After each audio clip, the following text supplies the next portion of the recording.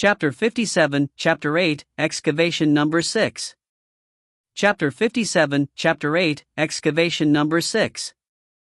The piece of ankle, which had been kept in the small temple, had transformed In-gong's body into a dragon humanoid.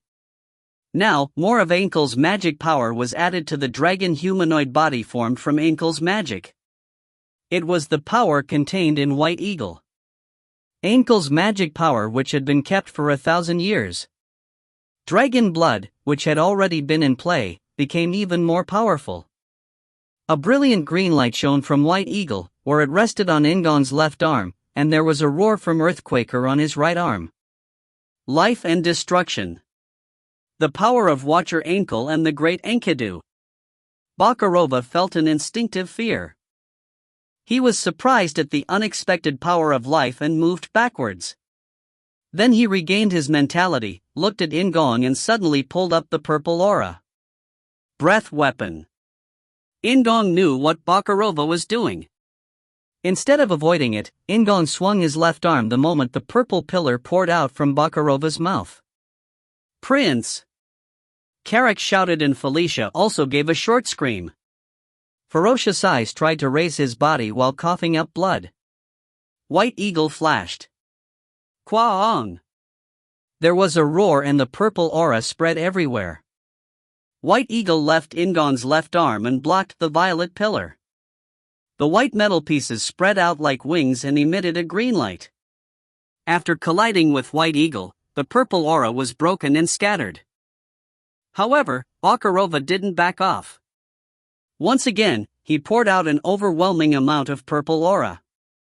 In the midst of breaking and scattering, the purple pillar had become thicker and more intense.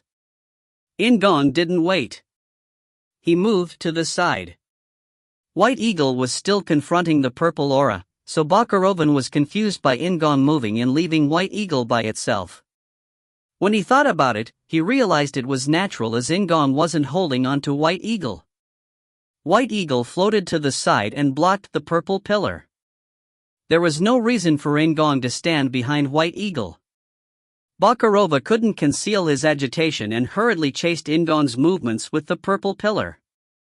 However, In-gong's movements were too fast to chase using that method. In-gong moved and circled behind Bakurova. Koha! Bakurova gathered the purple aura hurriedly. It was painful because he was gathering it too hastily, but he didn't stop. He turned and aimed his left hand at In-gong. Fireballs poured out from Bakurova's 5 fingers. Kwang! Kwang! Kwang! The fireballs exploded, causing a deafening roar, but In-gong wasn't there anymore. In-gong had nearly appeared at Bakurova's back before moving away while continuing to watch him. Meanwhile, a white aura was gathering on In-gong's right arm in preparation for gigantic piston. Bakurova was very angry. He raised his sword and rushed toward In-gong with a momentum akin to a crashing car. In-gong breathed in deeply. He was sweating, but he stood there and concentrated on Bakurova's movements. It was meaningless to move too early. Just as In-gong was looking at Bakurova, Bakurova was also looking at In-gong. It was like a bullfighter dealing with a raging bull at the appropriate moment. The black sword Bakurova swung poured out lightning bolts. At that moment, In-gong moved. He ran to the front without fleeing backwards or sideways. He took a few steps to the side to avoid Bakurova's attacks and passed by Bakurova. In-gong focused patiently on Bakurova's movements until the end. He was capable of this due to the explosive speed of beast authority. In-gong counted inwardly. Not only did he gather his aura on Earthquaker, he also used the remaining powers he had left within him. There was the spirit of life that Daphne's blessing had allowed to dwell inside him. There was also Ankle's magic power, which contained the power of life. He used both of them. Rather than pushing them onto Earthquaker, which had the power of destruction, he circled the power around its surface. This formed a white ring. After putting on the power of life, it acted as a sharp trial for Earthquaker. It was an unstable power, but In-gong didn't mind. He turned around, swung his left arm widely, and White Eagle started flying again at In-gong's command. Ka-ka-kang! White Eagle flew over Bakarova's head. The white metal collided with the purple aura and Bakarova staggered. It was truly a trampling. Kaya-waya! Unable to bear the anger, Bakarova swung his left hand at random and shot out fireballs again, while swinging his sword with his right hand. Meanwhile, In-gong focused only on evasion. White Eagle flew to In-gong's side and blocked the spheres of flames while In-gong rolled to the ground to avoid the blade. Bakarova tried to pursue In-gong, but he couldn't. Bakarova and In-gong weren't the only ones in this area. Koraha! Fury had narrowed Bakarova's field of view, and at that moment, Karak struck Bakarova in the shins with his axe, which contained the power of an earth spirit. There was only a metallic ringing, but it was worth it. Karak's only aim was to draw Bakarova's attention away from In-gong. Koha! Bakarova swung his left hand toward Karak. So far, Karak had dodged the attack, but he couldn't this time. Exposed to Bakarova's power, Karak was pushed back dozens of meters. Despite the fact that it was only one blow, blood poured from his mouth and he stiffened from the purple aura. However, Karak didn't care. He saw Bakarova was still running toward In-gong and raised his upper body while coughing up blood. He shouted for his king. Karaha! In-gong responded to the battle cry. Previously, he had devoted everything toward evasion. However, now, In-gong ran straight toward Bakarova, who then used his breath weapon in desperation. White Eagle swirled around In-gong and defended him. Once again, the green and purple lights clashed and there was a deafening howl. Kwang! In-gong kept moving forward. Divine Beast Authority, which contained a brilliant explosive force, was used to compress the distance between In-gong and Bakarova. Bakarova was approximately 5 meters tall. It wasn't easy to aim for his head or upper body because the height difference was too big. At this moment, Bakarova instinctively sensed something. He had to prevent In-gong's strike. He couldn't permit himself to be hit by the power contained in the gauntlet. Bakarova raised his sword, but it wasn't for an attack. It was to protect his important upper body and head. However, In-gong didn't jump forward. He aimed at Bakarova's legs like he had been doing so far. Gigantic Piston screamed as it emerged. It wasn't necessarily a frontal strike. He aimed from below. In-gong stopped right in front of Bakarova and punched the air with his fist. He couldn't strike Bakarova directly, but it was enough. The mass of white aura clung to Bakarova as he was swept away by the force of Gigantic Piston. Kaya! With that, Bakarova's breastplate was shattered. Bakarova stepped back from the force of Gigantic Piston and the power of life took off the purple aura enveloping his upper body. It was only for a short time, but as a result, Bakarova's upper body was left defenseless for a while. It was right at this moment. Felicia! Triple blast! Felicia shouted the moment that In-gong cried out. A tricolor ray of light shot out once again from his outstretched hands. There had been no promises. In-gong had simply believed in Felicia. He believed she wouldn't have given up and that she would find some way to win while watching the fight. She was a dark elf, Felicia Doomblade of Knight Saga.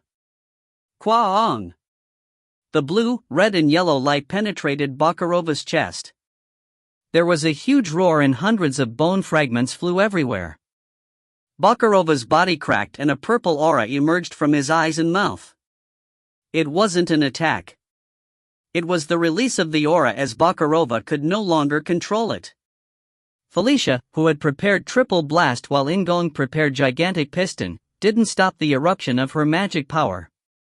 Using Triple Blast, not just once but twice, was painful for her. Blood flowed down her jaws and tiny blood vessels and her arms burst, causing many bruises to form. However, Felicia just smiled. She swallowed the pain and finished the magic. Quakwang! The tricolor light exploded. Bakarova's bone armor was shattered and the aura that had surrounded him could no longer be seen. However, Bakarova hadn't died yet. Instead of collapsing, he used the last of his power to lift his sword. In-gong raised his left arm instead of avoiding it. There was no need for a command as In-gong wasn't alone in this moment. Master! White Eagle struck Bakarova's head and Bakarova started to crumble. White Eagle then turned in the air and landed on In-gong's left arm, just like a hawk landing on a hunter's arm. That wasn't all.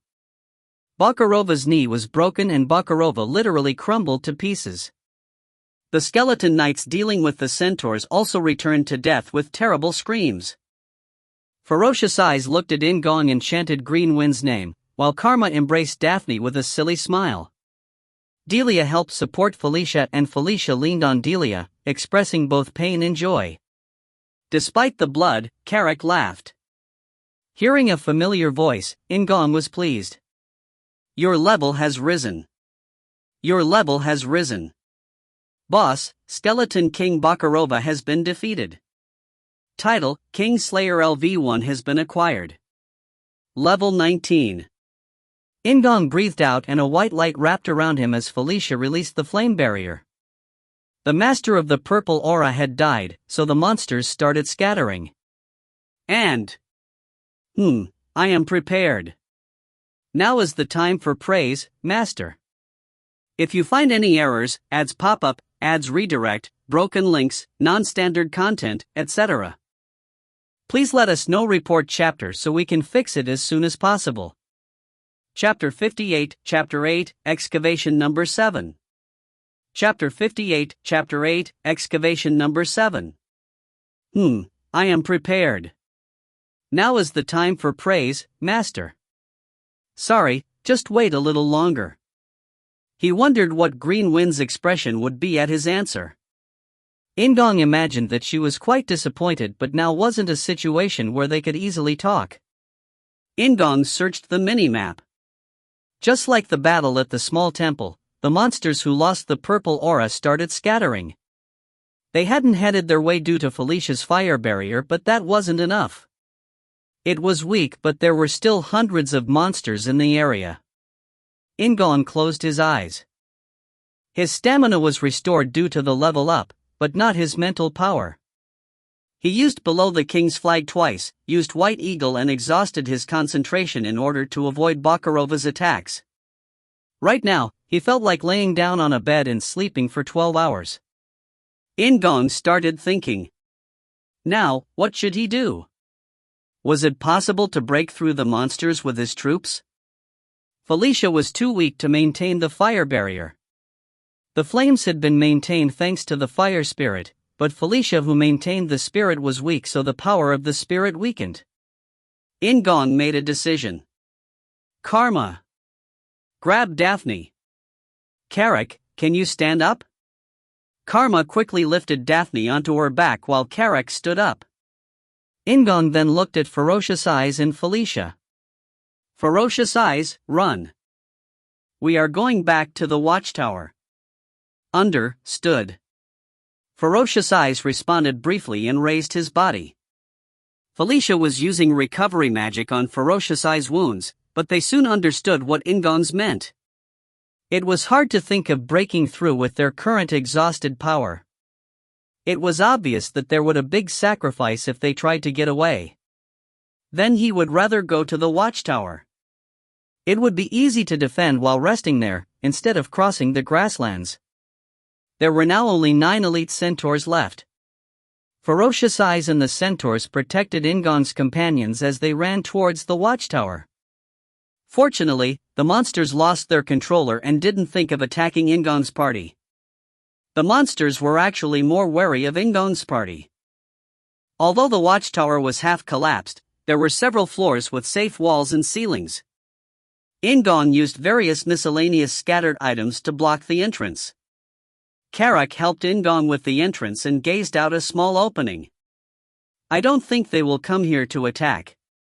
Rather, they seem to be busy fighting among themselves. Felicia sighed with relief at Carrick's words. Delia whispered to Felicia and approached In-gong. Ninth Prince, I will climb up and keep watch on the north. When Bakarova was first discovered, more than 200 monsters had the purple aura around them. Thanks to the stone mountain, they couldn't attack In-gong's party, but they might use a different path. Watching the north was the right choice. Okay, please do so. I am pleased to do it for Her Highness. Delia smiled and headed upstairs. In-gong sat down and looked at everyone. The centaurs were a mess. Some of them were quite severely injured. Ferocious Eyes maintained his strong gaze, but his face also didn't look good. Karma sighed with relief as Daphne lay on her thighs. She had been running on her two legs instead of riding a Draco like In-gong, so it was natural for her stamina to be exhausted. Instead of sitting or lying down, Felicia stood up and wandered around the centaurs. She was using recovery magic. Nunu should rest. Felicia was a mess. He could see all the bruises on her body due to the unique clothes of the Dark Elves. But Felicia shook her head and responded with a mischievous voice. After I've finished the recovery magic. I am a princess. She winked slightly in the end but seemed to be doing too much. Sweat was flowing down her forehead and her voice was full of exhaustion. Felicia is like this. She was a princess. Despite that, she prioritized healing the centaurs rather than saving her magic power. In-gong respected Felicia's will, so he lay his body down in a more comfortable position. Carrick sat at a window seat and stared out the window. Prince should close your eyes. I will watch the south. We'll do it in shifts, so wake me up. Carrick was also tired. He coughed up blood a few times. But Carrick laughed and pointed to the centaurs. There are many people who can take over for me. We live thanks to the royal family, so shouldn't you enjoy it? Although it was a cheap luxury, they received the highest level of treatment in this situation. It was foolish to be stubborn, so In-gong decided to rest. Green Wind was beside In-gong. Master, rest easy. Only In-gong could hear her, but there wasn't much reaction.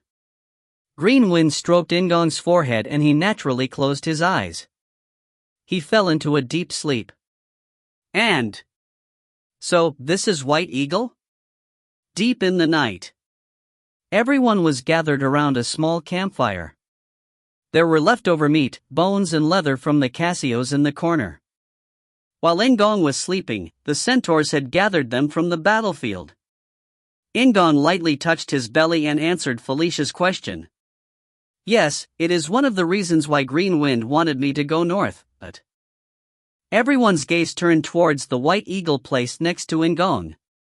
The gauntlet and metal plates that made up the wings returned to their original positions, and it now looked like an ordinary kite shield. But everyone had seen White Eagle in action. Ferocious Eyes stared at it. I never thought the legend of White Eagle was true.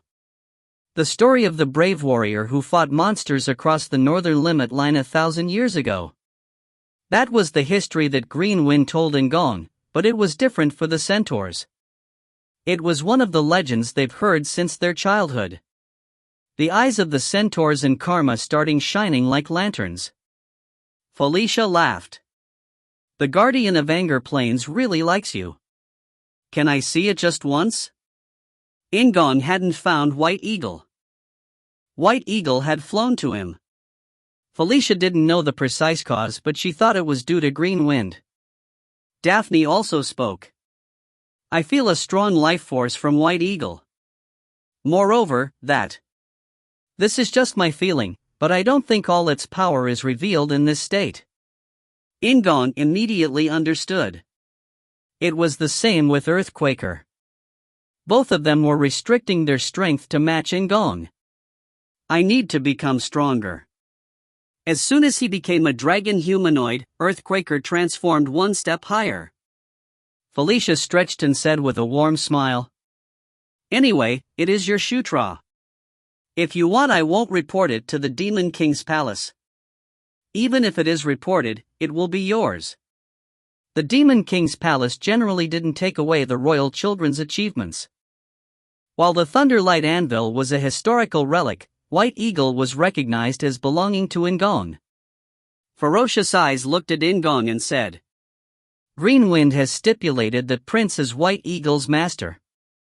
The Centaurs of Anger Plains recognize Ninth Prince as the successor of White Eagle. Whenever Prince wants, we will be with Prince. He was the successor of the Great Warrior, who was an agent of Green Wind and led the Centaur clan 1,000 years ago. For the Centaurs, In-gong was no longer the same as the other children of the Demon King. He was a much more special presence." Felicia stared at Ferocious Eyes, but he didn't seem to be joking. In-gong thanked Ferocious Eyes and asked Felicia, "Can I go to the tomb of White Eagle for a while? It is a sacred place, so I think I should go once." It was natural after receiving White Eagle. Felicia blinked and asked, "You alone?" "No, Carrick as well. I don't want to stay here for a long time, so I should go now." They had to leave the watchtower and head south tomorrow morning. It was the middle of the night, but he had the mini-map, so he was confident about going with just Carrick. Felicia sighed and nodded. "I want to follow, but it can't be helped. Be careful." Felicia had severe body aches due to treating the others. She could talk, but it wasn't possible to run or walk like usual. In-gong smiled and turned towards Ferocious Eyes. "Ferocious Eyes, please look over Felicia Nuna." "Leave it to me." Ferocious Eyes replied heavily.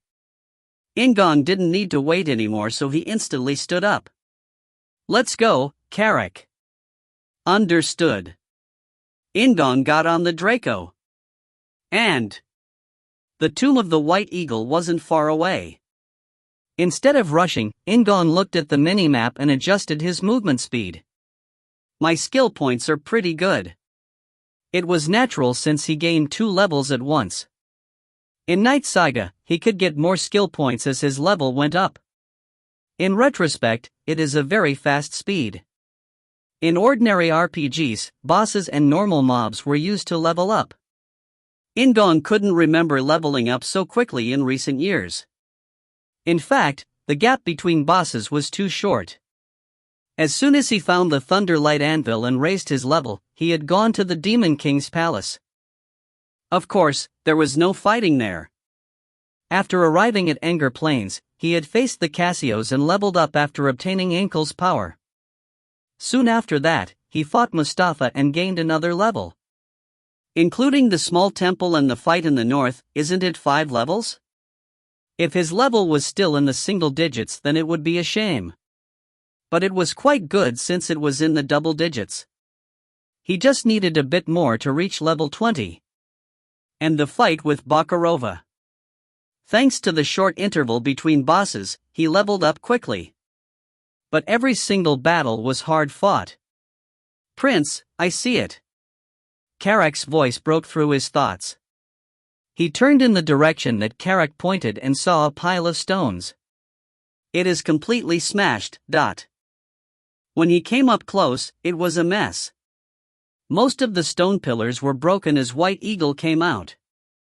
Green Wind whispered to In-gong, "Don't worry, Master. The brave warrior won't be angry. Rather, he would want a master to have it. A warrior's equipment is only worthwhile when dealing with the enemy on the battlefield." Then there was no reason to resist. In-gong took on the attitude of an RPG warrior breaking into a house and told Carrick, "Let's go."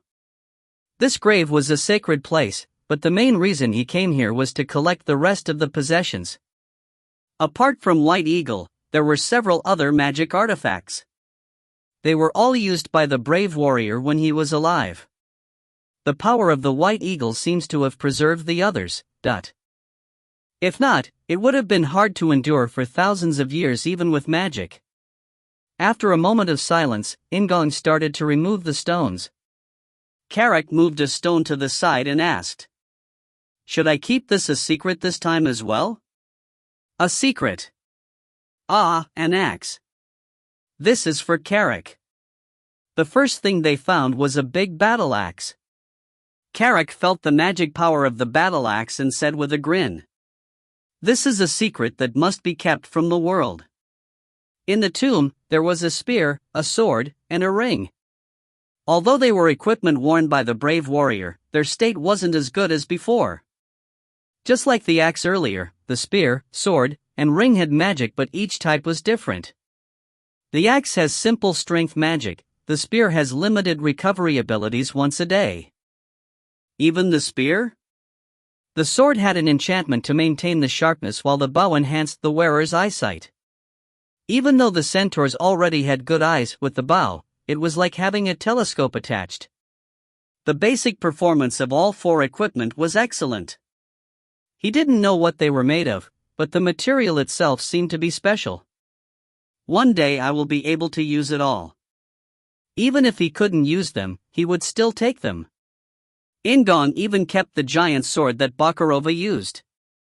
Once the excavation was complete, In-gong silently bowed towards the grave and started to rebuild the stones. It was the very least he could do for the brave warrior. Then it is time for the final thing. In-gong looked at White Eagle, and a green light emitted from the shield like it had been waiting. Green wind emerged from White Eagle. Carrick was astonished by green wind suddenly appearing out of White Eagle while In-gong smiled at her. "Well done. Good job. The best." In-gong stroked Green Wind's head, who was sitting on White Eagle. Green Wind blinked with a completely childish attitude. "I feel bad but also good. Continue, master." In-gong refrained from laughing as he kept praising Green Wind, while Carrick's expression changed as he looked at the two people. Green Wind disappeared with a satisfied face after being praised for nearly 10 minutes. Rather than the piece of wood hanging at In-gong's waist, her home was now White Eagle. After placing all the equipment of the brave warrior in his inventory, In-gong gazed at the northern limit line. The purple aura had controlled the monsters in the north. Was it all over now? Was Bakurova the cause of the purple aura? Yet some doubts remained. Why did Bakurova attack the south? How did he know the secret of the small temple? Beyond the northern limit line. Things were happening beyond it. "Prince, we should go back. Don't dwell on it any longer," Carrick said, causing In-gong to smile and nod. "Yes, your words are true." In-gong didn't linger. He had completed the mission by defeating Bakurova. The work beyond the northern limit line would be left to the Demon King's palace. "Let's go, Maybach. The Draco started running towards the watchtower after In-gong spoke. The moon was shining brightly in the sky. And it was dark and deep. The great Enkidu lifted his head to the sky. He was an elder dragon born in lava, so he enjoyed looking down at the ground rather than up at the sky. But today, he faced the moon and stars in the dark blue sky. He heard a call from far away. "Enkidu. Ainkul." One of the 6 elder dragons supporting this world. The first elder dragon to be killed. Her death was a thing of the past, and it had already been 1,000 years. But a part of her will still remain in the world. The wind blew her whispers into Enkidu's ears. Enkidu didn't say anything. He just gave a low roar and gazed up at the sky. Conquest, war, famine, and death. The 4 nights of the apocalypse. The time was approaching. If you find any errors, ads pop up, ads redirect, broken links, non-standard content, etc., please let us know. Report chapter so we can fix it as soon as possible. Chapter 59, Chapter 9, Exception. Chapter 59, Chapter 9, Exception. After returning from the watchtower, the days passed by in a busy flow. Felicia and Daphne investigated and studied the small temple. Meanwhile, Ferocious Eyes and the warriors of the other 4 tribes prepared to go back to the north. They were going to defeat the remaining Cassios on the Anger Plains, which hadn't returned beyond the northern limit line after Bakurova was defeated. It could be considered the beginning of the Cassios clearing task. In-gong headed north with ferocious eyes. It was a real opportunity, so there was no reason for him to waste it. Thus, a fortnight passed like this. In-gong returned to the small temple after sweeping the Cassios away. This was where Felicia greeted him. "It hasn't been that long, but you've become stronger. Your growth rate is scary," Felicia said with a slightly bitter smile. She had felt it during the battle against the skeleton King Bakarova, but In-gong was much stronger compared to when he was fighting the Red Lightning tribe. The growth couldn't be explained just because of White Eagle. In-gong replied somewhat painfully. "I am growing up." In fact, that truly was the case. There were those who grew rapidly after reaching the teens. There were other children of the Demon King who showed explosive growth in the teens. Additionally, In-gong had reached level 20 while taking care of the Cassios, and protagonist correction reached level 3. After investing some skill points, the levels of Aura, Beast Authority, and Divine Beast Authority increased by 1 or 2. Some magic also rose as a result of repeated training. He had repeatedly used Fire Arrow on the Cassios as well as Heal. Isn't it worth fighting Caitlyn now? In-gong hadn't seen Chris or Caitlyn's skills properly yet. Until now, In-gong's power had been weak compared to both of them. He wasn't sure about Chris, but he thought he was capable of a proper duel with Caitlyn. In-gong calmed down the excitement in his heart and started to look around the temple. "How did your investigation of the temple go?" There was a joyful look on Felicia's face. She told In-gong in an excited voice. "I have been productive. Moreover, I discovered an incredible fact. Do you know what it is?" "Huh? What is it?" Felicia was so excited that In-gong was also interested. Felicia nodded with satisfaction at In-gong's response and came closer to him. It seemed like she was going to whisper a secret. "The magic in the temple is that of Ankles, one of the 6 elder dragons." "Ankle." The whisper ended with a loud cry. Felicia's eyes were shining, and it was the same for Daphne and Delia behind her. For the 3 of them, this fact was really amazing. The 3 people didn't know that the origin of Green Wind was a piece of Ankle and that her power was in White Eagle. In-gong wanted to say that it was great, but he could barely open his mouth. The 3 people were looking at him with bright smiles and expectant expressions. "Wow! Really great! Master, it is awkward." After Green Wind's words, he spoke in a more natural tone. "Then that means it's similar to the Thunder Light Anvil?" "That's right, it's similar. It is a remnant of an elder dragon." Fortunately, Felicia was too excited and was convinced by his fake surprise and admiration.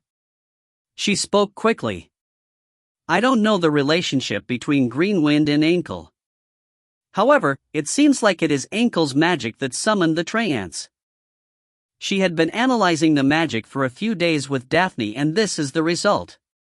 "I think it should be possible to control the Treants and have them defend the temple and Anger Plains." "That is really great, Felicia Nuna." Hum. "Well, that's right." Felicia raised her chin and enjoyed In-gong's praise. In some ways, Felicia was similar to Green Wind. Carrick, who was watching Felicia and In-gong quietly, asked then. Then will Prince and Princess leave the Anger Plains now that the work is done?" In-gong had completed the counterattack against the Cassios and Felicia finished the temple investigation. Felicia nodded. "That is right. There is still a lot more to study, but I will postpone it for now. I have to go back and report to the Demon King's palace, This year's suppression of the Cassios had been different from the previous years. Moreover, the ruins of an elder dragon had been found, so it was amazing. People will be quite surprised this time. It will show everyone that it isn't a coincidence that Abamama called your name." Felicia knocked against In-gong's shoulders just like Chris always did. It was an act of fondness. And the next morning, after finishing the preparations to return to the Demon King's palace, In-gong faced Ferocious Eyes and the other centaurs. Ferocious Eyes stared straight at In-gong and said, "Ninth Prince, you are the representative of Green Wind and the successor of the Great Warrior. When you need it, we will be your hands and feet." His eyes were still fierce, but In-gong was able to read his heart now. Seated on the Draco, In-gong held out a hand to Ferocious Eyes and said, "It is the same for me as well. Thank you for everything, Ferocious Eyes." Ferocious Eyes shook In-gong's hand. In Knight Saga, he had always been an enemy, but now, In-gong was a reliable ally. After receiving the enthusiastic send-off of the centaurs, In-gong left Mighty Fire's base and headed to the transfer formation. He was accompanied by Felicia, Delia, Daphne, Carrick, Karma, and Greenwind. Karma, who was his second subordinate after Carrick, was leading the way. Greenwind started annoying him in a different way. "Master, I keep getting nervous. Master, I am having chest palpitations. Master, are we leaving Anger Plains like this? Master, answer me." Greenwind was born on Anger Plains, so it was the first time she was leaving it. She felt nervous, insecure, anxious and irritated at the thought of going to a new place for the first time. It took 2 days to move while handling Greenwind. Once they arrived at the stone tower, the next stage of the trip was quick. He climbed onto the transfer formation, closed his eyes, then opened them in another place. Felicia. Sixth Princess. Felicia Uni. A situation similar to the last time was unfolding in front of him. Felicia's people had been waiting and rushed to welcome her. Felicia smiled elegantly and welcomed the children of the concubines and subordinates that flocked to her. Up until this point, it was very similar to last time. Then something different happened. "It is great to see Ninth Prince. I'm here to greet Ninth Prince. I heard that you gained some great merits this time. Last time, In-gong had been treated as nothing." Oh. He could feel that things had changed. Whether they were sincere or reluctant, they could no longer ignore In-gong. Felicia winked at In-gong. Daphne was also there. Originally, she would have been a follower of Zephyr, but she now joined the children of the other concubines. Toward In-gong, the attitude of Felicia's people had become more polite and friendly. "Prince." Carrick whispered and glanced at another place. In-gong was able to see what Carrick was referring to in seconds. Not everyone was welcoming In-gong. There were some who were looking at In-gong with discomfort and anxiety. It was the reason why Felicia had volunteered to go to Anger Plains. It was the effect of the Demon King, Mitra, calling In-gong's name. Aren't they mostly people on Anastasia's side? The fourth princess Anastasia Nikrian, in Knight Saga, she had been known as the female Zephyr and had the largest of the 3 factions. In-gong wanted to form a friendly relationship with the Demon King's children who were not on Zephyr's side, but the world wasn't always that nice. So far, there hadn't been much meaning in the other Demon King's children being friendly with In-gong. Felicia and Caitlin had no intention of becoming the Demon King. Although Chris was ambitious, he was only moving for the comfort of himself, Caitlin and the lycanthropes because he was king of the lycanthropes. Therefore, the 3 of them were happy, rather than jealous of In-gong. However, Anastasia was different. She led one of the 3 factions. For her, In-gong was a sudden stone rolling in her path. Children of the Demon King who started to shine independently were merely targets. At least Felicia isn't Anastasia's person yet. On the day of Massacre, Felicia and her brother had belonged to Anastasia's faction. However, he didn't know the exact time they had joined. It was currently year 512. It was obvious that Felicia wasn't Anastasia's person at present. Felicia hadn't talked about Anastasia that much and seemed to be closer to In-gong than Anastasia. If Felicia was Anastasia's person, Anastasia wouldn't have let that happen. In-gong turned his attention back to Felicia. There were over a dozen concubine children and subordinates who had come to meet Felicia. It felt more like a social organization centered on Felicia, rather than a faction. They aren't much help, but can they be raised to help me? 3 children of the concubines belonged to Felicia's family? Felicia was older, but he couldn't remember their exact ages except for the fallen angel, Byring. There was Karapapa, a hulking Eksha, who appeared to be in his 20s, but was only in his mid-teens. And Rose was the daughter of the fairy queen and in her early teens. Byring was a fallen angel with pale skin and black wings. He liked music and fine arts, so he wasn't very helpful in battle, but he was treated well in Knight Saga. As a Yaksha, Karapapa had muscles similar to Karak, but his red skin gave off a more intense expression.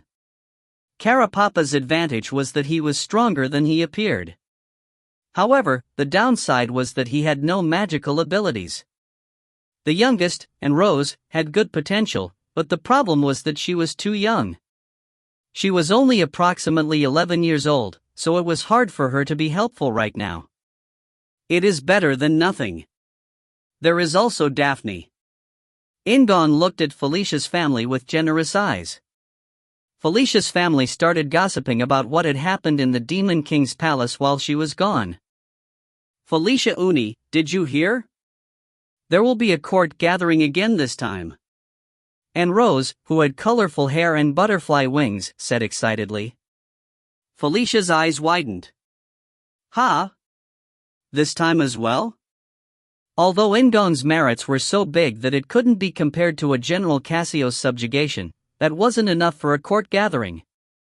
Were the rumors about the Demon King's favoritism toward In-gong true? Byring laughed and explained. The court gathering will celebrate 6th Princess and 9th Prince's merits in conjunction with someone else's. It is said that this court gathering is for 3 people. That made more sense. Another royal child must have earned a big merit. Felicia asked again. Who is the other person that you are talking about, not? That was the exact question that In-gong had wanted to ask. Byring replied with a smile. Second prince has come back. Second Prince Zephyr Ragnaros. In-gong swallowed his saliva inadvertently. If you find any errors, ads pop-up, ads redirect, broken links, non-standard content, etc., please let us know. Report chapter so we can fix it as soon as possible. Chapter 60, Chapter 9, Exception Number 2. Chapter 60, Chapter 9, Exception Number 2. Zephyr Ragnaros. The protagonist of the demon world in Knight Saga. The son of the demon king Mitra and first queen Ashar Ragnaros. He was the most powerful of all the royal children and had the innate power of a demon king. He was cold and ruthless. He was the one who uncovered the 4th Queen Elaine Moonlight's secret about Caitlyn's birth, causing the subjugation of the lycanthropes, which was called the worst civil war in Knight Saga. As a result of the lycanthrope subjugation, Chris, Caitlyn, the 4th Queen and Caitlyn's father Gallied were killed and the lycanthropes were erased from the demon world. Then there were the other children of the Demon King. The children of the Demon King had expended a lot of power in the lycanthrope subjugation while Zephyr held back and didn't suffer as much despite inciting it. Zephyr had called Felicia and took the tears of a dark elf. He then killed Felicia's older brother who had been the strongest protector of the dark elves. The fates of the 3rd Prince Victor and the 4th Princess Anastasia hadn't differed greatly. He hadn't shown any courtesy even to his older brother, 1st Prince Baikal Ragnaros, and he had murdered his half-siblings without any signs of emotion. All the children of the concubines, even the ones who followed Zephyr, had been killed. No one with the blood the Demon King had survived. Even Shutra, who was hiding from the Demon King's palace, hadn't been spared. The damage caused on the day of Massacre had led the Demon King Mitra to becoming exhausted. After murdering all those with Mitra's blood, he had become the world's only successor to the Demon King. He had risen to the throne on the blood of those he had slayed and became the new Demon King, mercilessly killing all those who opposed him. As soon as that was over, he had naturally launched an invasion. Zephyr Ragnaros. That was the story of the strongest and the worst Demon King. That was why In-gong had decided to become stronger. It was why In-gong was building up his influence using his merits. In order for In-gong, Caitlin, Chris and Felicia to survive, he had to stop the day of the massacre. Zephyr. At the thought of meeting with him and standing with him at the court gathering, it felt like he was suffocating. Despite the fact that he hadn't met Zephyr yet, he was filled with tension.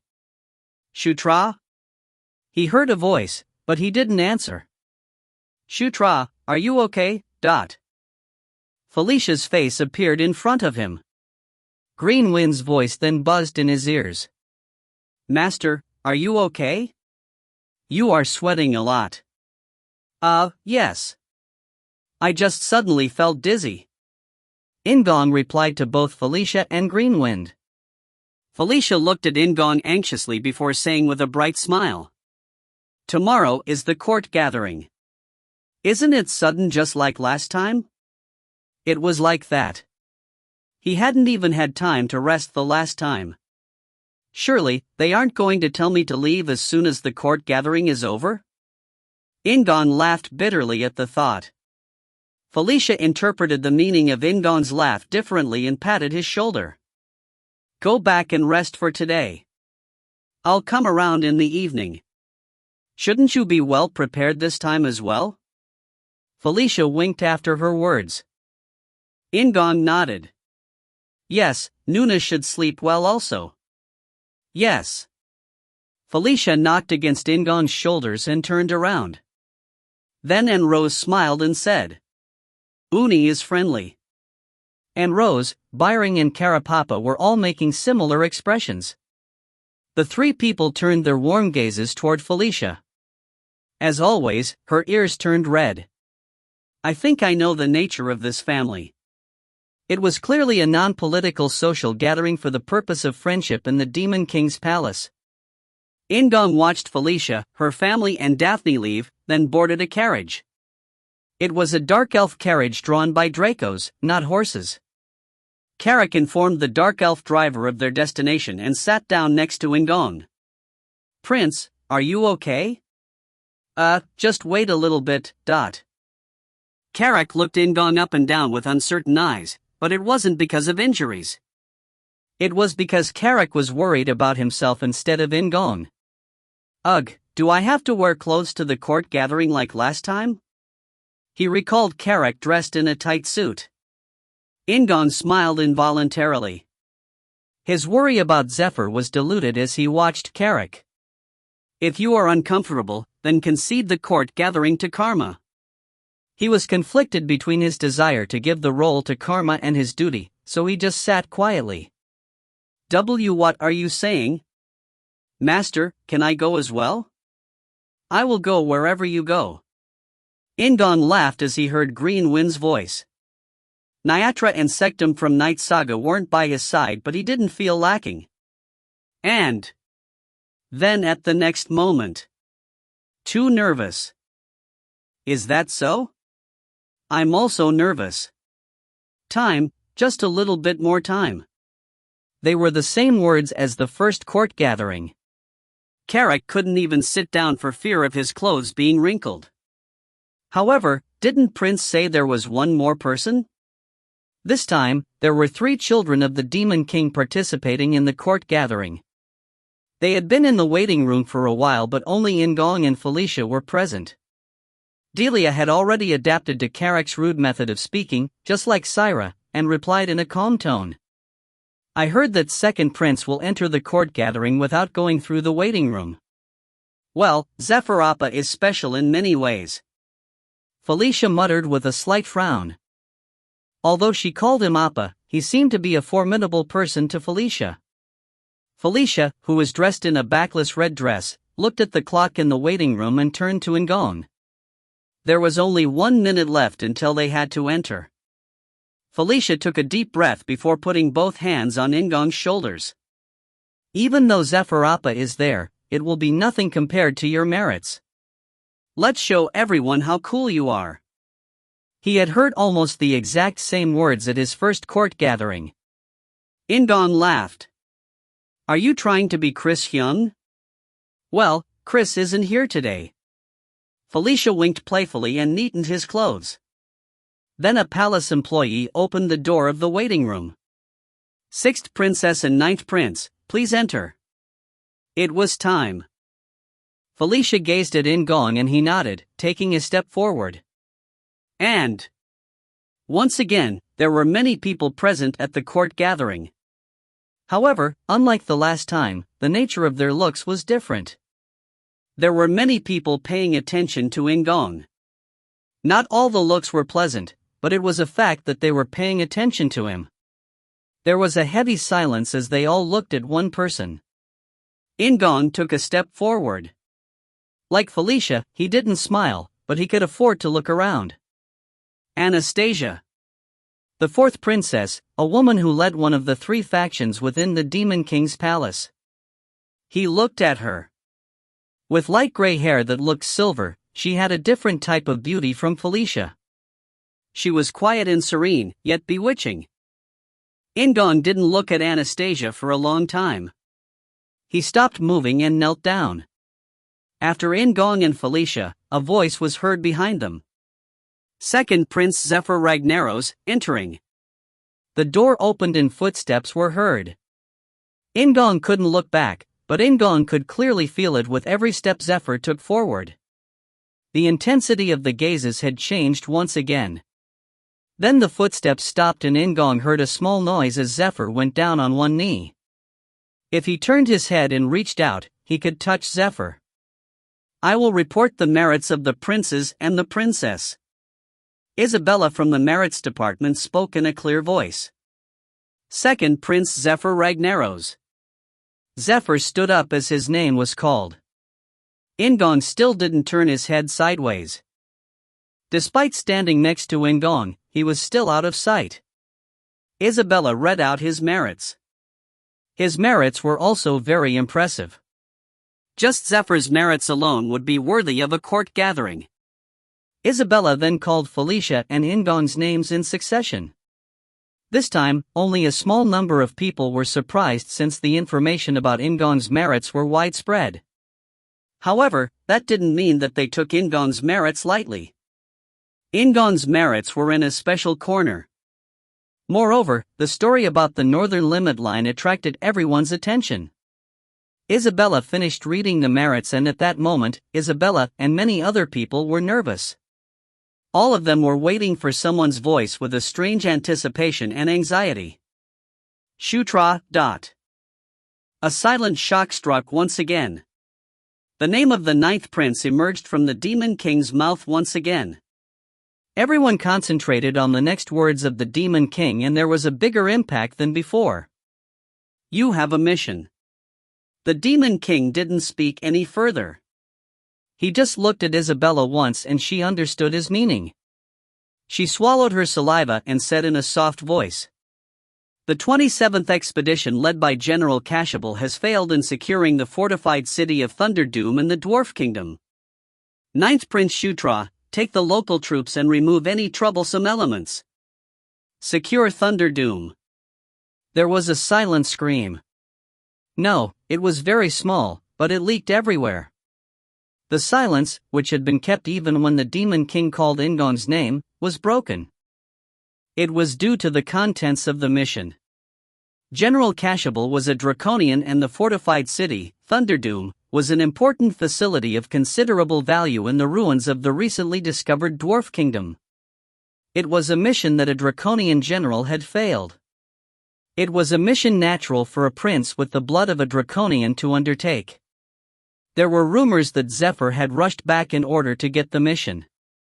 Yet the task was given to the ninth prince. Furthermore, it was a direct appointment by the Demon King. Felicia had a pale expression as she covered her mouth and Anastasia's eyes widened. Most of the people in audience were looking at the Demon King. However, the Demon King just stared silently at In-gong. His gaze wasn't as overbearing as last time, but it was still heavy. Then In-gong felt another gaze on him. Shutra Ignus. If you find any errors, ads pop up, ads redirect, broken links, non-standard content, etc., please let us know. Report chapter so we can fix it as soon as possible. Chapter 61, Chapter 9, Exception Number 3. Chapter 61, Chapter 9, Exception Number 3. If the first court gathering had caused waves, the second one was shocking. The Demon King had directly ordered a new mission at the court gathering. This was unprecedented. As soon as the Demon King left the room, In-gong almost fled to the waiting room and covered his face with both hands. He sat down in a waiting room chair and breathed out a long sigh. What is the Demon King thinking? Demon King Mitra. He was the strongest among the Sura that was known as the best combat species. He was paying attention to In-gong, and it wasn't just an accident. He had noticed something about In-gong. The Demon King had given In-gong a new mission. This wasn't common for the court gatherings. The development from the first court gathering hadn't exploded and leaked. In-gong had once again realized the existence of the Demon King from the first court gathering, something he hadn't paid attention to when he played Knight Saga. Although the Demon King had showed up at the court gatherings, he had simply watched without speaking and never gave out any missions or commands. The existence of the Demon King was the final boss on the day of Massacre. However, people called the Demon King the fake final boss. The reason was that the condition of the Demon King, Mitra, wasn't normal. The Demon King was suffering from a disease.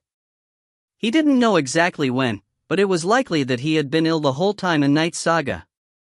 The Demon King had hidden the disease, so hardly anyone in the demon world had known about it.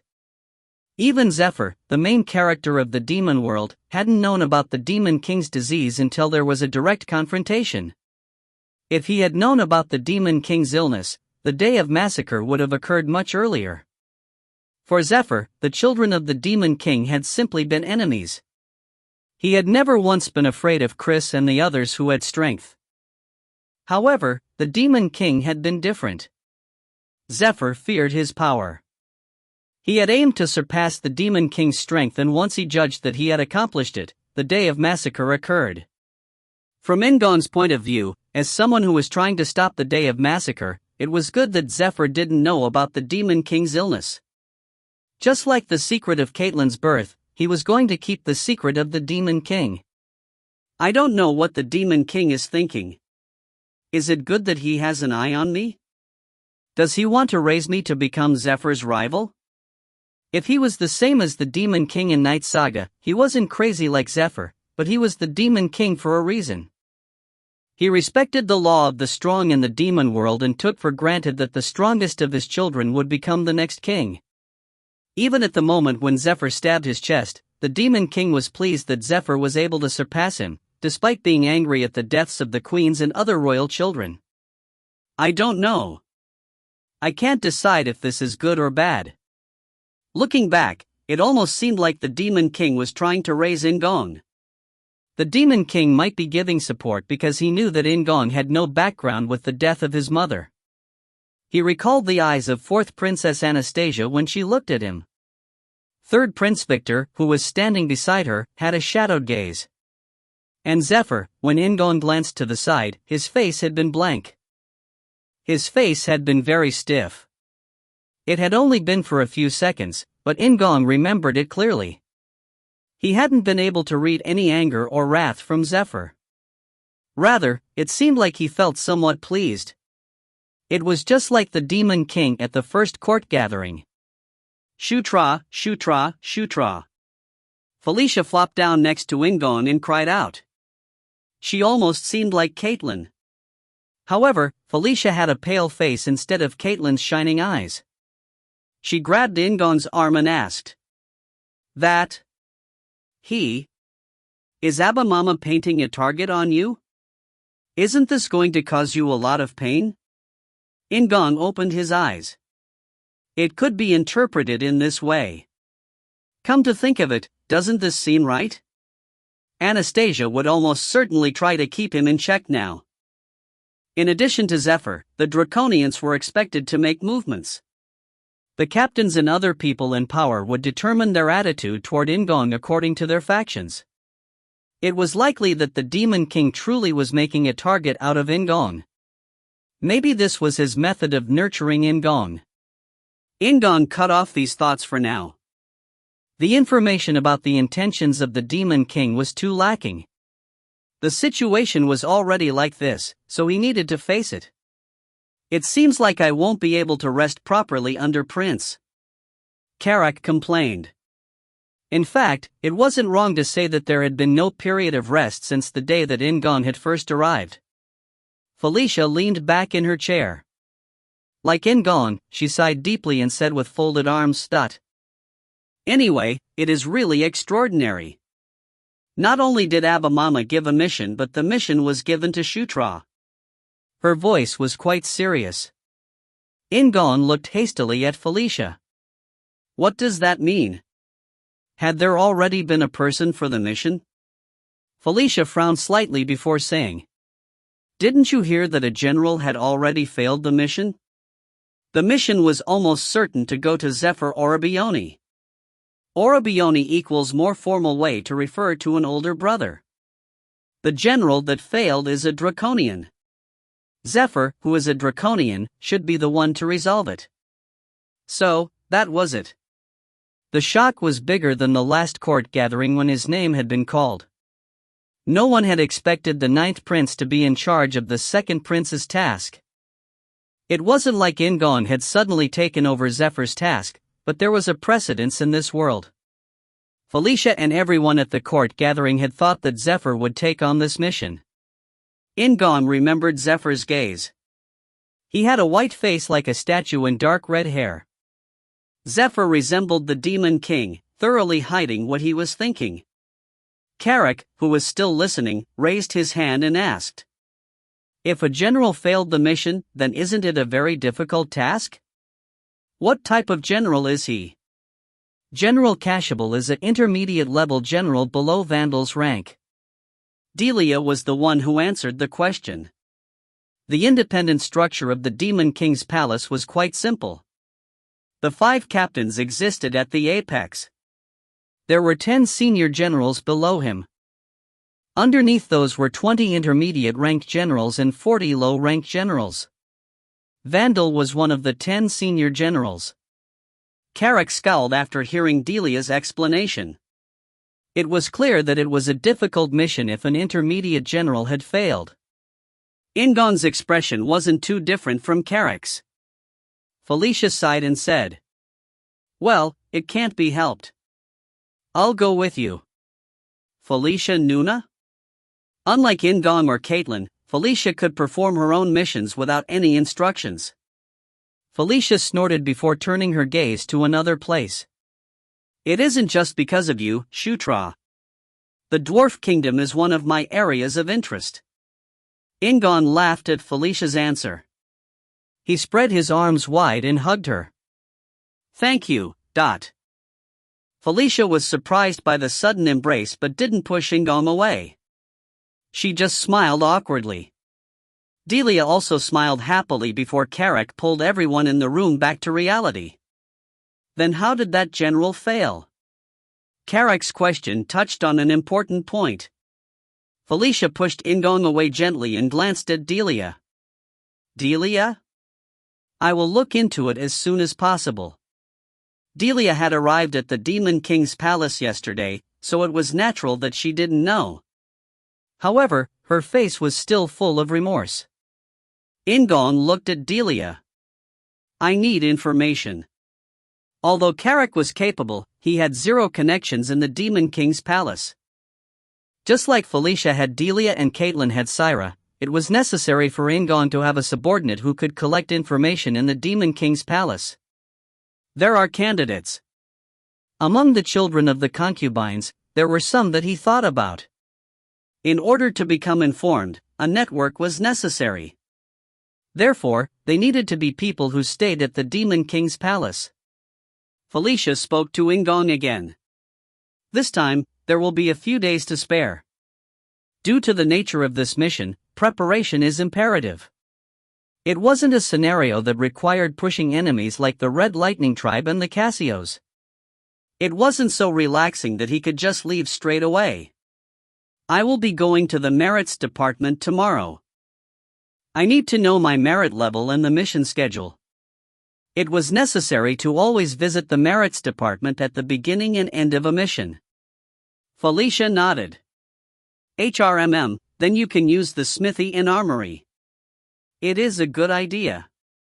Even in the case of a royal child, various facilities in the palace weren't available if their merit level was too low.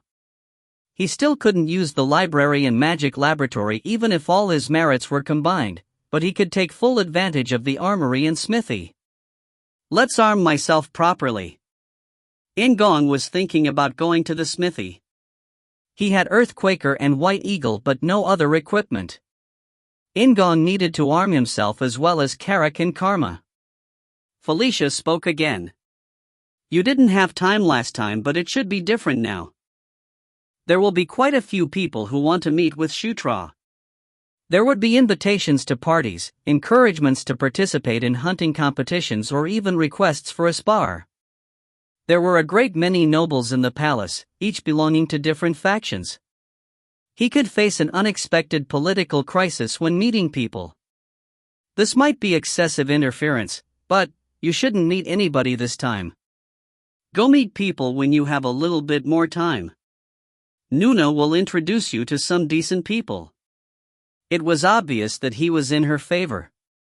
In-gong knew that Felicia would take care of him very well. However, she was talking about introducing him to people close to Third Queen Sylvia Duneblade. Well, it is natural. In-gong's current strongest allies were Chris, Caitlin, and Felicia. It was natural to become friendly with people on the side of the third and fourth queens, and they were probably thinking similar thoughts. I will do so since I will be busy preparing for the mission. Felicia nodded with satisfaction at In-gong's answer. Okay, then we should go back. I am tired. Originally, the court gathering was a fun event for everyone to wear beautiful clothes. However, the mood had changed since last time. In-gong stood up along with Felicia. Felicia was walking towards the waiting room door when she said to In-gong in a small voice. Although, I am a little bit envious. Ha! I would like to have Abba Mama call my name. In-gong blinked and Felicia raised her head. She spread her fan and covered her face. Let's go. In-gong stepped out of the waiting room with Felicia. And I would like to join you on this mission. If you find any errors, ads pop-up, ads redirect, broken links, non-standard content, etc., please let us know. Report chapter so we can fix it as soon as possible. Chapter 62, Chapter 9, Exception Number 4. Chapter 62, Chapter 9, Exception Number 4. I would like to join you on this mission. The next morning, two people came to visit In-gong, who happened to oversleep. One person was familiar while the other one was unfamiliar, but he could soon remember the name. Kadarov? One of the children of the concubines. In-gong wasn't sure, but the person was clearly a siren. A male siren. Sirens were a beautiful species that lived in the sea. They were famous for being powerful people who were able to naturally gather magic power in their voices in order to lure people. Standing before In-gong, Kadarov was also a powerful voice magic user. He was a teenager. The young siren had blue hair, twinkling eyes, and a cute appearance, but In-gong wouldn't allow himself to be seduced by a male or female siren. I'm sorry, I have already decided who will go on this mission. I will borrow your strength at the next opportunity. In-gong answered with moderately reasonable words as he placed his hand on Kadarov's shoulder and smoothly led him out of the drawing room. Kadarov blinked a few times at being kicked out of the drawing room before nodding like it couldn't be helped. Daphne still remained in the drawing room. Have a safe trip. In-gong shook hands with the bemused Kadarov and closed the door to the drawing room. Flora would send Kadarov back. Daphne bit her lip as she watched and asked in a slightly nervous voice. Can I go with you? We should go together. Look after me this time as well. In-gong answered calmly as he sat beside Daphne and thought of the process that had brought her here. As expected, Kadarov had stuck to Daphne in order to enter the drawing room. Yesterday, after the court gathering, In-gong had returned to the mansion and ordered Flora and his servants to graciously refuse all visitors except for Felicia, Delia, and Daphne. It was in order to minimize unnecessary encounters like Felicia had proposed yesterday. In-gong hadn't kicked out Kadyrov because he was a male siren. Kadyrov was the unnecessary meeting Felicia was worried about. Kadyrov was a hidden follower of 4th Princess Anastasia, and among Anastasia's followers, he was an especially enthusiastic follower. However, he was hidden because Kadyrov's abilities laid in spying. When In-gong played as Zephyr, Kadyrov had always approached him with a bright smile, and then, as always, he had tried to betray In-gong at a crucial moment. That Kadyrov came to me? He didn't think that Kadyrov would have suddenly changed from Anastasia to In-gong. Frankly speaking, compared to the other children of the Demon King, In-gong's merits were still not worth a lot. He had made a strong impression due to the shocking incidents at 2 court gatherings, but that wasn't always a good thing. Daphne had come back after seeing him directly on Anger Plains. In-gong was currently attracting a great deal of attention for his achievements and growth. So, it was possible that he would keep growing like this. However, shining like this was also dangerous. The children of the concubines went to whom they thought was closest to becoming the Demon King. Their futures depended on it, so it was still too risky to bet boldly on In-gong. He was someone who listened to Anastasia until the end, even when Zephyr was winning. He wouldn't have joined me so suddenly. Rather, the important thing is the other side. Even if he was a spy, the possibility that he had come to In-gong on his own accord was low. It had obviously been a command from Anastasia. It is a little too weak to be an attempt to keep me in check. Maybe she's just keeping an eye on me? Either way, it didn't change the fact that Anastasia was starting to notice In-gong. In-gong recalled Anastasia from the court gathering. She had been eerily beautiful, but she was as strong as her beauty. Her nickname was the female Zephyr. This is all because of the Demon King. As he cursed the Demon King who put him in this situation, In-gong returned his attention to Daphne. He gave her orders to prepare meticulously in order to leave the Demon King's palace quickly. So, where are you going? After sending Daphne off with her orders, In-gong quickly replied to Karak's question. I will go to the merits department. And it is great to see Ninth Prince. Hello, Isabella. Were you surprised yesterday? In-gong greeted her with a smile and Isabella smiled back. It was amazing. It was huge. Is Prince okay? She asked with a little bit of worry as the Demon King had done something unexpected yesterday. In-gong sighed and answered. I will leave it to your imagination. It was a playful answer, so although Isabella raised her eyebrows, she didn't express any more concerns. Actually, it was pleasing when he stepped back and looked at it. The Demon King had shown an interest in In-gong and not anyone else. Isabella asked with a friendly smile. Do you want to hear about your achievements or the new mission first? I'll check my merits first. I understand. Ninth Prince Shutra Ignus. Merit level, 5-10. Cumulative merits, 15,000-35,000. Currently available merit points, 33,000. Merits related to participating in the Red Casio's expedition. Discovered the temple belonging to the guardian Green Wind. Repelled the group of Casios. Repelled the group of Drake Ogres. Solved the first abnormal situation. Guessed the cause of the anomalies, undetermined/undead. -1 estate grade merits against the Casios. Ninth Prince's merit has risen to level 10. The facilities available to use inside the Demon King Palace has increased. The monthly allowance has increased from 500 gold to 900 gold. Oh, isn't this better than the Red Lightning Tribe expedition? In fact, he had expected it to some extent. The Red Lightning expedition wasn't a mission exclusive to In-gong. Moreover, Senior General Vandal had been involved in the mission, so it had to be evaluated in a general way. On the other hand, In-gong had been in charge of the Cassio's subjugation, as Felicia had emphasized repeatedly. Moreover, he hadn't acted as indirect support like last time. Instead, he had found the solution directly, so his merits obviously had to be better. It means this strange situation has a lot of value to the Demon King's palace. It was due to the mysterious purple aura that had emerged from beyond the northern limit line. Isabella clasped her hands together and said, "Once again, I really admired Prince's merits. The Cassio subjugation is an annual mission, so no one expected it to become such a big deal. It made a lot of sense. In-gong had never even imagined that this would have happened. However, there had been one person who caught on to it. Perhaps the Demon King knew? Did the result of this event have some significance to the Demon King? He was still missing too much information. Therefore, In-gong focused on the things in front of him.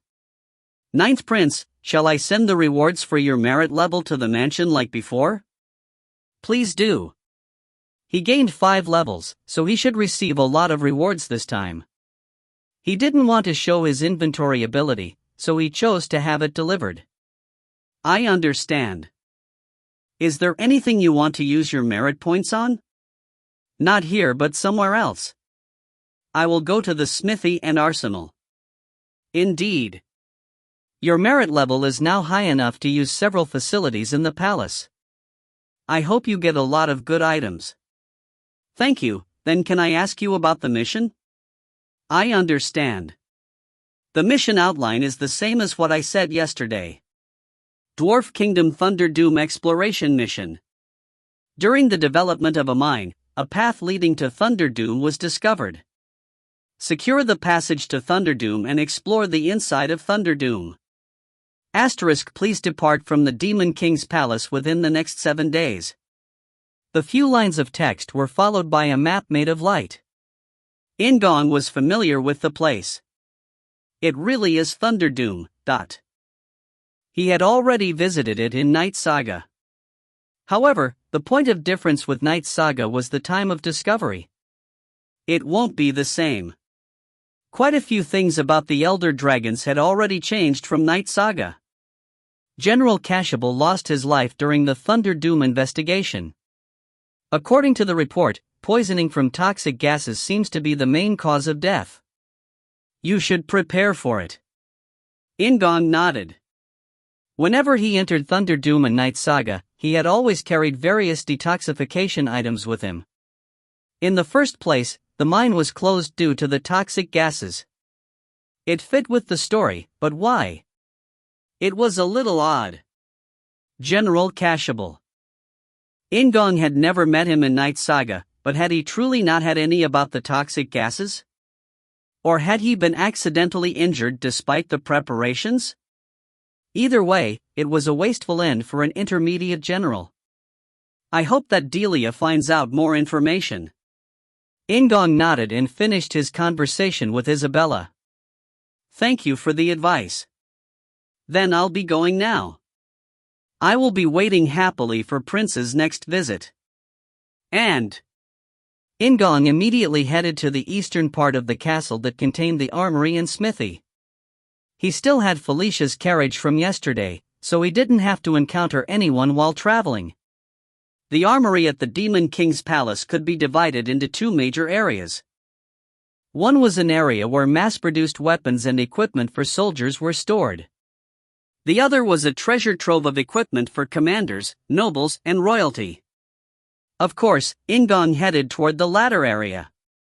Just like Isabella, Igor from Knight Saga was still in charge of the armory. It is great to see Ninth Prince.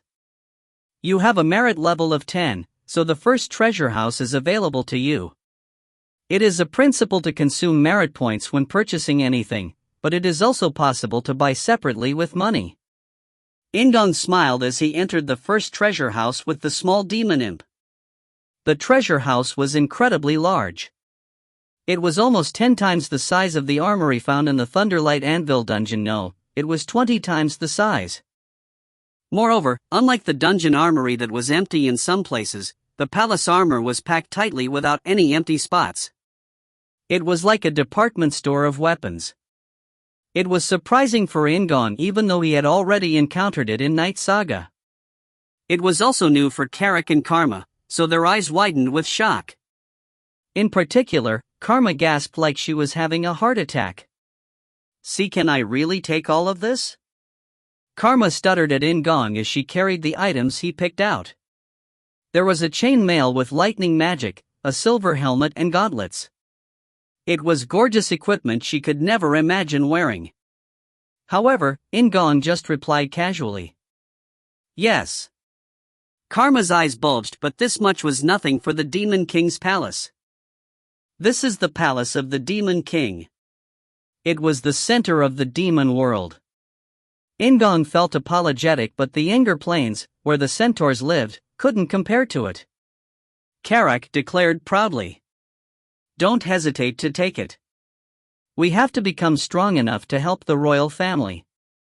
His words made a lot of sense. Carrick put on a black helmet that matched his armor and carried a big magic shield on his back. He had already gained some items from missions, so he didn't need anything more. In-gong chose leather armor that resisted attacks of various attributes for himself. Divine Beast Authority used explosive movements, so metal armor, that was heavy and hindered the body, didn't match. Chris and Caitlin also wore leather armor. He used exactly 15,000 merit points for the three of them. Most of it was used for In-gong's armor and Carrick's shield. I shouldn't save merits on equipment. And this was only the beginning of his merits. Once he returned from this mission, he might be able to access the second treasure house. Okay. Now, I seem like a prince. This is a knight. In-gong was about to leave the armory with a pleased expression. "Master, what about me?" "Master, you seem to only be discriminating against me. I am also green, but Master likes that orc better." Green Wind's voice hit In-gong's ears. In-gong laughed and asked in a mischievous voice, "What would you like to have?" As expected, she didn't have an answer. It wasn't always possible for Green Wind to materialize in reality, so she didn't need any armor or weapons. Green Wind moaned because she was speechless and In-gong laughed again. "I'll praise you when we get back." "Master, I didn't do anything to be praised." "Then I won't." "Well, it isn't bad to be praised for no reason." In-gong restrained himself from laughing. Igor didn't know about the existence of Green Wind and was looking at In-gong with uncomfortable eyes. After leaving the armory, In-gong headed toward the smithy. Karma thought it would contain dozens of craftsmen sweating in a huge smithy, but in reality, it was a neat office similar to the merits department. The place where orders were received didn't have to be the place where they were made. The lizard man Cater, the blacksmith, received In-gong's requirements one by one and confirmed them. "Are you talking about a greave, for the shins?" "Yes, a greave." In-gong's demands were somewhat different from the usual greaves. It might be better to call them combat shoes. Beast Authority and Divine Beast Authority weren't limited to hand techniques.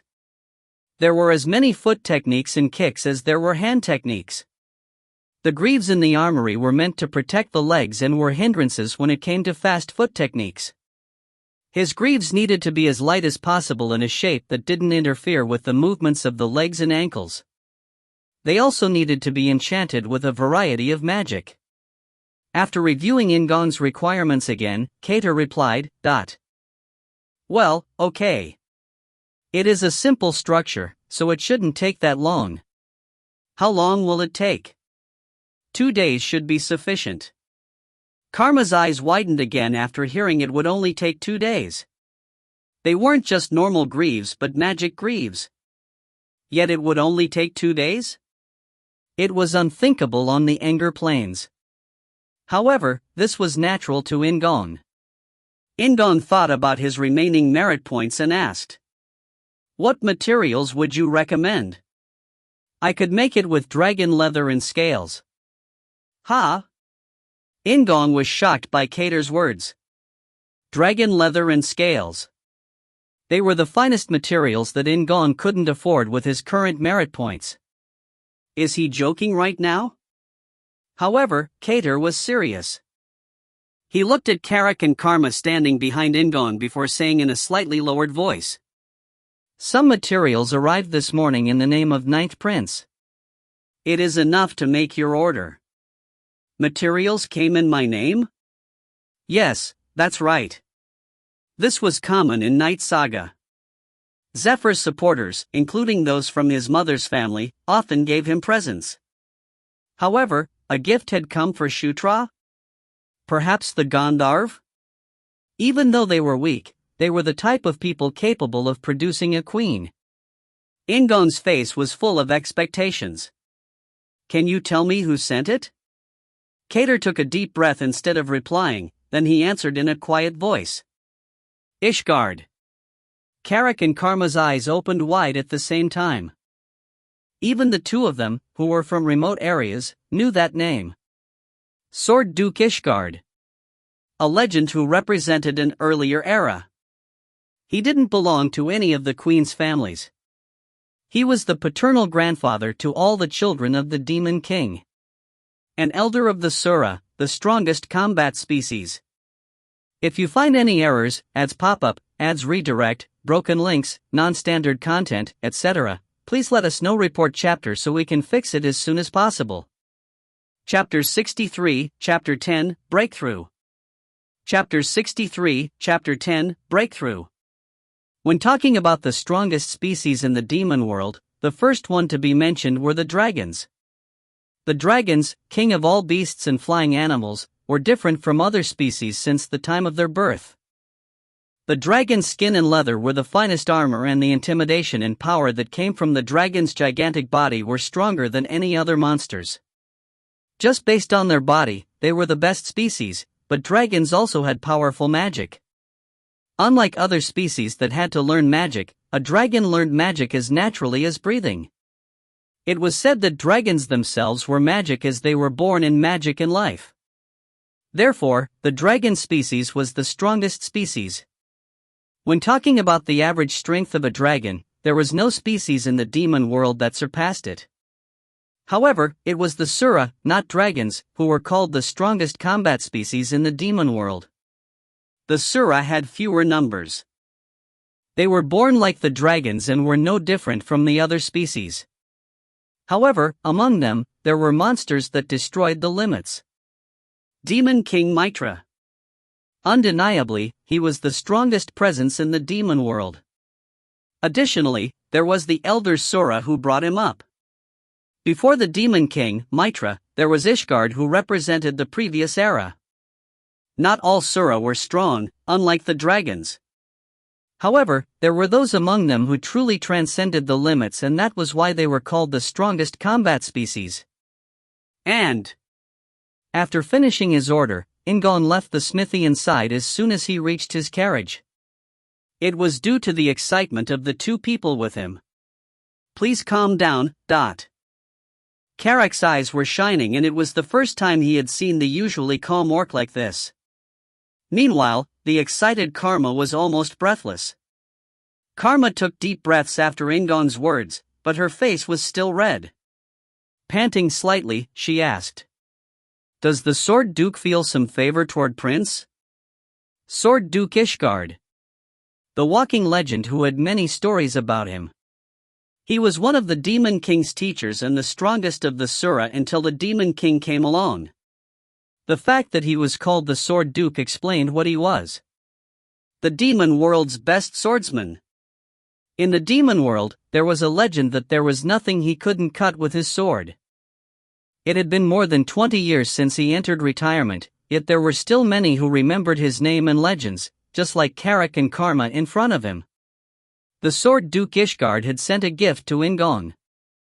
Additionally, it was dragon leather and scales. They weren't things that could be sent easily, even for the Sword Duke. Dragon leather and scales were the finest materials that were hard to find in the demon world. It is really reassuring if the Sword Duke is behind Prince. Carrick said with a laugh while Karma nodded enthusiastically. Well, I hope so. It wouldn't be too bad to have outside support. In this situation, if the Sura were behind him, he wouldn't be jealous of the others who had the support of their mother's side. However, he wondered why it had happened so suddenly. It was virtually impossible to receive the support of the Sura in Knight Saga. In-gong wouldn't have been surprised if it was from his mother's family. This was uncommon, so doubts were raised in the midst of his joy. Is it just because the Demon King showed interest? That was the simplest reason and, at the same time, it was also a good reason. It was true that the Demon King was showing an unprecedented interest in In-gong. It shouldn't be surprising that Ishgard, the Demon King's master, showed interest in In-gong too. Additionally, in retrospect, it wasn't the same as receiving the Sura's whole support. Sword Duke Ishgard was just expressing a private interest. If so, anything could happen. I don't know. Anyway, it is good. Although it was confusing because it hadn't happened in Knight Saga, it wasn't strange if he looked at the reasons. So, it was good. Moreover, this gift had been sent privately, so he wouldn't receive any unnecessary attention from the other royal children. Shouldn't you go and say thank you? I'll have to prepare.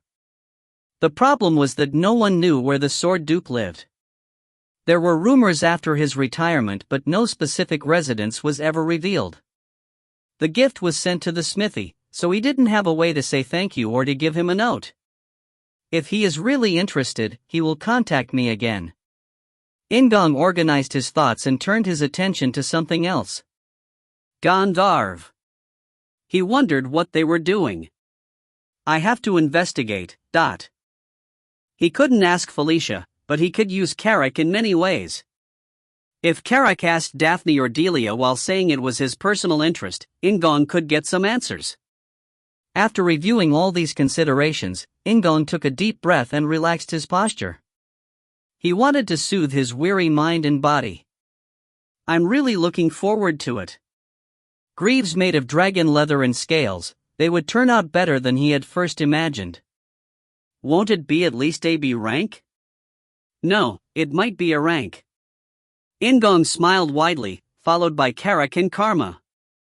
Greenwind felt isolated from the three people and thought of the praise she would receive after they returned. Naturally, all three of them would join in. And. After returning to the mansion by carriage, In-gong headed immediately to the drawing room. He heard from Flora that Felicia had arrived. He opened the door of the drawing room to see Felicia and Delia elegantly drinking tea. Felicia nodded to In-gong and asked him, "Did something good happen?" "No, it is nothing." In-gong erased the wide smile from his face and sat down on the opposite side of Felicia, while Carrick took a seat next to In-gong. Karma was about to stand but took courage from the fact that both Carrick and Delia were sitting down and sat down in a corner. Once everyone was seated, Felicia put down her cup and said, "Delia has been doing research, but there isn't much more information than what you should have heard from the merits department. It is best to just be thoroughly prepared before entering." The intermediate general, Kashabal, had been poisoned by toxic gases that leaked from underground and died. It was hard to find out much more information from the Demon King's palace. In-gong nodded and Felicia leaned closer to him. "Shutra, how much do you know about the Thunderdome Fortress?" It was a quiet voice. In-gong quickly realized why Felicia was acting like this. He had pretended not to know about ruins while finding the Thunderlight Anvil. She was curious if he was once again an expert on these ruins. Having the same hobby is always valuable. In-gong gave a short laugh as he shrugged and replied, "Aren't they the dwarves that fought dragons? Ha? What does that mean? Fight a dragon? Didn't the dwarves guard Enkidu's treasures?" Carrick asked with wide eyes. Previously, Delia would have thought Carrick was rude. However, now, Delia and Felicia just stared at Carrick curiously. There are many dwarves. The Dwarf Kingdom, where Thunderdome Fortress is, fought to defend their cities and treasures from dragons. In fact, they even knocked down a few dragons. Karak's eyes widened even further at In-gong's answer and declared with astonishment. "K killed dragons?" He couldn't believe it. In-gong was confused, but Felicia instantly knew why Karak was reacting like this. She laughed and said, "Karak, dragons are different from elder dragons. You can even call them different species altogether. It isn't easy, but dragons can be killed." Karak had seen the illusion of the great Enkidu given by the Thunderlight Anvil. It was natural to be surprised if he thought that a dragon was the same as an elder dragon. Oh. Then Princess is also able to catch a dragon? Karak's eyes shone as Felicia turned her gaze elsewhere. She covered her mouth with her fan and said in a low voice, "Well, given enough time and budget. She can't catch it. Shutra, I hate you." Felicia complained cutely while Delia and Karma both laughed. After crushing Felicia's pride, In-gong explained to Karak. "It isn't common to fight dragons. They aren't elder dragons, but they are huge and excellent at magic. The Dwarf Kingdom, including Thunderdoom Fortress, was eventually destroyed fighting the dragons. Still, they are a manly race. I'll have to see the dwarves again." He was burning with a strong fighting spirit. Like Karak said, they were indeed a manly species. Thus, they were destroyed. In-gong swallowed the bittersweet tea that Flora served him. Likewise, Felicia drank the tea before speaking again. Among the fortresses in the Dwarf Kingdom, the Thunderdoom Fortress is quite powerful. The name has been mentioned several times in Dwarf Kingdom-related artifacts. If we can excavate it properly, it will be a really big jackpot. Felicia's eyes burned ambitiously, and it was the same for In-gong. Yes, it definitely is a big jackpot. Thunderdoom Fortress, one of the so-called honeypot dungeons of Knight Saga. The fortress location hadn't been known for a long time because the battle with the dragons had buried all the walls, including the entrance. The dwarves hadn't been prepared for migration, so many high-quality items, gold and silver, were piled up inside the fortress. It was a difficult dungeon, but the rewards were high.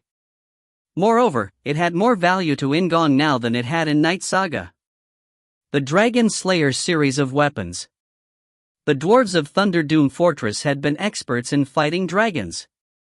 They fought against the dragons until the end, so many in the army specialized in killing dragons.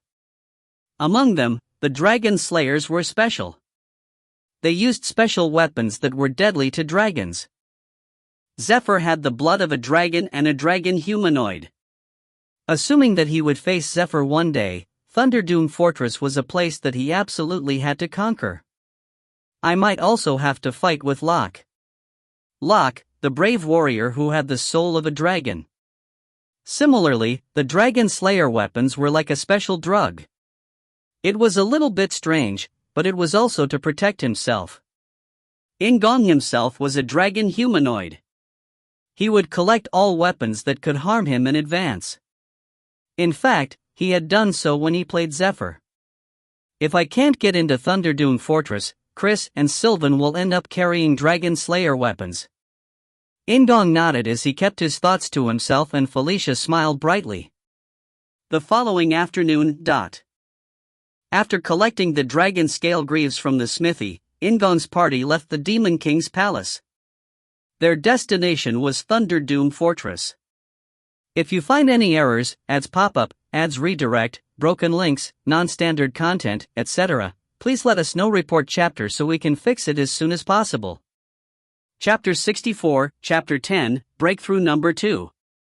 Chapter 64, Chapter 10, Breakthrough Number 2. Dragon Scale Greaves. A rank. Fire Resistance LV3, Fire Absorption LV3. Strength plus 5/agility increased by 10/feet, damage increased by 5%. Greaves made of the leather and scales of a red dragon. Made from the leather of a red dragon that deals with fire, it not only boasts a strong fire resistance but can also absorb fire. The more fire you absorb, the more damage your feet will do. Special skill, Fire Strengthening. Every time the level of Fire Strengthening increases by 1, your feet damage will rise by 5%. Maximum level 5. In the absence of no additional fire absorption, this level can be maintained for 5 minutes. After 5 minutes, the level is reduced back to level 0. In-gong checked the greaves as he sat in the carriage headed to Thunderdoom Fortress. After slowly reading the long sentences that popped up in the air, In-gong gave a delighted smile and attached the greaves to his shins. This is good. It was really good. The strength stat was a little weak for an A rank, but the increase in agility was beautiful. 10% was excellent. It meant that the ratio would keep increasing the more levels In-gong gained. This alone was enough to make In-gong satisfied, but the greaves also had a special skill built into it. Red Dragon Leather. Fortunately, the greaves weren't red. Was it closer to a blackish red color? The red dragons in Knight Saga were strange because most of them had a leather color that was close to the primary color, so In-gong was quite fortunate. The fire can be recharged with Fire Arrow. It would be considerably hard work, but training would increase the level of Fire Arrow. In-gong rubbed the greaves and imagined himself dealing a burning kick. Green Wind whispered to In-gong, "Master, I am much better than the greaves." As it could cause problems, In-gong had already explained earlier to Felicia about the greaves as a green light emerged from White Eagle. In-gong continued staring at the greaves and said, "You aren't White Eagle. It can be said that I am already one with White Eagle. White Eagle is excellent, so I am excellent." In-gong thought it was a strange logic. The translucent green wind sat on White Eagle and looked at him with discontent. In-gong sighed without realizing it. "At first, I thought it was pretty cool, like something sacred." "Master?" "No, you are the best." In-gong touched White Eagle with the same hand he used to touch the greaves. I feel bad again." "Continue." Green Wind closed her eyes as he kept stroking her head. Felicia, who was watching In-gong converse, gawked at White Eagle. "Are you talking to Green Wind?" "Yes, she is a little jealous." "It isn't jealousy. I just told the truth." In-gong gently stroked her head a little bit more and Green Wind fell silent. As her mood subsided, the green light coming from White Eagle became more subdued. Felicia asked, "Can we see her like you do?" "It might be possible." Green Wind's power was recovering quite fast after staying in White Eagle. Maybe it would soon be safe to materialize. "How about Karma?" Karma, who was sitting in a corner of the wagon, replied to In-gong in a distracted voice. "I feel like I don't want to see her." She wanted to see Green Wind, who was the guardian of Anger Plains, but felt like all her worshipful feelings would fly away. "I understand." Kara clicked his tongue and lay a hand on Karma's shoulder. Felicia laughed and asked In-gong another question. "Is that the new armor?" "I like it. Moving in it doesn't feel uncomfortable." It wasn't the dragon scale greaves, but it was a pretty good piece of leather armor he had bought from the Demon King's palace. It was rank B.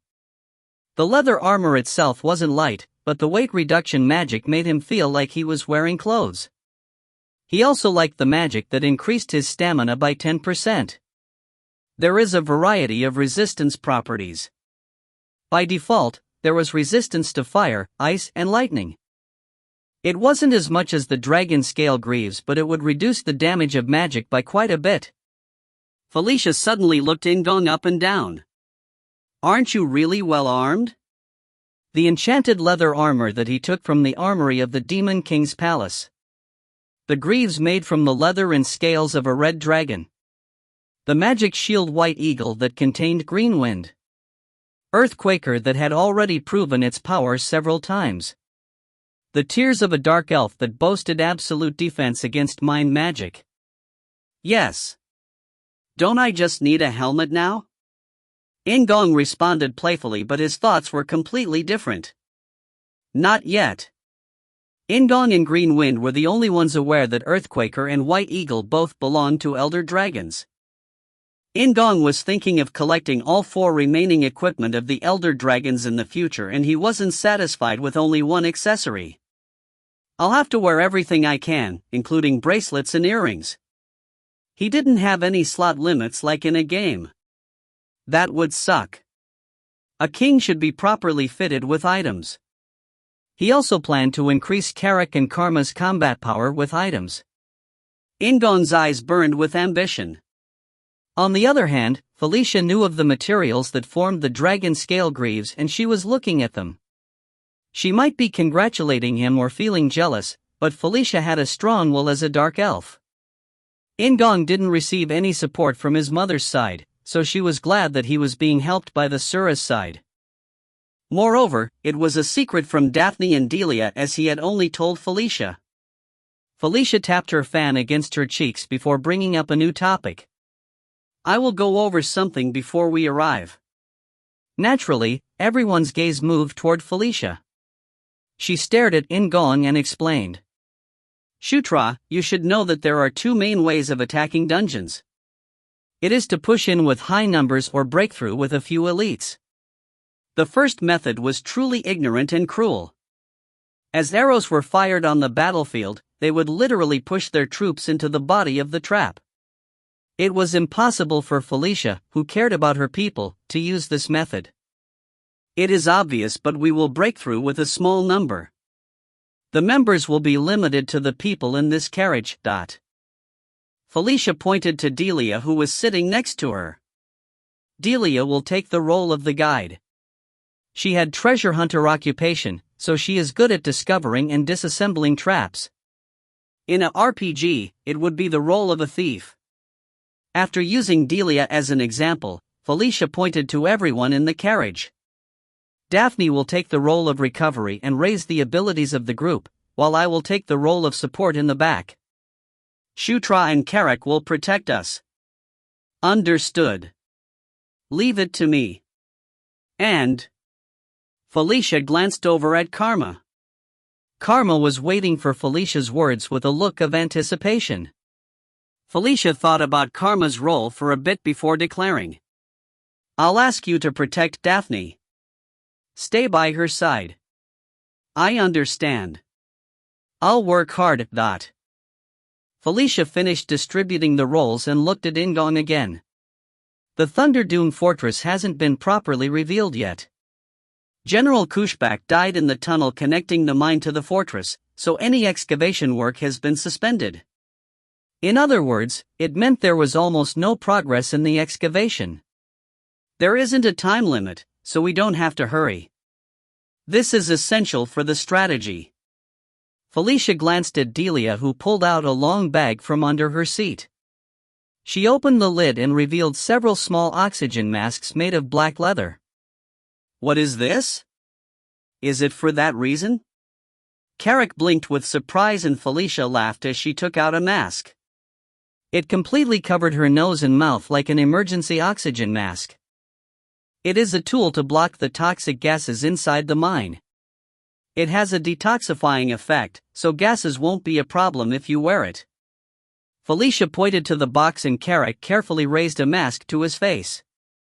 Despite Carrick's face being completely larger than Felicia's, it was possible to cover his nose and mouth with the mask. Delia smiled at Carrick before looking at In-gong. The official cause of death for Kashabal is being trapped and poisoned with toxic gases, but there are likely to be other things inside the fortress. I've made a list of things that we are likely to encounter near the fortress. Delia's report had pictures and explanations for each creature. In-gong already knew the names and weakness of the creatures that appeared in Thunderdune, but the report was a type of confirmation. It is similar. In-gong further explained the general weakness and strategies to be used against the monsters appearing in Thunderdune Fortress. He could use the excuse of reading it in a book, but no one questioned him. Some time passed. And the carriage stopped moving. And the mine that was connected to Thunderdune was virtually abandoned due to the toxic gases coming from underground. General Kashable had died here, so it was difficult for anyone to approach. Why did that happen? Were the toxic gases more serious than he had thought? In-gong was the representative of this mission, but he didn't have to deal with everything. Felicia handled the remaining forces of the 27th expedition still stationed her, while Delia invested General Kashable once again. In-gong left it to the experts and retired to his accommodation to rest. And the next morning, Felicia finished explaining to the local caretakers and the 27th expedition about the general excavation plan and explained that Dark Elves were scheduled to visit later. Then she headed to In-gong, who was waiting to enter the mine. Let's go. Unlike her normal exposed clothes, Felicia wore leather clothes similar to Shutra and the mask. There were many pockets in her clothes, so they seemed to be dungeon exploration clothes. The party entered the mine, with Delia in the lead holding a light. It was a straight path, so there was no need for a local guide. The fact that the toxic gases were thick and reached their waists made him think that it was a result of many experiments.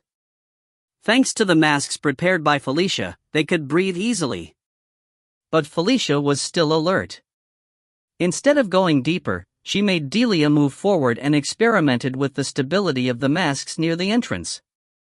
After walking down a gentle slope for approximately 50 meters, a huge hole was revealed. It was the entrance connected to Thunderdune Fortress. Delia looked at In-gong and Felicia once before entering the hole. At first, it seemed to be a cramped cave, but then a large space appeared. I think it is over there. In the midst of the dense fog made of poisonous gases, Felicia pointed to a hole that was far away. In-gong checked the mini-map and nodded. Thunderdune Fortress were definitely beyond that hole. The destination was right in front of them, so the footsteps of the party quickened. And just as they were halfway across the space, Karak abruptly stopped moving. Delia, who was leading, grabbed her chest like it was painful, while Karma and Daphne leaned forward and gasped for breath. Felicia was the fastest to respond to this simultaneous collapse. She opened her arms and cast a spell. The wind! The wind around Felicia pushed away the heavy toxic gases. However, it was useless. The gas returned before Felicia could cast another spell, and she sat down with a moan. Then the toxic gases suddenly changed. No, a new toxic gas was added to the existing ones. Delia couldn't endure it any longer and fell down. Karma grabbed Daphne and sat down while Karak fell to his knees. The toxic gas filling the area changed from gray to dark yellow. And while the toxic gases were changing, bodies emerged. Their arms were long and their hands were in a bent posture. Yellow eyes shone in the darkness as their bodies were all black.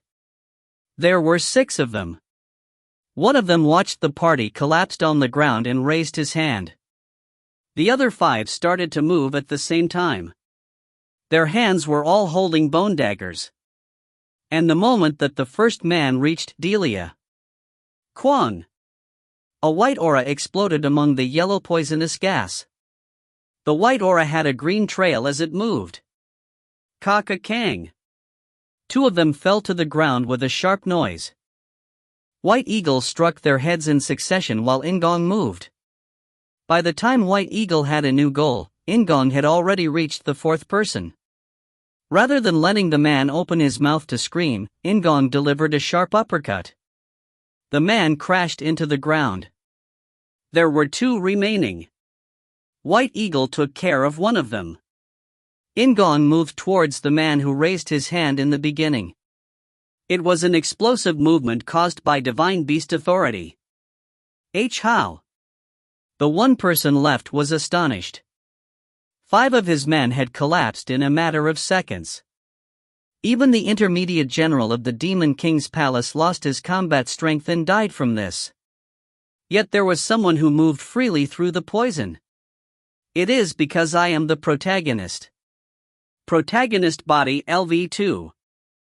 Additional effects: 100 poisons resistance LV1. Poison resistance is greatly increased. In-gong's fist struck his face.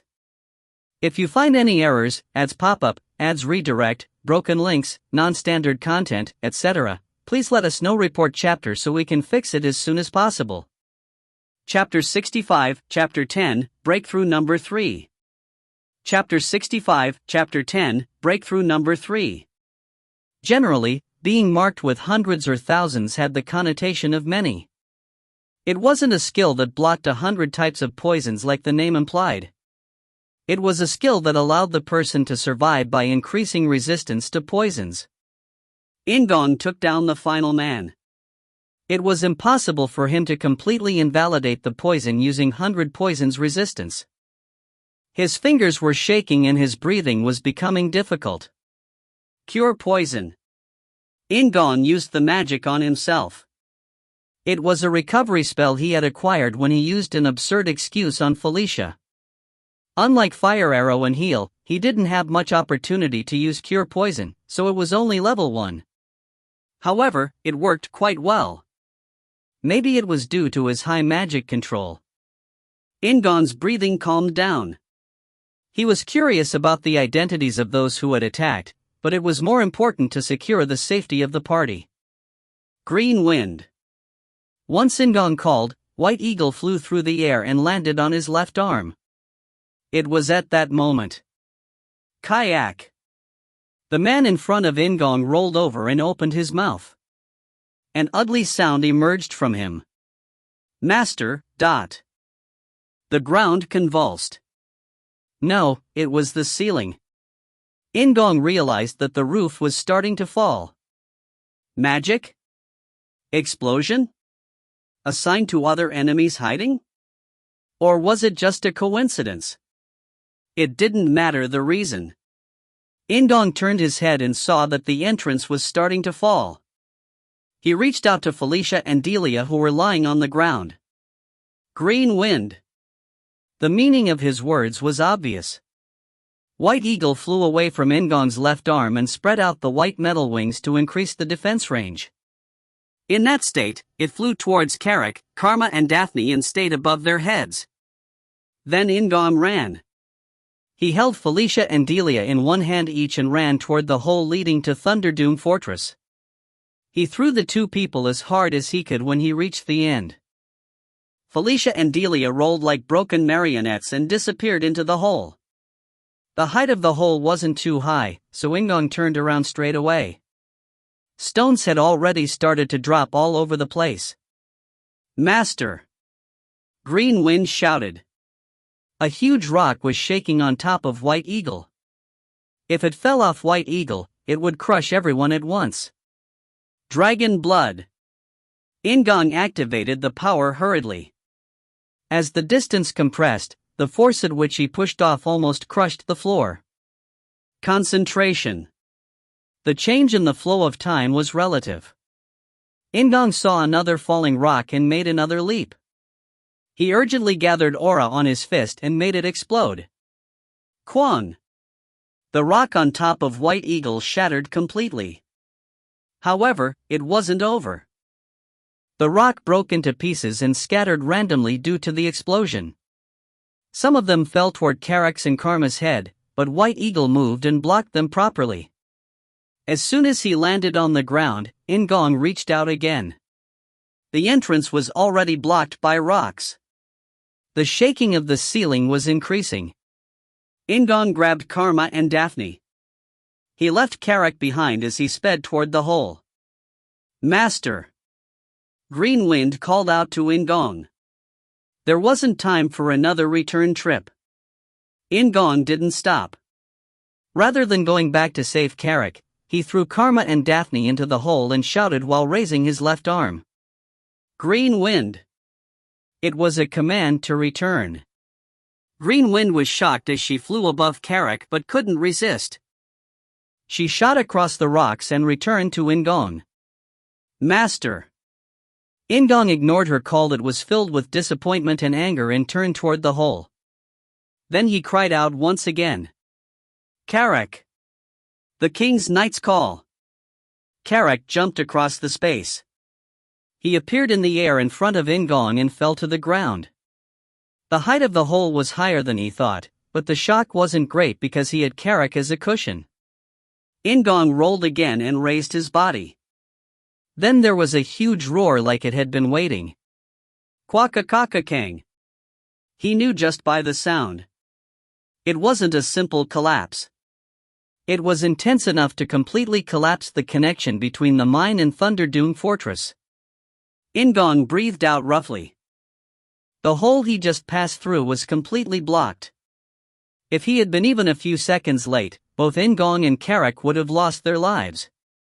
"Master, are you okay?" "I'm sorry. I thought badly of you." In-gong nodded a few times before raising his left arm to White Eagle. He avoided the collapse, but the poison still remained. He had to hurry and use first aid. In-gong gathered the lighting devices of his party members to make the surroundings brighter. Carrick was the heaviest and the most difficult one to move. "I have to treat Felicia first." Felicia knew detoxification magic, so it was the most reasonable choice. In-gong used cure poison and removed Felicia's mask. The air inside the fortress was murky, but there were no problems with toxic gases. Once again, cure poison.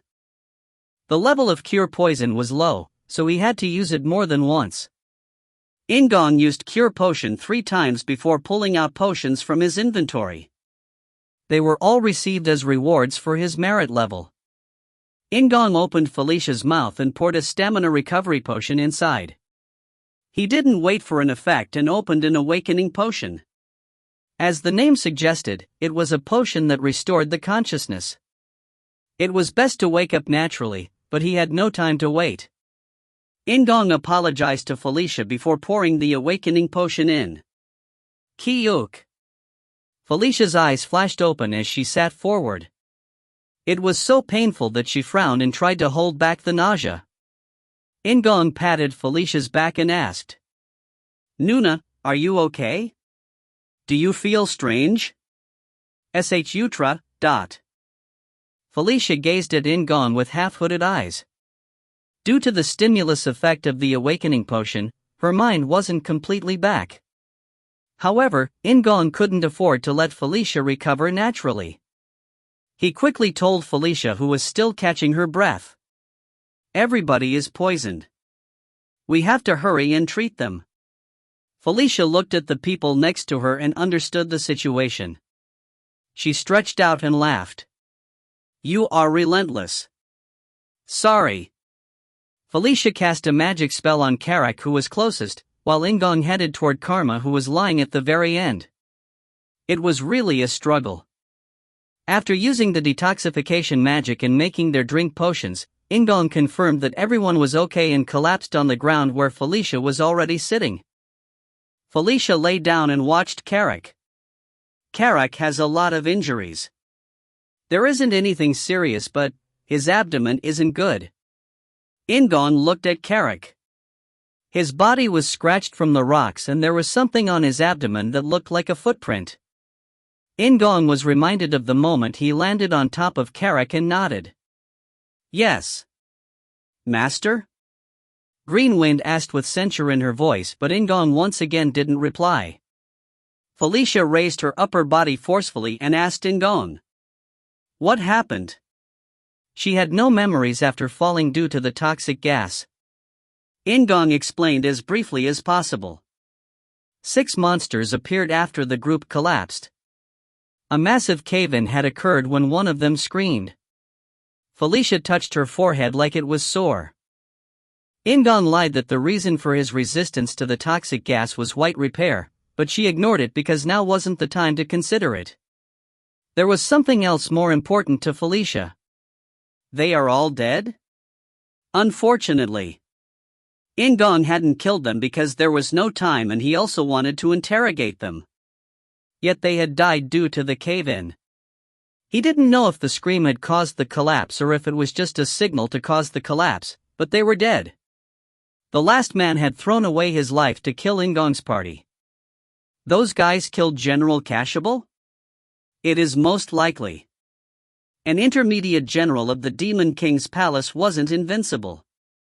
He was resistant to poison thanks to the strong body of a draconian, but that only lasted to a certain extent. Moreover, it might not have been the same as us. Frankly speaking, the black unidentified people that appeared had been too weak. It was possible that other people had appeared to take care of General Kashable.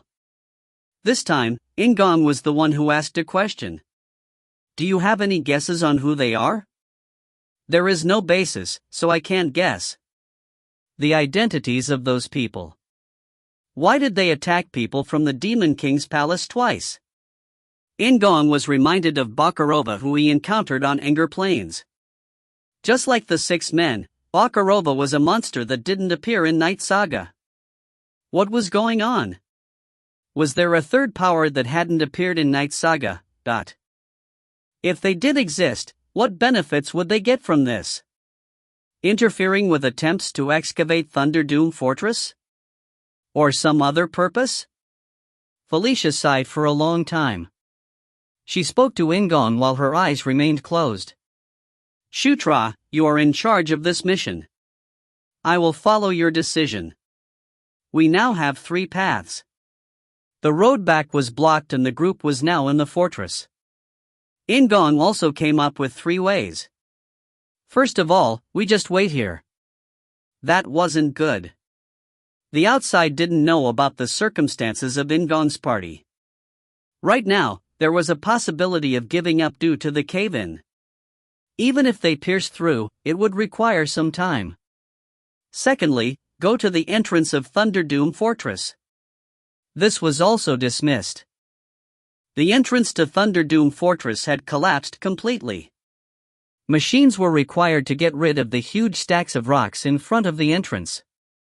In Knight Saga, they had started digging at the entrance and entered Thunderdoom Fortress using it. However, In-gong's party entered through this passage connected to the mine, so of course the entrance remained tightly sealed. Thirdly, pierce into the very center of Thunderdoom Fortress and gain control of it. It was a dwarf fortress, so it was likely that a transfer formation existed.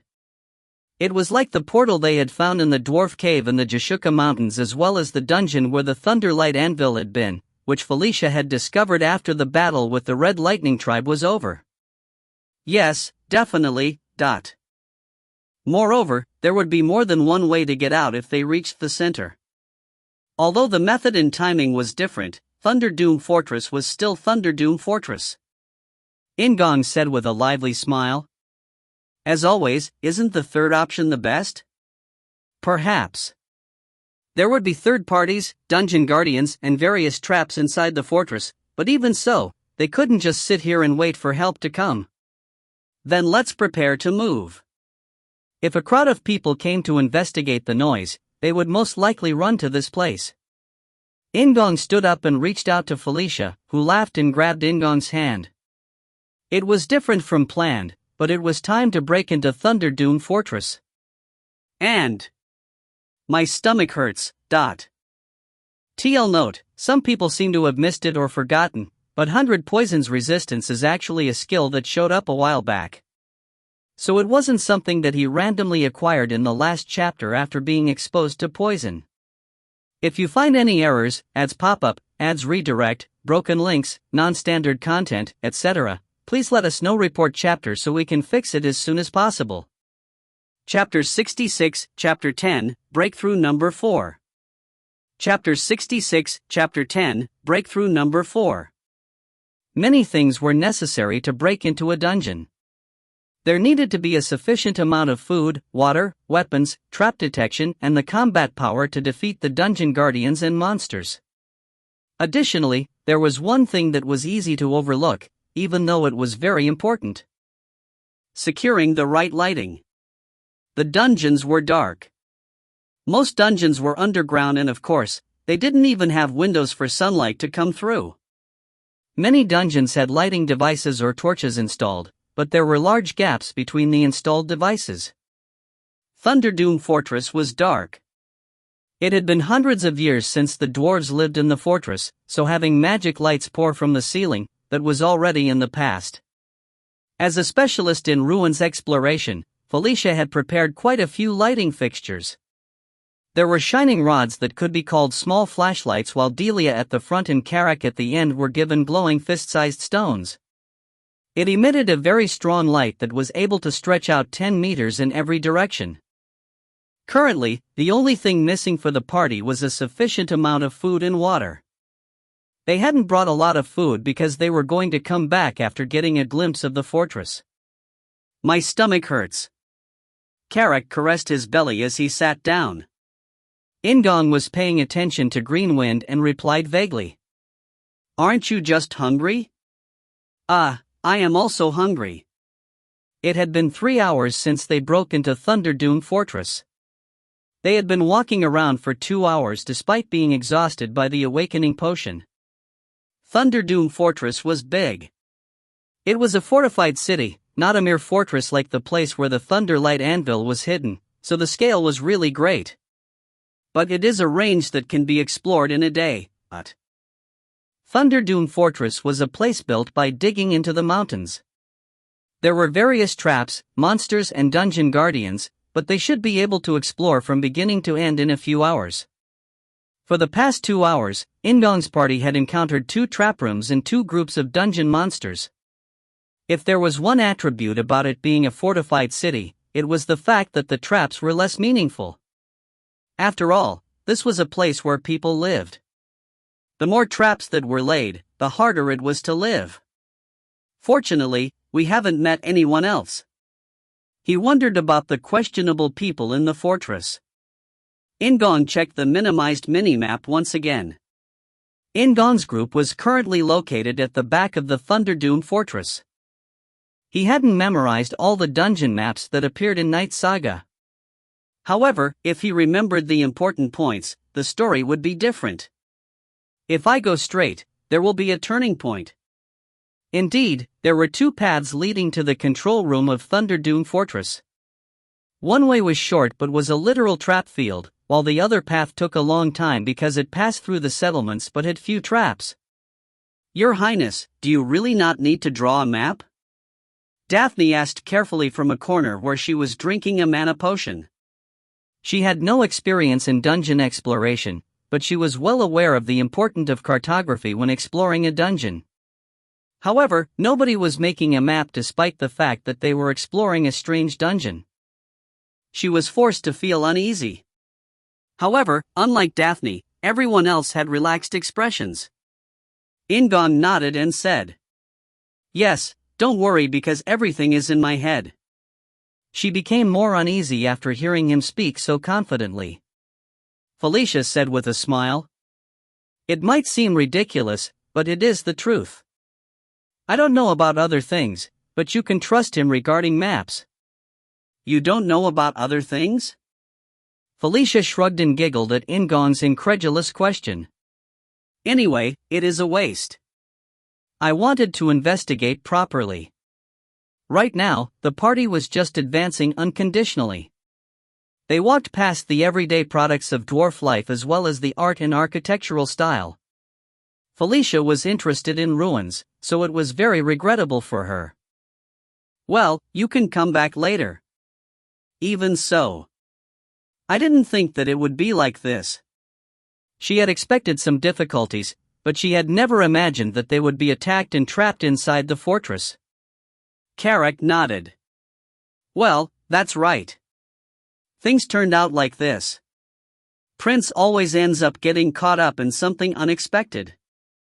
Yes. It really seemed like it. The swamp mammoths had shown up unexpectedly with the Red Lightning tribe while monsters with purple aura had appeared in the Cassio's subjugation. It was also true for their reconnaissance of the northern part of the Anger Plains. They had been surrounded by monsters unexpectedly and had been almost killed. It wasn't just the missions that were unexpected.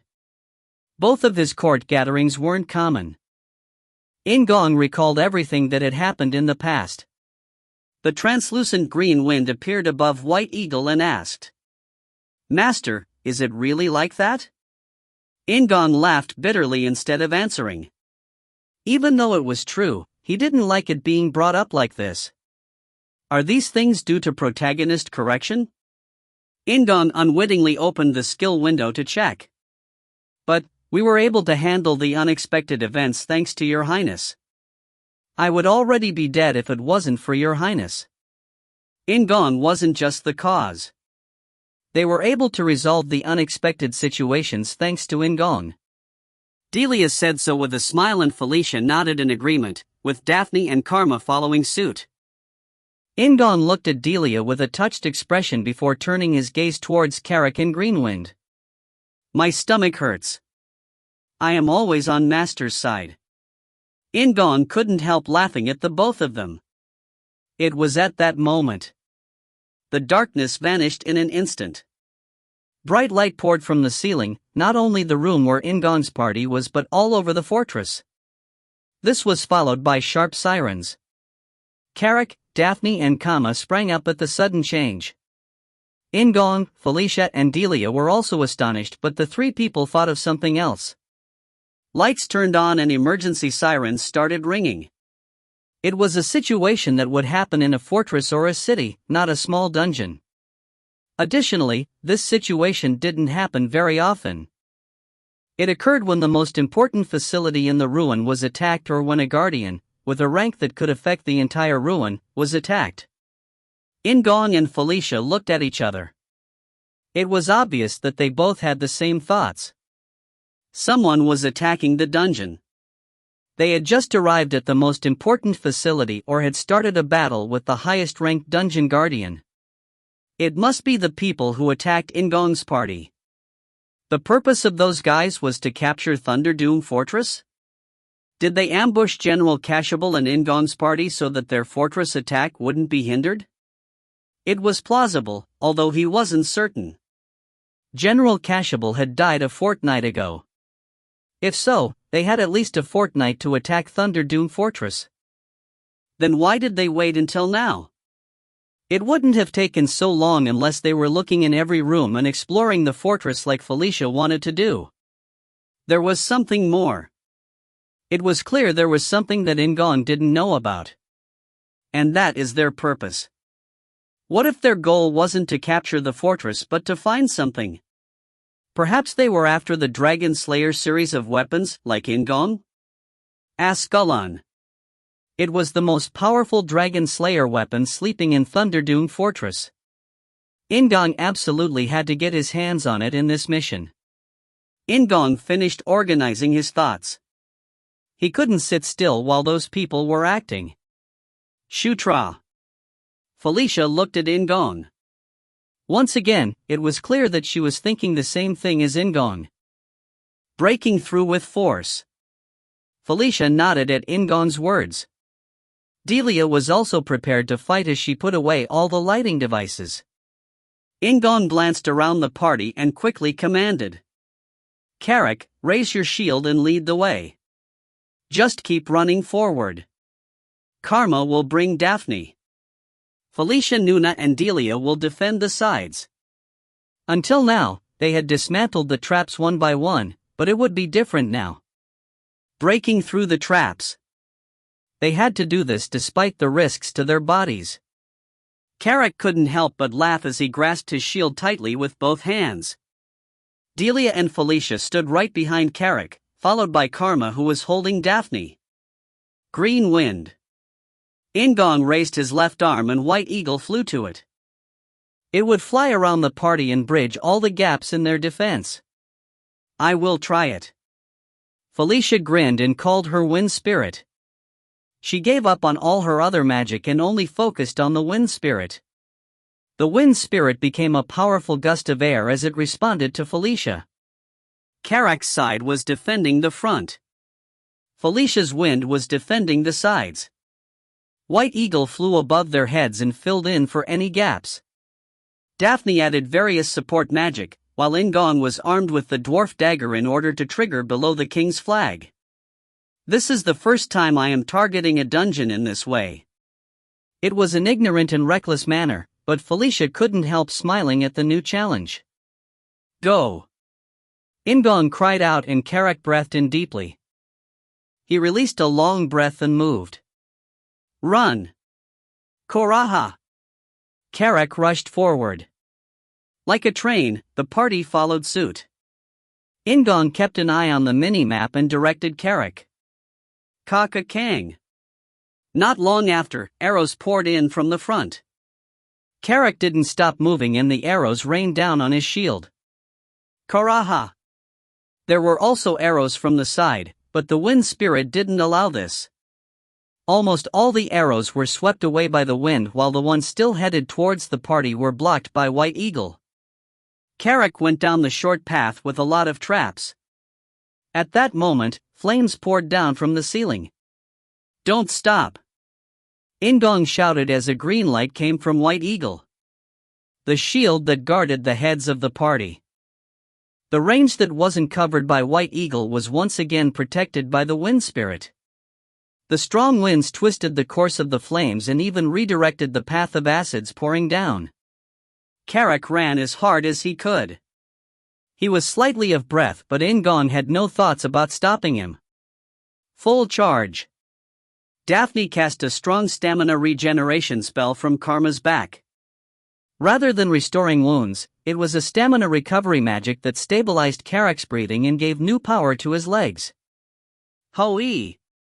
Carrick moaned as he looked in front of his shield. This time, flames were pouring from the front. Carrick cursed and gave a battle cry at the same time. He tackled the wave of flames head-on and opened the path. Owatatata. Full charge, dot. Arrows, fire, javelins and so on poured towards the party. Daphne used the spell full charge whenever they were exhausted. They couldn't become tired while rushing through the traps. Not just Carrick, but everyone in the party had the same determination. However, in the midst of this, In-gong thought of something else.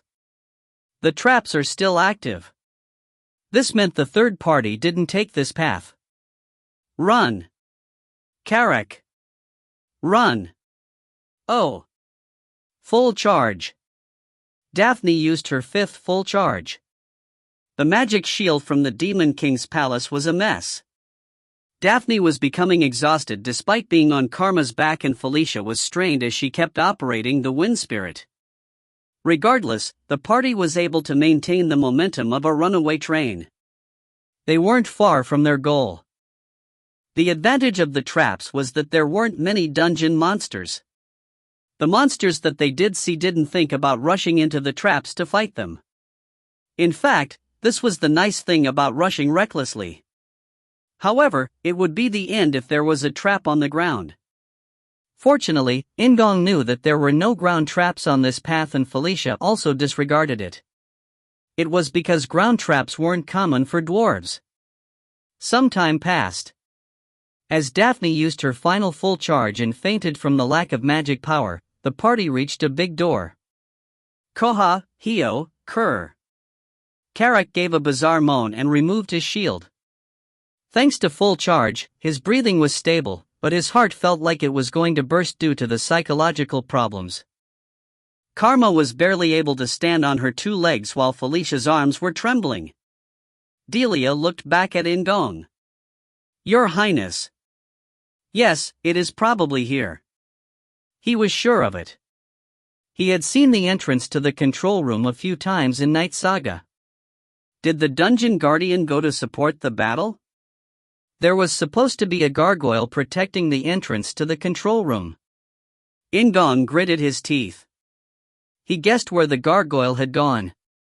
Indeed, Ascalon. In Thunderdoom Fortress, Ascalon was embedded in the chest of the Black Dragon Partisan. Partisan's body was located in the central plaza. The highest-ranked guardian was also there. Master, it is too hard, dot. In-gong gentle touched White Eagle on his left arm in order to soothe the whining green wind and opened the door to the control room. He felt dizzy in the very large room. The last day of Thunderdoom Fortress had been very confusing, so everything was a mess. In the center of the room was a large sphere on a desk along with a dwarf helmet on top of some bones.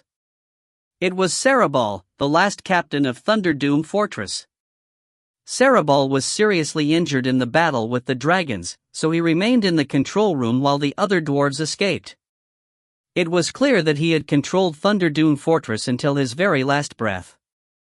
After a short moment of silence, Felicia withdrew the control key from Cerebral's hand. It was the first time she had been to Thunderdune Fortress, but she had explored dwarf ruins several times and knew what to do. The small metal rod-shaped control was inserted into a hole beneath the large sphere and she inserted magic power. A large blue light emerged from the sphere and spread out in front of the party. There is a fight. The window of light showed the dungeon guardians of Thunderdune Fortress confronting the people that he saw in the tunnel. Beyond that was the body of a giant black dragon. The number of people fighting was roughly 100. Felicia gazed at In-gong and he nodded. It was a chance they could take advantage of. If you find any errors, ads pop up, ads redirect, broken links, non-standard content, etc., please let us know. Report chapter so we can fix it as soon as possible. Chapter 67, Chapter 10, Breakthrough Number 5. Chapter 67, Chapter 10, Breakthrough Number 5. TL note, as some people said, the name is probably Ascalon instead of Ascaron, so I have changed it. Thunderdune Fortress hadn't been the last fortress of the Dwarf Kingdom. Thus, the record of how Thunderdune Fortress was destroyed and by whom was passed on to later generations. Black Dragon Partisan. He had been huge, greedy and wicked and had been the most active dragon in the war against the Dwarf Kingdom. His strategy had been simple. Knock against the fortress until it collapsed. Partisan had gathered an enormous number of monsters and attacked Thunderdune Fortress. According to the records of the Dwarf Kingdom, the number was close to 100,000, although there were a few who doubted the authenticity of this due to the distinctive dwarf bravado. Actually, it was commonly accepted among scholars that the number was closer to 20,000 to 30,000. The Dwarf Kingdom's strongest fortress, Thunderdune Fortress, blocked the first attack well. However, there was a problem from then on. The Black Dragon, Partisan, was a powerful warrior and magician. He was an outstanding necromancer and revived all the dead monsters for a second attempt. To his surprise, Thunderdune Fortress managed to endure this second attack as well. The undead swarming Thunderdune Fortress were destroyed and couldn't be resurrected again. The dwarves had achieved 2 great victories but couldn't rejoice. This was because Partisan's third attack began, like everything before it had just been nonsense. Partisan and his previous attacks had been enough to weaken Thunderdune Fortress. The outer wall of Thunderdune Fortress collapsed.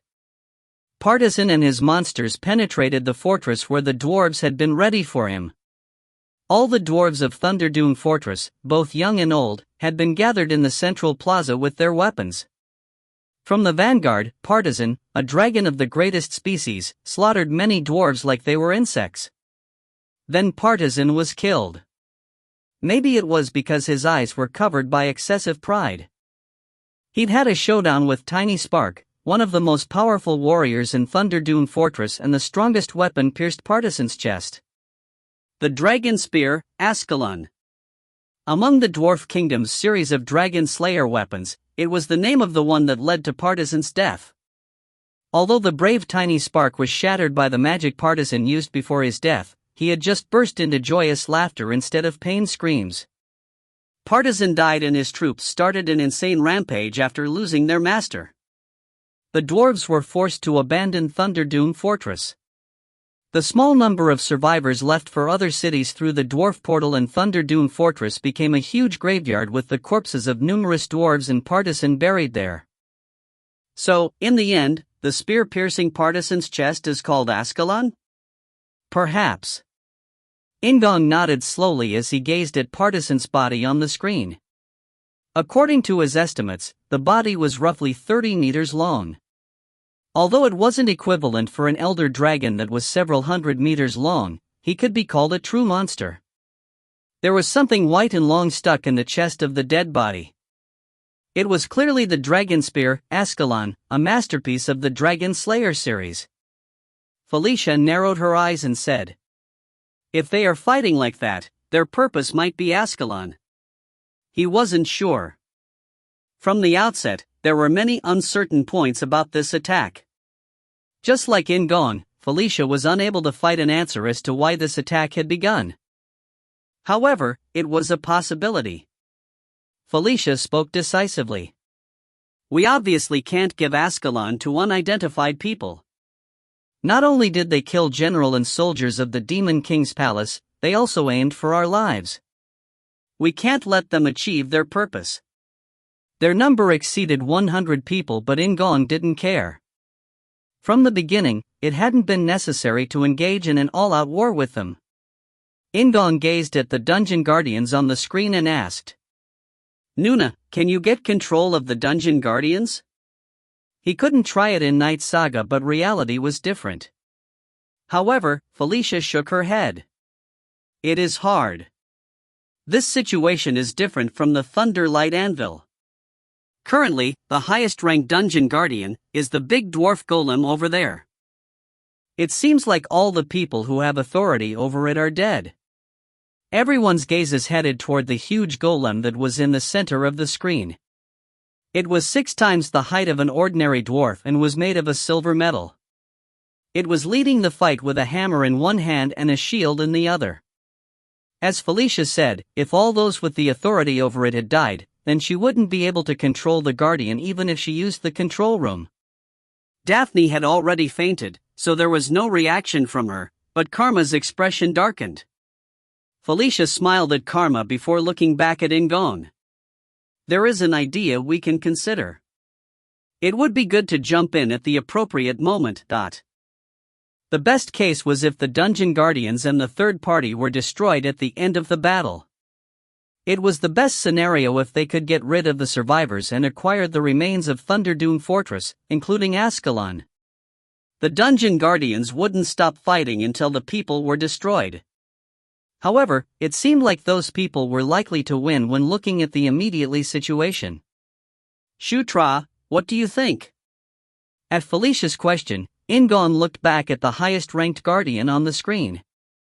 It was the last boss of Thunderdune Fortress in Knight Saga, but this time, he didn't have to fight it. I'll get some insurance first. Insurance? Insurance. In-gong lifted his left arm that was equipped with White Eagle. And . The battle between the Guardians and the third party was really intense. The Dungeon Guardians were intense and fearless despite the past, in which the dragons had left them with 1/10 of their original number. The highest-ranked Guardian wielded a hammer that shot out thunderbolts while the Gargoyle Guardians fired a powerful energy mass. The third party wasn't just standing there helplessly. Unlike the ones who had attacked In-gong, these people had real power. There were some big ogre-like people and some who used magic. The surprising thing was that they had some dungeon monsters native to Thunderdune Fortress under their control. Those people obviously had certain artifacts that could control powerful monsters. It was a splendid and spectacular fight. The battlefield had been ruined by hundreds of years of fighting, and the remains of the dwarves added a solemn and desolate air to it. However, In-gong's party focused on something other than the fight. In-gong was currently hiding in a corner of the central plaza. Delia remained in the control room with Daphne while Felicia, Carrick and Karma had come with In-gong. In-gong took deep breaths before looking at his companions. Felicia sighed like it couldn't be helped and knocked against In-gong's shoulder lightly. It is really reckless. This might be obvious, but be careful. Don't worry. In-gong replied with a laugh, then looked at Karma when she spoke. I wish your highness luck. Come back safely. Carrick was as blunt as always, but that bluntness made In-gong feel comfortable this time. I'll be right back. In-gong responded lightly before using protection of the wind. Right now, what he needed weren't explosive movements but agile and quiet ones. In-gong looked at the mini-map and divided the battlefield in two. One was the battleground where the Dungeon Guardians and the third party were together. The other was where the Dungeon Guardians were behind the Black Dragon, Partisan. In-gong's destination was the body of Partisan. I have to take Ascalon. The most important purpose of attacking Thunderdune Fortress was to secure Ascalon. If he could secure Arkarula, he could take advantage of the flow of the battlefield. If the dungeon guardians won, he wouldn't have to fight. If the third party won, he would wipe out the remnants. If the third party won by a narrow margin, he would fight. However, if that didn't happen, he could just withdraw. At the very least, he could make them seem like dogs chasing after chickens. In-gong moved his body quickly. The sound of the highest-ranked guardian's thunderbolts covered any sound In-gong made. In-gong zigzagged and took cover as he advanced until he eventually reached Partisan's body. Involuntarily, he swallowed his saliva. Not only was he enormous, the color of Partisan's body was so vivid that it didn't seem like he died hundreds of years ago. He seemed like he was alive and moving. Obviously, he couldn't be compared to an elder dragon who had the grandeur of a mountain. However, he discovered why the word dragon could cause fear. In-gong calmed his heart and climbed aboard Partisan's body. As he arrived at the chest area, he found the top of Ascalon. Ascalon wasn't a simple spear. Rather, the end was closer to a ballista arrow or a giant lance. In-gong grabbed the handle of Ascalon without thinking. Simple muscle strength was needed. Instead of invoking dragon blood which could potentially stimulate Ascalon, In-gong gritted his teeth and concentrated his aura on both arms. He also invested some additional points into strength. There was the sound of thunder. The screams of the third party shook the central plaza. Among all the noise, In-gong swallowed a groan. At least, the spear was lifted and Ascalon started to show its appearance. A white spear. Despite being embedded in the body of a dragon for a long time, it had maintained its pristine beauty. There were complex golden patterns carved on it. It was a spell to attack a dragon, the core of the Dragon Slayer series. In-gong grabbed the spear length instead of the handle and pulled using the last of his strength. He liberated Ascalon from the body of Partisan. Felicia and Karma exclaimed breathlessly while Karak looked at the battlefield with nervous eyes. Ascalon. A masterpiece of the Dragon Slayer series. A huge spear that destroyed the heart of the Black Dragon Partisan.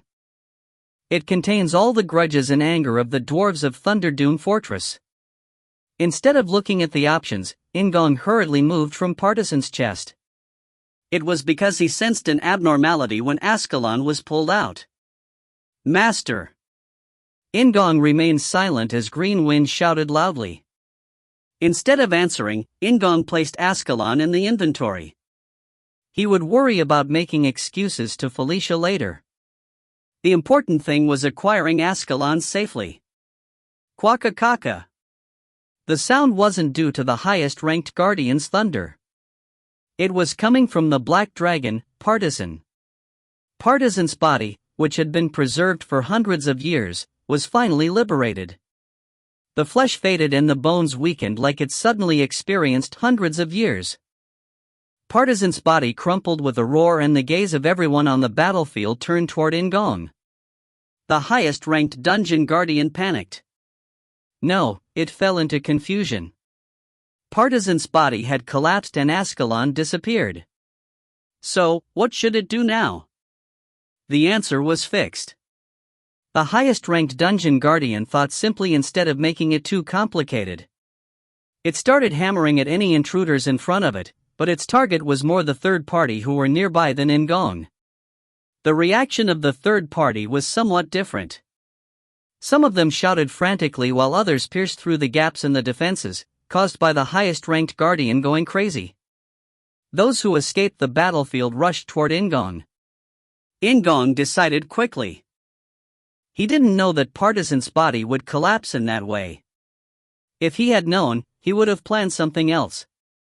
Anyhow, the water had already been spilled and it wasn't a bad situation. Ascalon was secured and the dungeon guardian's priority were the third party. Moreover, some of the people were lured over, so he didn't need to head over to the main battlefield which involved the dungeon guardians and third party. Greenie. Continue the operation. TL, In-gong actually calls out the first syllable of both parts of her name, aka Grey, so I just made up a nickname for it. That nickname is too much. My name is Green Wind. Green Wind protested but followed In-gong's orders faithfully. White Eagle spread out its metal plates like wings and flew near In-gong's feet. In-gong climbed aboard White Eagle and felt like he was riding a skateboard. Fly. Heavy. Master. Green Wind whined again, but she still followed the commands faithfully. White Eagle flew toward the ceiling while carrying In-gong. The enemies arrived too late and threw arrows or weapons at him, but it was useless. White Eagle moved effortlessly when it encountered a barrier or avoided any attacks. Felicia and Karma were bewildered by the unexpected sight while Carrick shouted. It was a warning, not in admiration. Prince! Watch out! Those guys are doing something. In-gong looked back. Not all of the enemies were chasing In-gong. A few of them were standing in the wreckage of Partisan. They stabbed the chests of the dead, causing blood to flow toward a large gem that they were standing around. In-gong felt something ominous, but their behavior was faster. Those guys stabbed themselves in the heart with the end of the gem. At that moment, a blue aura exploded and covered Partisan's entire body. Kai-oa-ah. The roar shook all of them. The highest-rated guardian stopped fighting while the third party felt a mix of horror and joy. Partisan's body stood up. The dragon was resurrected. He had lost all his supreme intelligence and magic powers, but he was still a mighty monster. Zombie dragon. The blue energy covering Partisan's body turned purple. If you find any errors, ads pop up, ads redirect, broken links, non-standard content, etc., please let us know. Report chapter so we can fix it as soon as possible. Chapter 68, Chapter 10, Breakthrough Number 6. Chapter 68, Chapter 10, Breakthrough Number 6. It was a familiar color. A cogwheel turned in In-gong's head as he saw the purple evil influence. Many things came into his mind at this time. The monsters from the north that had appeared on Anger Plains. The group of people who killed General Cashabel and devised some type of ploy regarding Thunderdune Fortress. They were connected. The thing they had in common was the purple energy. Were they also from the north? Or maybe they had contact with the north. At the same time, one more thing came up. There was no evidence, but it didn't disappear from his head. The Red Lightning Tribe. How did they control Enkidu's swamp mammoths? Someone must have given them the method. And what was the reason for telling them? The small temple. It was the place where Green Wind had stayed and contained the magic that maintained the Green Plains. How did the monsters of the north discover the secret of the small temple that even the centaurs, who had lived on Anger Plains for thousands of years, didn't know? Both of these had one thing in common. An elder dragon. The chimera belonging to Enkidu. Green Wind that had come from the magic of a fragment of Ankle. He got this far, but there was still something essential missing. It was added here. He needed to put everything together. Master. Look ahead. Green Wind's cry interrupted In-gong's thoughts. A roaring zombie dragon had appeared and a purple light could be seen from the holes where its eyes should be. It was like facing Bakarova at the northern limit line. He was hostile toward In-gong. The shadow puppets, the third party which had committed suicide, had long been swallowed. Black Dragon Partisan, a wicked dragon who had died from the spear, Ascalon, just before tasting the sweet fruit of victory. Due to the grudge, the purple evil influence around the dragon was truly enormous. It was enough to make him dizzy. With a roar that shook the whole fortress, the zombie dragon Partisan launched into movements. The rotten bones dragged against the ground while the corrupted wings spread out and covered the ceiling of the central plaza. Felicia made a sound. As White Eagle flew hastily toward Felicia, In-gong saw something moving when everyone else was stunned. Quang quang quang quang. The highest-ranked guardian was running. The last remaining of the 5 top-ranked guardians in Thunderdoom Fortress hadn't forgotten its enemy. The zombie dragon's defeat was much more important than the shadow puppets. The other dungeon guardians also responded to the zombie dragon. They abandoned the shadow puppets they had been fighting so far and rushed behind the highest-ranked guardian. The main location of the battlefield changed in an instant. Felicia focused. Turning her gaze toward In-gong, she saw the shadow puppets. They had gained a new power, the zombie dragon, and didn't cling to the dungeon guardians. Some of them started running in the direction of In-gong's party. Fire! Felicia created a fire barrier to block their path. At that moment, the roar of the zombie dragon and the sound of thunder shook the fortress. The zombie dragon and highest-ranked guardian were colliding. Karaha! Carrick shouted, shaking his axe. The purple energy around the zombie dragon spread to the bodies of the shadow puppets. Just like the Cassios, they forgot about the horrors of death and jumped through the fire barrier. Despite their burning bodies, they kept running toward Felicia. Some wanted to use the fire on their bodies as a means of attack. Carrick and Karma protected Felicia, who then increased the power of the fire barrier as In-gong crossed it on White Eagle. He crashed into the back of a shadow puppet trying to reach Carrick and exchanged glances with Felicia. They didn't talk, but the two people instinctively sensed that they were thinking the same thing. They had to take down the zombie dragon. If the dungeon guardians were defeated, he would go after In-gong's party next. He isn't secure yet. I can feel it. The more time passes, the more disadvantageous it will be for us. You should hurry. Green Wind said. Felicia made a similar remark just as he finished listening to Green Wind's words. The dragon is still shaky. The ceremony was done in a rush. I can feel an uneasy flow of mana. If we happen to destroy the core of the magic power, it was up to there. Not only Felicia but In-gong, Carrick and Karma all looked at the same place. Felicia lowered the top of the fire barrier in order to see. The colossal power was being concentrated. Even Carrick and Karma, who were ignorant about mana, couldn't help feeling it. In-gong sensed it intuitively. This was the power of a dragon. Even though it had lost its reason and become a monster, it still had its strength. That was the only evidence that the presence in front of him was a dragon. Dragon breath. A purple pillar emerged from his mouth. Bakarova's dragon breath was of no comparison, as this pillar not only swallowed the left shoulder of the highest-ranked guardian but also stretched on for hundreds of meters. The shadow puppets in its path were literally obliterated. A huge hole was drilled. A new hole was drilled in the front passage of the central plaza, causing the area to start collapsing.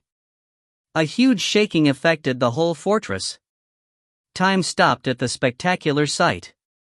At least, everyone who gathered in the central plaza thought so. Carrick could barely breathe. At the same time, the sight was so absurd that they couldn't help laughing. This is when it is still not secure. This? That monster? It isn't secure. His breath weapon is limited. Green Wind's shout was like a thunderbolt. In-gong agreed. Even normal dragons were limited in the number of breath weapons they could use in a day. A resurrected zombie dragon should only be able to use it 2 or 3 times. The highest-ranked guardian knew this as well. Therefore, it grabbed a giant hammer with its one remaining arm and rushed forward. It trampled on the shadow puppets and tried to hit the zombie dragon. In-gong couldn't just watch the guardian fight. He took Ascalon out of the inventory. Ascalon emitted a golden aura as if it sensed the existence of the zombie dragon and changed its form to a more militant shape. It was now in the form of a lance suitable for a human. Ascalon, a weapon created by a dwarf magic engineer, knew the most appropriate form for its new master. The handle disappeared and a part designed to be gripped by fists was created instead. The part of the guard originally designed to protect the hand was raised further and several jets sprang up between the cracks. The length, which had been 2 meters long, was shortened to 1.5 meters. It was a stabbing-type weapon. Lightning poured from the lance and charged the air. In-gong held Ascalon with Earthquaker. It seemed the combination was uncomfortable as Earthquaker gave a low growl, but now wasn't the time for that. In-gong climbed aboard White Eagle again. Felicia once again raised the fire barrier and the highest-ranked Guardian's hammer launched thunderbolts. Kwa Kang. White Eagle took off. As a thunderbolt struck the zombie dragon's chest, he screamed and raised 2 of his legs. Even as the thunderbolt dug into his chest, he pushed the highest-ranked Guardian to the ground.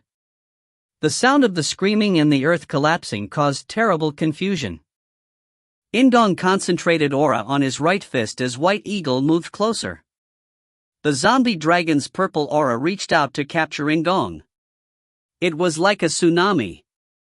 The zombie dragon's evil will covered In-gong. Thanks to the tears of a dark elf, his mind wasn't disturbed, but his body was momentarily affected. The zombie dragon didn't miss this opening. He grabbed the highest-ranked Guardian and rotated, causing the tail that was approximately 10 meters long to flash through the air. In-gong felt like he was rushing into a wall. Both In-gong and Green Wind couldn't respond quickly enough to the surprise attack as the tail was moving at a terrifying pace. Shutra! Felicia shrieked. In-gong's body was exposed to a brutal force and fell to the ground. Master! Master! Green Wind's cries poured out from White Eagle next to him, but In-gong couldn't reply. He couldn't breathe properly. His body felt such tremendous pain that it reached the point where the pain was forgotten. Karak sped toward In-gong. Felicia opened the fire barrier that was blocking the shadow puppets and Karma escorted her over. Once again, there was the sound of thunder. Shutra! Shutra! Felicia fell next to In-gong and hurriedly cast recovery magic. She didn't stop there and ordered Karma to feed In-gong recovery potions. Blessing! Can't you use the Gandharv's blessing? Karak shouted while wielding his axe at the shadow puppets. His stamina recovered as an effect of leveling up. However, that couldn't happen. The number of defeated enemies was too small after he caught Bakarova to level up. Felicia continued casting recovery magic. After In-gong roared from the use of an awakening potion, Karma poured a new potion into his mouth. Cough! In-gong's breath was unclogged. At that moment, the second breath weapon that Green Wind was concerned about crossed the central plaza once again. He didn't know what was going on, but there was a great roar in the distance and a crashing sound. In-gong looked at the mini-map. The shadow puppets were overwhelming the dungeon guardians. It was clear that the zombie dragon was smashing the highest-ranked guardian. There was no time. He had to end the zombie dragon while the highest-ranked guardian was still standing. Master. In-gong raised his upper body slowly. He wanted to collapse and fall asleep, but he persisted. He took out various recovery potions from his inventory and drank them like they were water. Please draw its attention. In-gong said, and Felicia smiled with a worried face. Shouldn't this be the time when we start running away? Sorry. I understand. It is also unlike a dark elf to run away. Instead, I can't do it twice. In-gong nodded. After the awakening potion, he was somehow able to forget the pain. Once will be enough. It was pointless to exchange blows with a huge monster. He had to stop its breath with one blow like Tiny Spark had done in the past. Master. Green Wind's magic wound around In-gong. It was the magic that she had used previously on Anger Plains. It seemed like he could feel Green Wind. In-gong watched the front instead of flying. He collected aura like he was going to use gigantic piston. Let's begin. Felicia declared as thunder rang out once again. If you find any errors, ads pop up, ads redirect, broken links, non-standard content, etc., please let us know. Report chapter so we can fix it as soon as possible. Chapter 69, Chapter 10, Breakthrough Number 7. Chapter 69, Chapter 10, Breakthrough Number 7. Karma, with Felicia on her back, climbed up some wreckage quickly. A terrible sight caught the eyes of the both of them. The highest-ranked guardian was on the verge of being destroyed. The thunder hammer crashed to the ground while the shield was crushed like the left arm. The zombie dragon, that was roaring from above the highest-ranked guardian, discovered Felicia and Karma. He wasn't in a normal state either. The wounds on the dragon's chest were wide open and one wing was broken. Run! Karma ran forward. Felicia made a wall of fire on all sides, attracting the gazes of the zombie dragon and shadow puppets. The dungeon guardians rushed to the zombie dragon while the shadow puppets flocked to Felicia and arrows and spears covered the air above her. Felicia hurriedly called the wind spirit, but it wasn't enough. She couldn't push all the arrows and spears away. Karma closed her eyes while Felicia stared at the spears. A white object blocked the area in front of Felicia. Ka-ka-kang, dot.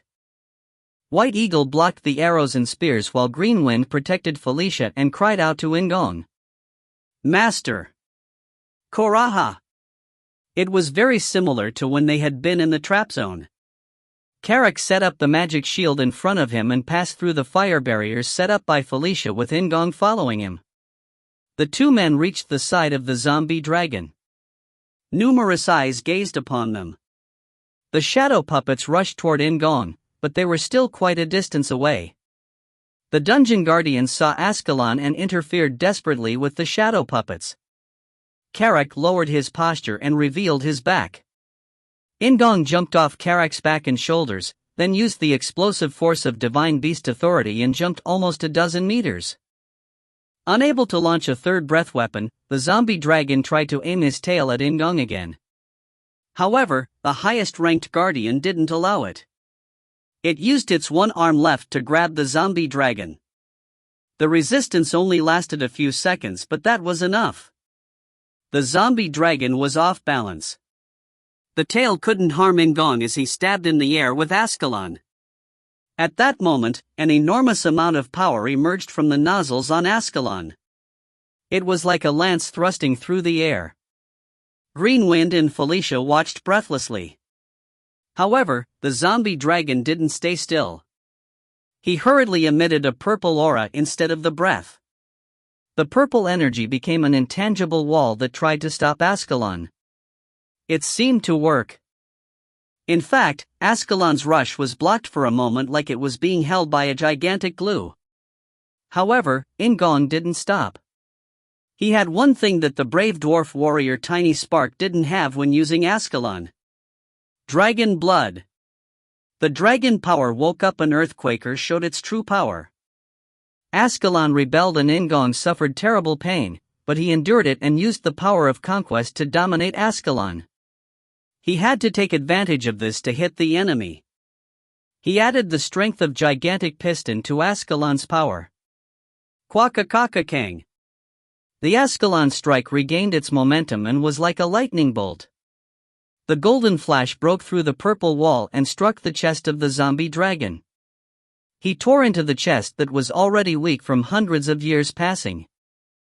In-gong didn't stop there but used more strength to dig it in deeper. Magic power was what kept the zombie dragon alive, and In-gong was now destroying the dragon heart that was the very source of power that allowed the zombie dragon to move. In-gong penetrated through it. The zombie dragon shrieked. As purple energy leaked from every hole, including its eyes and mouth, the highest-ranked guardian moved using the last of its strength. Its fist struck the already shattered chest. A violent explosion took place. The purple aura exploded, the zombie dragon collapsed and the aura around the shadow puppets disappeared, just like when Bakarova had died. In-gong rolled across the floor. He lifted Ascalon and swallowed a moan. A pure white light wound around In-gong. Your level has risen. Your level has risen. Your level has risen. Boss, Zombie Dragon Partisan has been defeated. Title, Dragon Slayer, Beginner, has been acquired. The pain in his body subsided rapidly. In-gong sprang up. His legs trembled despite the recovery effect of gaining 3 levels.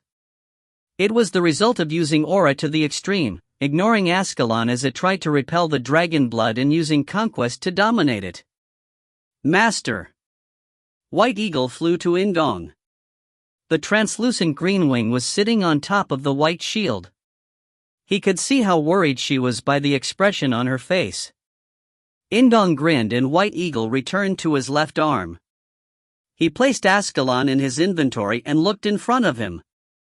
The highest-ranked guardian didn't move as it lay in the wreckage of the zombie dragon. The shadow puppets, who had lost the purple aura, went crazy and scattered. Meanwhile, the shadow puppets in black robes, who had been directing them, sat down on the ground like they had received a big shock. Felicia and Karma ran to In-gong while the dungeon guardians surrounded them. It was because the highest-ranked guardian transferred all its authority to In-gong before dying. The highest-ranked guardian hadn't forgotten about Ascalon. Shall we continue? They had knocked down the zombie dragon, but the battle hadn't ended yet. After Felicia's words, In-gong responded by moving the dungeon guardians. The dungeon guardians rushed towards the shadow puppets who were confused by the effect of losing the purple aura. My shoulder is too sore. Carrick, who had been In-gong's footstool, stretched out and complained. Rather than Felicia using recovery magic, she handed over a potion. She wasn't in a state where she could use magic right now. The party watched the dungeon guardians fight. Fatigue couldn't be restored by various recovery potions, so they just watched the fight from the background. How much time had passed? In-gong was sitting down silently with his eyes closed. This mission was almost over. Once the battle with the shadow puppets finished, they could relax and enjoy the items. Despite the black dragon partisan's body being destroyed, it could still be useful. However, he wondered why. Despite it being 10 minutes since the zombie dragon had been destroyed, he couldn't release his tension. Rather than feeling the sense of accomplishment that he had felt when he killed Mustafa and Bakarova, he felt tension and anxiety. What was it? Was it because all the pieces hadn't aligned yet? Or because the shadow puppets weren't all dead? No, it was different. An ominous feeling. Due to protagonist correction, it was slowly irritating his senses. In-gong raised his head and at that moment, a new collapse shook the central plaza. Kwaong! The zombie dragon's breath weapon had broken the foundation twice and rubble now fell once again. However, the direction of the force was different. It came from the outside, not inside. After the third collapse, light poured into the central plaza that had been underground for hundreds of years. Felicia, who had been sitting and relaxing on the floor, got up. The dungeon guardians stopped fighting momentarily while the shadow puppets were overcome with joy. In-gong realized the reason for his ominous feeling. A man emerged from the new hole. Instead of a purple aura, he wore blue armor and a helmet that resembled the head of a dragon. Holding a spear, he stood on a pile of rubble and looked at the shattered zombie dragon. I'm too late, he muttered in a low voice. The central plaza was silent, but his voice was coming from too far away. However, In-gong could hear it clearly. He didn't know why, but the man's voice was clear as he took light steps forward. It was a mistake since the second prince didn't come here. Second prince. Mistake. Didn't come here. In-gong felt like he had been struck by lightning. General Kashabal had failed the mission. Everyone thought the mission would be given to Zephyr. The purpose of these people wasn't Ascalon or Partisan. Their real purpose was to lure Zephyr here. They had killed General Kashabal to call Zephyr. Although they had waited for Zephyr to arrive, In-gong and Felicia had been the ones who showed up instead. So, the plan had been changed. The priority had been given to securing Partisan and Ascalon instead. This story seemed correct. The cogs, that had stopped, started to rotate again in his head. However, a question still remained. Why Zephyr? What purpose did they have for luring Zephyr here? Resist. A voice woke In-gong up. It wasn't Green Wind. It was the voice of the golden-crowned white woman. In-gong hurriedly produced the power of conquest. The man's gaze shifted from the zombie dragon to In-gong. The purple aura. Its source was the blue aura. That man wasn't the source of that power. It was just a small part of him. However, even that was overwhelming. The power of death struck In-gong's soul. The forces of conquest and death collided in the air. They cancelled each other out and disappeared. In-gong activated his white aura while the man frowned with confusion. Instead of continuing the invisible battle with In-gong, he raised the blue aura like flames. He swung his long spear and said lightly, I will clean up whatever is left. He took a step. At that moment, In-gong knew. That man was more powerful than the zombie dragon. In-gong squeezed out every last bit of his aura. He hadn't completely recovered in the aftermath of his fight with the zombie dragon, but he couldn't give up. Prince, I've enjoyed knowing you so far. Carrick said while lifting his axe like he was going to throw it. Karma also grabbed a weapon instead of throwing up in fear, while Felicia smiled bitterly and raised both arms. I don't know what he is, but don't give up. Don't give up. In-gong formed a fist. Earthquaker gave the familiar growling response. The man took a step forward. The dungeon guardians gathered by In-gong's side and Green Wind soared up from White Eagle, declaring, Master was a good owner. I don't regret following Master from Anger Plains. Good, let's stick our death flags in this place. In-gong made a joke that only he could understand and then focused on the man. The man took his third step and a blue light emitted from the spear in his hand. Then at that moment, just as a new battle was about to begin. Let's do it. A new voice interrupted. It wasn't a simple voice that spread in the heavy silence. Everyone's gazes, that had been aimed at the man holding the spear, shifted to a different place. Even the man with the spear was forced to look. I went to see Prince at the Demon King's palace only to find that he had already left. Then once I arrived at the fortress, I heard Prince and Princess were in an emergency, so I wandered after you. The owner of the new voice stood in the opening where the man with the spear had appeared. His hair and beard was half gray and half white, while his clothes were snow white. A dull sword hung at his waist. It was the first time In-gong had seen him. However, In-gong knew who the man was the moment he saw him. Felicia, who had been determined about facing death, shouted with joy. Sword Duke Ishgard. The strongest swordsman of the previous era who had raised the Demon King Mitra. He didn't say anything else and just pulled his sword out with a grin. If you find any errors, ads pop up, ads redirect, broken links, non-standard content, etc. Please let us know. Report chapter so we can fix it as soon as possible. Chapter 70, Chapter 11, Sword Duke. Chapter 70, Chapter 11, Sword Duke. In Knight Saga, the Sword Duke, Ishgard, was similar to the Elder Dragons. He was an incredible strong and great existence, but he only existed in the background. There were no events where the main character had to face him, so he only existed in the background. However, like the Elder Dragons, his presence wasn't something that could be passed over. He was the master of Mitra, the Demon King, and was the final barrier protecting the Sura's sanctuary. When Zephyr was raised to the throne of the Demon King, he didn't get involved, saying that it was natural for a strong man to become the Demon King. He never showed up when the warrior Locke came to the demon world to overthrow the Demon King. Sword Duke Ishgard. Before the Demon King, Mitra, ascended the throne, he was called a sword demon or a sword deity. Knight Saga's strongest swordsman. Now that the Demon King, Mitra, was suffering from a disease, he was the strongest in the Demon King's palace, excluding the 5 captains. The surest strongest monster that even the Demon King had to beg to be taught by. Sword Duke Ishgard. And as soon as the Sword Duke picked up his sword, the world changed. Even the air was different. It wasn't wrong to say that an invisible force covered the entire central plaza. Felicia stopped breathing and In-gong felt the same sensation as when he had faced the Demon King. It was different from when he realized Chris and Caitlin's strength. In-gong felt like he was facing a wonder of nature, like a huge, pouring waterfall, lightning or a volcanic eruption.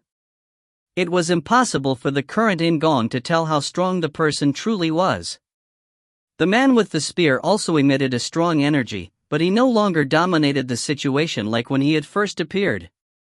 Carrick swallowed his saliva while Karma flopped down on the ground unconsciously. At that moment, the man's spear pierced the ground.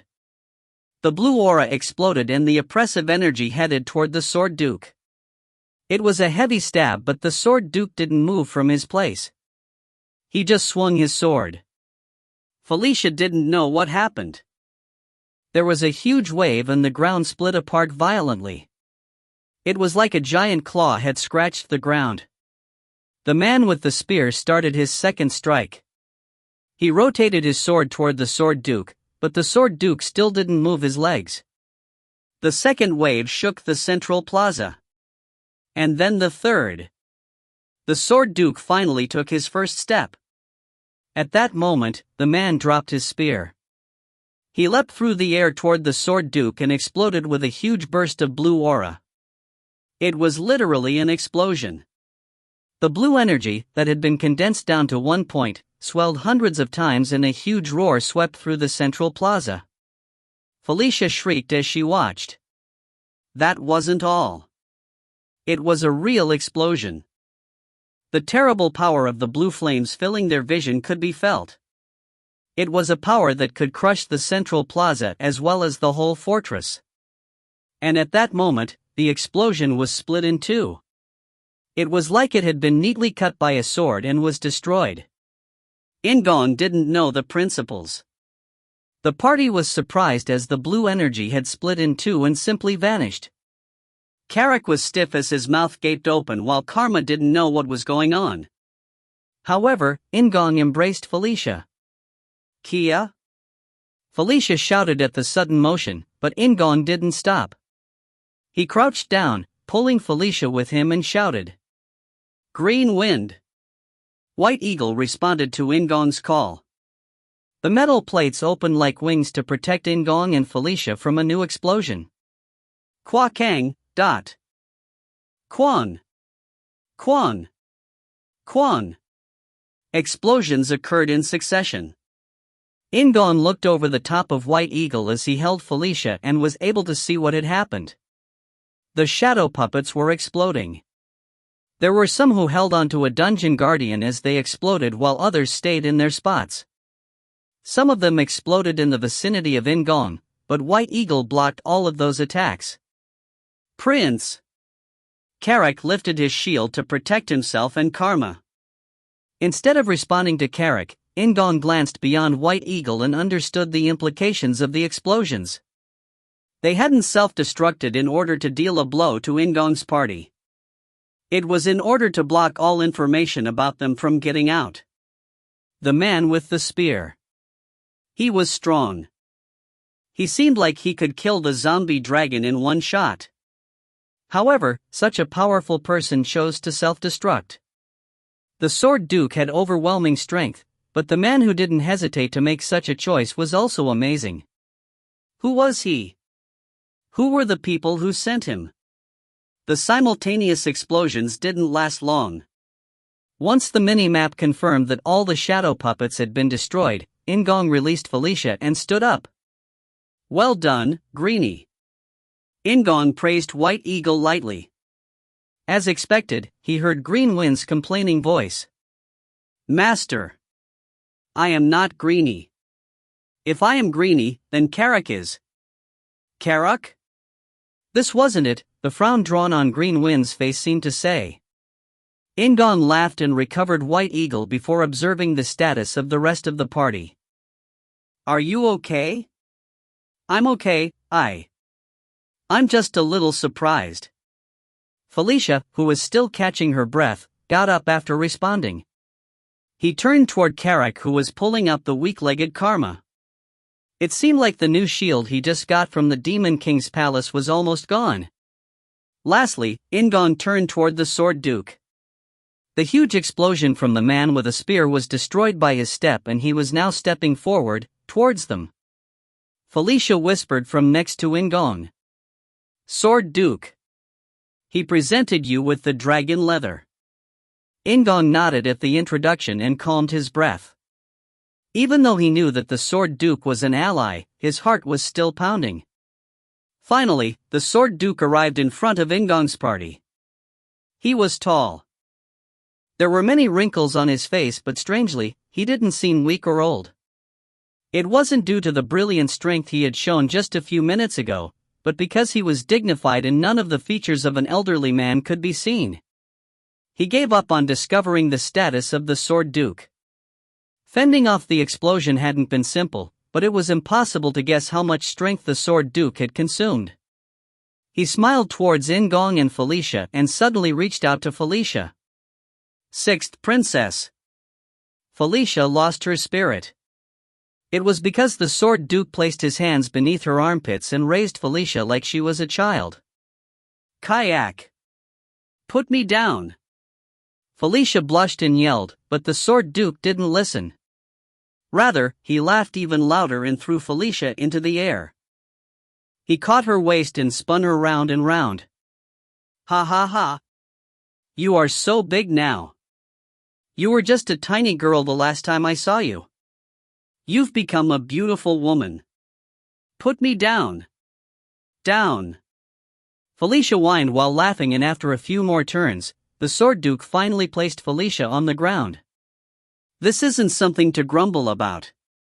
The Sword Duke laughed heartily and Felicia was too busy gasping to refute it. Karak and Karma blinked as they didn't know what was going on right now. Was the old man in front of them the same monster as before?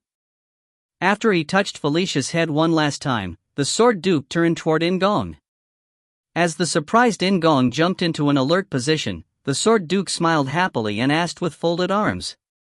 Ninth Prince, do you like my present? The Sword Duke touched In-gong's dragon scale greaves. In-gong controlled his breathing and replied calmly. I was able to create a great piece thanks to you. Thank you. There was no blood relation between the Sword Duke and the Demon King's children, but he was the Demon King's master.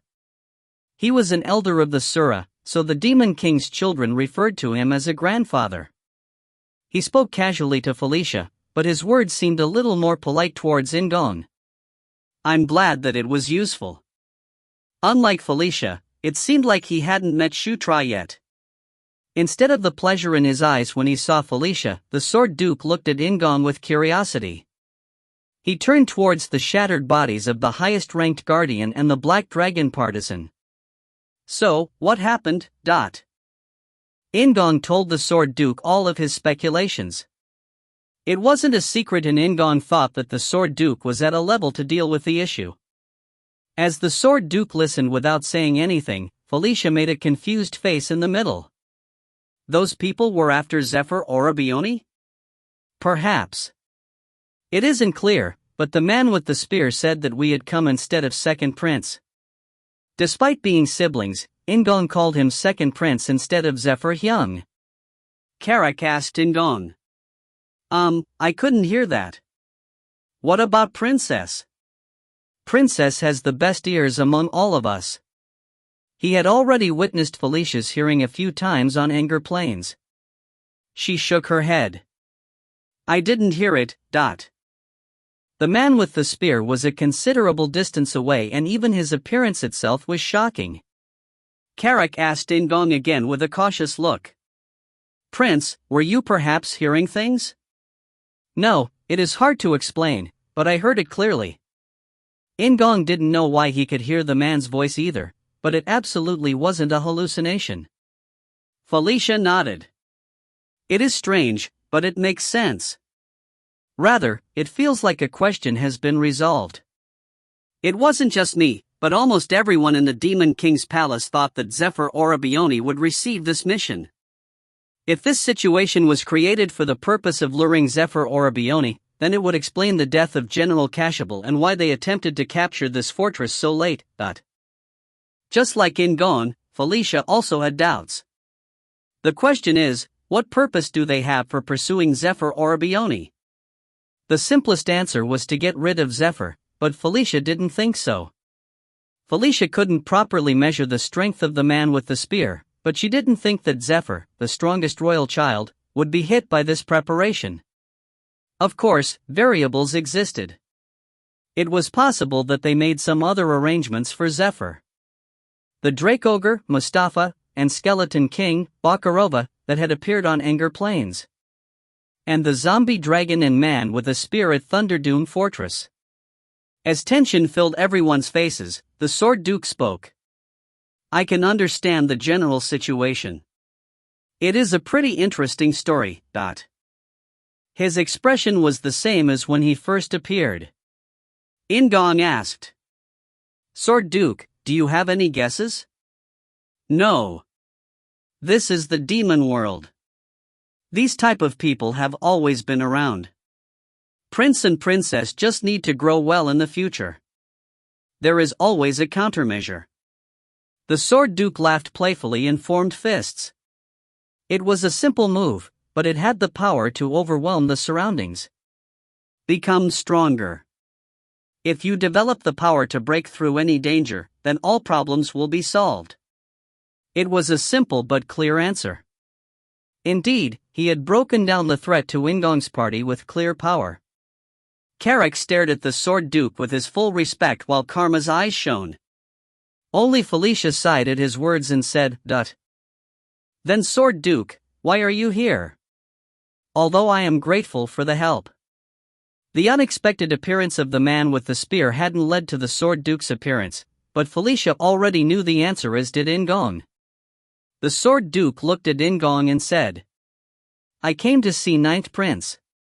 It was the answer they had expected, but In-gong and Felicia still waited for the Sword Duke's next words.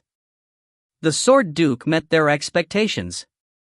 The Demon King seems very interested in Ninth Prince. I was at the sanctuary when I received news that the court gathering was overturned. Sanctuary? In-gong made a confused sound. In Knight Saga, hadn't the Sword Duke been wandering around in seclusion? The Sword Duke continued. As Sixth Princess knows, I spend most of the year at the sanctuary. However, I couldn't just sit back and wait. Sanctuary. It was the Surus Sanctuary, as even Zephyr didn't know its location. It would be nice to go there. Maybe the Sword Duke was the guardian of the sanctuary. In-gong once again focused on the Sword Duke's words. The Sword Duke gazed at In-gong and said, The Demon King never acts without a reason. I don't know why the Demon King acted like he did at the court gathering, but there must be a reason. It hadn't merely been a whim or a change of heart. There was something special about the Ninth Prince. So, I became interested, even more so now that I've seen you directly. The Sword Duke stared at In-gong. It was the same expression as before, but his eyes were different. It felt like the Sword Duke's eyes were penetrating inside him. Then the Sword Duke smiled and In-gong lowered his eyes. The Demon King had never done something similar to his other children, including Zephyr. Ninth Prince, would you like to learn from me? The teachings of the sword. On behalf of the Demon King's palace, Felicia's mouth dropped open. If you find any errors, ads pop up, ads redirect, broken links, non-standard content, etc., please let us know. Report chapter so we can fix it as soon as possible. Chapter 71, Chapter 11, Sword Duke Number 2. Chapter 71, Chapter 11, Sword Duke Number 2. There were no formal disciples of the Sword Duke. Except for the Demon King, Mitra, there was no one who he taught properly. Even the Sura, Gallied, the strongest among the 5 captains, had only sparred with him a few times. Moreover, it had been the Sword Duke who offered his teachings first. It was unheard of. None of the children of the Demon King had ever been recognized like this. However, he was now offering it to In-gong. Felicia's mouth dropped open while Karma's eyes shone. Carrick also let out an impressed cry. The Sword Duke was laughing, but his eyes weren't smiling. Deep blue eyes. It was like there was a hidden darkness in his blue eyes that saw through In-gong. In-gong swallowed his saliva. Although he had been anticipating this a little bit, his chest pounded wildly at the offer. The strongest presence in the demon world said he would teach In-gong. This was a hidden event and it was really happening. It doesn't mean that you will become my disciple, the Sword Duke said with a smile. Carrick blinked with confusion while Felicia snorted. However, the Sword Duke didn't pay attention to the two of them. He was only looking at In-gong. I can't afford to nurture a disciple. Furthermore, Prince has already learnt Divine Beast Authority. There is no need to learn my sword. In-gong had never fought in front of the Sword Duke. He had only confronted the man carrying a spear with his white aura. However, the Sword Duke had intervened after that, so it was impossible to know the type of martial arts In-gong used. However, that didn't make a difference to the Sword Duke. The Sword Duke's blue eyes stared into In-gong's red eyes. Unlike his laughing expression, the Sword Duke's eyes didn't show any pleasure at all. In-gong sensed it intuitively. Even now, he was reading information about In-gong. He didn't know whether it was magic or an innate talent to see a person's ability. In-gong felt like he was being disassembled. Then there was a person who exclaimed belatedly, "Wait, Divine Beast Authority? Not Beast Authority but Divine Beast Authority?" Felicia stared at In-gong with shock, but her astonishment didn't last long. Felicia understood. There was an oddly deep bond between In-gong, Chris, and Caitlin. Even Chris, who usually disliked the other children of the Demon King, was concerned about In-gong. He had taught In-gong Divine Beast Authority that was normally only passed down through the royal family of the lycanthropes. It was foolish for Felicia to not know what it meant.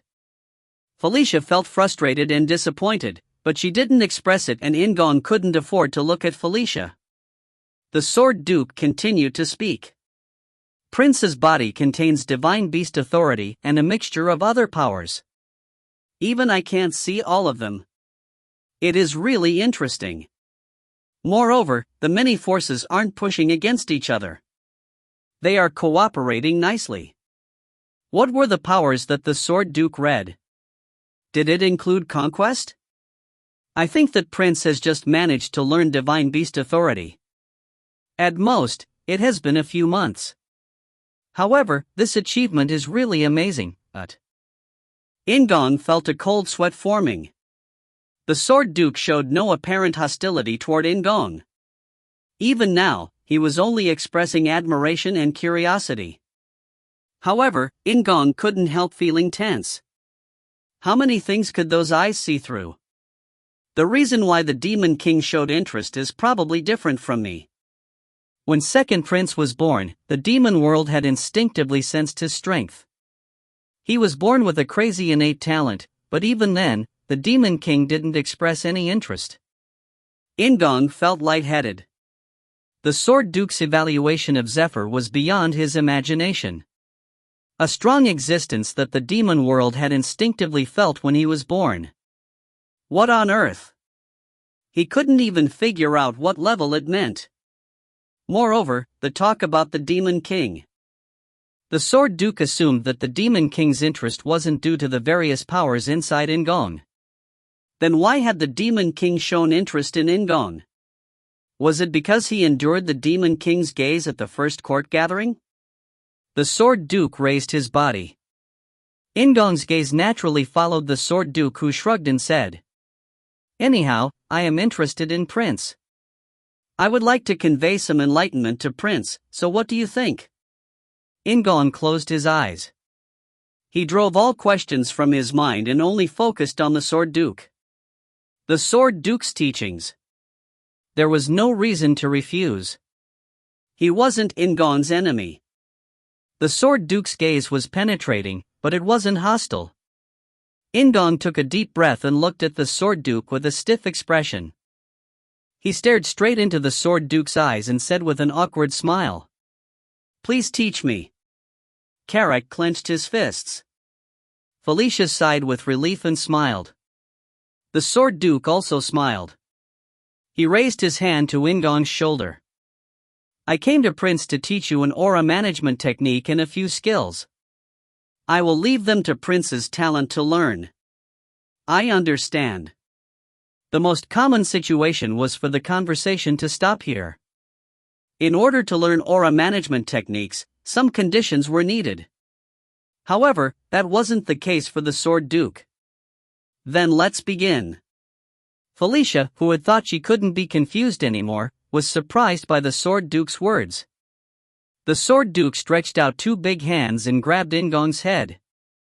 He closed his eyes and triggered his aura. In-gong also closed his eyes. His sharp instinct urged for compliance instead of resistance. The aura of the Sword Duke was a brilliant gold. Just as when Caitlin had first taught In-gong about aura, the Sword Duke's golden aura led In-gong's aura. It was a completely different path from Divine Beast Authority. The S-rank technique, Sura Heart Law LV1, has been learnt. As always, In-gong instantly incorporated the new technique. There was an elusive smile on the Sword Duke's face as his golden aura started to invade every inch of In-gong's body. In-gong realized that the aura in his body was activated in a different way. His breathing method was also changing. As he acquired knowledge, images flashed in his head. It was the appearance of the Sword Duke displaying some techniques. They were the skills that the Sword Duke had promised. One was a new movement. If Divine Beast Authority was explosive movement, the new method taught by the Sword Duke was the wind. It was fast and light, and sometimes rough like a gale. The other was a spread-out technique rather than a punch. It was a pushing technique, not one that destroyed the enemy like gigantic piston. In-gong was given an impression of the power that spread from the Sword Duke. It felt like he had actually learnt the techniques in reality. The last one was a feat technique, involving kicking at a simple, not flashy pace. However, it was quick and powerful. Sura Heart Law Wind Style LV1 has been learnt. Sura Heart Law Great Mountain LV1 has been learnt. Sura Heart Law Lightning LV1 has been learnt. Sura Heart Law and 3 other techniques were transferred to him. In-gong admired the method of transferring techniques, but the Sword Duke was even more impressed. In-gong had acquired the skills too quickly. Although the Sword Duke had used a direct injection method, the speed exceeded what he had expected. A genius comparable to Second Prince? No, it wasn't like that. There was talent in combat, but not so much towards learning techniques. Then what was this speed? Had the Sword Duke misjudged the talent of the Ninth Prince? It wasn't somebody else but the Sword Duke himself who had made a mistake? Then it was good. It was a pleasant mistake. The Sword Duke laughed in finishing injecting the techniques happily. However, he couldn't. It wasn't because In-gong rejected it, nor was there a problem with the transfer process. The transfer technique was done properly and In-gong learnt all the techniques that the Sword Duke wanted to teach. However, the changes in In-gong weren't over. A white aura flashed like fire from In-gong's entire body. Carrick, Karma, and Felicia didn't know the situation, but the Sword Duke was shocked. He was panicked by the changes taking place in In-gong's body. S-rank technique Sura Heart Law has been learnt. The level of protagonist body has increased due to the repeated learnings. The level of protagonist body LV2 skill Hundreds Poisons Resistance has risen. Once 100 Poisons Resistance reaches LV3, it can evolve into 1000 Poisons Resistance. Protagonist Body LV3 skill Harmony LV1 has been acquired. The aura inside In-gong's body was split into two. One chose the Divine Beast Authority Aura Management method while the other chose the Sura Heart Law method. It was a phenomenon that the Sword Duke was seeing for the very first time. Even if he had seen something similar, 99% of the people had their bodies ruined by the opposing auras. The white aura around In-gong swelled greatly. Carrick, who had been admiring it until now, realized that something was wrong. Felicia also had an urgent expression on her face as she cried out. The Sword Duke heard Felicia's voice. But he didn't try to restrain In-gong. He simply watched. Carrick alternated his gaze between In-gong and the Sword Duke. He looked toward Felicia like he was seeking a path, but Felicia didn't respond. She was staring at the Sword Duke with gritted teeth. She didn't know what she was hoping for, but she begged and prayed for In-gong. Master. Green Wind watched as In-gong closed his eyes and had the techniques transferred to him. As she saw the auras flowing violently, she was reminded of the great Enkidu and Watcher Ankle. The powers of two different elder dragons. Despite the two powers being opposite of each other, In-gong had made them one. This time as well, it was no different. The two auras running through different routes gradually became one. Not only did the auras combine together, but the aura method also became one. Sura Heart Law and Divine Beast Authority. Both of them were S rank. However, it was different now. The two didn't deny each other any longer. Sura Heart Law and Divine Beast Authority are in harmony. The S-rank Divine Beast Authority has evolved. In-gong conquered Sura Heart Law and Divine Beast Authority. He was able to create a new technique because he ruled them in the truest sense. It had the explosive power of Divine Beast Authority and the swiftness of Sura Heart Law. It was a new power beyond the limit of AS rank. The SS rank technique, Divine Sura Authority LV1, has been learnt. Divine Sura Authority. However, this wasn't the end. In-gong used his saved skill points. The level of Divine Sura Authority has risen. The level of Divine Sura Authority has risen. Divine Sura Authority LV3. The power springing from In-gong's depths formed a clear shape. Carrick became excited again while Felicia clasped both hands tensely as she stared at In-gong. Meanwhile, Karma prayed to Green Wind. There was a light of wonder on the Sword Duke's face. Then after a moment, In-gong opened his eyes and a pure white aura was freed. If you find any errors, ads pop-up, ads redirect, broken links, non-standard content, etc., please let us know. Report chapter so we can fix it as soon as possible. Chapter 72 Chapter 11, Sword Duke Number 3. Chapter 72 Chapter 11, Sword Duke Number 3. Aura was life force. A source of life that was connected with the soul and training life force which could allow the power of the soul to reach beyond its limits. The Sword Duke stared at the warm light coming from In-gong's unconscious body. His aura soared like fire and illuminated the surroundings. Interesting. The Sword Duke knew what was happening inside In-gong's body. He noticed that the aura in front of him had some characteristics of soul power, despite the accomplishment being low. It was unexpected. He had never imagined this would happen when he decided to teach Sura Heart Law. I'd like to take him to the sanctuary. However, he couldn't. He was frustrated because In-gong was so amazing. There is no understanding. It isn't done consciously. He did it unconsciously. It's hard to tell if this can be called a talent or something else. He said in a voice full of admiration. Felicia, who had been listening by his side, grabbed the Sword Duke's arm like she couldn't bear it anymore. Sword Duke, what do you mean? Shutra is okay, right? The Sword Duke wasn't angry despite being tugged. He patted Felicia's head like he was comforting a small child. You don't have to worry about Prince. Shall we just keep observing him? He'll regain consciousness quickly. And about what happened? I just taught Prince how to use Sura Heart Law, the aura management technique. The Sword Duke spoke lightly, but Felicia wasn't listening.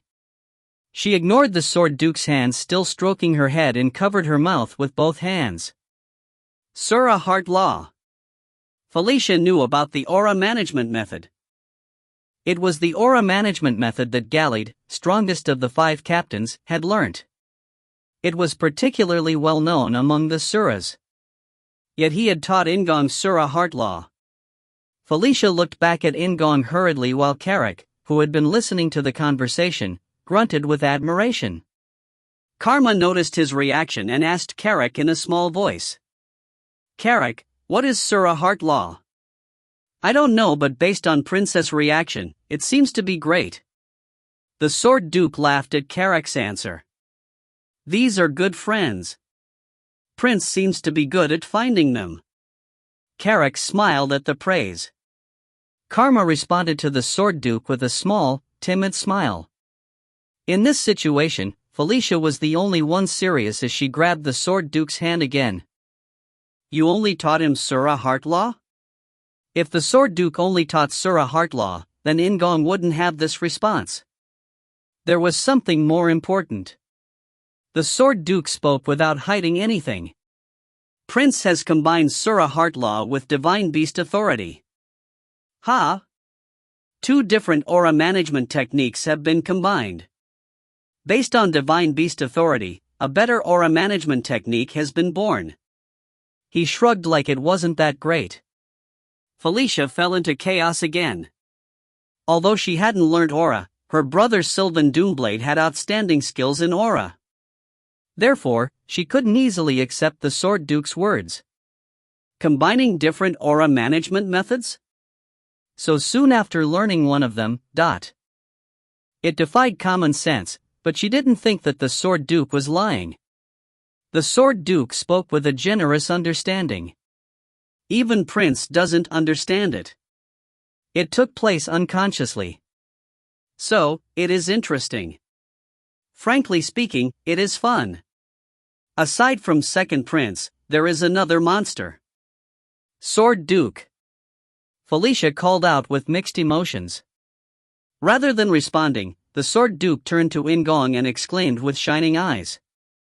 He seems to be waking up. The whirling aura around In-gong was now scattering. Focus started to appear in In-gong's eyes. Prince, have you regained consciousness?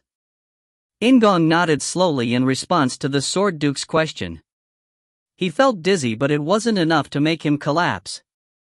In-gong covered his face with both hands and breathed deeply as he tried to understand what had happened. Divine Beast Authority had evolved into Divine Sura Authority. He had acquired a SS rank technique. There had only been one SS rank technique that appeared in Knight Saga, and that had been Locke's warrior sword. However, it was different now. Divine Sura Authority had been added to the SS techniques, and In-gong was the only one who knew Divine Sura Authority. Prince is more strange than I thought. I did well in coming here. The Sword Duke's playful voice was heard from above him. In-gong removed his hands and faced the Sword Duke. Sword Duke. I won't ask. I also don't need a description. My interest isn't in the principles itself, but the fact that Prince accomplished it. He answered and adjusted his posture to In-gong's eye level. Then he asked. The name? He wondered about it. The Sword Duke already knew everything that had happened in In-gong's body.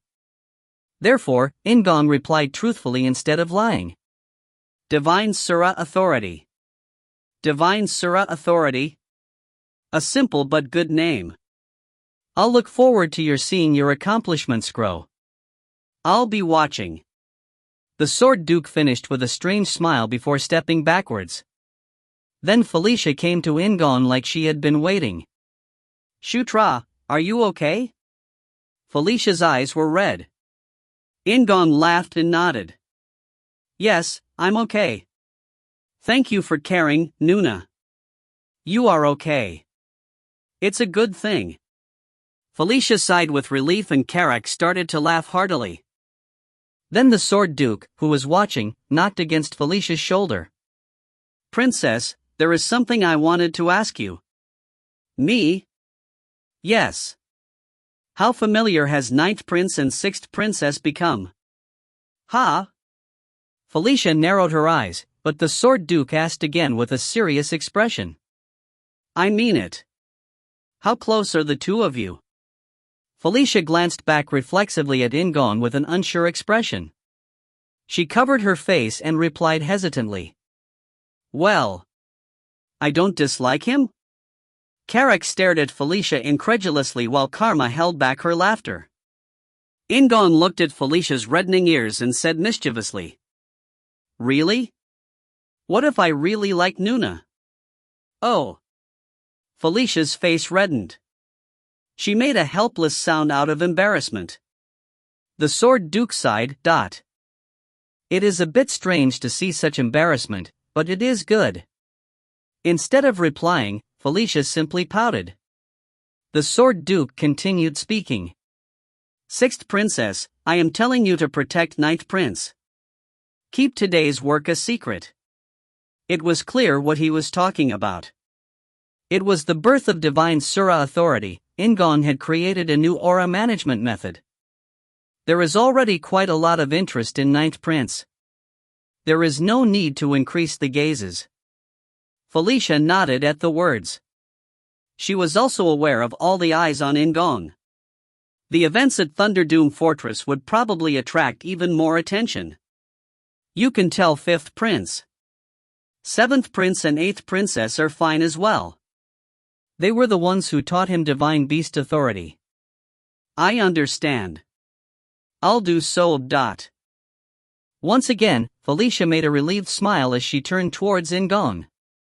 In-gong was also smiling back at Felicia. Okay, then it will be nice to take a break after that. The Sword Duke's words relieved all the tension at once. Then Felicia recalled something and asked the Sword Duke. "Ah, that reminds me. Where is the hole that you came down from? Can we bring an exploration team down here?" Thunderdoom Fortress control room was in their hands, so they just needed to eat up the profit now. It was a good idea to bring an exploration team to conduct a full-scale investigation. However, an unexpected reply came from the Sword Duke. "It is possible, but do you really want to? There is no reason to do that." "Huh? There was no reason to do that? What did this mean?" Felicia and In-gong looked at each other while the Sword Duke laughed. "Is this your first time exploring ruins? If an expedition comes, you can't swallow everything." Sword Duke? Were they hearing properly right now? In-gong had a bemused expression on his face while Felicia was in a stupor. The Sword Duke clicked his tongue and continued to talk. "You have suffered in a fortress of this magnitude, yet you want to give it to the Demon King's palace? You should take care of it properly. Anyway, the treasures will just go somewhere else after being received by the Demon King's palace.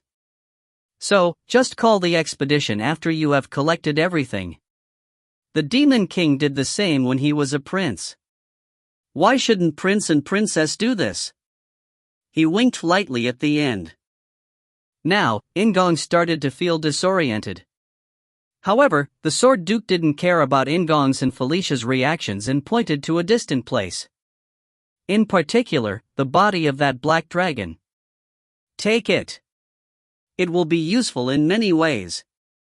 It will be nice if it is broken down into 3.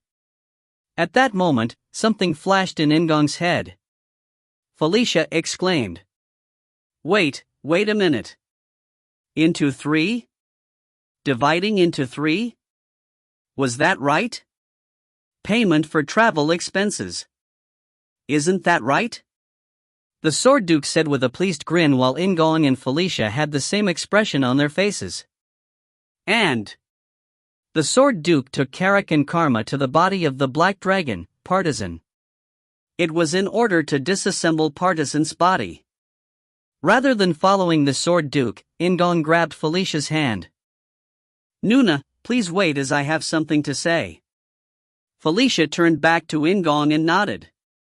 Once the Sword Duke's group was a sufficient distance away, she spoke first.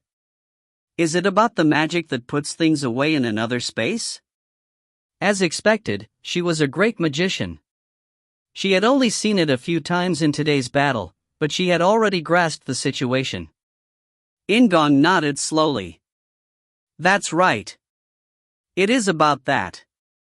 In-gong kept many of his skills a secret as much as possible. His inventory ability was very convenient. Depending on the way it was used, it was a really powerful ability. It was better if few people knew about these capabilities. Just like all secrets in the world, the ability of the inventory could only be exercised when kept secret. However, In-gong decided to tell Felicia the secret of the inventory. He couldn't keep sneaking items into his space forever. The ease of use of Earthquaker and White Eagle were also included in his consideration. Felicia was a reliable ally. It would be beneficial to disclose the secret of his inventory and it wouldn't harm him. Felicia glanced at In-gong. He was like an onion as he was always giving her new surprises. Did you learn it all of a sudden? No, it is a magic that I inherently have. Can you teach me? I'm sorry, that is impossible.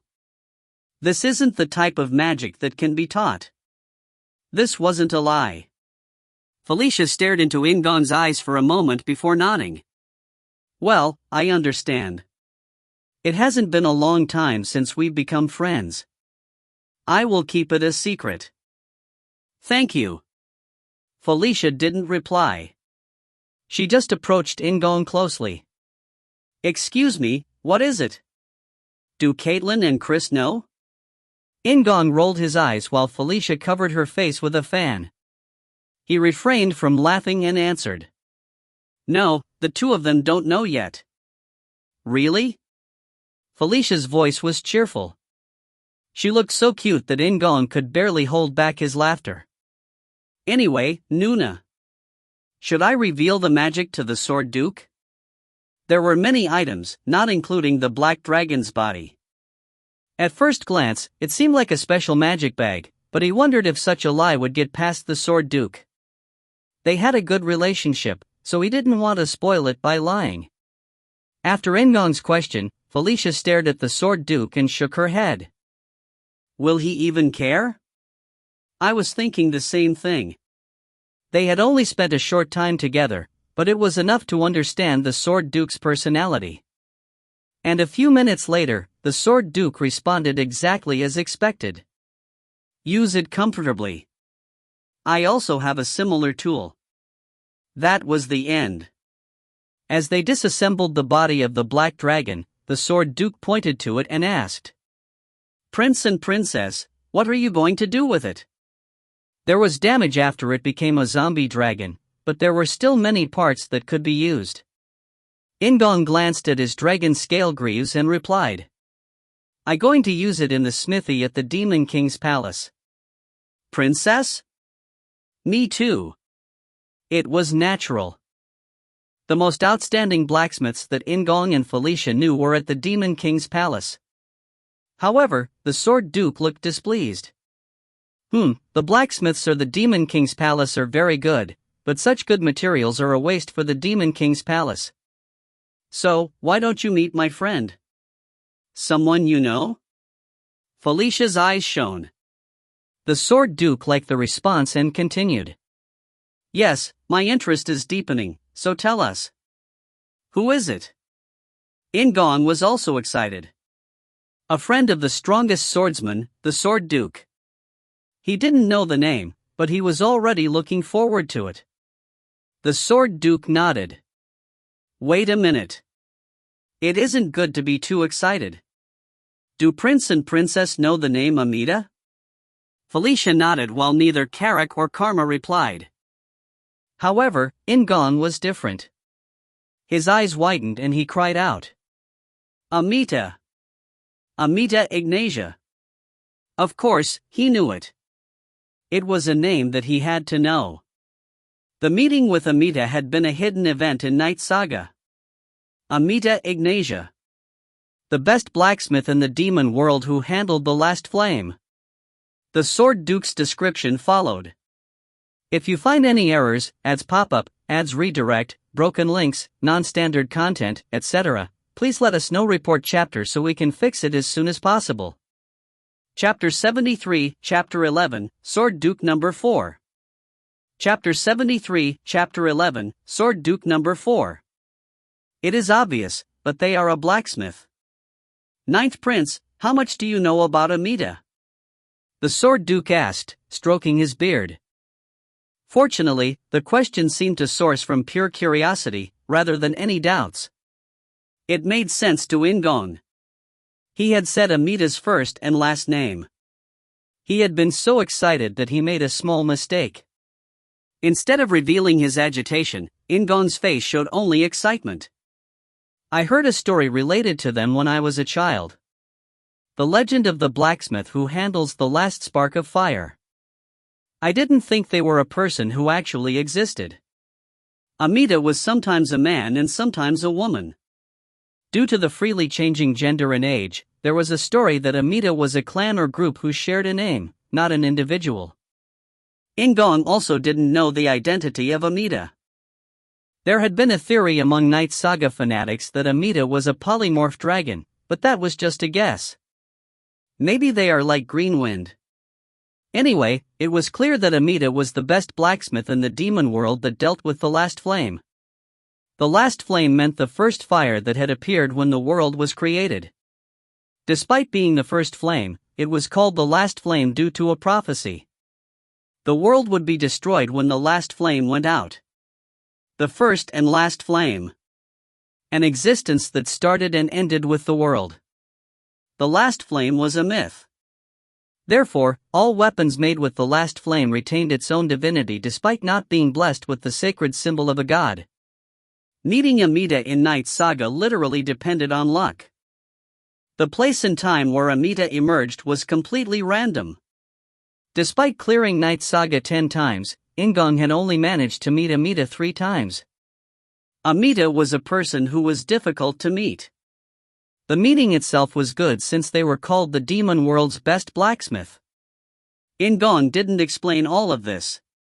After briefly mentioning the last flame, he finished by saying that Amida was a legendary blacksmith who could handle the last flame. This is information from Knight Saga's manual. The Sword Duke nodded slowly at In-gong's words. Prince is correct. Amida is the blacksmith who deals with the last flame. They aren't a legend or superstition but a real person. The Sword Duke looked at Felicia and explained the last flame in more detail. In-gong already knew all of this. The explanation was of great interest to Felicia since she was a capable ruins explorer. However, it wasn't the last flame or Amida that she was interested in. Shutra, where did you hear this story? Isn't the library still not available to you? Even Felicia was hearing about the story of the last flame for the first time. So, where had In-gong heard about the legend? In-gong had also known about the Thunderlight Anvil, so he must have a lot of archaeology knowledge. In-gong laughed awkwardly and said, It is just a story I heard as a child. His voice was awkward because it was an improvised excuse, but Felicia accepted it. Fifth Queen. Sorry, Shutra. Felicia's brow furrowed as she made a really sorry expression. The fifth queen, Shutra Ignus. The only one among the Demon King's queens who had died and who was Shutra's mother. In-gong quickly scratched his head. No, it is okay. It is all in the past. Felicia's misunderstanding made it easy to pass over the issue, but he still didn't feel comfortable. Karak saw In-gong's expression and returned to the topic. So the person called Amida is the best blacksmith in the demon world and is Sword Duke's friend. It is really great.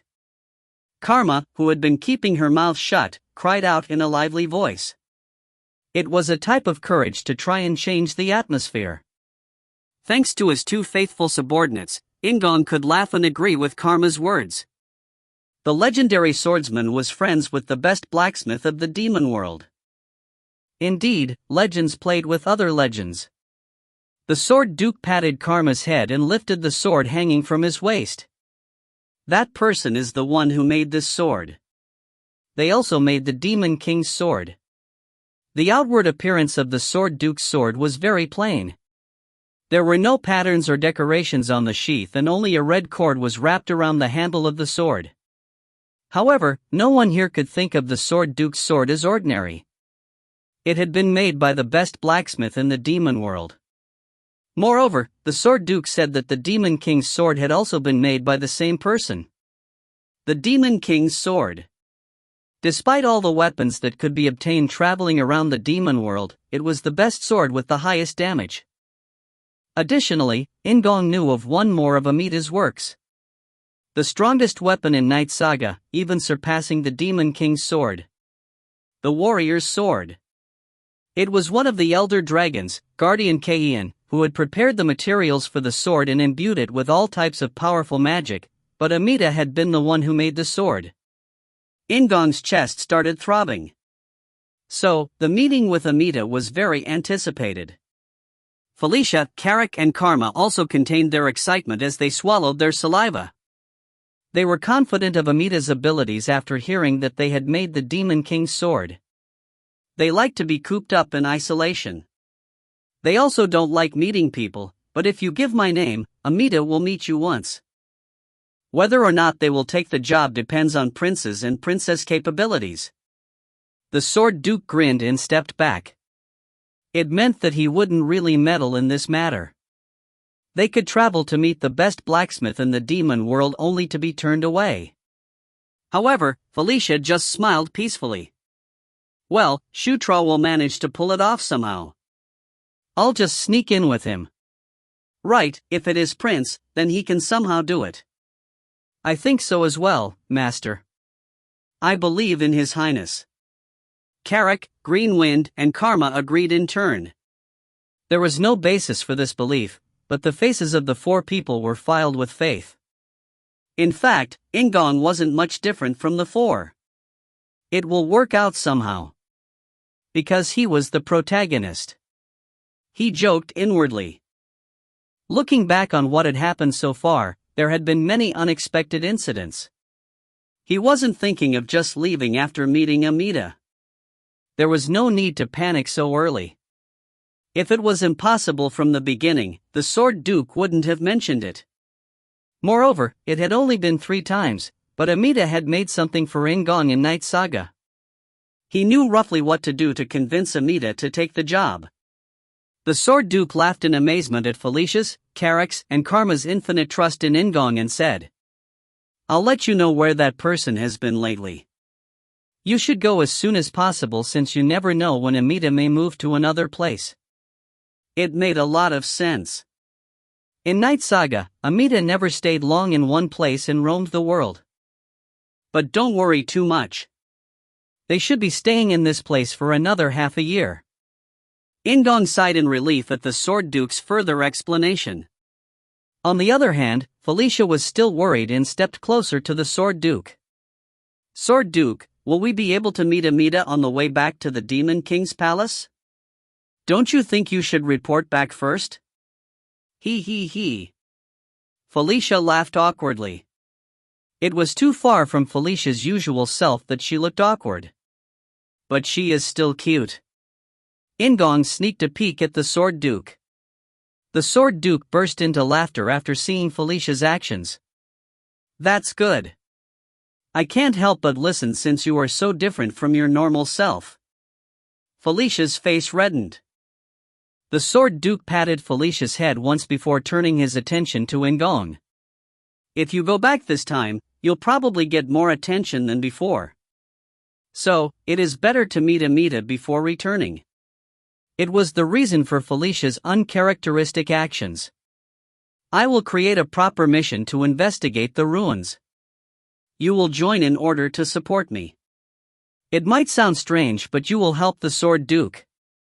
The series of events at Thunderdoom Fortress weren't light. In-gong and Felicia didn't need to report directly when they returned to the Demon King's palace, so the palace couldn't say otherwise if they went off on another mission. However, it was a different story if they were going with the Sword Duke. In-gong and Felicia's new mission was likely to look like a secret mission. There was also the organization aiming for Zephyr. If it hadn't been for the Sword Duke, the party might have been annihilated.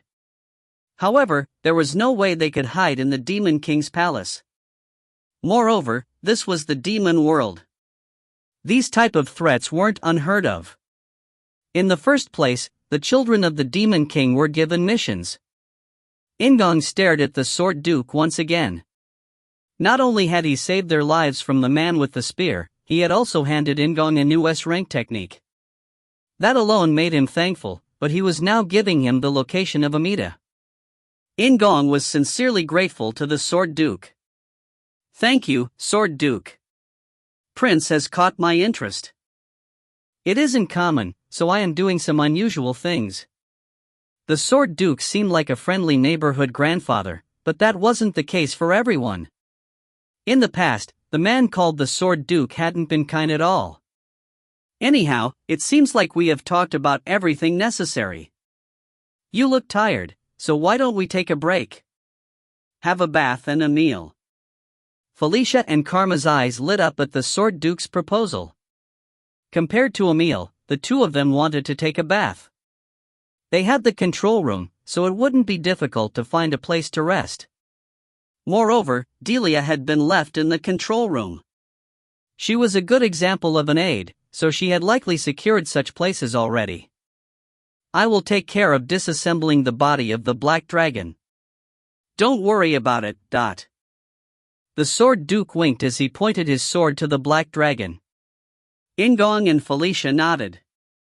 "I understand. I will do as you say." They were curious about the process of disassembling the dragon, but they were exhausted. The group left the Sword Duke and rushed to the control room. And In-gong woke up a staggering 14 hours later. After the bath and a good night's sleep, Felicia was dressed in the typical outfit of a dark elf.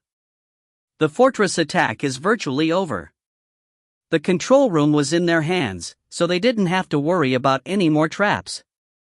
The dungeon guardians were also under In-gong's control and were no longer enemies. The Sword Duke appeared with a relaxed face and led the party to the disassembled dragon. The leather, bones, teeth and feet were divided exactly into 3 parts. In-gong placed his share, as well as Felicia's, into the inventory and got to work. It was always fun collecting loot. Thanks to his foresight in informing the Sword Duke, there was no need to hide his inventory. Daphne was asked to wait in the control room as In-gong literally started removing things from Thunderdoom Fortress. Felicia started discouraging In-gong from where she was watching. "I don't know the limit of your inventory magic, but we should leave a moderate amount behind. Otherwise, the palace will have some doubts." Under Felicia's advice, In-gong decided to keep it to an appropriate amount. He didn't touch the armor that the dead dwarves were wearing or anything below a certain level in the warehouses. The concept for this work was concession. The treasures in the treasure halls weren't shrunk as each person only took 1 box. In-gong also gave Green Wind a box as she directed him to the things that she wanted. Most of the treasures were gold coins engraved with the hammer and lighting that was the symbol of the Dwarf Kingdom. After many hours passed, the party returned for Daphne in the control room and finally went to the records room. It contained numerous records of the Dwarf Kingdom, so Carrick looked like a husband dragged by his wife to the department store. However, Felicia and Delia were different. They started looking at the various records with greedy eyes that were exactly the same as when they had encountered the Thunderlight Anvil. Karma also enjoyed the records, but her expression soon became the same as Carrick. It was because all the records were in Dwarven language. In-gong stepped forward. Bookshelves and shelves filled the large room, so the records would take days to go through. Among them, something drew in In-gong's eye. There was no special reason. He just felt something.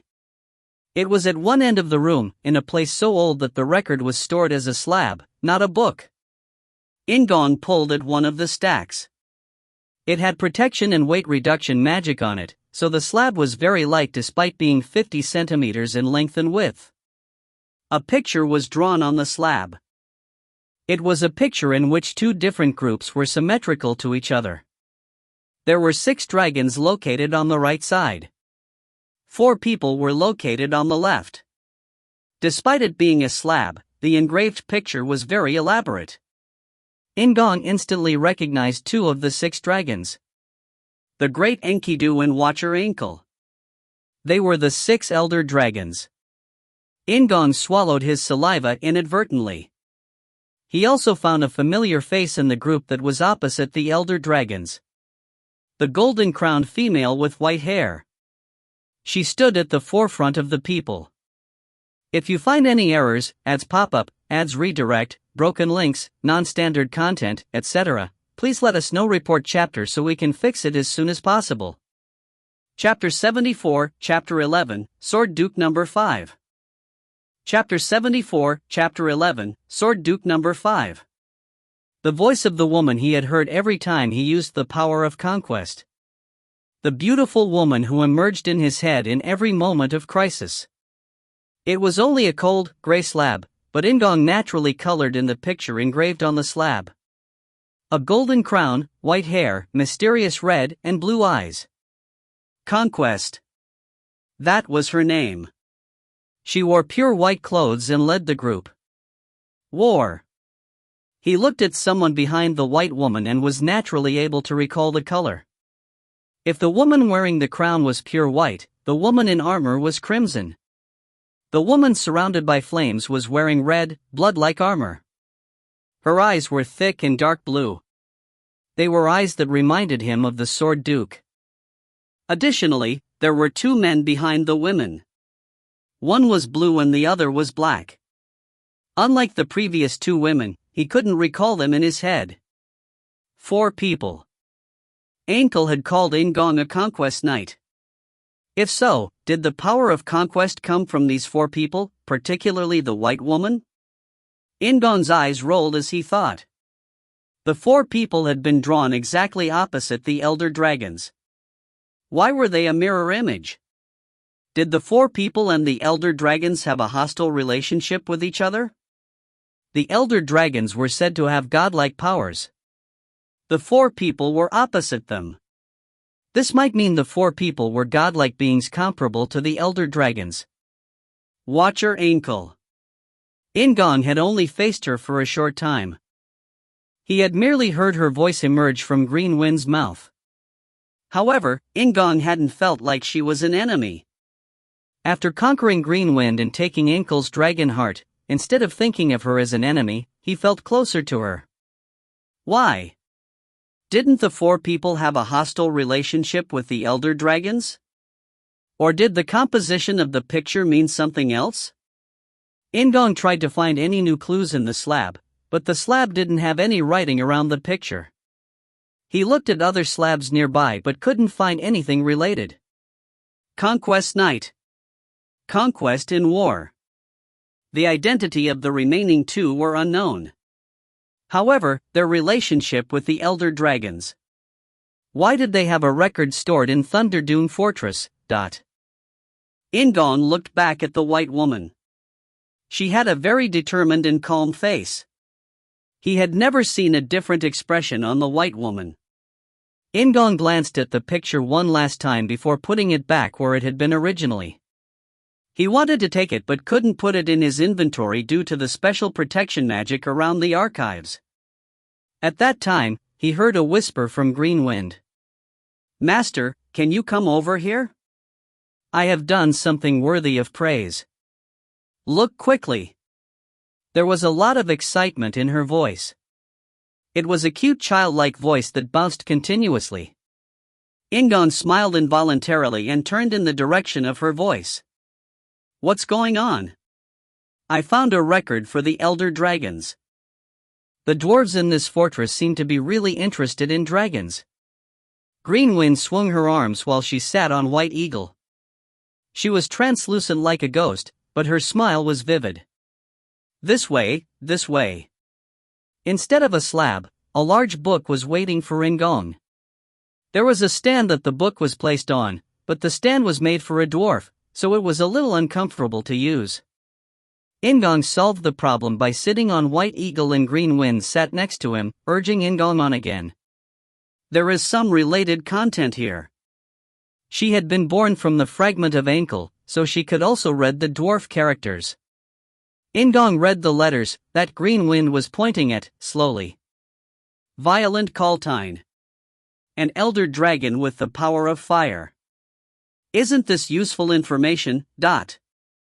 He had just read the first line when Green Wind knocked against his side and asked. Instead of looking at Green Wind's face, In-gong pulled back and looked behind her. Master? No, you don't have a tail. If she did, it would be wagging wildly. I don't know what Master is talking about. Green Wind sounded puzzled, but In-gong just patted her head. Well done. I think it will help. Is that so? Then just read it. I will enjoy the praise after a while.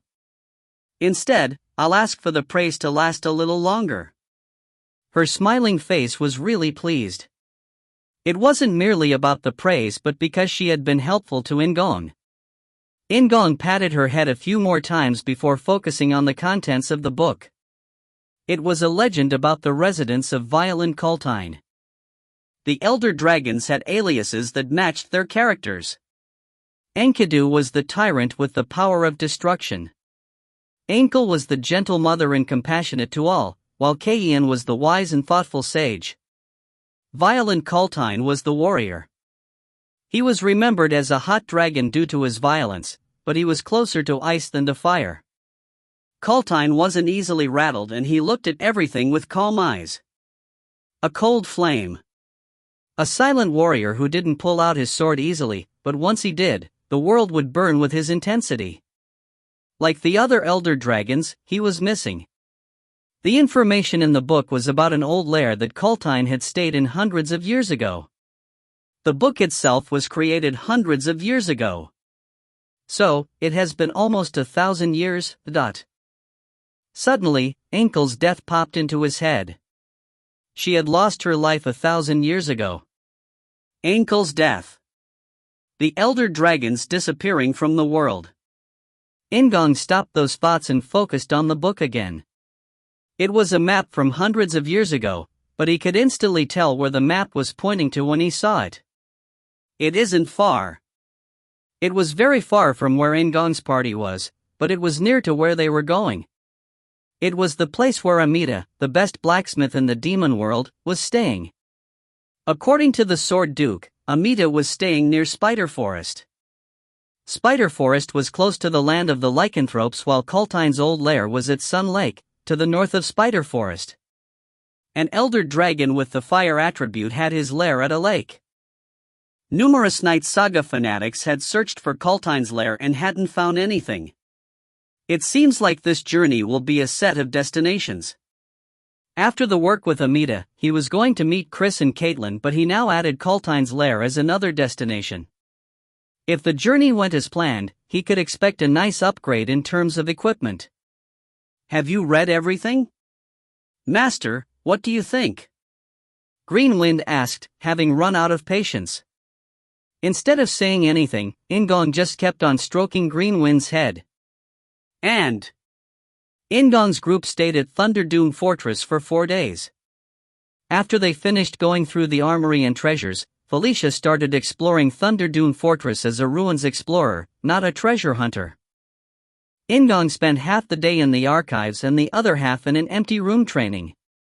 He had wanted to learn a few more things from the Sword Duke, but the Sword Duke left the fortress. I will meet Prince again after you return to the Demon King's palace. I look forward to Prince being much stronger than you are now. It was a farewell that contained a lot of burden. Unfortunately, he couldn't find any more information on the elder dragons in the archives. It was the same for the 4 people, including the white woman. If there was one consolation, it was Karak's growth. The King's Knights was one of Conquest's skills. Call was the only part of the King's Knights. How is it? Don't you think that you've become a little stronger? In-gong asked Carrick with a voice filled with expectations. It was shortly after using upgrade for the first time. The King's Knight's upgrade. It was appropriate compensation for something who achieved merits for the king. His position became higher and the power of the king could give him more strength. Carrick had achieved many merits after becoming In-gong's knight and had already gathered enough merits for an upgrade. Carrick, who had upgraded from a soldier to leader of the soldiers, looked at himself slowly. He punched his chest lightly before saying, "It was worth all that hard work." His strength had increased.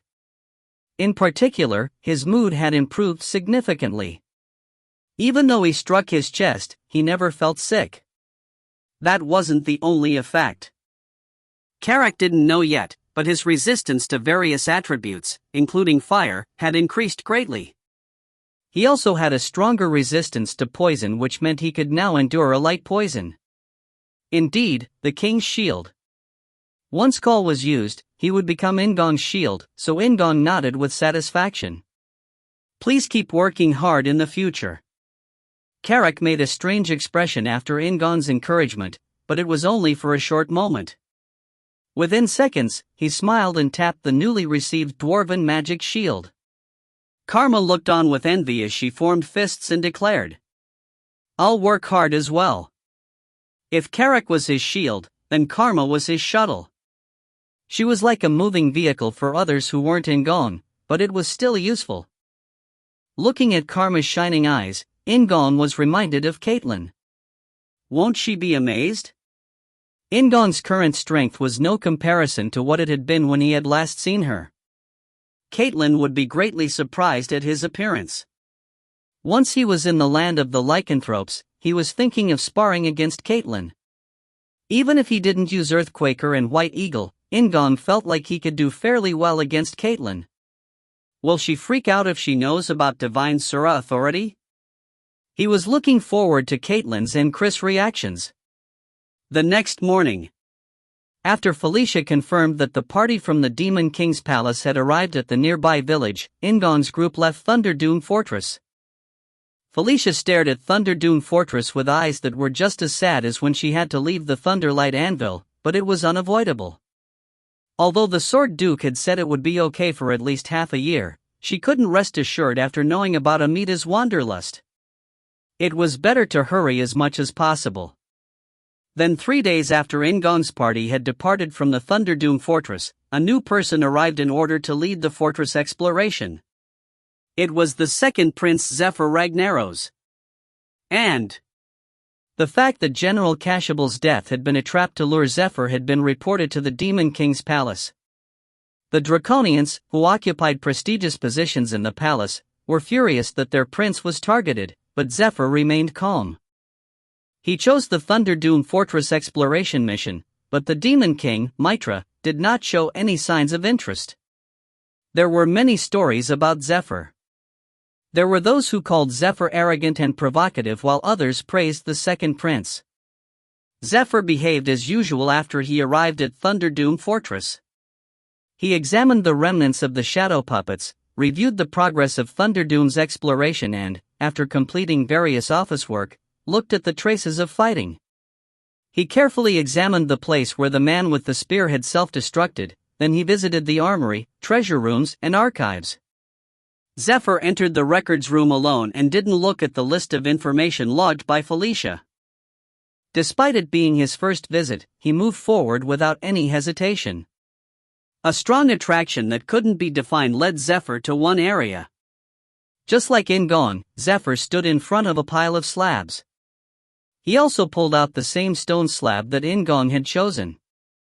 The picture of the 6 elder dragons and 4 people. Zephyr knew 3 of the people. There was only one face that he didn't know. The woman wearing a crown at the forefront. Zephyr's eyes narrowed as he turned his gaze towards the 3 people he already knew. War, famine, and death. And the 6 elder dragons who were hostile to them. The forgotten myths and legends.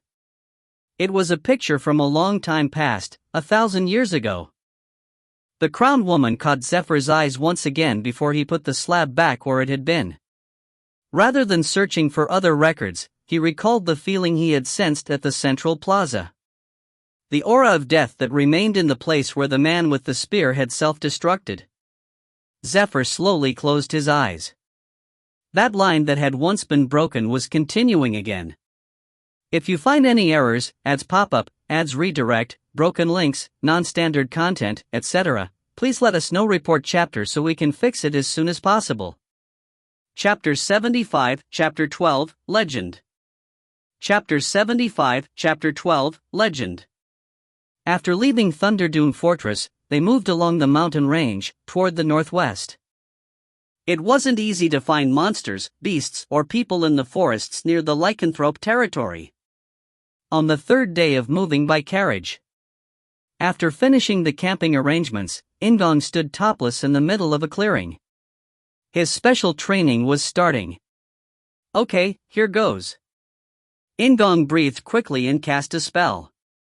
Fire arrow. A fire arrow emerged from his fingertips. However, the direction it went in was strange. Instead of heading in front of him, the arrow aimed for In-gong's chest. It was because In-gong had pointed to himself when he cast the spell. Pa-ha! The fire arrow exploded as it hit In-gong's chest. He quickly prepared the next spell. This time it was a recovery spell. Heal. He treated his chest with the white light around his right hand. The pain settled and there was a strange feeling of relief and pleasure around his chest.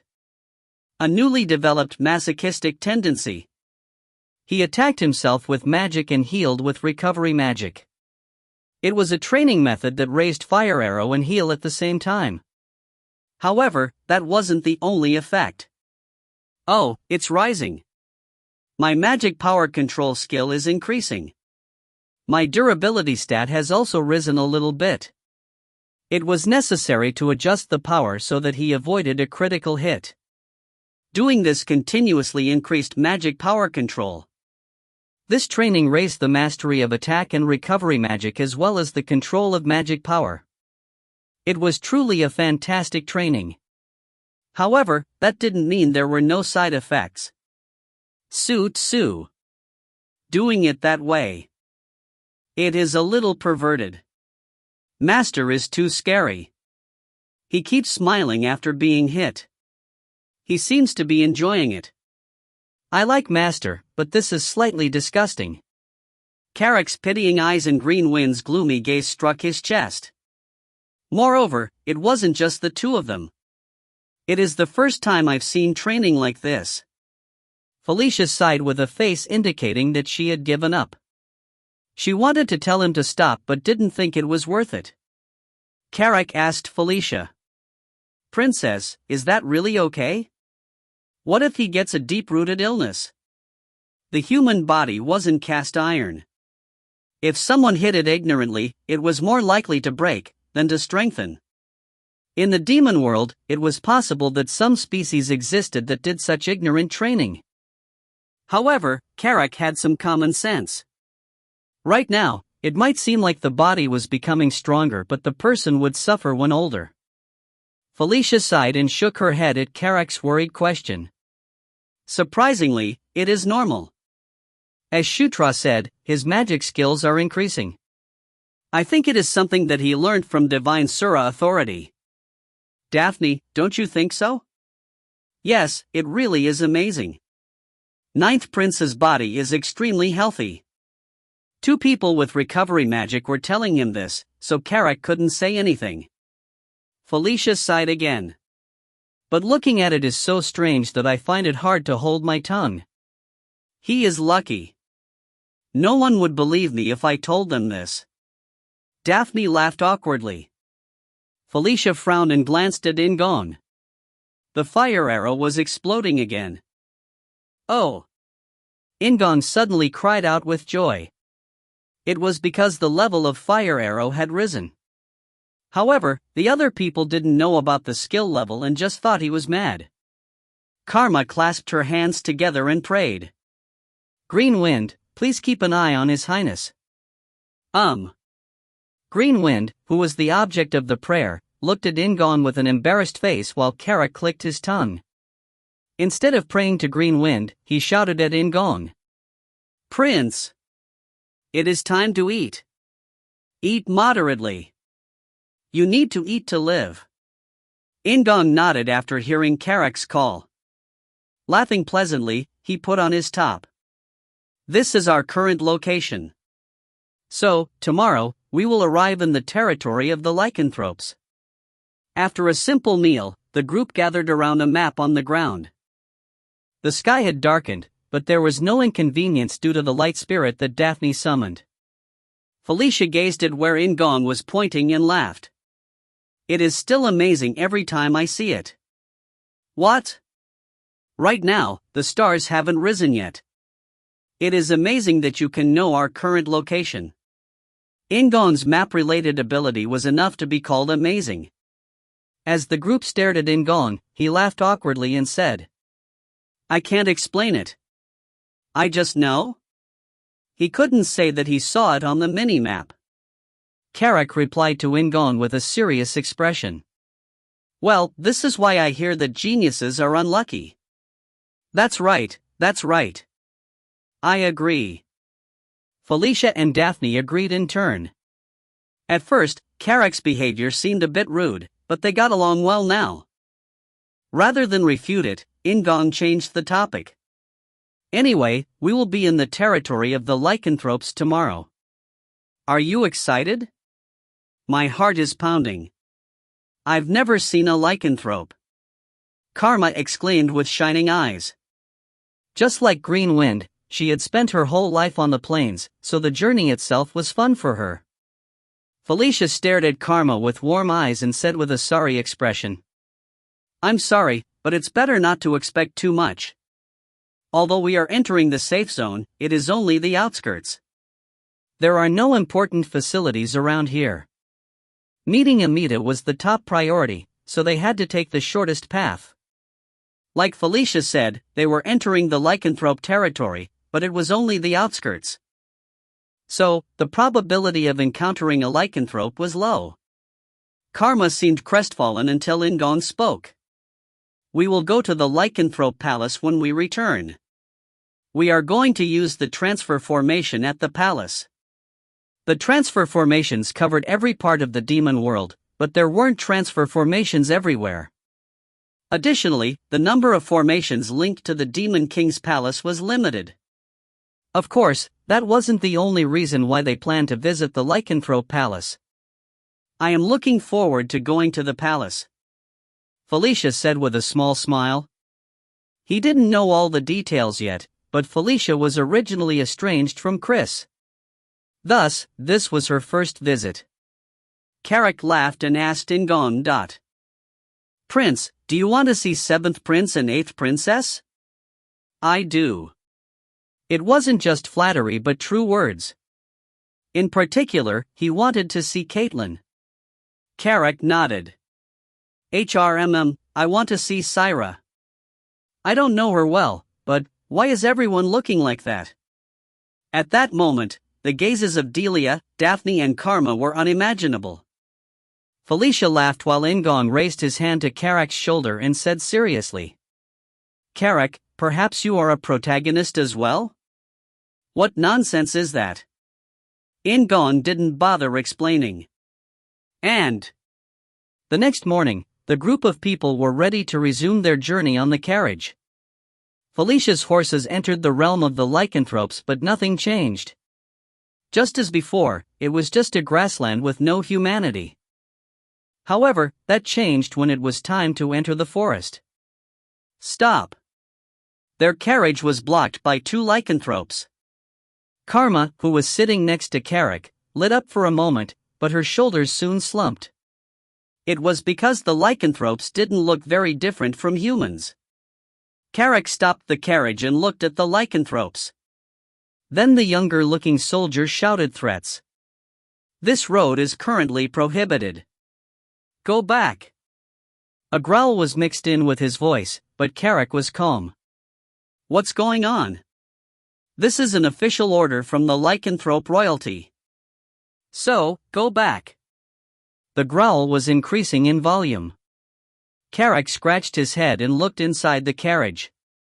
In-gong exchanged glances with Felicia before she got off. This is the work of the lycanthrope royal family? Perhaps something big is happening? The young soldier sniffed at Felicia and stiffened. The older soldier observed Felicia quietly and she ordered. I am an officer of the crown. Open the path. I will take responsibility. The older soldier thought quickly. The carriage with no coat of arms, the big orc driving the carriage and the only one sitting next to the orc was a satyr. A female dark elf. Not only did her colorful clothes look expensive, her behavior and tone were familiar. She had the appearance of a born noble. There was no sense of wildness. It was obvious that she wasn't an ordinary traveler. However, the younger soldier wasn't really thinking. He sneered at Felicia and shouted, This little bitch is an arrogant one. Don't go overboard. Do you think that you are royalty? Yes. Good words. What? I am. You are? Yes. Felicia smiled as the young soldier started to sweat. And In-gong's group followed the lycanthrope soldiers through the depths of the forest toward a clear lot where hundreds of tents were set up. Isn't this nostalgic? He was reminded of the first time he had visited Kael'ton's camp. At that time, there had been yellow tents like this. Wait a minute, yellow tents? If In-gong's memory was correct, the yellow tents definitely belonged to Caitlin. Then was Caitlin here right now? In-gong turned to Felicia and she made a questioning expression. At that moment, he heard a welcome voice. Shutra. Caitlin Nuna. Chris Hyung. There was no doubt about it. Chris and Caitlin stood at the entrance of a yellow tent. Both of them seemed surprised by In-gong's appearance. In-gong ran to Chris and Caitlin with big steps and both of them opened their arms to welcome him. He hugged Caitlin once and saw Chris open arms, but In-gong stepped back instead of hugging him. Chris just chuckled and patted In-gong's head. The young soldier was staring at the reunion with a pale face, but no one was paying attention to him. It was because there were many people being ignored. Hey, aren't I here as well? Felicia asked sharply, covering her mouth with a fan. Chris responded with an indifferent expression. Noonim? It was a deliberate mock response. Felicia's eyes narrowed and Chris laughed. Caitlin got between the two people. Uni. Kayak. Hey, wait a minute. Wait a minute. Caitlin hugged Felicia tightly. Caitlin usually had a modest attitude in other places, but right now, this was the territory of the lycanthropes. Moreover, they were among those who knew what Caitlin was like. While this was going on, Carrick was warmly greeted by Syra under the glares of Delia, Karma, and Daphne. Anyway, let's go inside. Chris said, raising a hand to In-gong's shoulder. Syra led Carrick, Delia, and the others over to the lycanthropes. In-gong and Felicia were the only ones who entered the tent. Felicia flopped down on a chair made of tiger leather and asked, What are both of you doing here? Traffic is banned. Did a prisoner escape? It wasn't strange that Chris and Caitlin were together, but the both of them being in this place was unusual. Chris sat down opposite to Felicia and shrugged. Well, something like that. However, what are the two of you doing? I kept on hearing that Shutra's turning the Demon King's palace upside down. Great. Caitlin spoke shortly as she sat down next to Chris. Indeed, she had the original shining eyes. Felicia laughed at the two of them and spoke while crossing her legs. Do you want to hear an even more surprising story? Isn't that right, Shutra? All eyes turned to In-gong. In-gong faced a challenge as he stared at Caitlin's and Chris' curious expressions. What should he tell them? In-gong chose the most amazing topic to tell the two people. We met the Sword Duke. Even though it wasn't the court gathering, exclamations burst out. If you find any errors, ads pop up, ads redirect, broken links, non-standard content, etc., please let us know. Report chapter so we can fix it as soon as possible. Chapter 76, Chapter 12, Legend Number 2. Chapter 76, Chapter 12, Legend Number 2. So, to recap, the Sword Duke came to Thunderdome to meet Shutra, right? His purpose was to teach you a few things. Chris summed it up with a disbelieving expression. It was unlike his usual expression, so he was really shocked. In-gong replied in a calm voice in order to pacify Chris. Yes, I'm alive thanks to him. It was really a crisis. In-gong not only explained what had happened at Thunderdome Fortress but at Anger Plains as well. Apart from the Sword Duke, it was also important to talk about the mysteries they had encountered at Thunderdome Fortress. Chris thought about In-gong's explanation as he leaned back in his chair. After a while, he took a deep breath and leaned forward. My mind is all muddled. The events that occurred in Thunderdome Fortress is definitely serious. The mention of the Sword Duke keeps bothering me. Apart from the Demon King, he was the strongest in the Demon King's palace. He was an elder of the Sura and the strongest swordsman of the previous era. Living in seclusion, the Sword Duke was rarely seen at the Demon King's palace. However, no one in the Demon King's palace could ignore the Sword Duke as the demon world respected the strong. The Sword Duke had the absolute power required to reverse a situation, and the number of people who still followed him couldn't be counted. Yet he had moved, and it had only been to meet In-gong. What was the Sword Duke thinking? Why had he intervened? If the Sword Duke actively supported In-gong for the throne, In-gong would become equal to the other three factions. I've never seen this before. Chris swallowed his words because he couldn't say them. Unlike Chris, who was making prideful calculations in his head, Caitlin was as pure as ever. She focused on In-gong's body instead of the political ramifications of the Sword Duke's actions. You don't have any injuries? It was a really dangerous opponent. Caitlin scanned In-gong and Felicia's body. In-gong smiled brightly at the sweet concern in her eyes. I'm fine. The Sword Duke showed up before anything happened. That's right, that's right. Really exquisite timing. Doesn't it seem like he was waiting outside and deliberately appeared at that time? Felicia chimed in brighter than usual in order to reassure Caitlin. It was enough to replace the worry in Caitlin's eyes with curiosity. She asked In-gong and Felicia. Was the zombie dragon big? Huge. And Shutra caught the big fish with one strike. Felicia laughed as she punched the air. Caitlin's eyes started sparkling. Amazing. She started visualizing In-gong killing a zombie dragon in her head. Chris hugged Caitlin's shoulders and laughed. You are now a dragon slayer. Isn't that amazing? It is thanks to Ascalon. The dungeon guardians were also on our side. In-gong replied modestly, but his face looked pleased. In-gong was also a person, so he didn't hate praise like this. Moreover, even In-gong thought it was great. Then Chris' expression suddenly changed. He leaned back in his chair again and stared into In-gong's eyes. What is it? He asked Chris, who simply shrugged. No, doesn't it feel like you are a man driving a storm? There is a blast everywhere you go. At the Jashuka Mountains, the Demon King's Palace, Anger Plains, the Demon King's Palace again, and the Thunderdome Fortress. As Karak had pointed out earlier, In-gong got caught up in a big event wherever he went.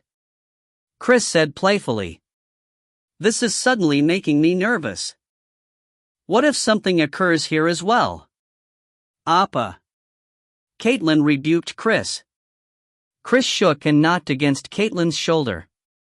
It's a joke, a joke. I really hope it ends as a joke. If Karak was here, he would have said that he feels something ominous. Green Wind's voice buzzed in his ears. In-gong turned his head and saw Green Wind in her translucent state. She had been following Karak's group, but it seemed like she had just returned. "What is Karak's group doing?" In-gong asked, and a subtle expression crossed Greenwind's face. "They are chatting and smiling with each other, but the atmosphere is strangely bloody. So, I decided to come here." Indeed, Karak. Maybe he really was a protagonist. He was insensitive to things like this. Then Caitlin asked In-gong with an anxious voice. "Shutra?" "Oh, Green Wind wanted to talk to me." In-gong pointed to the place where Green Wind was standing. "Are you referring to the Guardian of Anger Plains? Can we see her?" "I want to see her as well." "Me too." After Caitlin, Chris and Felicia also expressed their desire to see Green Wind. "Greenie? I told you not to call me Greenie. I dislike Master who keeps ignoring my words." Green Wind's face was sulky as she spoke to In-gong. In-gong called out Green Wind's name. "Green Wind." "Bah!" Green Wind snorted but obeyed. She appeared in front of him. "Wah!" The Guardian of Anger Plains. Like In-gong, Kais and Caitlin had carried out the Cassio's subjugation mission previously. Caitlin was excited about the fact that she was looking at the Guardian, but Chris had more thoughts. He gained the support of the Centaurs. Green Wind was the Guardian of the Centaurs. It was clear that the Centaurs, including Ferocious Eyes, would support In-gong due to Green Wind. He wasn't the scrap prince anymore. In addition to his skills, the environment was changing.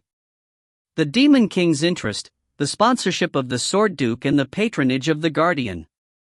Although it was still weak, he had the support of some interesting forces. Chris added the power of the lycanthropes as well. And Chris' gaze headed toward Felicia. Felicia's red eyes stared at Chris like she had noticed his gaze.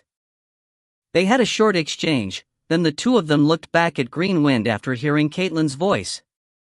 It was because Green Wind had disappeared. "She is shy." "It's not like that." Green Wind retorted as always before In-gong looked at Chris. Chris shrugged and replied. "Anyway, the mysterious forces. It isn't unusual if they influenced the Red Lightning Tribe's rebellion like Shutra said. It is likely to continue in the future." More than anything, he was concerned about the man who self-destructed in front of the Sword Duke.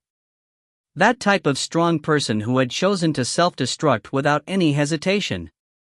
Did that mean he was from a thorough organization or that a strong person like that was common? Well, it seems inevitable. This is the demon world. His words were similar to the Sword Duke's. There was always someone in the demon world who tried to challenge the Demon King's palace. As the children of the Demon King, it was inevitable they would to encounter such forces. Thus, Chris didn't drag out the story of the unknown force for long. Rather, he was interested in something else. The Demon King and the Sword Duke. Knowing Sylvan, he will make a big fuss. A pleased expression formed on his face just by imagining it. He didn't attach a suffix like when he called Felicia Noonim, and after recalling Caitlin's words, In-gong could guess at the relationship between Sylvan and Chris. Felicia sighed and said, "Sylvan uses a sword. He has always wanted to learn from the Sword Duke." However, that hadn't happened. Now, the Sword Duke had approached In-gong and had been the one who suggested teaching him. Then the Sword Duke is Shutra's guardian? Chris scratched his chin at Felicia's question and she replied, "I guess so." "Why, does Noonim want to be it?" Felicia flinched and covered her face with her fan. Caitlin focused on In-gong instead of the two people. "Shutra, what did you learn from the Sword Duke?" "I'm curious as well." Chris quickly turned toward In-gong. Felicia raised her chin and teased, "Won't everybody be surprised to know?" Chris' gaze went back to Felicia and she once again hid her face with her fan. In-gong was still staring at Caitlin as he expressed the idea he had at Thunderdoom Fortress. "Caitlin Nuna, do you want to spar with me?" Caitlin's eyes shone. The sparkle in her eyes was different from the usual admiration. She was obviously excited. "Okay." Caitlin rose instantly from her seat. "And I'll concede 5 hits." In-gong and Caitlin stood facing each other in the open space. In-gong wanted to conceal the spar, so there was no one around except for Chris and Felicia. Conceding 5 hits. He had seen it in many novels, and this saying was personally familiar to In-gong. Caitlin always said this in their previous spars. Caitlin would stand in one place and receive In-gong's attacks. Only 5. Shows that I've developed a lot. Originally, she had conceded around 20-30 hits. However, In-gong wasn't going to stop at that much. In-gong had obviously become stronger. The comparison with Villager A was now meaningless. How strong had he become? In-gong wondered about his level compared to the other children of the Demon King, including Caitlin. "I will do my best." He didn't intend to make a fool of himself. Caitlin was going to receive In-gong's power. "First, I will start with Divine Sura Authority." His breathing changed. From the very beginning of the spar, his white aura rose like flames. Caitlin and Chris flinched back as the white aura burst out like a fierce fire. However, that wasn't the end. In-gong still had methods to enhance his strength. Protection of the Wind LV2. It was a spell Green Wind had taught him. Activation LV1. That was the basic stage of the spirit magic Daphne had used. Green Wind wound around In-gong's legs. The wind spirit added to In-gong's strength. There was still one more. Dragon Blood. The power of a dragon humanoid obtained from Watcher Inkle. In-gong's aura surged. Despite not being equipped with Earthquaker and White Eagle, In-gong's combat power was greatly enhanced. His aura itself seemed to growl. In-gong breathed out as he looked at Caitlin and took the posture of Beast Authority. Caitlin also hurriedly took the posture of Beast Authority, but her expression was a mess. It was like when she was asked to smash a cliff with her fists. "Why?" Then Felicia hit In-gong's back. "Shutra, you fool. Are you trying to hurt Caitlin? Do you really want to make her concede in 5 hits? Caitlin, you don't need to concede anything. Use all your strength." Chris spoke in a heavy tone. Both eyes were filled with doubt instead of playfulness. "But..." Caitlin stared at In-gong and mumbled. In-gong understood how Caitlin felt. Caitlin always strived to keep her word. In-gong maintained the battle posture and declared in a serious tone. "I'm also asking you. I want to know my exact level." It was sincere. He was more interested in confirming his current level than being praised for continued growth. The man with the spear. He would have died if the Sword Duke hadn't come. In-gong, Felicia, Carrick, Karma, Daphne, and Delia would have all died. Maybe even Green Wind would have come to an end. He had to become stronger. Enough so that he could beat Zephyr. Caitlin nodded. Instead of saying any more, she revealed her aura. A dark blue aura. In-gong's breath poured out. Caitlin formed a fist. Then she sprang forward. Caitlin was fast. She was like lightning as she moved. But he didn't miss it. Now In-gong could follow Caitlin's movements. He reached out as she charged forward. Great Mountain. A technique taught by the Sword Duke. It was a huge barrier that could crush Caitlin. Instead of resisting, she adapted to Great Mountain. She flew back and twisted her body in the air. Then she sprang forward the moment she landed. But the situation was different from before. In-gong was also racing towards her. Caitlin and In-gong's eyes met. Caitlyn's fist headed towards In-gong's head. In-gong moved his upper body and avoided the attack. Like flowing water, In-gong counterattacked. Lightning. As the name suggested, a white flash appeared above Caitlyn's head. Instead of confronting it, Caitlyn threw her body back and dodged. She rolled on the floor and In-gong's back was exposed to her. Green Wind screamed in his ears. Master! A dark blue aura was around Caitlyn's fist. However, In-gong didn't allow her to strike. This is because the wind had informed him. The explosive power of Divine Beast Authority and the swiftness of wind style. As Caitlyn aimed for him, In-gong twisted his body. In the aftermath, his feet moved as he faced Caitlyn again and his fist stretched out. A fierce battle occurred. In-gong had more strength but Caitlyn was faster.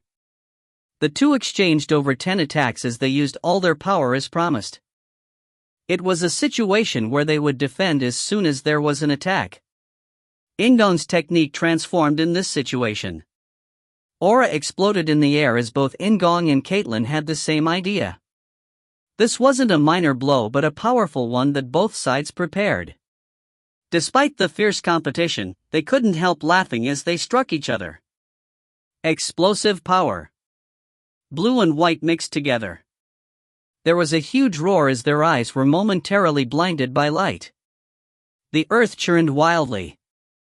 In-gong smiled as he withdrew his right arm and Caitlyn was the same. Just like a wild prey before assaulting the prey, she smiled brightly.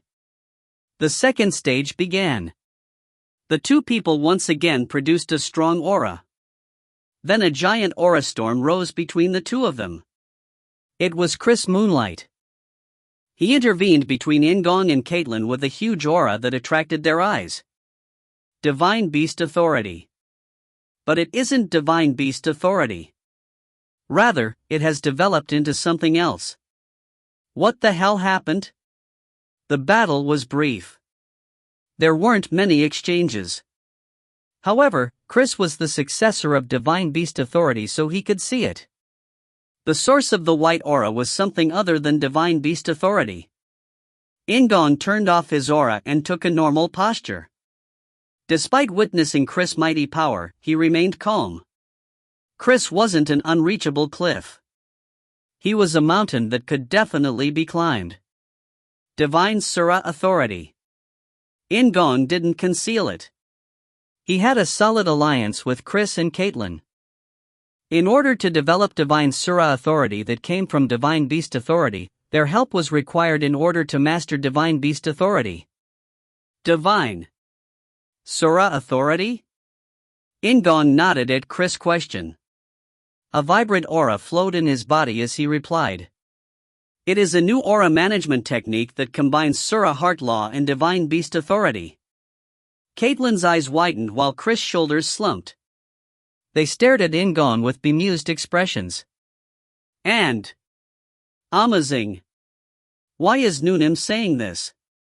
Shutra is the Great One, not Noonim. If you find any errors, ads pop-up, ads redirect, broken links, non-standard content, etc., please let us know. Report chapter so we can fix it as soon as possible. Chapter 77, Chapter 12, Legend Number 3. Chapter 77, Chapter 12, Legend Number 3. Amazing. Caitlyn's golden eyes shone like lanterns. They were like bright rays of moonlight floating between dark blue hair. After returning to the tent and explaining roughly, Chris couldn't help cursing. Instead of Caitlyn's pure admiration, he shook his head. I can't believe it. You managed to combine the aura management method you learned from the Sword Duke with Divine Beast Authority? You did it unconsciously? There was nothing to say. Chris had grown up hearing he was a genius, but he had never imagined doing something like this. I thought that you really had a crazy talent when you learned aura, but when he thought about it, the process of learning aura itself was extraordinary. Moreover, In-gong had only learnt it a few months ago and only taken a short time to catch up to Caitlyn in a spar. So, the word genius was lacking. Felicia laughed triumphantly at Chris' expression that was close to a mental collapse. She folded her arms and spoke like she was showing off. The Sword Duke was also very surprised.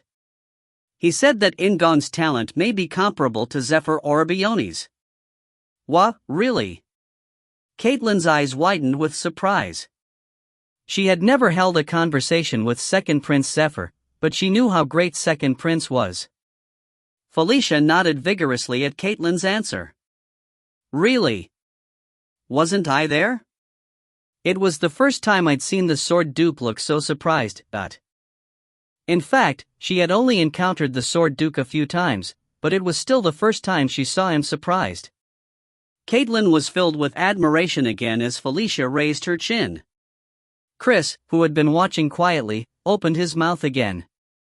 Why is Noonim saying this? Shutra is the Great One, not Noonim. Felicia didn't get upset about the sharp criticism. She simply laughed at Chris and turned toward In-gong. Anyway, I was also surprised. And it is amazing. When Chris first met Shutra at the Red Lightning Tribe, he had no other feelings. He had simply thought of Shutra as a half-sibling that Caitlyn wanted to get along with. However, that wasn't the case. He was someone with much more value. He was a jewel buried in the mud. Deciding to teach Shutra Divine Beast Authority was the best investment he had made in his life. In-gong was a prince who didn't belong to any of the three factions in the Demon King's palace. Instead of hiding it, Chris announced his request clearly. Shutra, can you teach Caitlyn and I Divine Sura Authority? A little more research was needed, but if Chris was right, Divine Sura Authority was definitely a development of Divine Beast Authority. It wouldn't cause any trouble if they learnt it. Chris' eyes gleamed with hot ambition. However, it was a request that couldn't be accepted. It was unfortunate that the SS-ranked Divine Sura Authority couldn't be passed on to the two people. In-gong frowned with confusion as he said, I'm sorry, maybe because I didn't do it consciously. I think it isn't possible right now. His words were the truth. In-gong had yet to grasp Divine Sura Authority completely. He didn't know how to teach the circuit that his aura traveled around. However, it wasn't just that. It needs to reach at least level 5 before I can teach it. Divine Sura Authority was currently level 3. The points and proficiency needed for it to level up were enormous because the skill was SS ranked. Right now, it was impossible to raise it to level 5. Caitlyn's shoulders slumped sadly at In-gong's answer. Chris stared straight into In-gong's eyes and sighed. It doesn't seem like a lie, but for the creator to not be able to pass it on, it is ridiculous. At the end, he laughed and knocked against In-gong's shoulder. He is suspicious. Unlike Caitlyn, Chris didn't believe In-gong's words. However, that was normal. If In-gong was in Chris' position, he would show a similar behavior. So, Caitlyn is better. In-gong glanced toward Caitlyn, who formed fists and declared, It is really amazing. I have to work even harder. I don't want to fall behind. He could feel her sincerity and enthusiasm. In-gong was also impressed that Caitlyn wasn't jealous of In-gong. Even though his aura had improved over 2 months, rather than feeling jealous, she looked towards improvement. It wasn't easy. This might be an innate aspect of Caitlyn. She is shining. It was serious and not a joke. Felicia thought the same. I can't believe that I am even siblings with Caitlyn. As she spoke, she stretched out both hands and grabbed Caitlyn. Chris just sneered like it was nonsense. Is Noonim my sibling? Felicia ignored him and kept patting Caitlyn's head. In the end, Chris burst out laughing. Anyway, you are strong. Really? Don't I have to worry, now? Chris still had far more pure aura. It was almost double In-gong's. Yet In-gong had caught up to Caitlyn after only 2 months. The nature of aura meant it wasn't difficult to reach a certain level of accomplishments, but if Chris was careless, In-gong could catch up to him in an instant. In-gong raised both hands and waved them. I still have a long way to go. I need to learn more about divine beast authority. There were too many techniques that he hadn't learnt yet. The whole reason why he confessed honestly was for the purpose of getting help from Caitlin and Chris. Chris nodded slowly. I like that desire to improve. I may not be as good as the Sword Duke, but I will teach you. I know. It was a warm sight between brothers. Felicia gazed at the both of them, then Caitlin opened her mouth. That reminds me, why are both of you here? Well, there must be some reasons. Noonim and Shutra, what is going on? Don't you have to return to the Demon King's palace after finishing your mission at Thunderdoom Fortress? Chris asked question after question. Felicia's eyes narrowed and she shrugged as she replied. The Sword Duke introduced us to a friend of his. Felicia exchanged glances with In-gong and he explained briefly to Chris and Caitlin about Amita. I didn't know there was such a craftsman in the area. They are definitely someone I want to meet once. Unlike Caitlin, whose eyes flashed, Chris was pretty calm. Indeed, regardless of the name, they are the Sword Duke's friend. Just think of them as an excellent craftsman. Moreover, the nature of the lycanthropes meant they didn't really wear any armor. It was obvious that Chris would be less excited than In-gong. However, Caitlin was courteous. She asked In-gong with curious eyes. Are you making black dragon leather? If possible, I will ask them to make something for Nuna. The materials were overflowing. The question was whether Amita would take an additional order. But I can't promise anything. Thank you for the thought. Caitlin laughed brightly again. Just looking at her face was enough to make In-gong feel refreshed. Felicia sat with In-gong to her left and Caitlin to her right, then asked Chris. Now, it is your turn. Why are the both of you here? Chris had deflected this question twice, so she was suspicious about the reason. Caitlin looked at Chris with an embarrassed face and he sighed. Instead of lying, he answered honestly. I can tell Shutra, but it's a little harder to tell Noonim. Felicia's face stiffened momentarily, but she nodded. She could understand even if she was upset. Okay, then should I go out? Felicia's question made Chris sigh again. He leaned back and spoke in a small voice. I can tell Noonim as long as you promise not to leak it anywhere. Can you believe me? I trust you now. Felicia was satisfied despite not being trusted in the past. In fact, the relationship between Felicia, Chris and Caitlin had changed greatly since the Red Lightning Tribe expedition. Okay, I'll tell you, but you can't tell your mother or Sylvan. Chris believed Felicia's verbal promise. She wasn't the type of make a promise she wouldn't keep. Chris spoke slowly. A prisoner escaped. Caitlin and I are searching for the prisoner here. Is it normal for the two of you to chase after a prisoner? It isn't normal. The prisoner was trapped in the lowest level of the Grey Tower. The Grey Tower was the lycanthrope prison where the worst prisoners were stored. There had been an event related to the prisoners in Knight Saga. A prisoner trapped in the lowest level of the Grey Tower. In-gong knew the prisoner's name. Gerard Moonlight.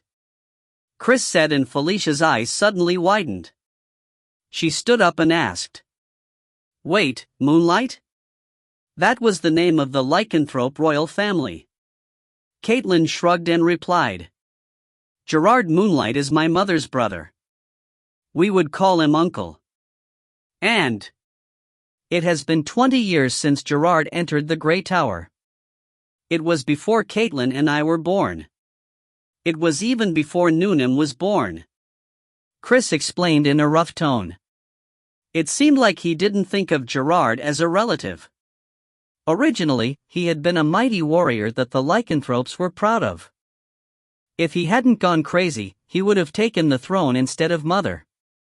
Gerard was the actual heir to the throne. Moreover, he had been an excellent warrior. However, Felicia had never once heard of him. What on earth happened? He became crazy about getting stronger. He couldn't endure it when he hit a wall. Gerard wasn't satisfied with divine beast authority alone and started to reach for other means. I don't have to tell you the ending, right? Chris' face was quite tense. In-gong knew the evil of Gerard through Knight Saga and nodded. Gerard went completely crazy and it was a disaster. He was one of the members of the lycanthrope's royal family and had received divine beast authority.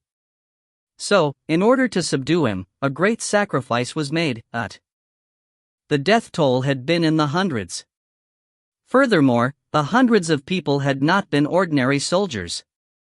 More than half of them had been powerhouses belonging to the lycanthrope's royal guards. It was fortunate that everything was finished in the palace. There wasn't any additional damage and the lycanthropes didn't know what was going on. The royal family erased all records of Gerard. Externally, it was declared that he had become sick and died. But he was alive? Chris nodded at Felicia's question. Mother couldn't stand to kill him. Before he went crazy, he was her dear brother. So, she put him at the lowest level of the Grey Tower. Now, the worst lycanthrope had escaped from the Grey Tower. Felicia shook her head and asked with a serious expression, Wait a minute. Isn't this abnormal? Is it possible for us to stay here with you? Chris and Caitlin had come here to catch Gerard. Chris waved his hands like he was trying to reassure Felicia. Rest assured. Gerard was the strongest warrior 20 years ago. It isn't an exaggeration to say that he lost more than half his aura in the final battle. Moreover, the Grey Tower has been eating at him for 20 years, so he wouldn't have recovered yet. The Grey Tower is such a place. Elaine Moonlight's crazy brother. He didn't get better despite medical care. Caitlin grabbed Felicia's hands and started talking. I received a report this morning. Uncle Gerard. No, Gerard had gone to the east. It was the exact opposite direction of this place. Felicia sighed with relief, but In-gong couldn't feel relieved so easily.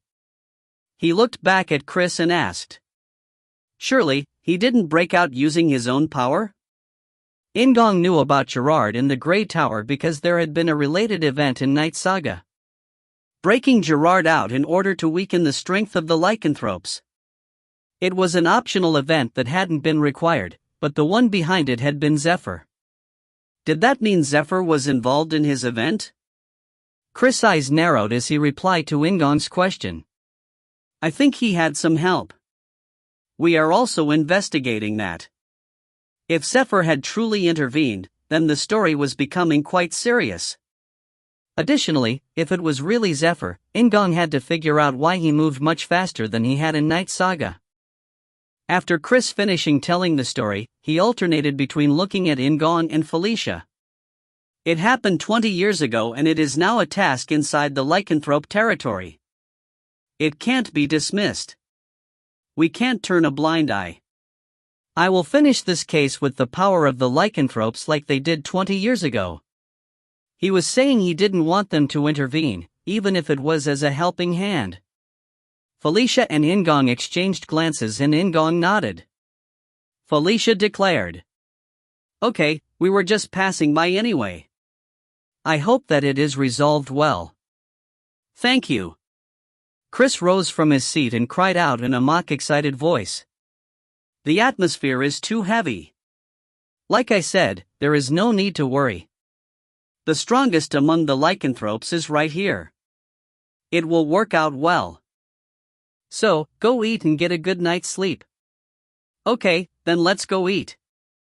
I'm looking forward to it. Felicia responded with the same tone. Chris laughed at Felicia and clapped before calling out to those waiting outside. He treated In-gong and Felicia to a lavish meal. And the tent assigned to In-gong wasn't very big, but there was a cozy and comfortable feeling thanks to the multiple layers of leather. After doing a training set which included telekinesis, dwarf characters, dragon characters, and the newly learned divine Sura authority, In-gong went to bed. He felt regretful leaving Caitlin and Chris, but he had to leave on the journey again tomorrow. In-gong fell asleep, then he stood in darkness. It was a familiar sight but different from before. There was only one person in the darkness, not four. Conquest. The golden-crowned female with white hair. Her one red eye and one blue eye stared at In-gong. In-gong approached her. He could sense her every time he took one step closer. It was evident that something was blooming in the darkness as it wrapped around her body. It was the same face he had seen on the slab, but her expression was different. The white face didn't have a cruel ruthlessness but was affectionate and kind. It was like Ankel's face in the illusion. In-gong narrowed the distance and reached a few steps away from the white woman. He froze in place when the white woman smiled. Conquest, one of the four people drawn on the slab. Maybe she was an existence that could match the elder dragons. Who was she? Was she the one who brought In-gong to this world? Why was she showing herself in front of In-gong? Who are you? In-gong asked, but instead of answering, the white woman looked at him with eyes full of regret. She lifted her hand suddenly and pointed behind In-gong. In-gong looked back reflexively. It wasn't only because of the white woman's hand gesture. He could feel it. There was something located beyond the darkness. It was a dark area that could be identified even in the darkness. Both familiar and unfamiliar, In-gong had already felt this sensation once before. At Thunderdoom Fortress, it had come from the blue aura released by the man with the spear. This was different from then, it wasn't death. Famine. The darkness fell apart the moment In-gong spoke, then the dark aura rose like wildfire. If you find any errors, ads pop up, ads redirect, broken links, non-standard content, etc., please let us know. Report chapter so we can fix it as soon as possible. Chapter 78, Chapter 12, Legend Number 4. Chapter 78, Chapter 12, Legend Number 4. In-gong jumped up. It was dark and cold, but his back was moist with sweat. A dream. No, it wasn't an illusion. The golden-crowned female with white hair and the black aura that was present beyond the darkness. In-gong moved his gaze in the same direction that the white woman had pointed in. It was weak but obvious. He could feel the black aura. Famine. He couldn't explain why the word famine had popped up, but that was the word that clearly represented the aura. Conquest, war, death, and famine.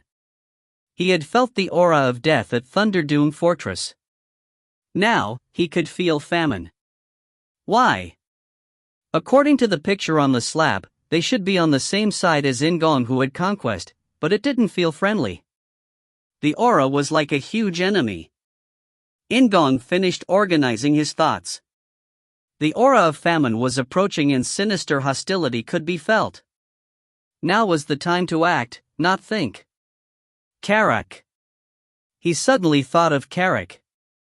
At the same time, an ominous feeling that couldn't be compared to before covered his entire body. As a member of the King's Knights, he was connected to In-gong. Karak. In-gong yelled. He invoked the skill call. Cough. Karak appeared in front of In-gong. Karak landed on his ass but quickly grasped the situation. He got up and shouted at In-gong. Enemy, the enemy. 2 soldiers on watch with me were attacked. In-gong hurriedly pulled on his pants and top, then instantly opened the inventory and equipped Earthquaker, White Eagle, and the Dragon Scalegrieves. Karak continued to speak. He's small but immensely strong. He is wrapped in a black aura and has gray hair. A long scar on the cheek. A warrior. He doesn't use any weapons. As expected, Karak remembered the face despite the unexpected situation. He knew what In-gong needed right now. Gray hair, a long scar on the left cheek and no weapons. Gerard Moonlight. The reasons were insufficient, but he felt sure due to his intuition. Each of them were distinct features, but together, they told a story. It was obviously Gerard Moonlight. Carrick, what is his location? I went out to look around, so it is outside the defenses of the camp. Carrick had a meticulous personality, so he couldn't rest easily. It had always been his habit to look around the surrounding terrain to find passages and escape routes. In-gong looked at the mini-map. He couldn't see the red and blue dots because it was outside his recognition range, but he could guess the approximate distance. He was, at most, 500 meters away. If he sprinted using Divine Beast Authority, it would only be a short distance. In-gong left the tent hurriedly. The moon was shining brightly, so he could see the surroundings clearly even though it was deep into the night. Once again, In-gong faced an unexpected situation. Shutra? Chris and Caitlin, who were dressed in leather armor and greaves, were standing between the tents. Behind them, there were 20 of the lycanthrope royal guards standing in an orderly manner. Did they find out about Gerard's raid and were preparing? No. It couldn't be. If it was, the alarm would have already been called. Moreover, their faces were very different from someone going to greet the enemy. The two of them were embarrassed to face In-gong. Why? In-gong quickly realized. This isn't due to Gerard. They have another purpose here. Despite receiving a report this morning that Gerard was in the east, the two hadn't moved their troops. It wasn't to prepare for an unforeseen situation. Gerard was also strange. If Gerard had gone to the east in order to escape, why had he come here? Instead of leaving the territory of the lycanthropes, he showed up where Chris and Caitlin were. Gerard has showed up. He is attacking the soldiers on the outskirts and might be here soon. In-gong said quickly, and astonishment formed on Chris and Caitlin's faces. In-gong continued speaking without slowing down. Tell me, why are the two of you here? I don't think it is due to Gerard. Chris gritted his teeth.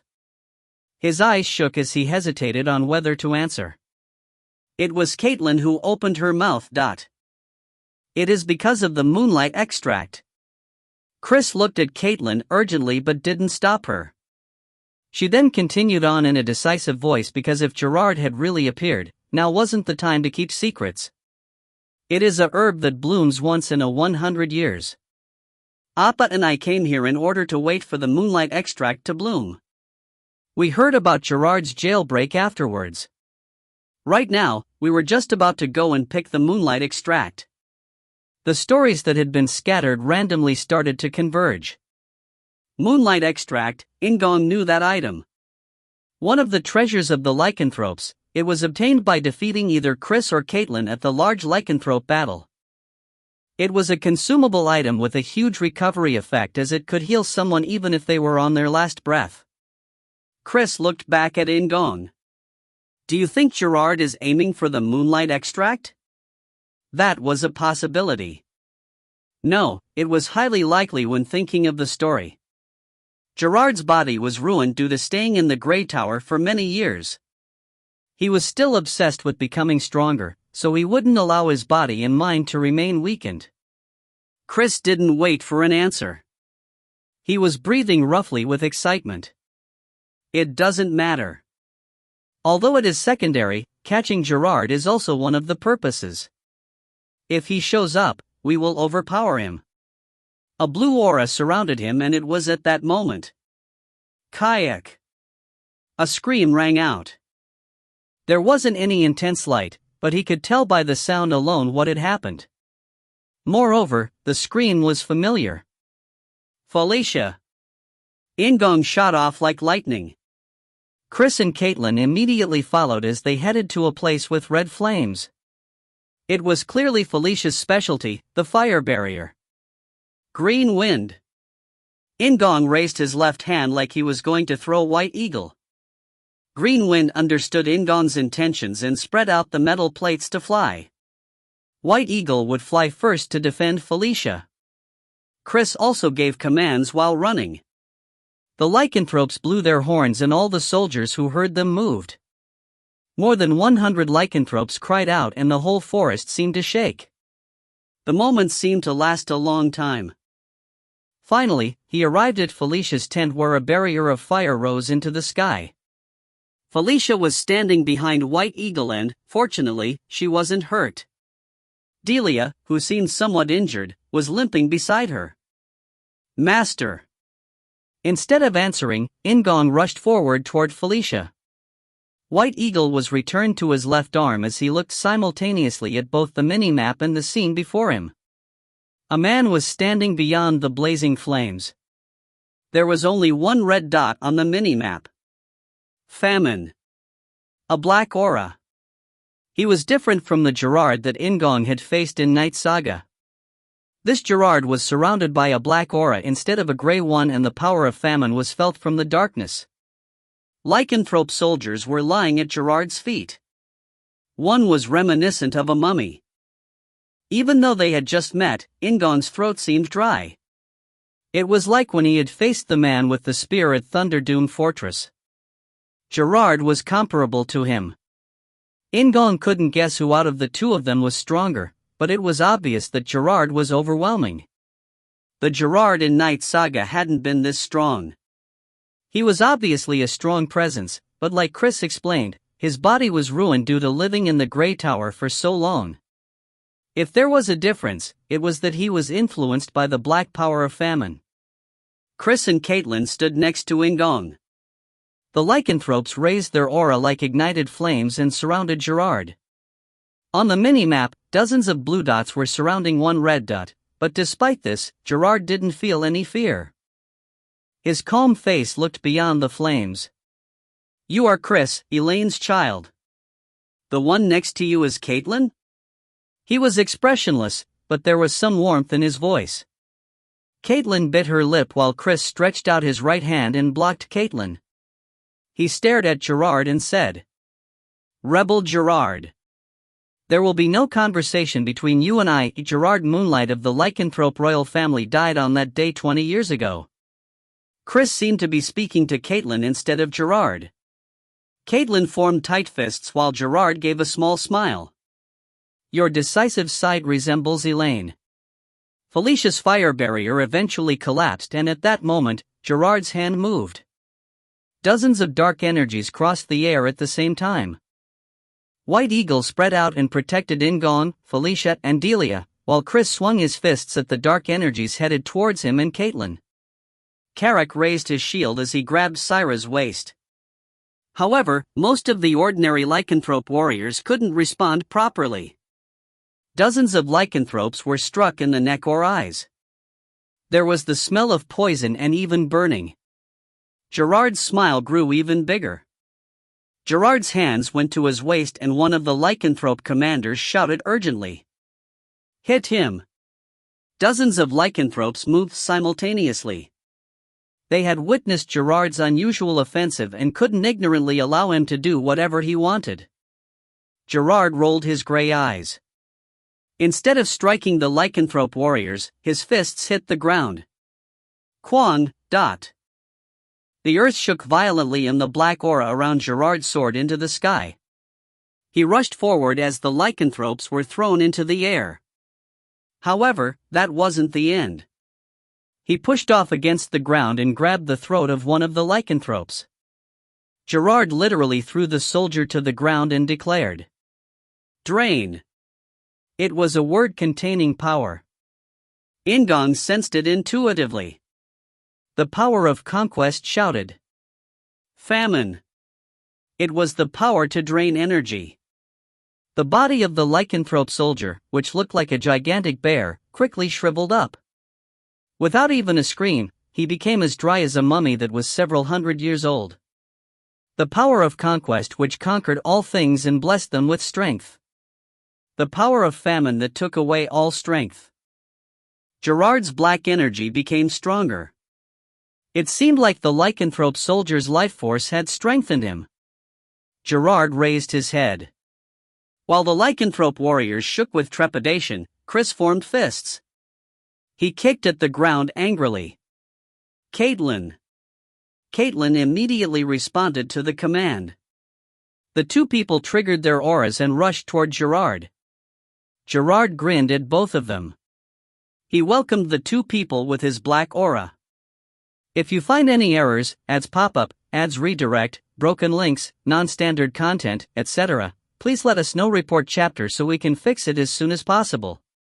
Chapter 79, Chapter 12, Legend Number 5. Chapter 79, Chapter 12, Legend Number 5. Spending 20 years in solitary without sunlight. In-gong couldn't imagine it. He couldn't guess what emotions or thoughts he would have felt during that time. Miasma. It wasn't just the power of famine that turned the aura pitch black.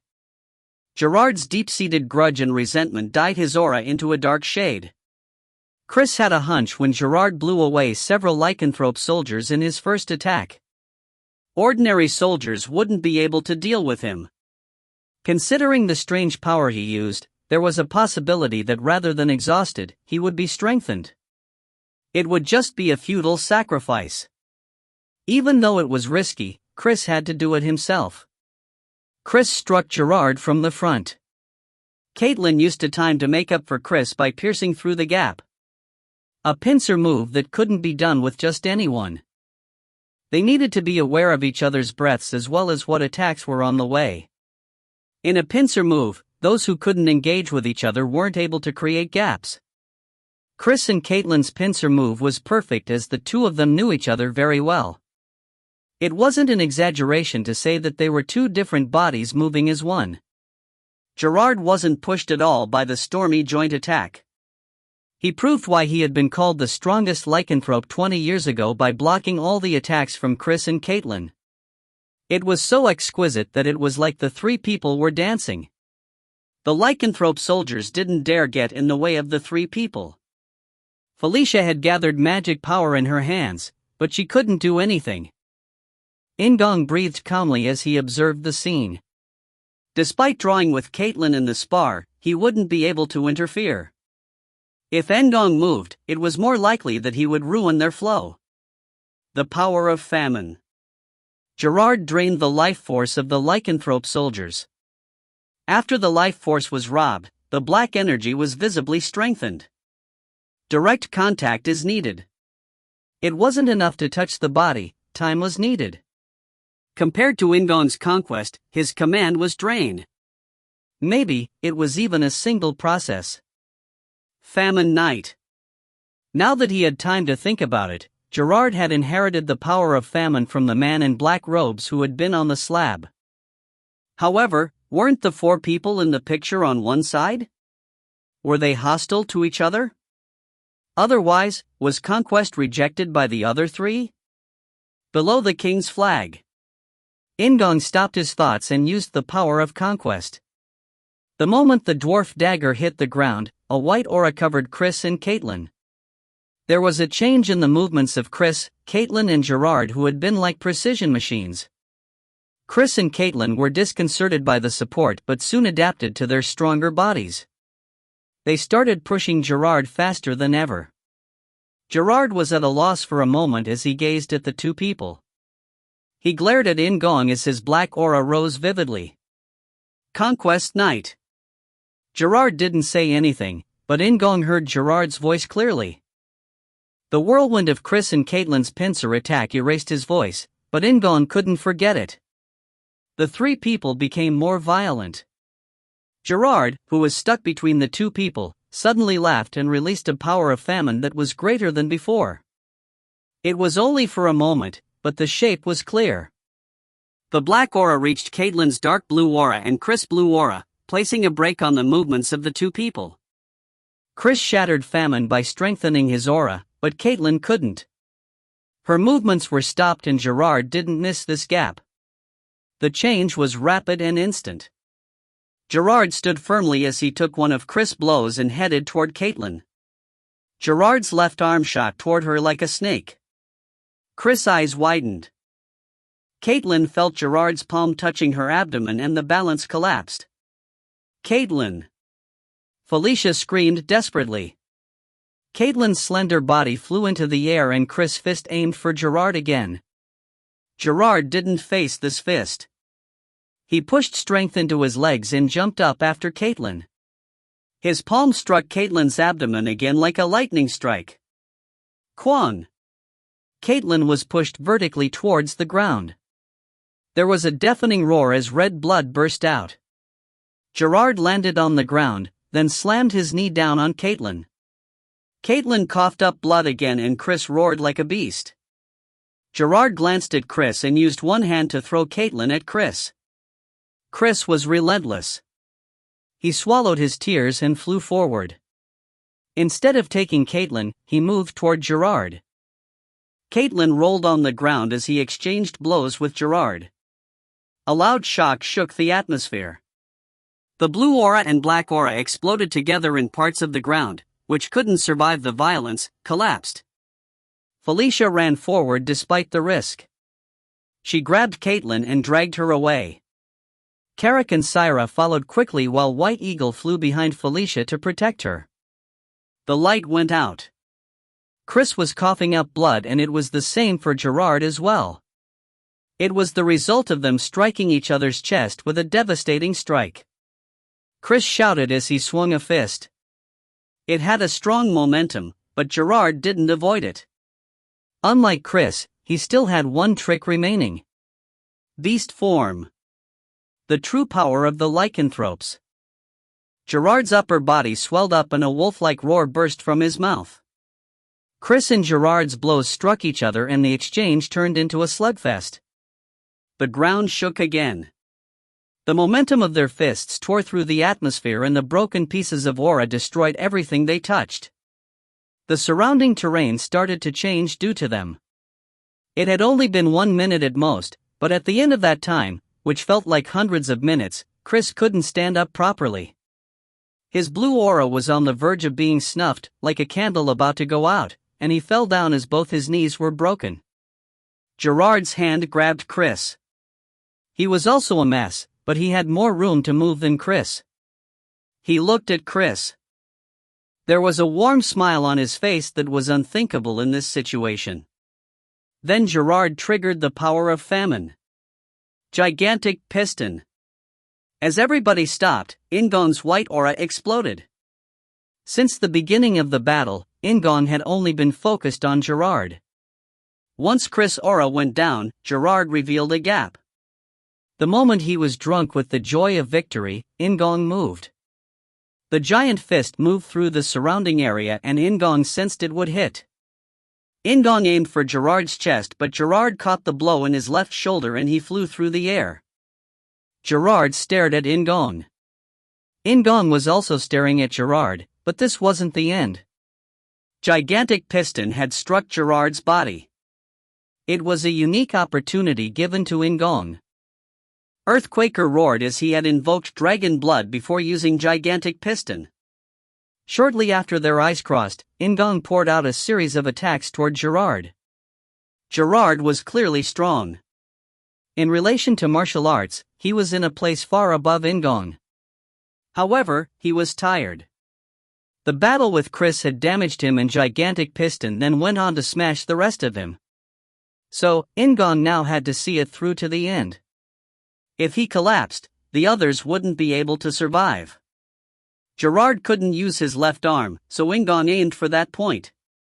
Once the white and black auras clashed, a terrible shockwave covered the whole area. The powers of conquest and famine also collided. The strength of conquest was depleted by famine's power. Delia and the lycanthropes were protecting Chris and Caitlyn. Felicia was curing Caitlyn with recovery magic while the lycanthrope soldiers once again formed a circle. For Gerard, In-gong was a roadblock. If it wasn't for In-gong, this situation would have been over the moment Chris had fallen. Even if there were dozens of hundreds of ordinary lycanthrope soldiers, Gerard couldn't be captured. Conquest. Conquest night. Anger rose, but it wasn't just Gerard's personal anger. Famine was furious and he expressed a strong hatred for conquest. Kwang. Once again, his aura exploded, but this was different from before. Gerard's right hand turned quickly, creating a repulsive force that pushed at In-gong like a snake. The moment In-gong realized it, Gerard's palm was already touching his chest. It was the blow that broke Caitlin. Divine Beast Authority Secret Principle, Orung. It was a wolf-like aura that struck the enemy's body directly, collapsing it from the inside. This attack was a success. Like Caitlin, In-gong opened his mouth and spat out blood. However, In-gong wasn't thrown into the air. He stepped back and White Eagle supported In-gong's back. Rather than flying away, In-gong gritted his teeth and raised his head. Gerard stared at In-gong. At that moment, Daphne hurriedly shouted something at In-gong. Spirit enlightenment. It was urgent. It didn't reach him completely, but there was no time to wait for the spirit's power to be completely activated. However, Daphne's magic gave In-gong the strength to take one step. In-gong took a step forward.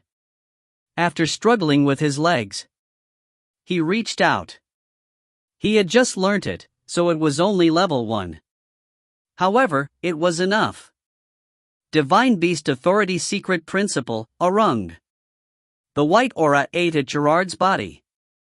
The moment Orung struck him, Gerard's eyes widened with amazement and In-gong took a step back. He once again aimed for Gerard's chest. Explosive power. It wasn't Divine Beast Authority but Divine Sura Authority.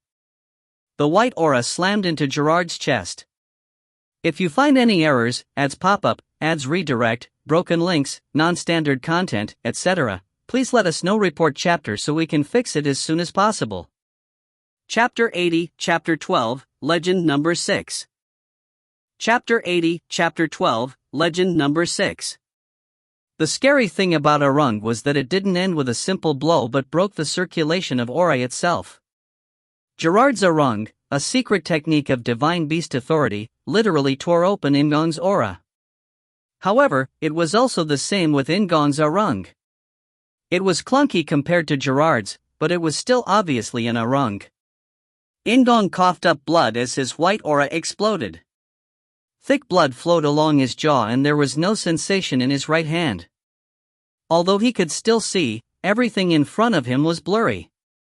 In-gong didn't collapse. He twisted his upper body and watched Gerard closely. After being struck by the explosion, Gerard was raising his body with some difficulty. Gerard was also a mess. He had released his beast form and his left arm seemed to have lost its function. The energy of famine was also weak. However, he was still alive. Gerard giggled strangely as he raised his upper body. Then at that moment, a sharp dagger flew toward In-gong. Ka Kang. White Eagle blocked the dagger. The white metal spread out and blocked In-gong from Gerard's view. Blood was streaming into Gerard's ears, so he didn't hear anything, but he had a hunch. The moment that White Eagle flew back into the air, In-gong rushed toward Gerard. Instead of using aura again, In-gong shot a fire arrow at his right leg. Flames rose along the dragon scale Greaves scales. Lightning. Rather than a flash of whiteness, lightning poured down with the red flames. Gerard moved his body reflexively to avoid the attack, but it was unreasonable. In-gong struck Gerard's left shoulder. Rather than an physical hit, it was more like lightning had hit Gerard's left shoulder. That shoulder then turned into charcoal and crumbled. Gerard flinched backwards. In-gong's knee was broken, but he rose again and yelled instead of starting another offensive. Karak. Koraha. Karak entered the fight that no one had dared to intervene. His huge battle axe slammed into Gerard. Gerard's chest shattered like his shoulder did and White Eagle struck his abdomen. Gerard's body was thrown back a few meters. Karak grabbed In-gong's waist. Then In-gong leaned over Karak and looked at Gerard. However, it wasn't over yet. Retreat. In-gong screamed in a cracked voice as Gerard's right hand slammed into the ground. He exploded his aura of famine like it was his last hurrah. Drain. The cry filled the surrounding area and the power of famine stretched out around Gerard. Carrick hugged In-gong and turned around. Green wind generated a force field that shielded In-gong while the lycanthrope soldiers hurried to avoid famine. Master! Green wind shrieked. The power of famine collided with White Eagle and exploded. The land that had been swept by famine was stained with a gray light and lost its beauty, appearing as a drought-ridden land. The grass was withered and giant trees became dry and fell down after not being able to endure their weight anymore. There were also victims among the lycanthrope soldiers. Those, who couldn't escape completely and had a part of their bodies touched by famine, fell to the ground with a moan. Additionally, there were those who lost an arm or a leg. After the power of famine disappeared, Gerard was gone. He had obviously used the absorbed power to escape. Your level has risen. Your level has risen. The clear voice rang in his head. This was thanks to the battle ending after Gerard had lost his will to fight. A pure white light wound around In-gong. All the trauma, which had been inflicted upon In-gong's body, were healed. The lycanthrope commanders quickly understood the situation. They stared at Carrick holding onto In-gong and shouted. Track him! Don't let him get away! Follow! Don't approach him carelessly and use throwing weapons.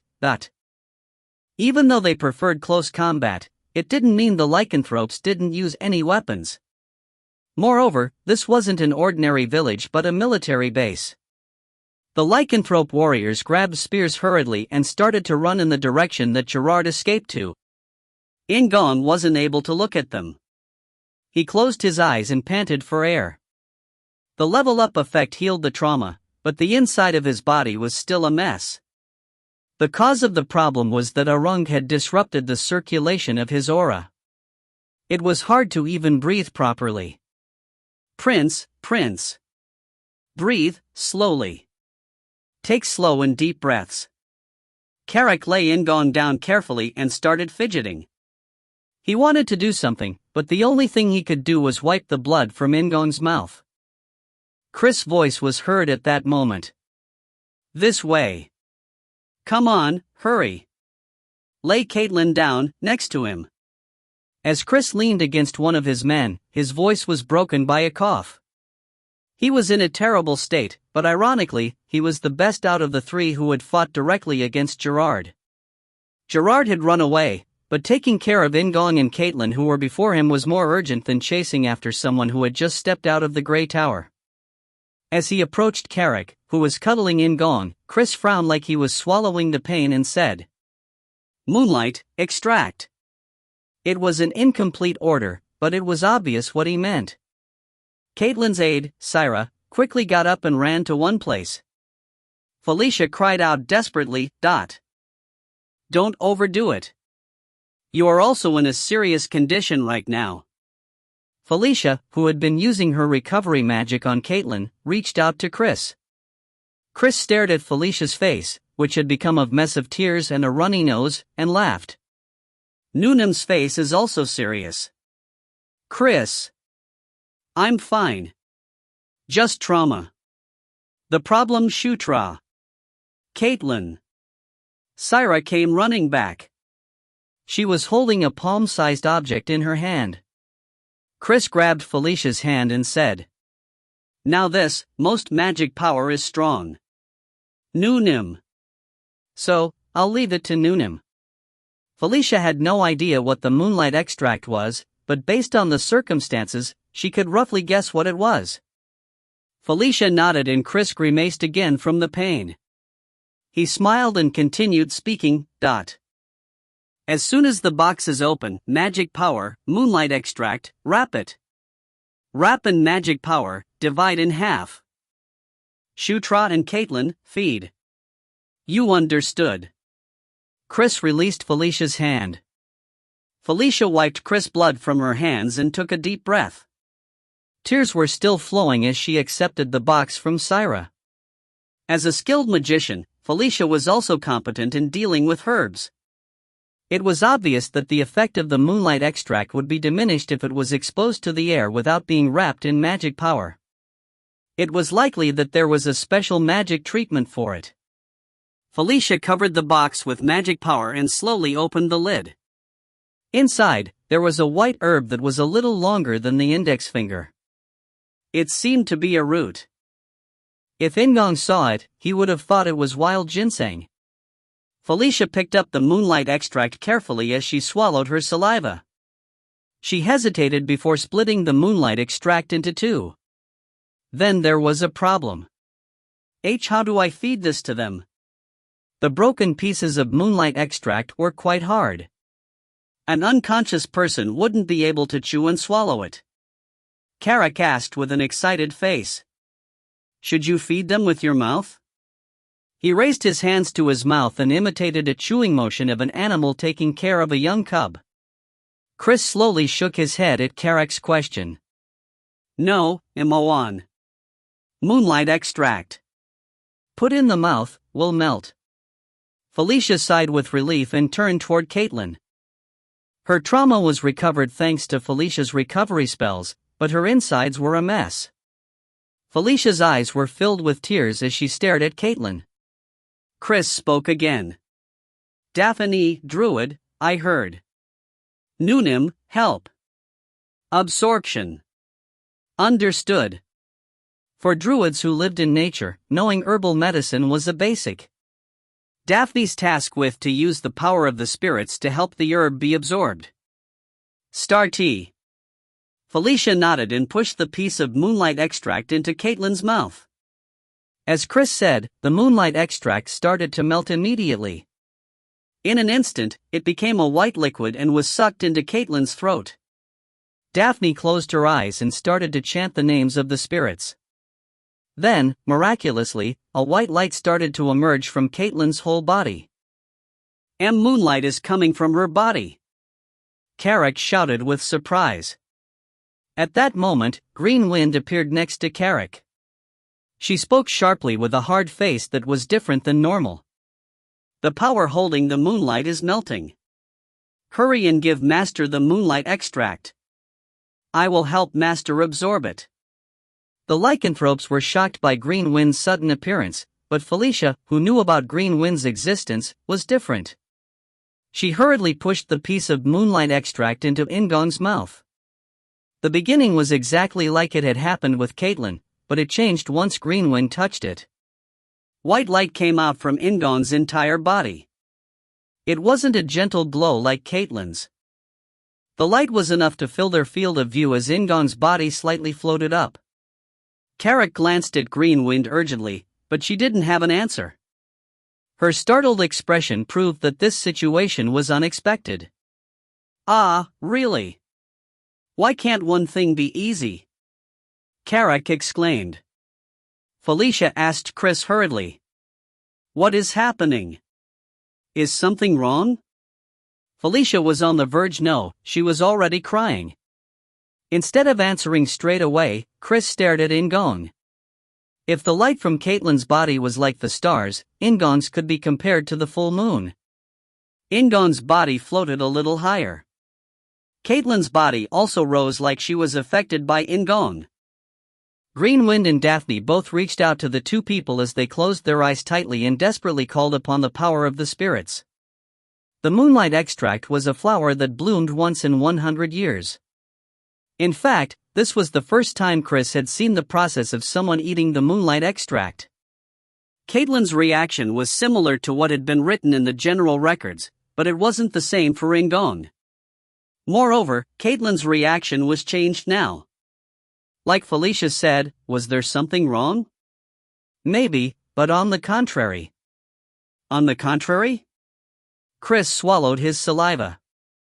He looked at the white light that couldn't be distinguished anymore and said, The legend of the moonlight extract, maybe this is it. An unusual record. The true legend of the moonlight extract that only remained in the records of the lycanthrope royal family. Chris laughed bitterly. Carrick's words were true. Everywhere he goes, uncommon things happen. Felicia looked back at In-gong. The warm light, that didn't hurt the eyes, pushed against the darkness. If you find any errors, ads pop up, ads redirect, broken links, non-standard content, etc., please let us know. Report chapter so we can fix it as soon as possible. Chapter 81, Chapter 12, Legend Number 7. Chapter 81, Chapter 12, Legend Number 7. The founder of the lycanthrope royal family was the one who first discovered the moonlight extract. Originally called the Wolf King, he gathered the scattered lycanthropes and set up a kingdom. Just like the fierce jungle of the demon world, the Wolf King faced numerous challenges. Many foreign enemies invaded them, and within the lycanthropes, many challenged the Wolf King for the throne. The Wolf King responded to all these challenges. He broke the heads of those aiming for the thrones and crushed the outsiders threatening the lycanthropes. Then one day, he faced the biggest challenge of his life. The Red Dragon, Castian, invaded the lycanthropes' territory. The Wolf King succeeded in defeating the ferocious Red Dragon at the end of a desperate struggle that lasted 7 days and 7 nights. However, the Wolf King wasn't unharmed. His heart was destroyed and he was on the verge of death when he discovered a light splitting the night sky. At some point, the king stopped and saw a white flower blooming in front of him. The Wolf King didn't think much of the discovery as he hadn't found the moonlight extract, it had selected him. The Wolf King took the moonlight extract. It dissolved into his chest and became the new heart of the Wolf King. The Wolf King, who had obtained the heart of the moon, continued his new life. He gave himself the surname, Moonlight, after it saved his life. The Wolf King's blood became the royal family of the lycanthropes, but afterwards, unlike the Wolf King, no one was able to obtain a new heart from the moonlight extract. This was the legend of the moonlight extract. The true efficacy of the moonlight extract had only been enjoyed by the original Wolf King, who had been considered the strongest lycanthrope ever. The royal family of the lycanthropes had considered it as a legend. Until now, the moonlight extract had just been a mysterious herb with significant healing powers. They had thought the Wolf King had exaggerated the story after he had taken the moonlight extract and it had healed his wounds. However, that wasn't the case. The legend of the moonlight extract had never been exaggerated. Protagonist correction has enhanced the performance. Protagonist body is responding to the power of the moonlight extract. The essence of moonlight melted into In-gong and his protagonist body accepted the power entirely. The circulation of his aura, which was dull and broken, stopped moving. It stopped in one place and the calmness of the moonlight's power settled into it. Conquest. If the power of famine was to drain everything, conquest was to dominate. The starting point in the circulation of aura was all the same, like the heart that delivered blood to the whole body. In-gong's aura heart already existed. Now, the moonlight extract settled next to that heart. The moonlight extract joined with his aura to create a new heart. 2 hearts, 2 starting points. This was true efficacy of the moonlight extract that no one had seen since the original Wolf King. The circulation of his aura began again and it sprang from 2 starting points. This was accepted by Divine Sura Authority. Divine Sura Authority, which was made up of Divine Beast Authority and Sura Heart Law, now started at 2 points. The light gushing out from In-gong's body started to subside. Chris, who was focusing on the flow of aura, couldn't hide his wonder. He formed fists as he imagined the effect of aura that originated from 2 starting points. Moreover, this change didn't only happen to In-gong. Caitlin had also accepted the power of the moonlight extract. It was clear that In-gong's change had an effect on Caitlin. Compared to In-gong, it was weaker. It was like the power of moonlight had gathered in In-gong's body while the power of starlight had gathered in Caitlin's body. Caitlin's aura responded to In-gong's aura. Just like the stars in the night sky shone in the moonlight, Caitlin's aura started to follow In-gong's aura. Instead of moonlight, a pure white aura surrounded In-gong. Caitlin's dark blue aura twined with the white and the 2 different colored aura wrapped around the 2 people.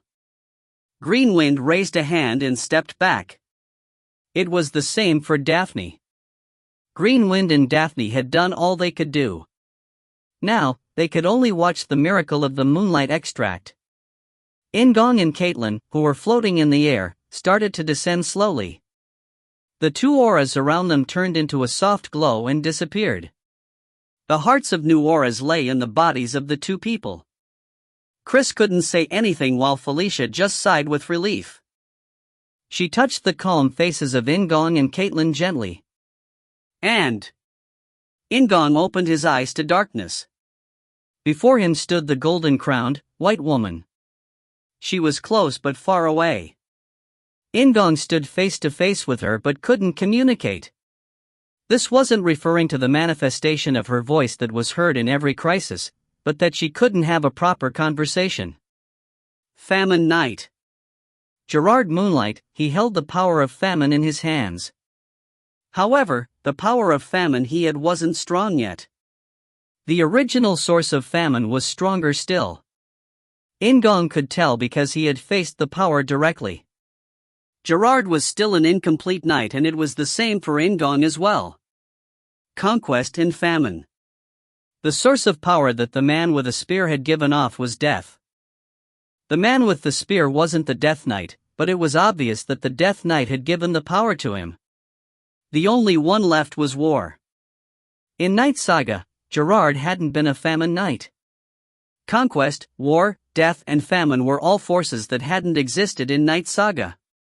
What were the four of them? Why were there four knights to inherit their strengths? What was the purpose of the knights? Why was the Death Knight aiming at Zephyr? It was almost certain that the Death Knight was an external force, as he was hostile to the Demon King's palace. The Famine Knight, Gerard, was hostile to the lycanthropes. Additionally, he didn't stop there. Famine itself had an enormous hostility toward conquest. Were death and famine on one side? Why did famine express hostility toward conquest? It wasn't just because of In-gong's confrontation with Gerard. The enmity of famine was rooted in something much deeper. The white woman. Sadness flashed in the red and blue eyes of conquest. She reached out her hand slowly and stroked the air like she was touching In-gong's cheek despite not being able to reach him. Then she opened her mouth slowly. Conquest Knight, my one and only hope. The white woman's voice was cut off like she had lost all strength after a few words. She gave another sad smile before melting into the darkness.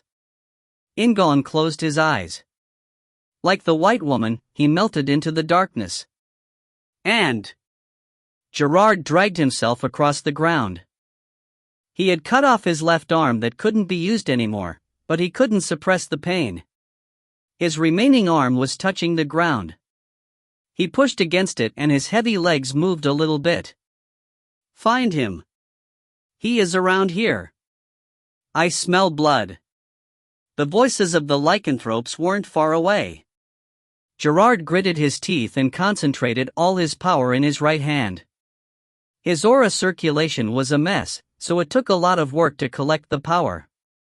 Gerard sat on the ground and panted. The soil was wet and cold, but that helped relieve the pain. Gerard counted down. He closed his eyes and focused on his hearing while gathering strength in his right arm. Quan! The explosive power of divine beast authority burst through his right arm. Gerard leapt up and hit the lycanthrope soldier who came close to him. The soldier swung his arm reflexively at Gerard, but it just passed through air. Gerard grabbed one of the soldier's arms, threw him down and grabbed his neck with one hand. The neck of the beast-form lycanthrope was too large that it was hard to squeeze.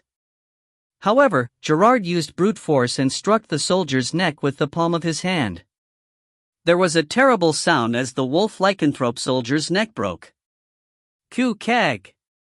The lycanthrope soldier lost his breath and tried to reach out, but Gerard placed more force on the soldier's neck.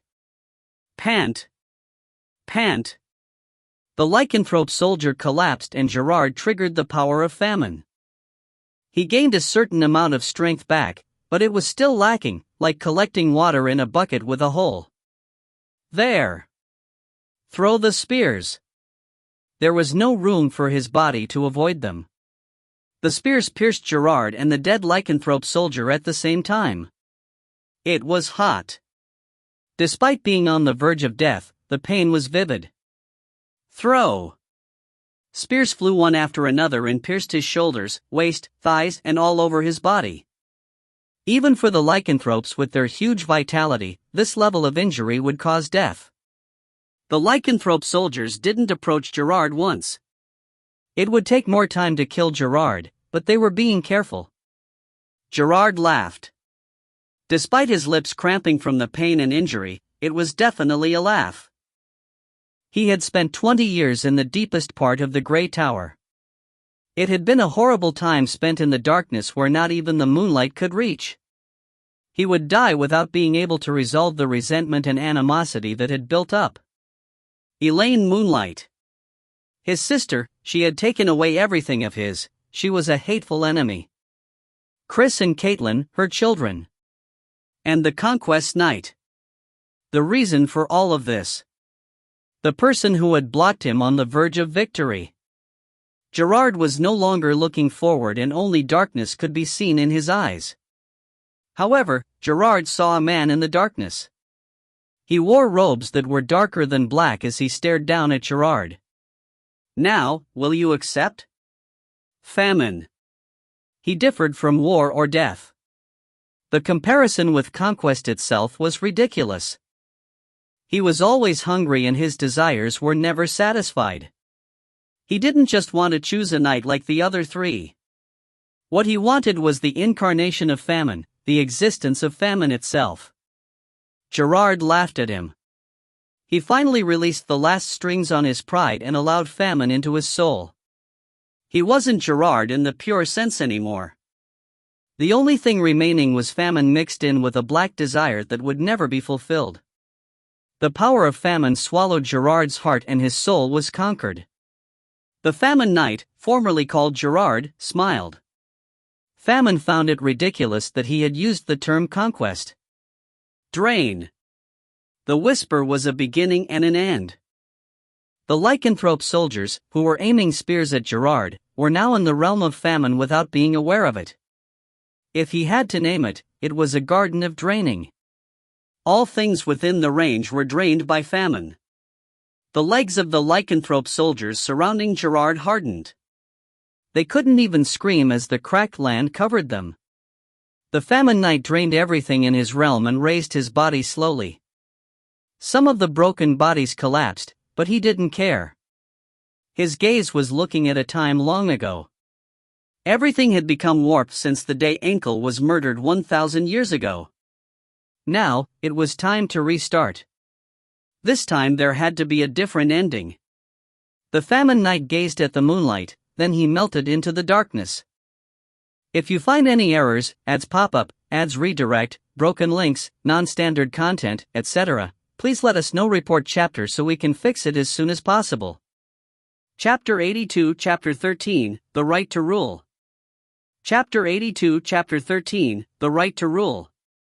When waking up from a deep sleep, In-gong usually had to face the ceiling or wall.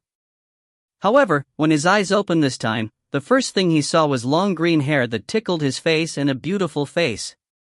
Green eyes blinked as In-gong stared at them sleepily. He almost screamed, but the other person was faster. Master! Green Wind laughed and embraced In-gong. Instead of hugging Green Wind, In-gong moved his eyes. Beyond Green Wind's hair, he saw an expensive-looking ceiling. And, In-gong tried to breathe and think while Green Wind covered his body. He lifted his free left hand and patted Green Wind's back as he was about to speak. Wait. There was something strange. Only his left hand was free. In-gong had no problem staring at his right side because Green Wind was hugging his left. He turned his head to the right and raised his upper body. Master, are you okay now? Have strength. Green Wind was in an actualized state, so she had weight. There were some questions about the conservation of mass, but In-gong had other worries at the moment. Instead of digging deeper, he glanced at Caitlin, who was holding onto In-gong's right hand. Expensive-looking ceiling and room, and a huge bed.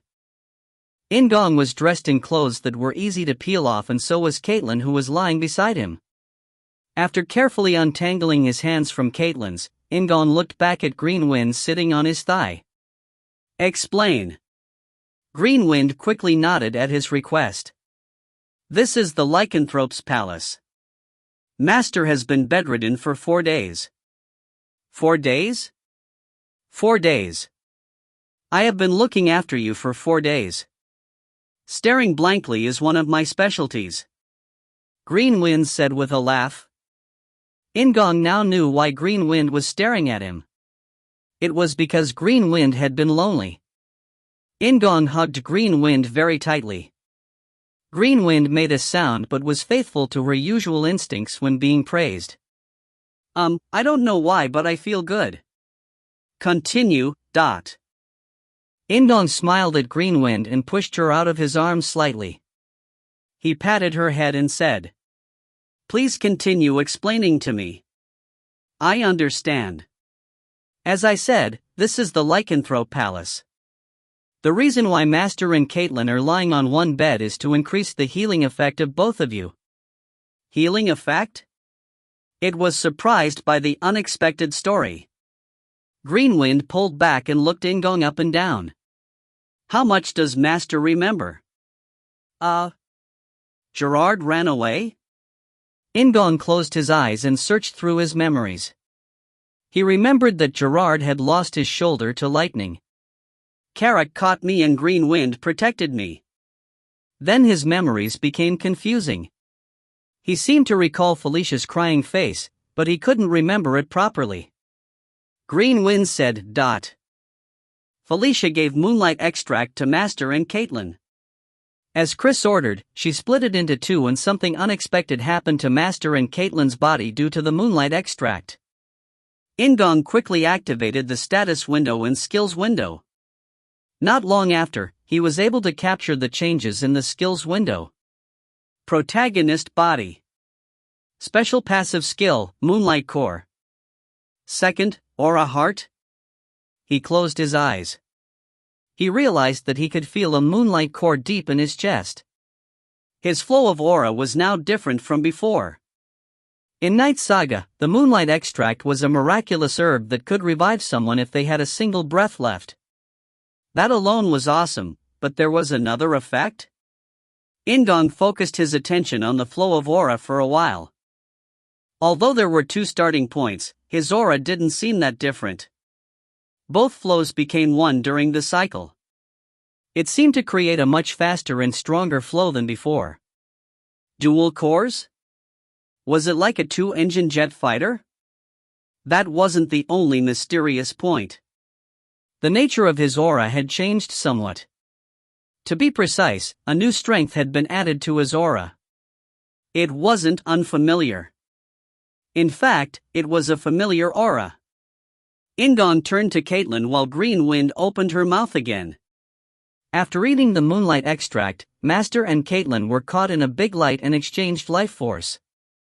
Just like Master and I, Master and Caitlin are also connected. Of course, it isn't quite like me. In-gong nodded inadvertently. He definitely felt Caitlin in his aura and In-gong felt himself in Caitlin. Chris said that the closer the 2 of you were, the more vitality would be activated. If you hold her hand again, you will know. There was no reason not to, so In-gong grabbed Caitlin's hand and he could see what Green Wind had said was true. Oh. He noticed it the moment he touched her hand. It wasn't just a simple feeling but a reaction. The flow of aura from the moonlight core became stronger like it had been influenced. Chris seemed to know this, which was why he had laid In-gong and Caitlin on the same bed. The others? Was anybody else injured? He gently lay down his hand, which was holding Caitlin's, to make it more comfortable. Green Wind shook her head. No. Master and Caitlin were the most badly injured. Chris is already up and limping around. Felicia cried a lot, but she wasn't hurt. I'm glad. He didn't need to ask about Carrick, Daphne, Karma, and Delia. Conquest Night. Famine Night. In-gong was reminded of Conquest, the white woman. She had said that In-gong was her only hope. Had she been the one who brought In-gong to this world? Why had she picked In-gong? What was she looking for? Of course, he didn't feel that resentful. If the white woman had really called him to this world, there would be many reasons. So, he didn't mind that much. However, he put that on hold. He couldn't talk properly with the white woman, so it was useless to worry about it now. In a sense, it is also cool. There was a reason. One day, he had opened his eyes in a game or game-like world. There had been a reason for In-gong to enter the world of Knight Saga. Yet, he didn't know that reason yet. However, that didn't change the thought in his head that it was slightly cool. And In-gong turned his gaze back to Caitlin. Although her complexion was a little pale, her face was very calm. The flow of aura he could feel through his hands was very smooth. Things were changing after In-gong came into his world. In-gong was going to stop the day of Massacre. Of course, the biggest reason was In-gong's survival, but that wasn't all. After getting to know Chris and Caitlin, he wanted to prevent the lycanthrope subjugation. However, by blocking the day of Massacre, he would also save Felicia and Daphne. It was a story separate from the white woman, conquest, war, death, and famine. This was this and that was that. In-gong didn't intend to allow the tragedy from Knight Saga to replay in the demon world. The conclusion is the same. It was like his thoughts when he had first woken up in the world. It was no different from the Sword Duke's in Chris' words. He needed to be strong. He would become strong enough to get rid of all the dangers that came. Then he would be able to solve all problems. It might be an ignorant and simple idea, but it was true.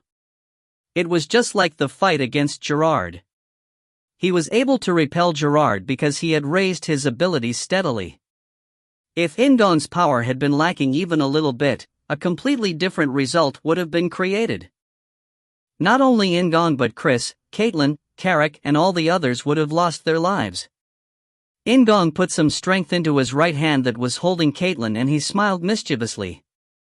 Protagonist. Like a protagonist, he would become stronger.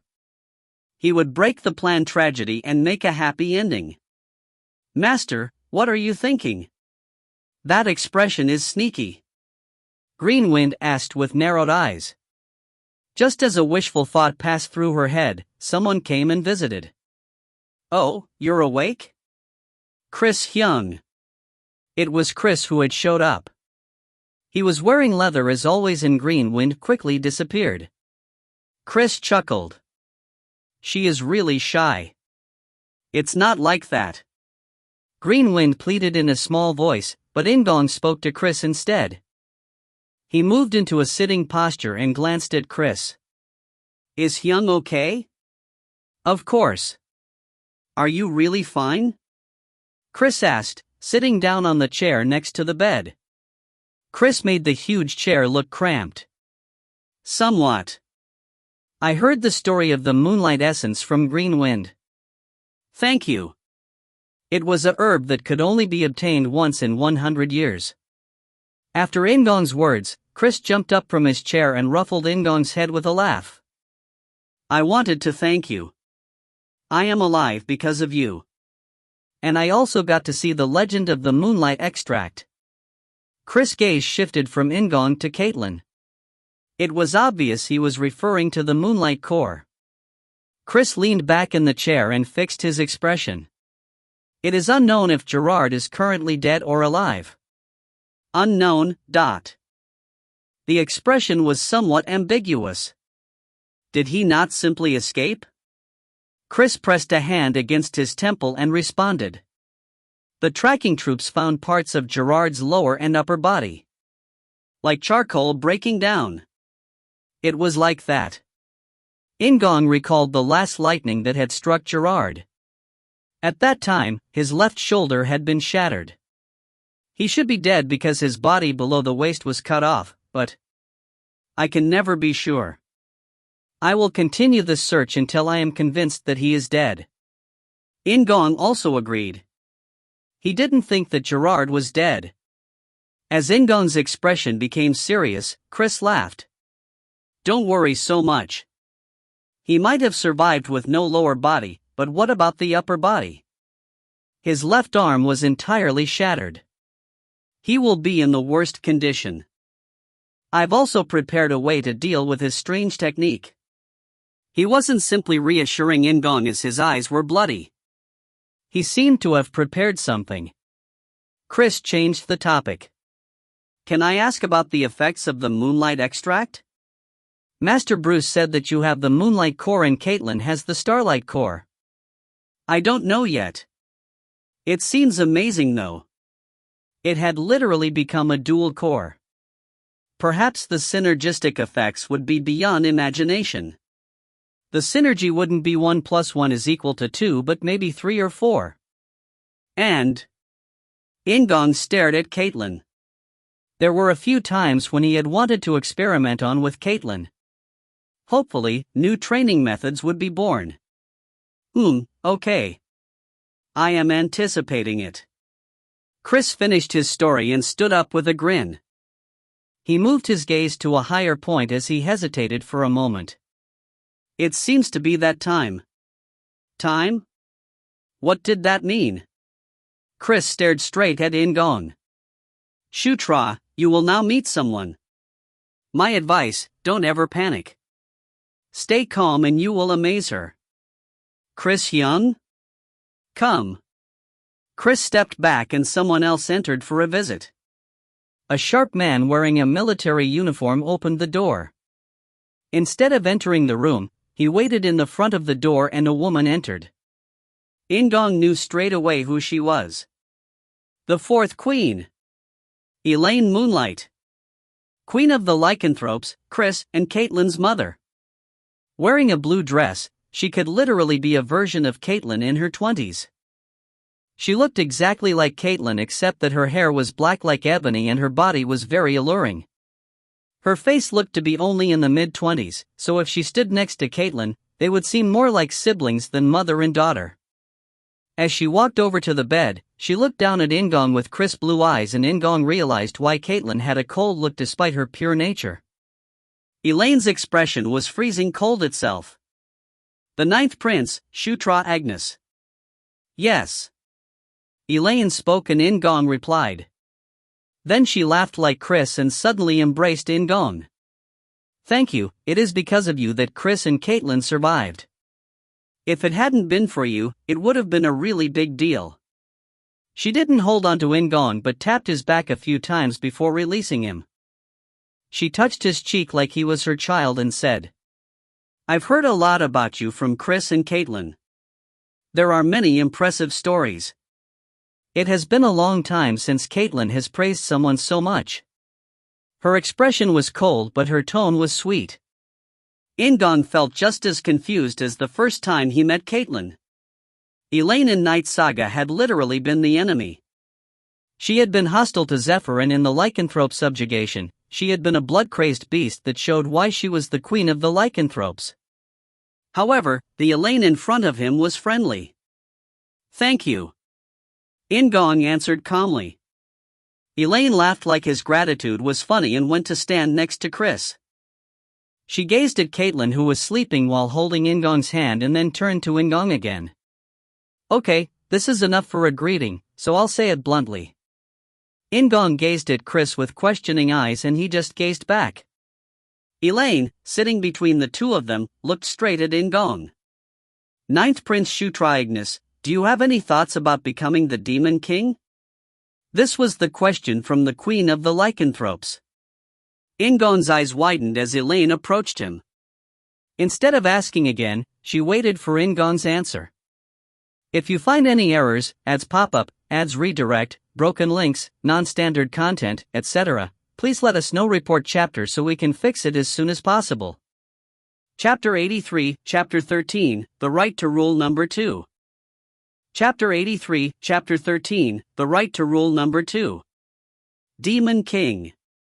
The first in the world. The ruler of the demon world and the strongest person in the demon world. In-gong stared at Elaine with confused eyes and a faint smile appeared on Elaine's face. I guess you haven't thought about it before. It was like that. It was the right answer. It was Zephyr who had become the Demon King in Knight Saga. He wanted to confront Zephyr in order to prevent the day of Massacre, but he had never thought of becoming the Demon King. It was because Shutra's position was too low. Elaine sat down beside In-gong and stared at him with a mixed expression. Then she said with a laugh, "Well, it is understandable when considering your position so far." Ninth Prince Shutra Ignus was known as the Scraps Prince. He was a poor boy who had lost his mother, his biggest supporter, at a young age. A poor prince who didn't receive any outside support. Now, your position has changed, so you should think about it. Elaine spoke to In-gong in an alluring voice. Then In-gong realized a new fact. They don't look alike. She had almost the same face as Caitlin, but she was different. Elaine was a completely different type of person. I don't need to hear an answer right now. Once again, just think about it. I'll hear your answer later. Elaine moved forward like a feline beast. She approached Caitlin, who was sleeping serenely, and touched her cheek. Sleep well, my baby. Elaine bowed and kissed Caitlin's forehead. She lifted her head slowly and lingered her gaze on In-gong again. She was cold and warm, there was some uncertainty buried her casualness. Elaine turned toward the door before saying one last thing to In-gong. Take it easy. I'll see you again soon. Thank you. In-gong's reply was somewhat misleading, but Elaine laughed heartily. She left as abruptly as she had appeared. The man by the door closed it. A few seconds passed before Chris laughed. Then he said, "My advice?" In-gong turned to Chris and realized that a person could be incredibly hateful. He snapped at Chris, who was smiling mischievously. Why didn't you tell me that the fourth queen was coming? Then that would be no fun. As expected, he received a hateful reply in return. Chris laughed like a villain and said again, "Anyhow, you should really think about it. About becoming the Demon King, that is." He spoke lightly, but the expression in his eyes was serious. No, from the start, this had been a subject that couldn't be dealt with lightly. Today had been the first time In-gong had encountered fourth Queen Elaine Moonlight. Regardless, it wasn't normal to ask someone if they wanted to become a Demon King. There were three possible reasons behind this. Elaine was really casual, she was genuine, or someone had evaluated In-gong for her. In-gong thought it was the third reason. If it was the third reason, there was only one person it could be. Chris Moonlight, the fourth queen's eldest son and the one she trusted most in the world. The one who would be king of the lycanthropes and who was already walking on that path. Elaine's question was soon asked by Chris, who wondered if In-gong intended to become the Demon King. Chris liked jokes, but he would never make light of this. He wasn't the type of person who would ask In-gong this question casually. Chris was hoping that In-gong would become the Demon King. In-gong took a step back in his mind and looked at this incident from far away. In a common monarchy, it was treason for someone who wasn't the crown prince to think of becoming the king. Just saying that they wanted to become king would ignite a dangerous blaze. However, the demon world was different. Since the beginning, there had never been such a thing as a fixed crown prince. The strongest royal child would become the Demon King. There was no discrimination between man and woman or against age. Therefore, it was natural for the children of the Demon King to be encouraged. However, this was somewhat distant from reality. To become a Demon King, they had to be the strongest, and many things were required in order to become the strongest.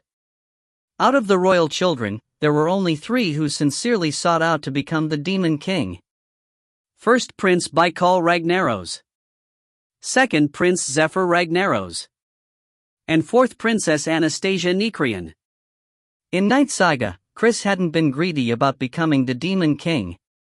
He was hostile and vigilant toward Zephyr, but he didn't engage actively in any faction rivalry.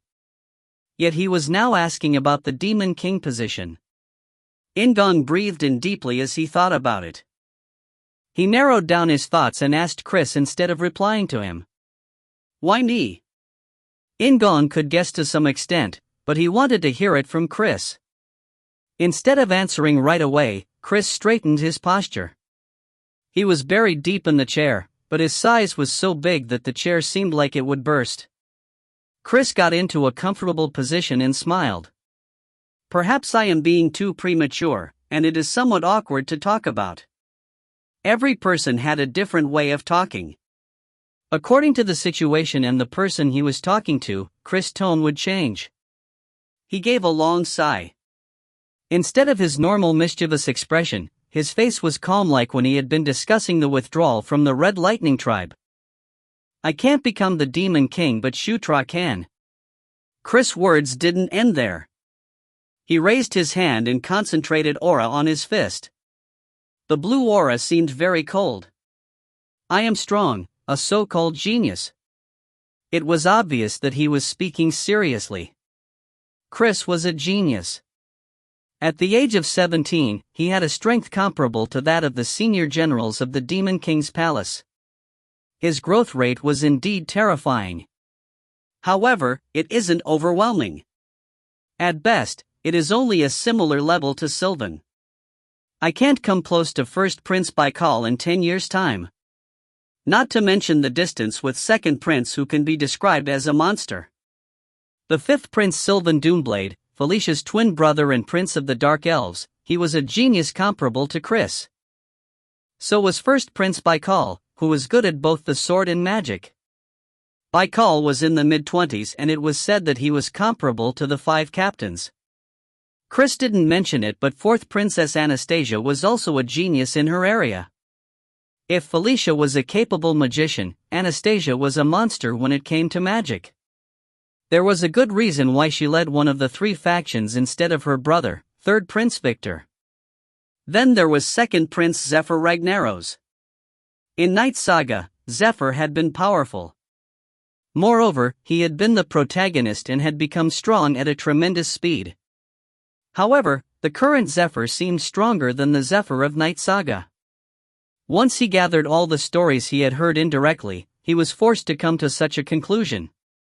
The forces of the lycanthropes don't match with the draconians. The chances are slim that I will become the Demon King when I am already falling behind in individual ability. It is better to stay still than to get involved in a struggle between factions. That wasn't all, the lycanthropes had a political weakness. The existence of Caitlin Moonlight and the secret of her birth. She was the reason why the lycanthropes didn't get involved in the politics of the Demon King's castle. Chris and Caitlin had proven they weren't interested in the throne by living at the palace of the lycanthropes instead of the Demon King's palace. Perhaps it was for Caitlin to some extent. Just like Shutra in the past, interest would be diminished once the person was out of sight. However, Shutra is different. You can catch up with first prince and second prince. Chris' blue eyes shone with eagerness. He sincerely believed that In-gong could surpass Baikal and Zephyr. Only a few months after learning Aura, he had reached a level comparable to Caitlin. He had combined Divine Beast Authority and Sura Heart Law to create Divine Sura Authority and brought out the true efficacy of the Moonlight Extract. Calling him a genius was lacking. He was a monster comparable to Zephyr, even the Sword Duke had expressed it.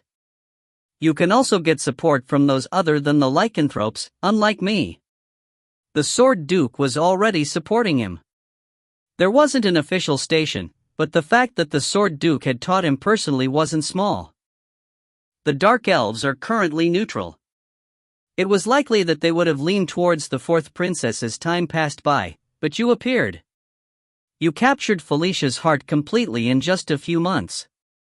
Sylvan and Felicia were like Chris and Caitlin. The moment he got Felicia's heart, he also got Sylvan's. In-gong was somewhat uncomfortable with the statement that he had gained Felicia's heart, but he couldn't deny it. It was unimaginable that Felicia would side with any of the other royal children over In-gong. The sponsorship of the Sword Duke. If you keep stacking up merits, you can pardon the Gandharv who are now confined. Although they are in a state of collapse, they were a species that had once been able to build up a queen. Their power can't be ignored. In-gong felt like he had been slapped in the back of the head. Confined? Pardon? Was that why he hadn't even seen one Gandharv? What sin had been committed that the whole species had been confined? This story seemed correct. It was the reason why there weren't any Gandharv caring for Shutra. If so, what had they done? When looking at the discussion of amnesty through merits, what type of crime could it be that, despite the crime, Shutra and the fifth queen still maintained their status? He had plenty of doubts. He needed to find out about the Gandharv. Chris sighed and took a sip of water from the glass on the table as though his throat was burning. I don't like first prince, second prince, and fourth princess. But Shutra is different. I think the future where you become Demon King is best for the lycanthrope species. It wasn't simply because they were friends. There was already a trusting and supportive relationship between In-gong and the lycanthropes after learning Divine Beast authority. In-gong also had none of his mother's family to rely on, so allying with the lycanthropes was beneficial to him. Chris suddenly grinned. His face reverted to his usual friendly expression as he spoke. Well, you don't have to do anything right now. Just think about it. There is a big difference between thinking of it yourself and having someone suggest it to you. Chris winked slightly and got up from his seat. Like Elaine, he approached Caitlin. He touched Caitlin, who was sleeping serenely, on the cheek and kissed her forehead. Think about Mother's words. Chris said as he looked up, and In-gong was reminded of Elaine. They had the same eyes. Moreover, why was he looking this way after kissing Caitlin? There were many guesses and assumptions. Just a little bit longer. If you are hungry or if Caitlin wakes up, pull the line on this wall. Chris instructed in a friendly tone before stepping out of the room. In-gong laughed for some unknown reason. Becoming the Demon King. Chris' words were all true. At first, In-gong had also been similar to Chris. In-gong hadn't thought that he would become the Demon King. However, things had changed. In some ways, it could have been decided from the beginning. Zephyr was the strongest royal child. It was natural that someone stronger than Zephyr would become the Demon King.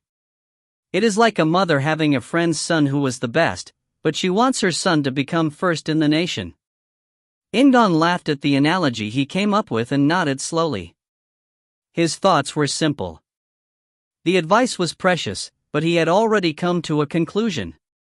Become strong. Everything would be resolved if he became strong enough to be the Demon King. He would be able to stop the destruction of the lycanthropes and the day of Massacre. It would also be possible to go against famine, war, and death. Anyway, the goal of Knight Saga is to become the Demon King. After summarizing his thoughts, In-gong gazed at the warmth of his right hand and Caitlin, who was sleeping peacefully. He couldn't express it, but he wanted to keep this. In-gong was gazing at Caitlin with warm eyes when he heard Green Wind's voice in his ears. Master, you look sneaky. The actualized form of Green Wind was now sitting on In-gong's thighs. In-gong narrowed his eyes at her. Do my eyes always look sneaky to you?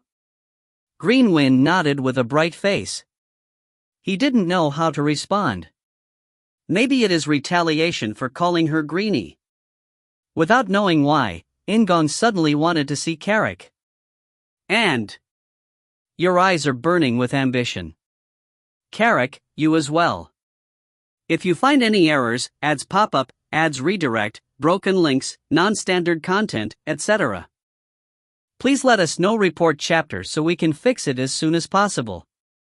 Chapter 84, Chapter 13, The Right to Rule Number 3. Chapter 84, Chapter 13, The Right to Rule Number 3. Your eyes are burning with ambition.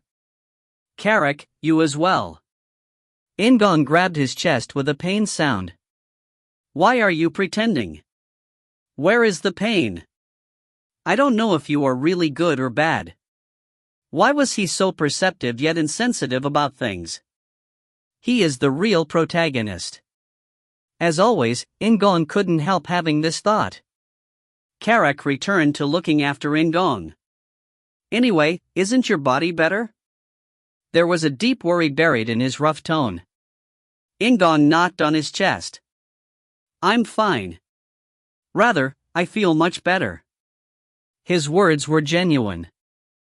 Aura was the power of life, so strengthening his aura made his life force itself stronger. It is strange. If I had been asleep for 4 days, I should be starving. Ah, that reminds me. Why aren't I hungry? In-gong rubbed his belly reflexively. He only felt hard abs. Since the start, he hadn't been hungry. 4 days was a long time. When counting 3 meals a day, he had missed 12 meals, yet he wasn't starving. Green wind relieved In-gong and Karak's doubts. It is the effect of the moonlight extract. During your sleep over the last few days, you have been accepting the healing benefits of the moonlight extract.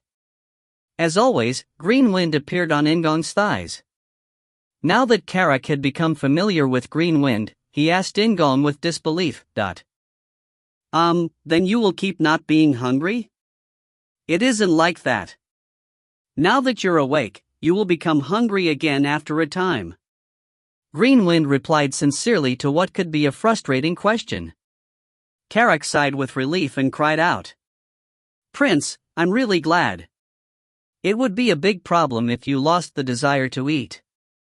If he wasn't hungry, he wouldn't want food and his pleasure in eating would disappear. It was a really scary thing to think about.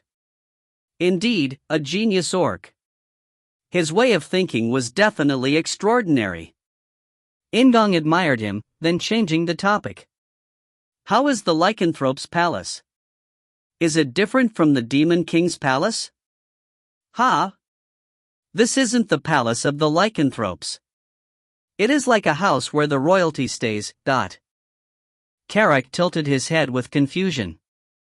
In-gong's gaze turned toward Greenwind. Greenie? It was obvious who he was calling, but Greenwind just avoided his gaze. Is Greenie here?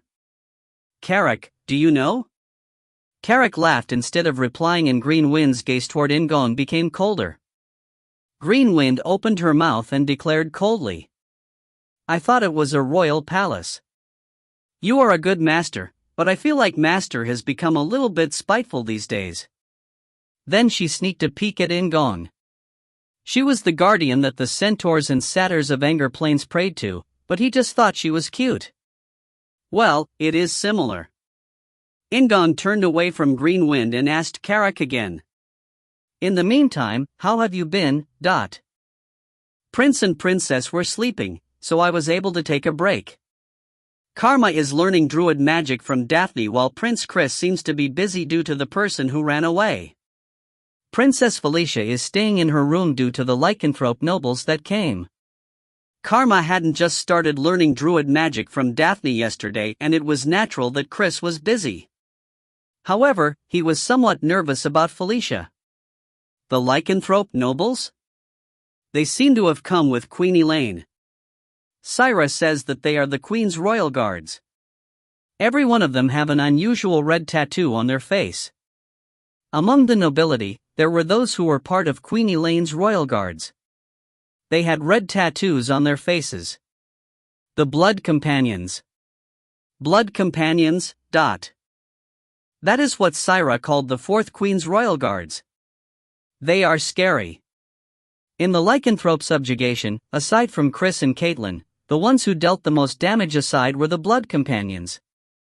They consisted only of werewolves, and all of them had some royal blood, regardless of whether it is thick or thin. Each one knew divine beast authority, and since they were trained with the aim of joining this unit, the connection between them was really great. Karak shook his head at In-gong's explanation like it was ridiculous. Prince seems to know everything that others don't. If Felicia was next to him, she would have nodded. As though he suddenly had a thought, In-gong asked Karak. Did you ask about that? Although Caitlin was asleep, he didn't know what she or anyone else might overhear. Kara quickly noticed In-gong's intentions. If it is about that story, I asked Delia and Syra while I was resting. He hadn't forgotten about what In-gong had told him previously at the Demon King's palace. In-gong nodded with a satisfied expression. Okay, then tell me next time. Understood. By the way, what about Princess? Carrick changed the subject naturally. In-gong gazed at the sleeping Caitlin and said, Fortunately, she seems to be okay. He could still feel Caitlin's aura through their entwined hands. Just like In-gong, Caitlin had become healthier than before. He would have been worried about how long she was sleeping, but Green Wind said it was the medicinal effect of moonlight extract. Will both of you really get better if you hold hands like that? Yes. In-gong replied while fixing the position of Caitlin's hand. Despite the fact that it was true, In-gong also thought that it was quite strange. Master, Princess seems to be waking up. In-gong turned to Caitlin after hearing Green Wind's voice. Caitlin was opening her eyelids slowly. She stared at the ceiling blankly for a moment before smiling. Tra? Her voice was hoarse from being asleep for so long, but there didn't seem to be any abnormalities. In-gong smiled and replied. It is all over. Gerard has been defeated and everyone is safe. He told her the most important things. Caitlin was relieved and stretched her body. Then her eyes flashed and a very embarrassed expression formed on her face. In-gong realized why and hurriedly reassured her. Focus on your aura. Thanks to the moonlight extract, both Nuna and I have gained a new power. Chris and Caitlin were geniuses and sensitive to the flow of aura. It was obvious that she would be surprised at her aura, which was suddenly different. Caitlin closed her eyes after In-gong spoke and focused on her aura. A dark blue light rose from Caitlin's entire body. After a minute or so, Caitlin's eyes glowed as she opened them again. In-gong playfully poured a little bit of his aura into their joined hands. How is it? Naturally, Caitlin would have noticed the starlight core inside her as well as In-gong. Indeed, Caitlin laughed brightly like the moon. She exclaimed with her distinctive shining eyes. Great! And In-gong and Caitlin sat facing each other on the bed. After sitting up straight, the two of them held each other's hands and closed their eyes, breathing deeply. In-gong increased the level of divine Sura authority from 3 to 5 before circulating his aura. He had to use all the newly acquired skill points gained from defeating Gerard, but it was worth it. A white aura rose from In-gong's body. In-gong circulated his aura in the usual way, then the stream of aura from the moonlight core joined the cycle naturally. The amount of aura hadn't increased much. However, In-gong was able to manipulate his aura more freely. The pathways for the aura were wider and deeper, allowing the auras from the two hearts to flow faster than before. This also meant a stronger explosive force. However, this wasn't the end. The present change was only when In-gong was alone. Right now, Caitlin was in front of him. The moonlight core responded to the starlight core in Caitlin. The two auras unconsciously started to become one. Caitlin's dark blue aura headed to In-gong and In-gong's white aura wrapped around Caitlin. It wasn't about 2 hearts now but 4 hearts. If he had to name it, it would be a quad core. There was no backlash despite the fact that different auras were being mixed together. After receiving Caitlin's aura, he felt the depths of Divine Beast Authority and Divine Sura Authority increasing.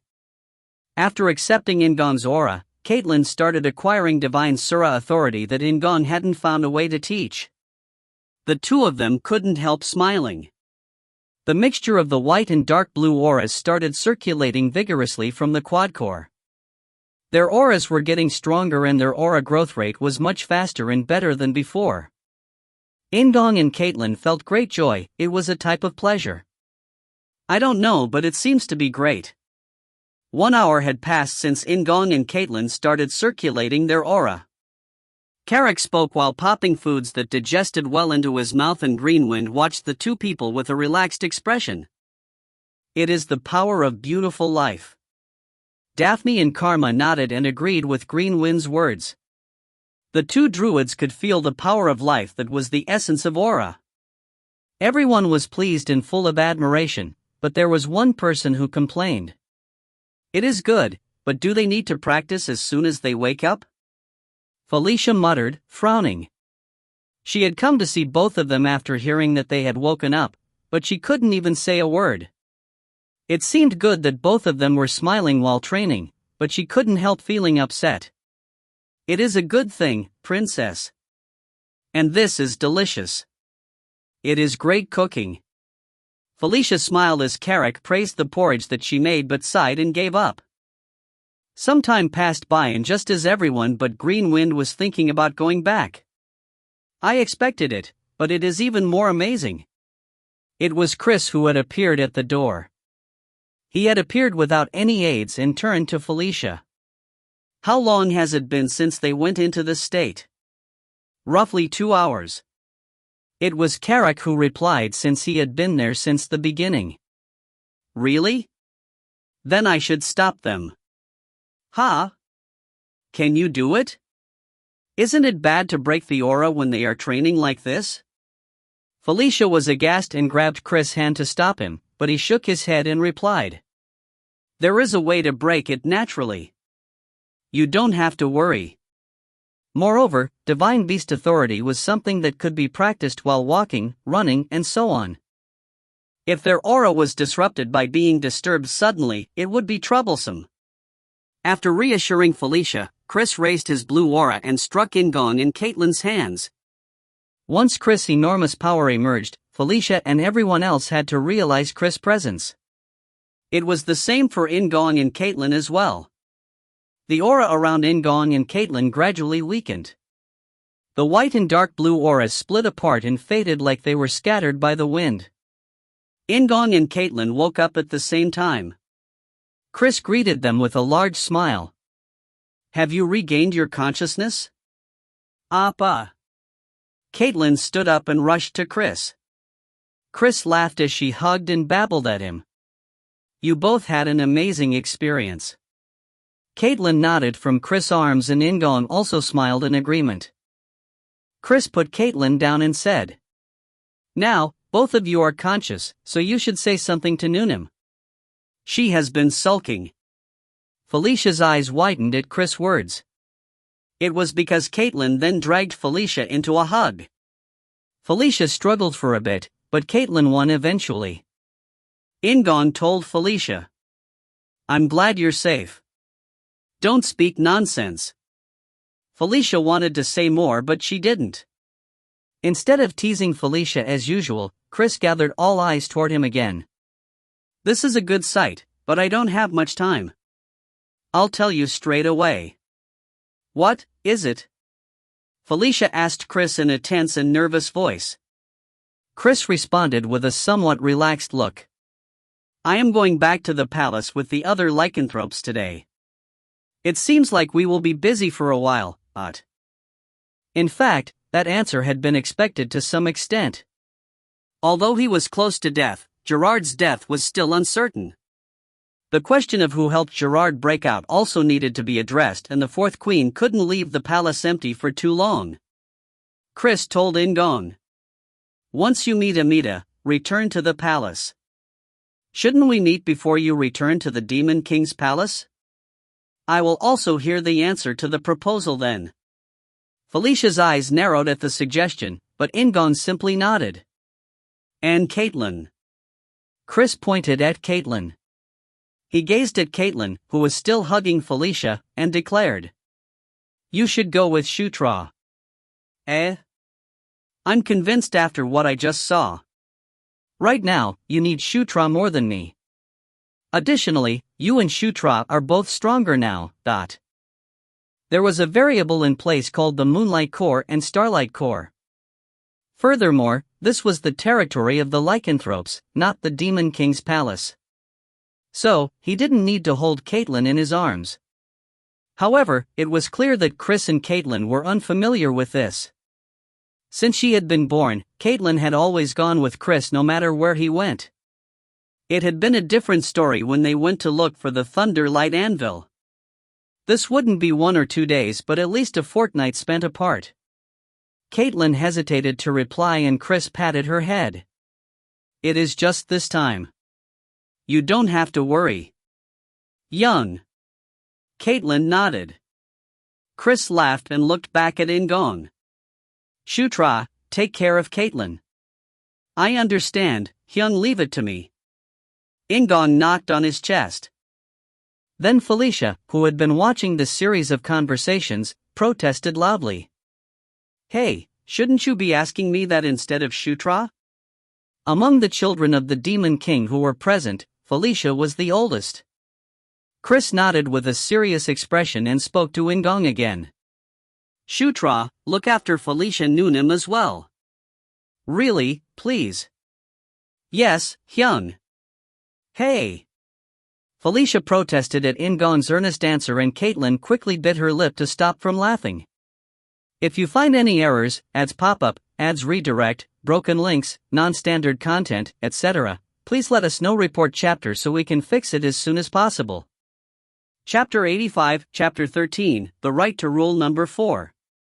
Chapter 85, Chapter 13, The Right to Rule Number 4. The carriage was moving. It was a huge carriage drawn by 6 horses but only 2 people were inside. Elaine Moonlight, Queen of the Lycanthropes and the Demon King's 4th Queen, and her younger cousin, Ludwig, leader of the Blood Companions. Elaine's expression was very calm as she stared out the window. Ludwig asked without knowing. Is it okay to not be there when she wakes up? There was no need to ask about who he was talking about. Elaine, who turned and saw the impatience and resentment on Ludwig's face, closed her eyes like she was enjoying the sunshine. You've already checked on her several times now. I waited to the limit, but Caitlin was a little late this time. It is unfortunate. Would she be awake by now? It would have been really nice if I could have seen her awake. In contrast to her rigid words, Elaine's voice was full of uneasiness. Ludwig couldn't understand Elaine, his lord and cousin.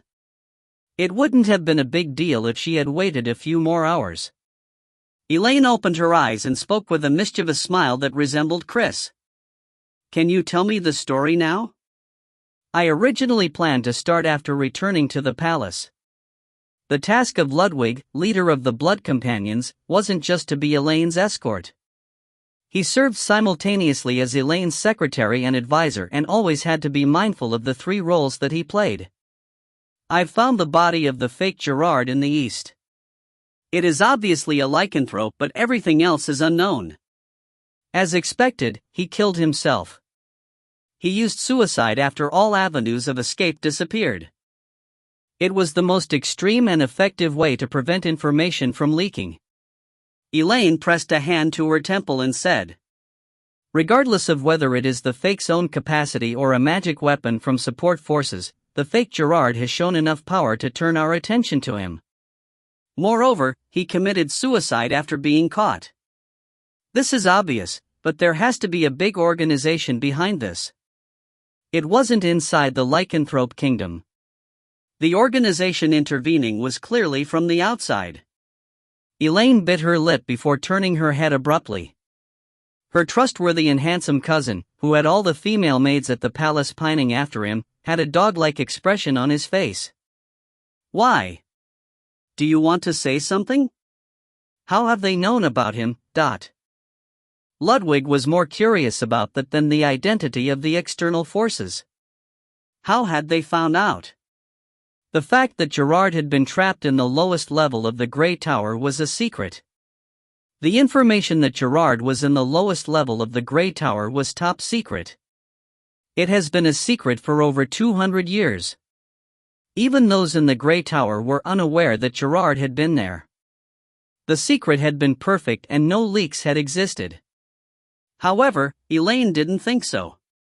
She leaned on the window and shook her head gently. Hundreds of people died due to Gerard. It happened overnight and occurred inside the palace, but there was a crowd. There is no perfect secret in this world. One day, it would be discovered. In the end, she seemed to be talking more to herself than to Ludwig. Elaine's expression was detached, but Ludwig was different. He remembered Caitlin and had to clench his teeth to stop the words from coming out. Elaine laughed. She returned her cousin's thoughts to the original story.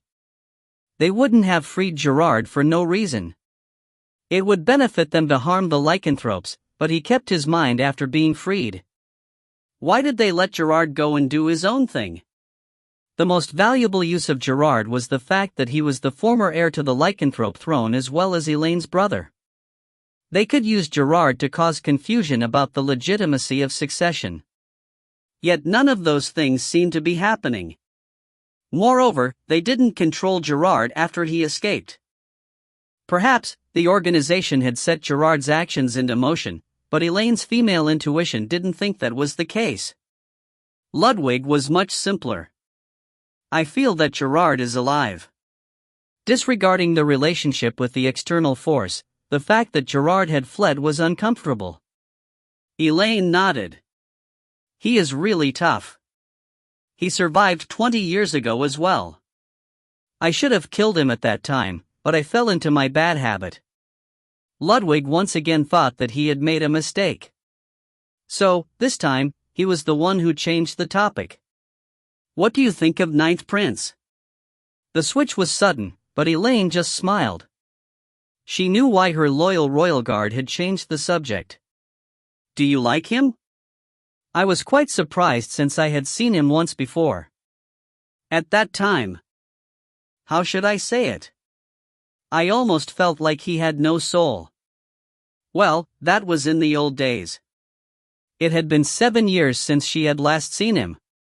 It had been a difficult time for the Ninth Prince. Maybe Elaine had been mistaken. Elaine touched her chin and nodded. Ludwig, you saw him. What are your thoughts? Ludwig had been watching In-gong and Elaine while they had been talking. Regardless of how much Chris trusted the Ninth Prince, it was absurd to let the defenseless Caitlin stay there with no supervision. I don't know what I saw, but... Ludwig mumbled with a somewhat embarrassed face. It seems like he really cares about Chris and Caitlin. He had seen it when In-gong looked at Caitlin. Elaine laughed at her cousin's reply. It was just like Chris' laugh. That isn't what I'm talking about. Do you think he can really become the Demon King? He isn't a lycanthrope. I don't want to be hit in the back of the head. Despite all of this, Ninth Prince was still an outsider. It was like letting someone else inside the cuckoo's nest where babies had just been born. Ludwig realized that his posture was uncomfortable and fixed it.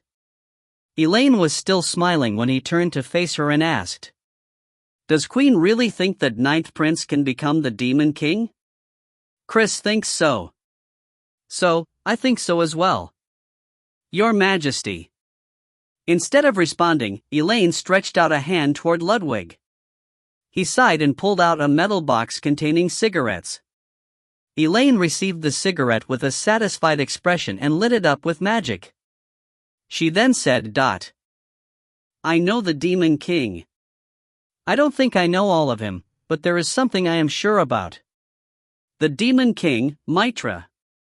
King of the Sura and the strongest person in the demon world. There is always a reason for his behavior, and that reason is far from his emotions. Elaine stopped talking as she inhaled the smoke again. She remembered when she had last been with him, a few years ago. He isn't someone who would disrupt the court gathering twice for no reason. He must have seen something in Ninth Prince that we couldn't see. No, she had probably seen it. She didn't know what it was, but she had clearly seen something. Ludwig shook his head like it was ridiculous. They are still father and son, so we still don't know. His attitude towards his children might have changed as he aged. A father calling the name of his son wasn't that special. If the unlikely son suddenly showed some potential, it was natural for his parents to cheer him on. Elaine stared at Ludwig with a bemused expression and laughed. You have always liked children. You played well with Chris and Caitlin when they were young. The two of them are still young," Ludwig said stiffly. Elaine pinched her cousin's cheek and said, "The Demon King isn't like that. He is a monster of rationality. It is obvious that there is emotion, but it works differently from us." Elaine put out her cigarette. She looked up reflexively at Ludwig and asked, "Among the children of the Demon King?" "Yes, for example, if Zephyr became strong enough to kill the Demon King and inherit the throne, what do you think the Demon King will say before he is killed? 'This bastard? Are you immoral? Won't you be cursed?'" Ludwig spoke directly and Elaine laughed again. Then Ludwig muttered with a red face, "That is a common reaction." "Yes, it is common. However, the Demon King's reaction would probably be uncommon. He would probably be pleased at the birth of a Demon King more powerful than himself. He is that type of person. The strongest man in the demon world who had ascended to the position of Demon King. Anyone strong enough to defeat him deserved to gain the position of Demon King." Ludwig looked like it was strange and Elaine nodded. "It is like that. Chris can't become Demon King, so I am thinking of supporting Knight Prince. He was someone who the Demon King found special. He had caused the Demon King to take such actions. But as you know, the Demon King has a few more wives and they probably know the Demon King as well as I do. The third queen. I wonder about Sylvia's reaction. She might get on the same carriage as us. The princess of the Dark Elves, Sylvia Doomblade, didn't belong to any of the factions. Just like her children Sylvan and Felicia, she was known for avoiding involvement in all matters related to the Demon King. However, it wasn't because the Dark Elves were weak. She was like the previous Elaine, she simply didn't want to take the risk on a low gamble. It was the same with Ludwig. I don't think it is too bad to take a step back. That might be the case. Maybe I am taking a risk, but I believe the future in which the Ninth Prince becomes the Demon King is the best for us. This was because it was impossible to establish a good relationship with any of the other Demon King candidates. Elaine looked out the window again. She gazed at a distant place and recalled Caitlin. She whispered in a slight voice, "The demon world is a world of the strong. Eventually, everything will go according to the will of the strongest." I also like this fact. The carriage moved forward. The palace of the lycanthropes wasn't far away. And the afternoon that In-gong and Caitlin woke up, Chris left the royal house and headed to the palace. And the next morning, In-gong also left the house with his party. The direction was the opposite of the one that Chris headed in. They traveled together with lycanthrope soldiers until they passed the lycanthropes' territory. Once outside the territory, only one lycanthrope ranger joined as a guide. His name was Robin and he was a wild boar lycanthrope. Robin was a competent ranger who had almost all of the western area's terrain in his head. He was also the male companion who would help restore the gender balance of In-gong's group after Caitlin and Syra joined. There is something wrong. While the male-to-female ratio was extremely unbalanced, this was common to see in novels, cartoons, movies, games, animations, and so on. However, the most popular person wasn't the protagonist but the person next to him. Carrick was sitting talking to Karma and Daphne while occasionally looking into Syra's and Delia's eyes. In-gong then turned his attention to Caitlin and Felicia. The two of them were sleeping on each other, in a loving display of a sibling relationship. A warm smile formed involuntarily on his face as he gazed at the two of them, then he touched the seat of the carriage he was riding. Chris had given them a carriage that was very big, durable, and cozy. Maybach would be good right now. He had left the Draco at the Demon King's palace. If he had known that they would keep moving after Thunderdune Fortress, In-gong would have brought him. In-gong finally glanced at Robin who was sitting next to Syra. He looked uncomfortable about sitting in the carriage and opened up awkwardly when he felt In-gong's gaze on him. "Once we reach the Twin Bridge, we'll have to get down from the carriage and walk. Ninth Prince should rest right now. I've been sleeping too much over the last few days. What about Spider Forest? Have you been there before? He really didn't feel like sleeping. Robin nodded to In-gong's question and replied. I was there 6 months ago. My overall impression is that it is very calm. It is a very peaceful place because there are no beasts or monsters nearby. It is a little bit different if we enter deep into Spider Forest, but the area near the road will be smooth. It was quite a good story. Even in In-gong's memory, Spider Forest hadn't had any events. It was a peaceful land without any monsters or incidents. A peaceful place. Then 3 days later, the party arrived at Spider Forest to hear the cries of beasts, the roars of monsters and a terrible aura covering the whole forest. Robin was greatly confused, but the rest of the party was different. Carrick gazed at In-gong and he looked back with the same expression. Why? In-gong stuttered and Carrick gave a long sigh. Felicia laughed bitterly like she had expected it. Caitlin held In-gong's hand and spoke in a warm voice like she was trying to comfort him, instead of condemn him. Shutra is indeed amazing. Was this a comfort or an instant kill? In-gong stared at the Spider Forest. If you find any errors, ads pop up, ads redirect, broken links, non-standard content, etc. Please let us know. Report chapter so we can fix it as soon as possible. Chapter 86, Chapter 14, The Last Flame. Chapter 86, Chapter 14, The Last Flame. They smiled like it was a joke, but the situation wasn't that relaxing. Carrick grabbed Robin with a serious expression and asked. It is a situation that's different from the usual? That's correct. I've never seen Spider Forest look this way. Robin spoke politely to Carrick as he had done throughout the journey, as Carrick was an orc who was shockingly informal when talking to the prince and princess. The armor he wore was so great that Robin mistook him for someone with a noble status. Syra added. Are there any regular patrols in this area? The Lycanthrope Rangers patrolled the outskirts of the Lycanthrope area at regular intervals, so Robin nodded. It isn't every day, but the Rangers will pass by here once a month. When was the last time the Rangers passed by here? This time it was Delia who asked. Robin counted the date in his head and stuttered. We can't reach the Rangers' headquarters unless we pass Spider Forest. Considering the amount of time it takes to move and the last time the Rangers have been here, it should be 10 days to a fortnight. A fortnight was definitely not a short period. However, it was too short to change the distribution of animals in certain areas. This is a recent change. It is abrupt. Felicia muttered and looked around again. She could feel a powerful energy even without focusing on the flow of magic. As Robin had said, if there had been no big changes until 10 days ago, then it had to be a coincidence that their visit coincided with the changes in Spider Forest.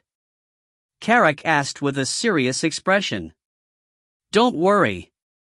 Can we really blame Prince? This is Prince's trademark. In-gong couldn't sense the difference, but Carrick seemed to think it was good. Carrick nodded with a laugh while In-gong looked at Daphne. Shia was druid and a dryad, so she would be most sensitive to these kind of changes. While the party was exchanging stories, she closed her eyes and tried to communicate with the surrounding spirits.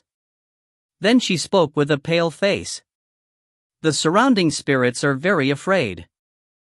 It is more about fear for the future than a sudden change in circumstances. Daphne looked at Karma and Karma nodded as well.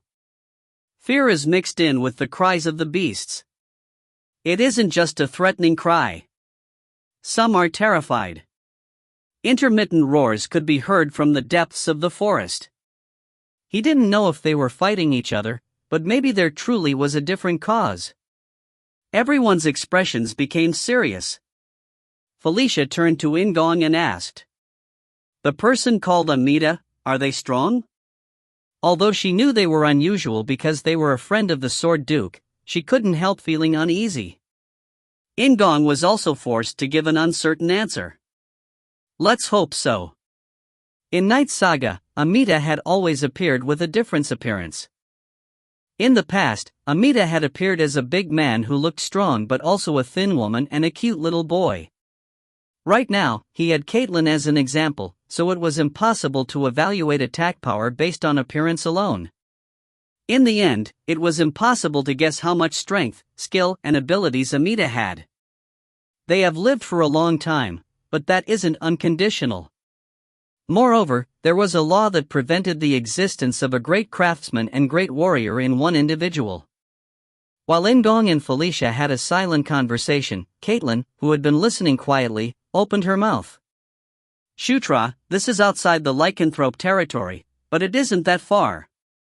I think that it would be a good idea to ask for support, rather than try to resolve it ourselves. Although she was quite curious about Amita, she was a princess of the lycanthropes.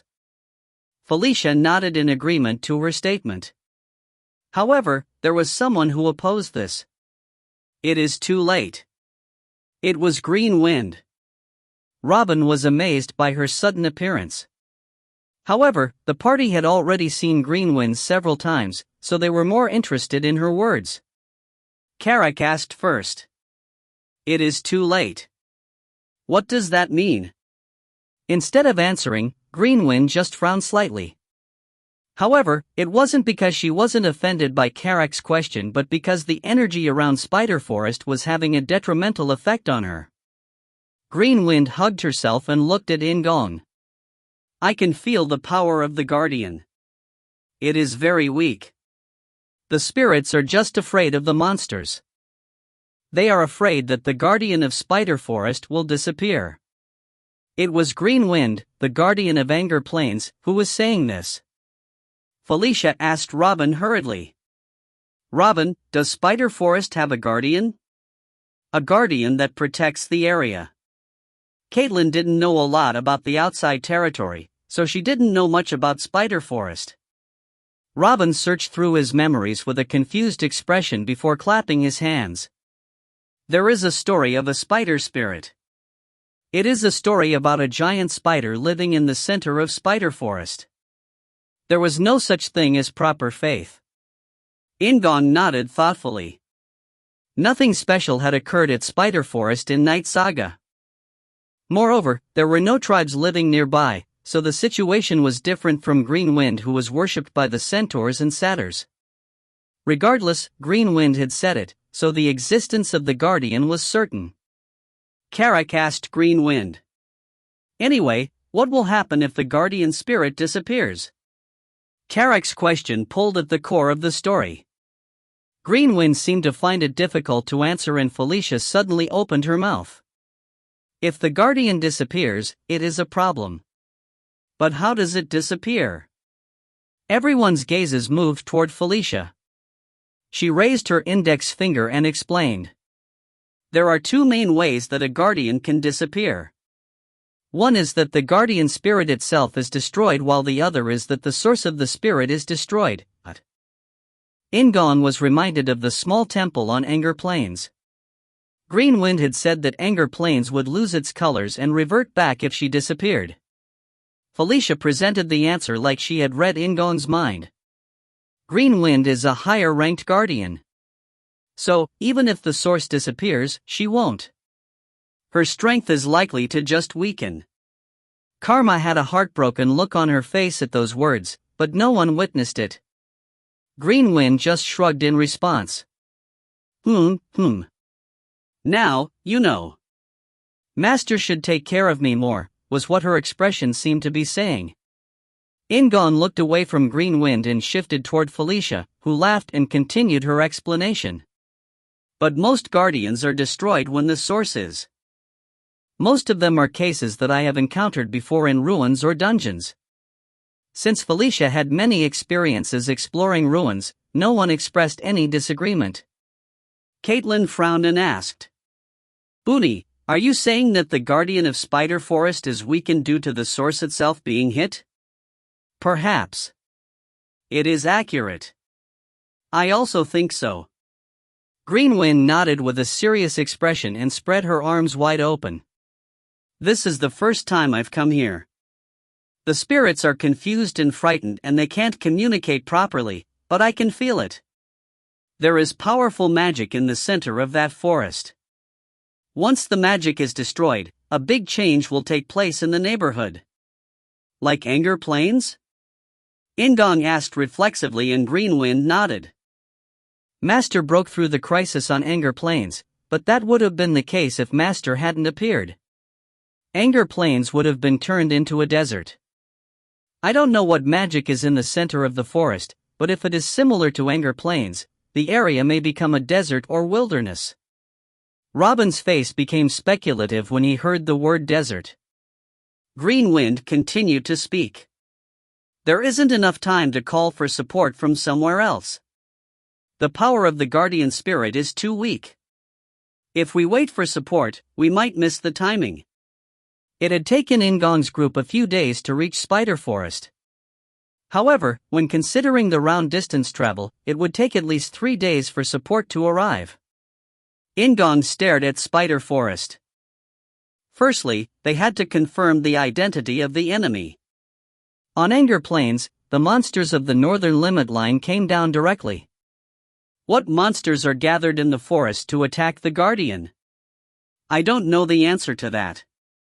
Maybe something like a powerful curse is weakening the Guardian. In the end, we have to go into the center of the forest. Outside the forest, they couldn't do anything other than guess. In-gong was reminded of the Death Knight. If this was a repeat of what had happened on Anger Plains, then it was likely that the Death Knight was involved. The purple aura.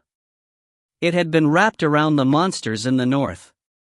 Additionally, the man with the spear had a blue aura which contained a power of death that was one step higher. Excuse me, Karma interrupted suddenly, raising her hand slightly when In-gong glanced at her. I know we don't have time, but I think it will be hard to explore the forest right now. Her words were correct. There was a clear basis for them and Daphne agreed with Karma's words. Your Highness, the spirits are afraid of the night. It is clear that something will happen at night. Greenwind nodded to confirm it. Felicia bit her lip and asked. Can we get to the center before that? We won't arrive that quickly. It is already late afternoon. Carrick pointed to the sky, the sun was close to the west. Okay, then we will set up camp nearby. We will put off going into the forest until tomorrow morning, Although In-gong was responsible for Thunderdoom Fortress, Felicia was in charge of the visit to Spider Forest. The most important things are our lives. We shouldn't run away, but it isn't worth doubling the risk. It was true that she wanted to meet Amita. As a child of the Demon King, she had no desire to leave the forest. However, the lives of In-gong and Caitlin were more precious. Felicia made a clear statement, then asked In-gong. Shutra, can I give Karma some work? In-gong turned to Karma and Karma immediately responded to his gaze. I will follow your words.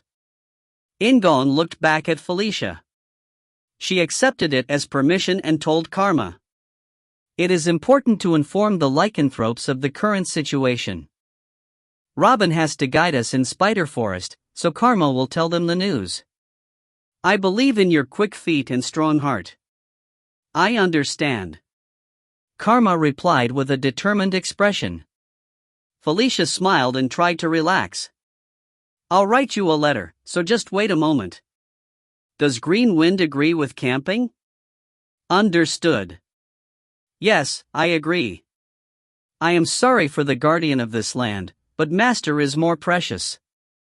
Greenwind scattered back to wind. After a rough plan was set, Robin and his group started moving again. Then Caitlin grabbed In-gong's hand and stared straight into In-gong's eyes. It isn't because of Shutra. This wasn't happening because of In-gong, he was just involved in the incident. And on the contrary, can't this crisis be resolved because Shutra has come here, Caitlin smiled so brightly that In-gong couldn't help smiling back. He was thankful to Caitlin. I think so as well. Carrick laughed as he listened to the conversation. In-gong also laughed and patted Karek's chest.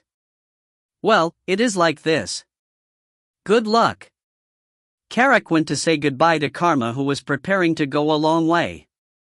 Then a few hours later, Knight came to Spider Forest. If you find any errors, ads pop up, ads redirect, broken links, non-standard content, etc., please let us know. Report chapter so we can fix it as soon as possible. Chapter 87, Chapter 14, The Last Flame Number 2. Chapter 87, Chapter 14, The Last Flame Number 2. The party set up camp under a hill near Spider Forest. They were now pros at camping. Karek set up the fire and scouted around with Robin, while Daphne prepared water for the party. In-gong had nothing to do with setting up the camp, so he sat down next to Caitlin in order to practice aura. In-gong and Caitlin sat facing each other like they had done in the lycanthrope house and grabbed both hands. They were able to get to the quad-core state after closing their eyes because they had already learnt the trick. The previous quad-core had simply been a big, strong flow of aura. However, it was different this time. Caitlin led In-gong and In-gong pushed Caitlin. Caitlin's knowledge of Divine Beast Authority led Divine Sura Authority to a higher level. In order to ensure proper aura training, the technical part should be carried out in parallel. Therefore, when In-gong first learnt Divine Beast Authority, he mainly focused on the technical elements. He had to do that this time but couldn't stop the aura training. This was just the beginning, but the feeling of the two auras uniting caused a great sense of accomplishment. Once again, In-gong and Caitlin forgot about the time. 1 hour and then another hour. Then it lasted for another hour after the party finished eating together. The air was cold. As In-gong experienced the change in temperature and started to feel other things, his consciousness woke up. He wasn't sure, but it seemed like some time had passed. As In-gong's aura slowed, Caitlin responded to it. The two people quickly released their quad cores and opened their eyes slowly. It was a twilight world. Instead of the orange of sunset, purple light that was turning black filled the sky. Moreover, the night was being pushed. The darkness was soon filled with a purple energy. It was a strange feeling. When he thought about it, he barely remembered witnessing the time when day and night turned around. Was it normal for day and night to change this way? In-gong raised his head and stared at the night sky. Both eyes naturally looked for the moon in the darkness. In-gong once again felt a sense of incongruity. Green? The distorted moon was shining green. It seemed like an intense poison that would make the world melt. Additionally, there were no stars. At that moment, In-gong lowered his gaze and looked before him. Caitlin was standing while staring up at the night sky. However, she was a little strange. Her mouth was open and her eyes were blinking like she had been drugged. Caitlin also looked down at In-gong. Suddenly, she groaned and pushed strength into both hands. Cool-hung. She let out an incredible wolf-like roar. In-gong tried reflexively to restrain Caitlin, but it wasn't easy. As a mix between a lycanthrope and Sura, she didn't have a beast form but contained the unique strength of a lycanthrope. Moreover, she was a powerful aura user, so her physical abilities were different. Due to that, In-gong couldn't restrain Caitlin's power dash. In-gong glanced down at his two arms. Caitlin was captured by his arms and couldn't move. Of course, In-gong was shaking as he tried to endure her strength, but he wasn't being pushed. In-gong was applying force to Caitlin. She tried to resist his power, but she gradually began to be pushed back. Did I gain more strength? It was like that. In-gong was stronger than Caitlin. He hadn't realized it because he was getting stronger progressively. Additionally, there had also been the bonuses from leveling up. In-gong was over level 20, so his strength had exceeded 80 points. It was much higher than his other stats because he had invested additional points. If he had over 80 points in strength, that meant he was at least 8 times stronger than Villager A. It was a terrifying force. Caitlin was still struggling, but she then collapsed and In-gong quickly took the mount position on top of her. He held down her two legs, so Caitlin was really stuck. Nuna! Steady yourself! Nuna! Caitlin howled instead of answering. It wasn't just a roar, but it sounded like she was crying out to something. Why had this change suddenly happened? In-gong turned his head reflexively. Things were happening behind him. Syra! I am Carrick. Carrick said hurriedly to Syra, who was growling in her beast form. He walked slowly toward her with his arms wide open like he was harmless. Calm down, please calm down. Can't you recognize me? Carrick smiled awkwardly. Syra gazed at Carrick's face and kicked his groin. Kiyuk. Carrick sank from the strong blow. Robin, who was crazy like Syra, had picked up a sword and was pointing it at Delia. It was impossible to suppress the crazy lycanthropes with simply force. In-gong also felt that way. At that moment, Felicia shouted, "Close your eyes." In-gong didn't understand, but he just believed in Felicia. Instead of asking questions, he immediately closed his eyes. Flash! Felicia shouted again. A bright light emerged from her two hands and swept away the darkness around her. It was such a strong light that even Felicia didn't dare open her eyes. Kayak! Syra and Robin screamed at the same time. The two people temporarily lost their sight and fell down. Then Felicia took back the magic light and quickly cast a second spell. Bind! A magical rope tied up Syra and Robin. However, it was just a temporary measure as the rope couldn't hold out long against their strength. Felicia frowned and ordered Carrick and Delia. Cover their eyes. It will calm them down a little bit. Syra and Robin weren't beasts, but they had lost control in their beast form, so beasts' taming methods seemed to fit them. Carrick seized Syra from behind and covered her eyes with his palms while Delia tied a handkerchief around Robin's eyes. It seemed to be working as their movements calmed slightly. This time Daphne was the one who shouted, "They are spirits of insanity. Be careful not to get affected as well." As soon as she said it, she closed her eyes and started to chant a spell. It was to drive away the spirits of insanity possessing Syra and Robin. In-gong finally roughly understood the situation. He turned toward Caitlin, who was still beneath him, and shouted, "Green Wind! I will try it." Green Wind understood In-gong's meaning and used her strength. A green wind started gently revolving around Caitlin's head. Fortunately, it seemed to work. Caitlin's power weakened gradually and she no longer cried out. She closed her eyes and didn't move. Are they calm? In-gong looked behind him. Like Caitlin, Syra and Robin were also collapsed and unmoving. Sleep. Felicia headed to In-gong's side after putting the two people to sleep with magic. The sleep magic was also used on Caitlin. Whether it was due to using so much magic in succession or surprise at the situation itself, Felicia's breathing was rough as though she was going to vomit. In-gong suddenly glanced around. He noticed something that he had failed to see previously due to the sudden situation. The party was now in a forest. Despite the fact that they had camped under a hill outside the forest, there were trees surrounding them. What was going on? Had a space jump magic been activated? In-gong looked up at the green moon. The beginning of all this was the rising of this green moon. The spirits were afraid of the night. It was because the changes occurred at night. The ground shook. In-gong got up from where he was sitting on Caitlin and caught the stumbling Felicia. Delia, who had her eyes closed, jumped up and shouted, "Monsters are gathering!" The ringing sound from the earth was approaching them. In-gong opened his mini-map swiftly. His field of view was unclear and certain numbers couldn't be grasped, but red dots signifying the enemy were covering it. What is going on? This place wasn't a forest. They had obviously been underneath the hill when night had fallen. There had only been a few trees nearby. Felicia shouted, but she didn't expect any answers. She just grabbed Caitlin and hurriedly prepared for any enemies.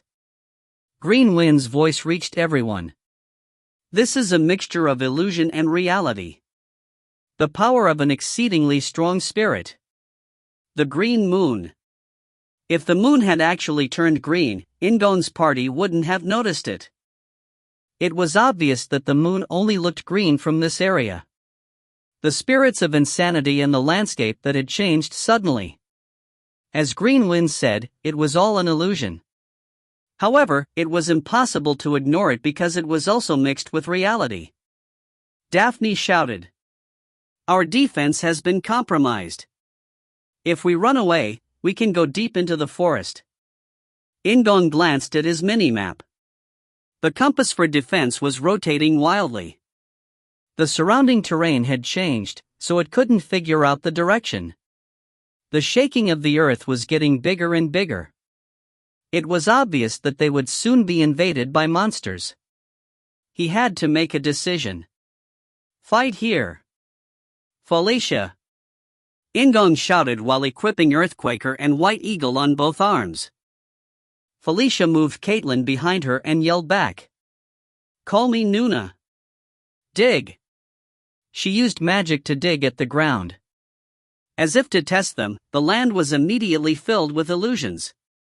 It was impossible to change the terrain to block the enemies. Therefore, Felicia used different spells. Grease. The wind. Felicia made the surrounding ground slippery and created a thick wind barrier behind her to prevent attacks from the rear. She wanted to use the fire barrier, but if she made a mistake, a big fire could happen and they would all burn to death. Carrick laid Syra and Robin down next to Felicia while Delia took out a sword to defend Felicia and the three people. Daphne hesitated for a moment before calling some spirits next to Delia. It was a situation where the strength of their group had plummeted sharply, but it couldn't be helped. Karma and Chris wasn't here, so In-gong had to be prepared to fight. Carrick understood. He didn't say anything, but Carrick could understand through his gaze. In-gong would attract the attention of as many monsters as possible. Meanwhile, Carrick's duty was to protect the others. Green Wind shouted. Master!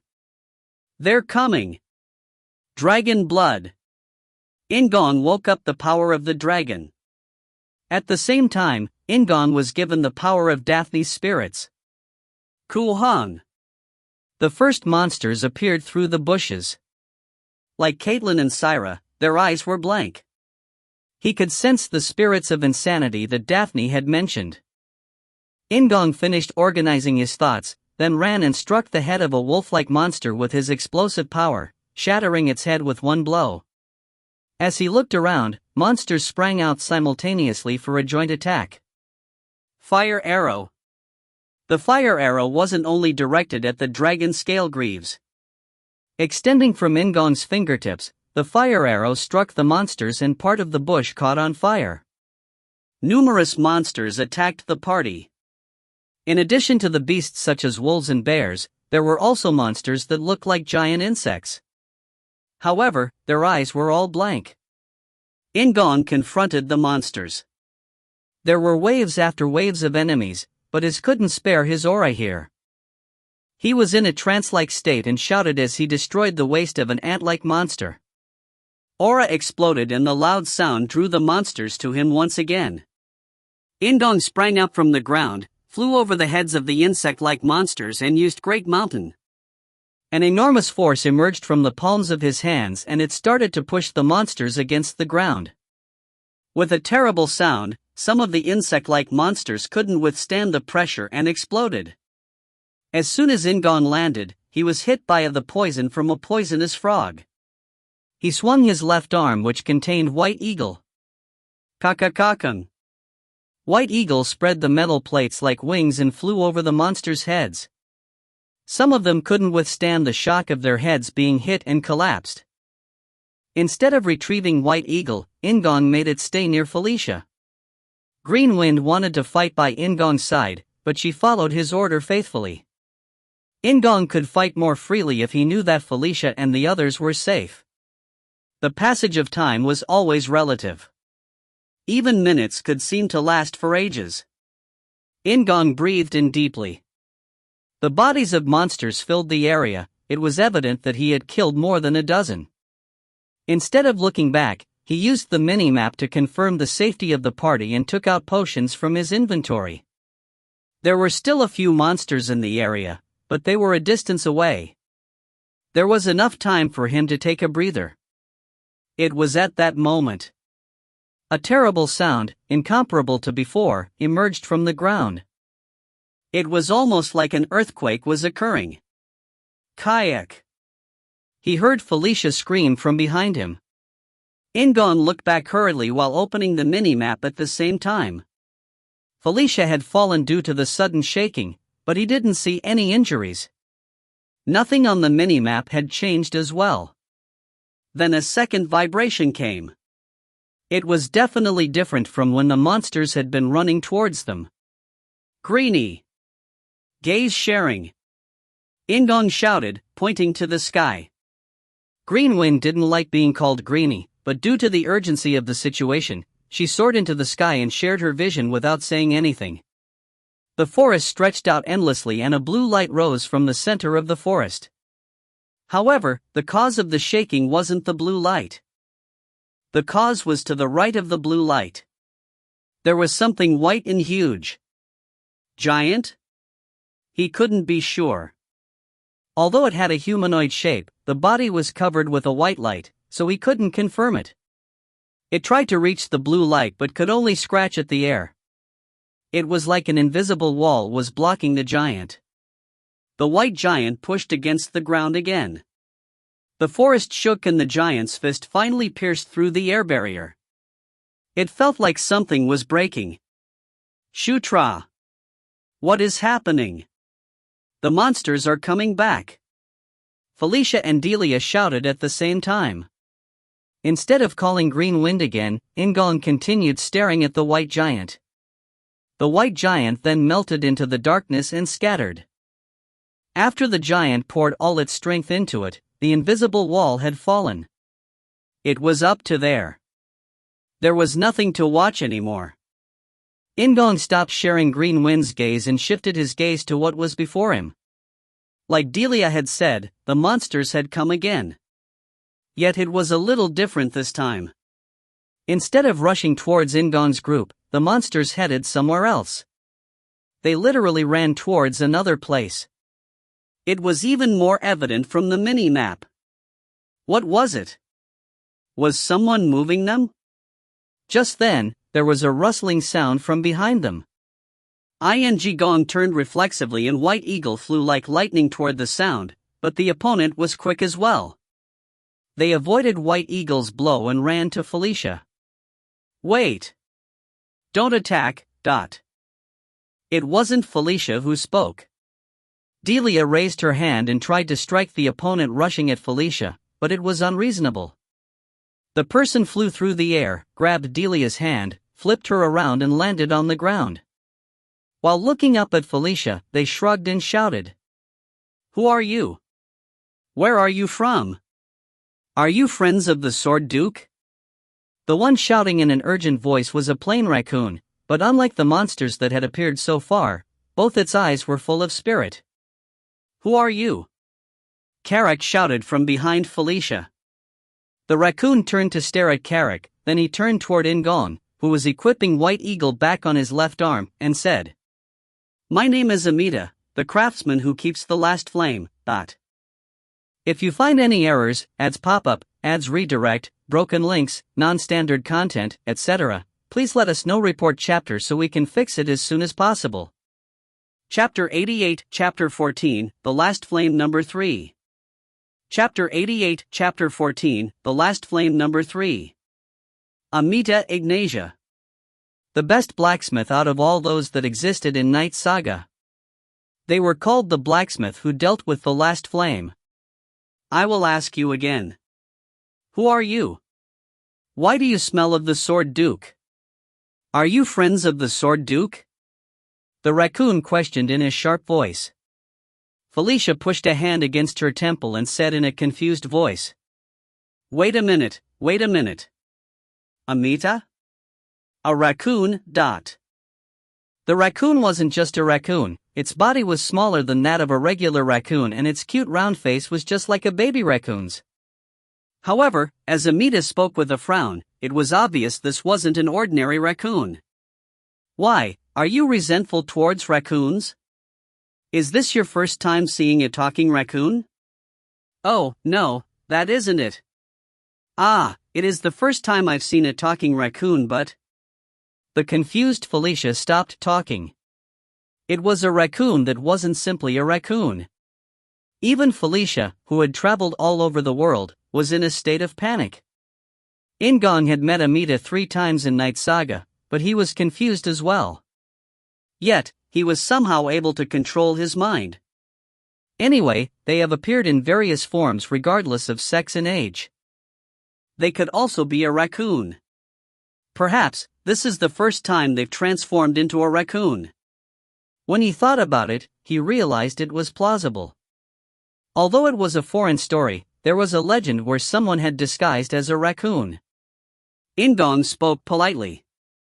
Amita, I am the 9th prince of the Demon King's palace. I came to find you with the Sword Duke's introduction. After In-gong's introduction, Amita flicked their eyes to Felicia. Felicia spoke in a similar manner to In-gong. 6th Princess Felicia Doomblade. They didn't come as people from the Demon King's palace but as acquaintances of the Sword Duke. Amita's face relaxed as they liked the courtesy of the two people somewhat. The Sword Duke introduced me. Yes, we got our hands on good materials and he introduced us to the best craftsmen. Amita narrowed their eyes and looked In-gong up and down. Then their gaze turned towards In-gong's arms. That is a relic of an elder dragon. Yes, they are from Watcher Inkle and the Great Enkidu. Amita's eyes narrowed even further. They covered their head with both hands and shook. Ugh, okay. Normally, I would have kicked you out, but you came at the right time. Judging from their words, they seemed to be deeply connected to the situation here. Felicia lowered herself and asked Amita. Amita, what is going on? Can you explain? The story is a bit long. So, understand it quickly. They looked Felicia up and down before sitting on their tail. I have been staying in the center of Spider Forest for months. I was thinking about moving to another place in 6 months, but then suddenly, something happened. Odd creatures covered in a purple aura struck Spider Forest. The expressions in Felicia's and In-gong's eyes changed. Amita laughed and asked. Why?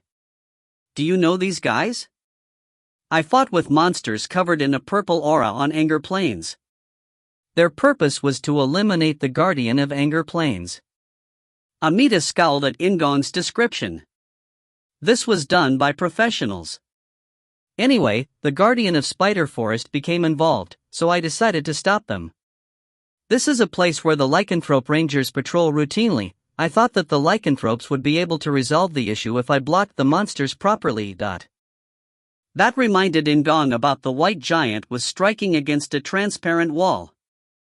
Amita had lived for a long time, so it wasn't impossible that they knew a variety of techniques. The problem is, the ones with the purple aura aren't the only ones involved. In-gong and Felicia nodded. In fact, while fighting in this forest, they hadn't seen a single monster with a purple aura. Moreover, the spirits on Anger Plains hadn't gone crazy like the spirits here were currently doing. Amita spoke with a sigh. These guys are aiming for the last flame. They are enemies, people who had been seeking the last flame in the past. Additionally, the moon is green and all the spirits in the forest have gone crazy. What type of people are they? The druid Daphne asked with a look mixed with curiosity and fear. Amita responded like they were reluctant to continue speaking.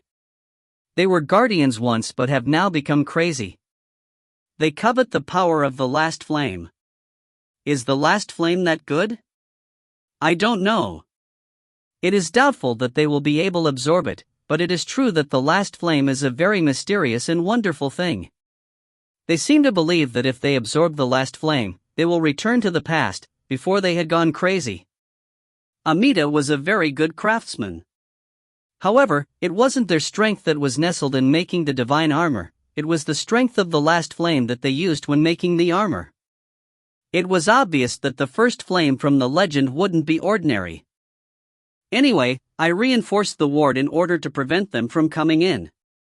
The guardian of Spider Forest had to be protected urgently. As a result, the ward has become stronger, but I can't run away. The last flame is stuck to a vein. It isn't permanent and I can remove it, but it will take time. The most important thing to Amida was the last flame.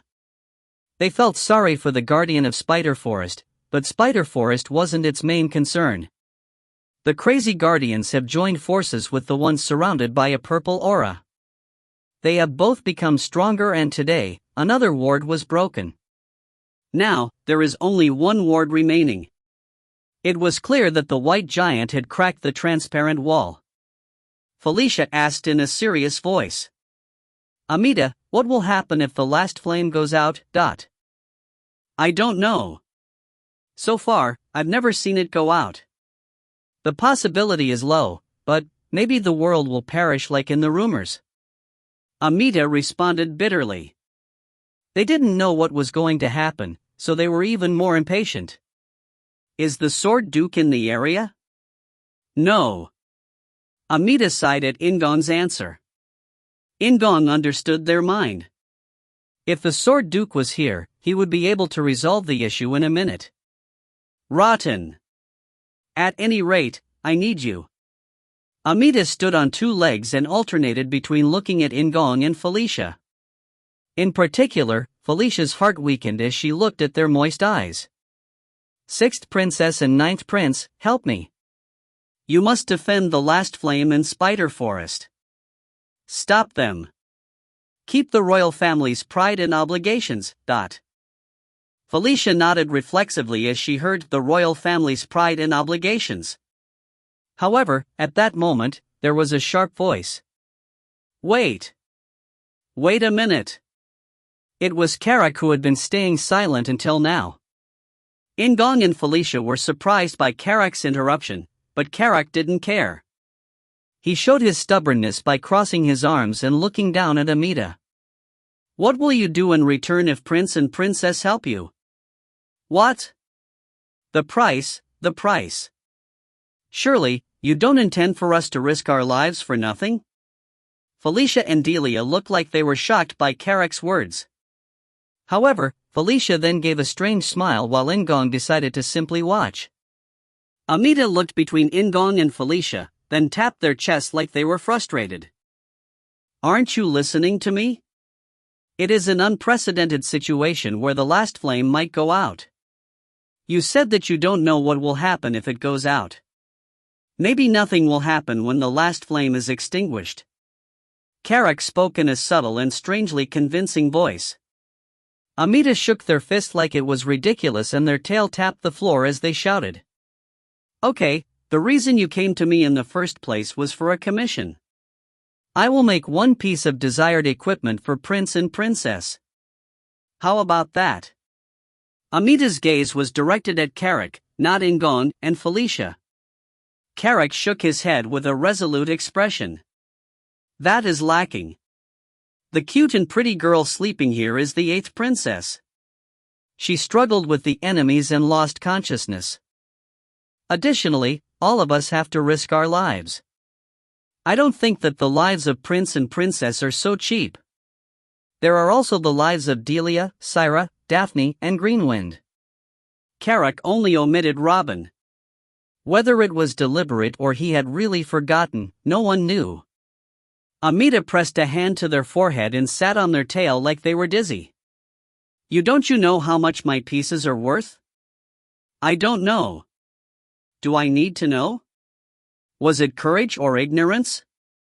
Before Karak's shamelessness, Amida had blanked out. They tried gazing at In-gong and Felicia for help, but it was useless. Okay. I will do what you want. I will make one piece of equipment for all of you. Are you satisfied now? It was truly an excellent proposal, but Carrick shook his head once again. There is one more colleague who went to call for reinforcements. She is a very precious companion and Prince's essential subordinate. In-gong nodded when he thought about Karma. He only had 2 knights, so it was true that she was essential. Amita jumped up. Up to there. Beyond that, no more. Understood. 1 piece for Karma, who is calling for reinforcements, and 1 piece each for everyone here. Do you promise? Yes, I promise. Amita waved their hands. Carrick laughed and glanced at In-gong and Felicia. What do Prince and Princess think?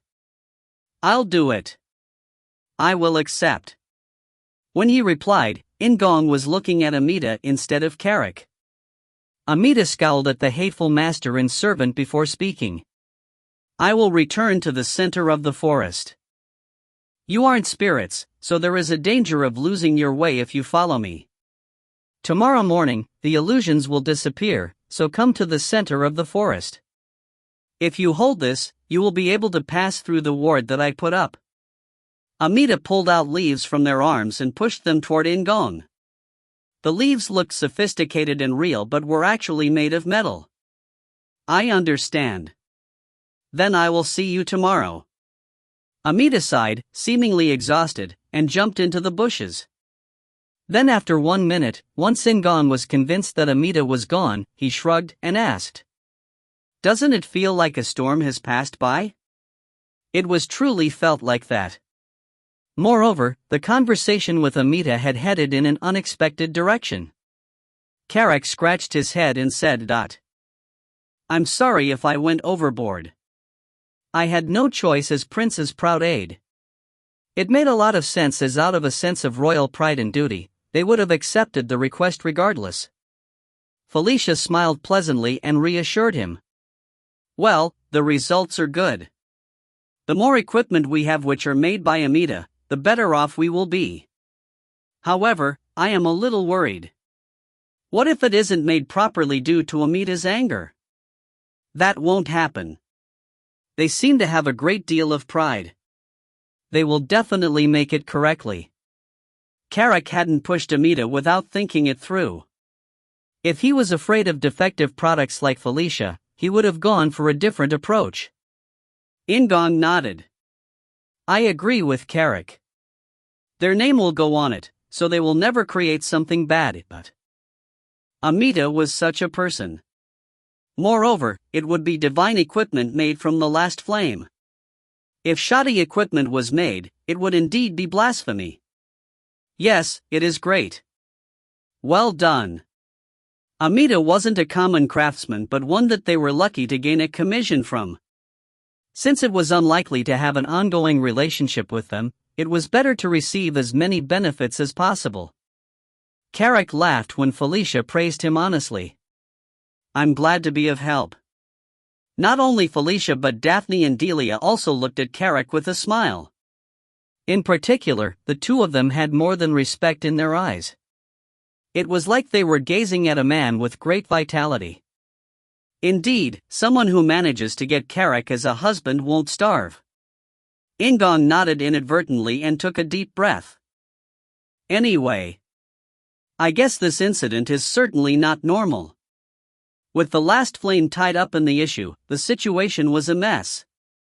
Amita wasn't sure if the world would be destroyed if the last flame was extinguished, but it would be a shame for the sacred flame to disappear anyway. Moreover, it was noteworthy that there were monsters with a purple aura in Spider Forest, similar to those previously in the Anger Plains. What was their purpose? Why did they attack? However, we can't take a step back. As Amita said, we are royalty. It is our duty to protect the guardian of Spider Forest and the last flame. We have to protect Spider Forest until Karma calls for reinforcements. Felicia declared before turning her gaze towards the sky. In-gong looked up as well. The green moon was fading away. And what, why did the number of people increase again? Talking Raccoon, I was beside Master yesterday. I should also get my share. A talking raccoon is amazing. If you find any errors, ads pop up, ads redirect, broken links, non-standard content, etc., please let us know. Report chapter so we can fix it as soon as possible. Chapter 89, Chapter 14, The Last Flame Number 4. Chapter 89, Chapter 14, The Last Flame Number 4. As the morning sun came up, the world changed. Spider Forest, which had expanded greatly under the green moon, returned to its original appearance, and instead of roaring wildly, the beasts and monsters fell into a deep sleep. After the encounter with Amita, the attacks stopped and the party took turns to rest. Daphne, who was the last person keeping watch, explained the matter to the three lycanthropes who had woken up. Caitlin and Syra were embarrassed by their actions last night. Felicia comforted them, then gave orders to Robin. She thought they had to send more news because the situation was worse than when Karma left. After Robin left in beast form, the party ate breakfast, then headed to Spider Forest. They didn't encounter any beasts or monsters like they had during the wild night. The ones they did encounter were sleeping in a half-exhausted state, so there was no fighting. In-gong led the way using his mini-map. They were able to find Amita settled on the transparent wall of the barrier. The raccoon standing on the rock scowled at them. What? Why did the number of people increase again? Amita's sharp gaze headed to Green Wind as she stood next to In-gong. Green Wind, who was holding In-gong's arm in an actualized state, declared words that were similar to Carrick's. Talking Raccoon, I was beside Master yesterday. I should also get my share. It was the elegant tone of voice that had first appeared on Anger Plains, but Amita frowned as they didn't like the contents. You are a guardian. Why should I make equipment for you? Greenwind shook her head at Amita's words and answered with an unconcerned look. I belong to Master and Master is mine. Well, yes, that's right. So, I can receive Master's praise. I want to become stronger so that Master doesn't get hurt, Then after finishing her words, she smiled at In-gong. The look in her eyes was asking for a compliment. As everyone gazed at them, In-gong stroked Green Wind's head with a somewhat awkward expression while Amita was speechless. Carrick noticed and suggested quietly. I just wanted to tell you this, but one of my colleagues left the forest to call for support. He was with us yesterday. He was talking about Robin. Amita simply growled instead of answering and glanced at those they hadn't been able to greet yesterday. 8th Princess and her aide? Syra. A talking raccoon is amazing. The first was, naturally, Syra, followed by Caitlin. Caitlin had exclaimed before realizing her mistake, and all eyes fell on her. Her cheeks turned red with embarrassment. I am the 8th Princess, Caitlin Moonlight. It is an honor to meet you, the last blacksmith. If he only looked at appearance, the calm Caitlin resembled the 4th Queen Elaine. However, her cheeks remained red, and after the greetings were finished, her eyes were filled with an aspiration that was difficult to express. Amita laughed and asked. Why, what do you want to say? See, can I touch you? Caitlin asked carefully, and Felicia blinked in shock by her sudden behavior. However, Syra just laughed with embarrassment like she had been expecting it. Chris was Caitlin's emotional anchor and the reins that controlled her. In Chris' absence, Caitlin had no choice but to act differently from normal. Amita seemed embarrassed, but they nodded readily. I'll allow it. Thank you, Caitlin rushed toward Amita with a bright face and carefully stretched out her hand. Her hands moved naturally to their head, and Amita closed their eyes like they were enjoying the touch. Greenwind narrowed her eyes at the sight and asked. Master, do I act like that when I get praised? No, you are much worse. Greenwind's eyes widened at his answer, but In-gong just stroked her head a few more times. She then frowned, but her face soon became peaceful as she smiled broadly. Felicia interrupted this strange atmosphere. About that. Let's cut to the chase. Amita was now held in Caitlin's arms. Amita chuckled and said patronizingly, "You can hug me as well. I'll allow it." "There is no need." Felicia seemed somewhat hesitant, but she refused, opening her fan. However, thanks to Caitlin, Amita was feeling better, so they didn't mind. Tonight, they will attack the ward. So, I've set up my own plan.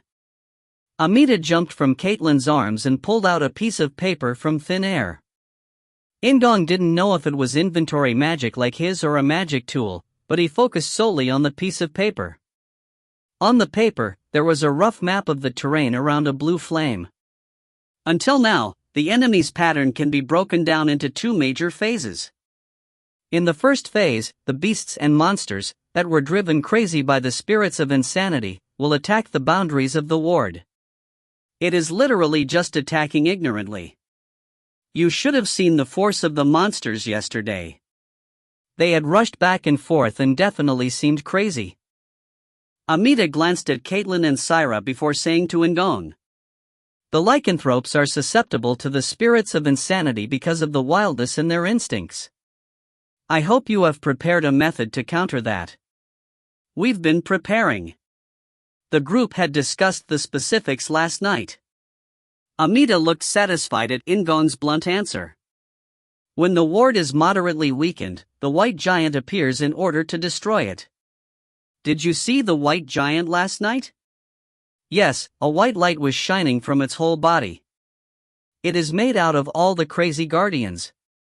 The purple aura joins them together. The white giant had reached an estimated height of 20 meters. It was much taller than the zombie dragon, so he had been perplexed about how to deal with it. The pattern has been kept over a few days, so I think they will be doing the same thing tonight. My plan is clear and simple. Amita put some coins made of red metal on the paper. They seem to represent the enemy's movement path.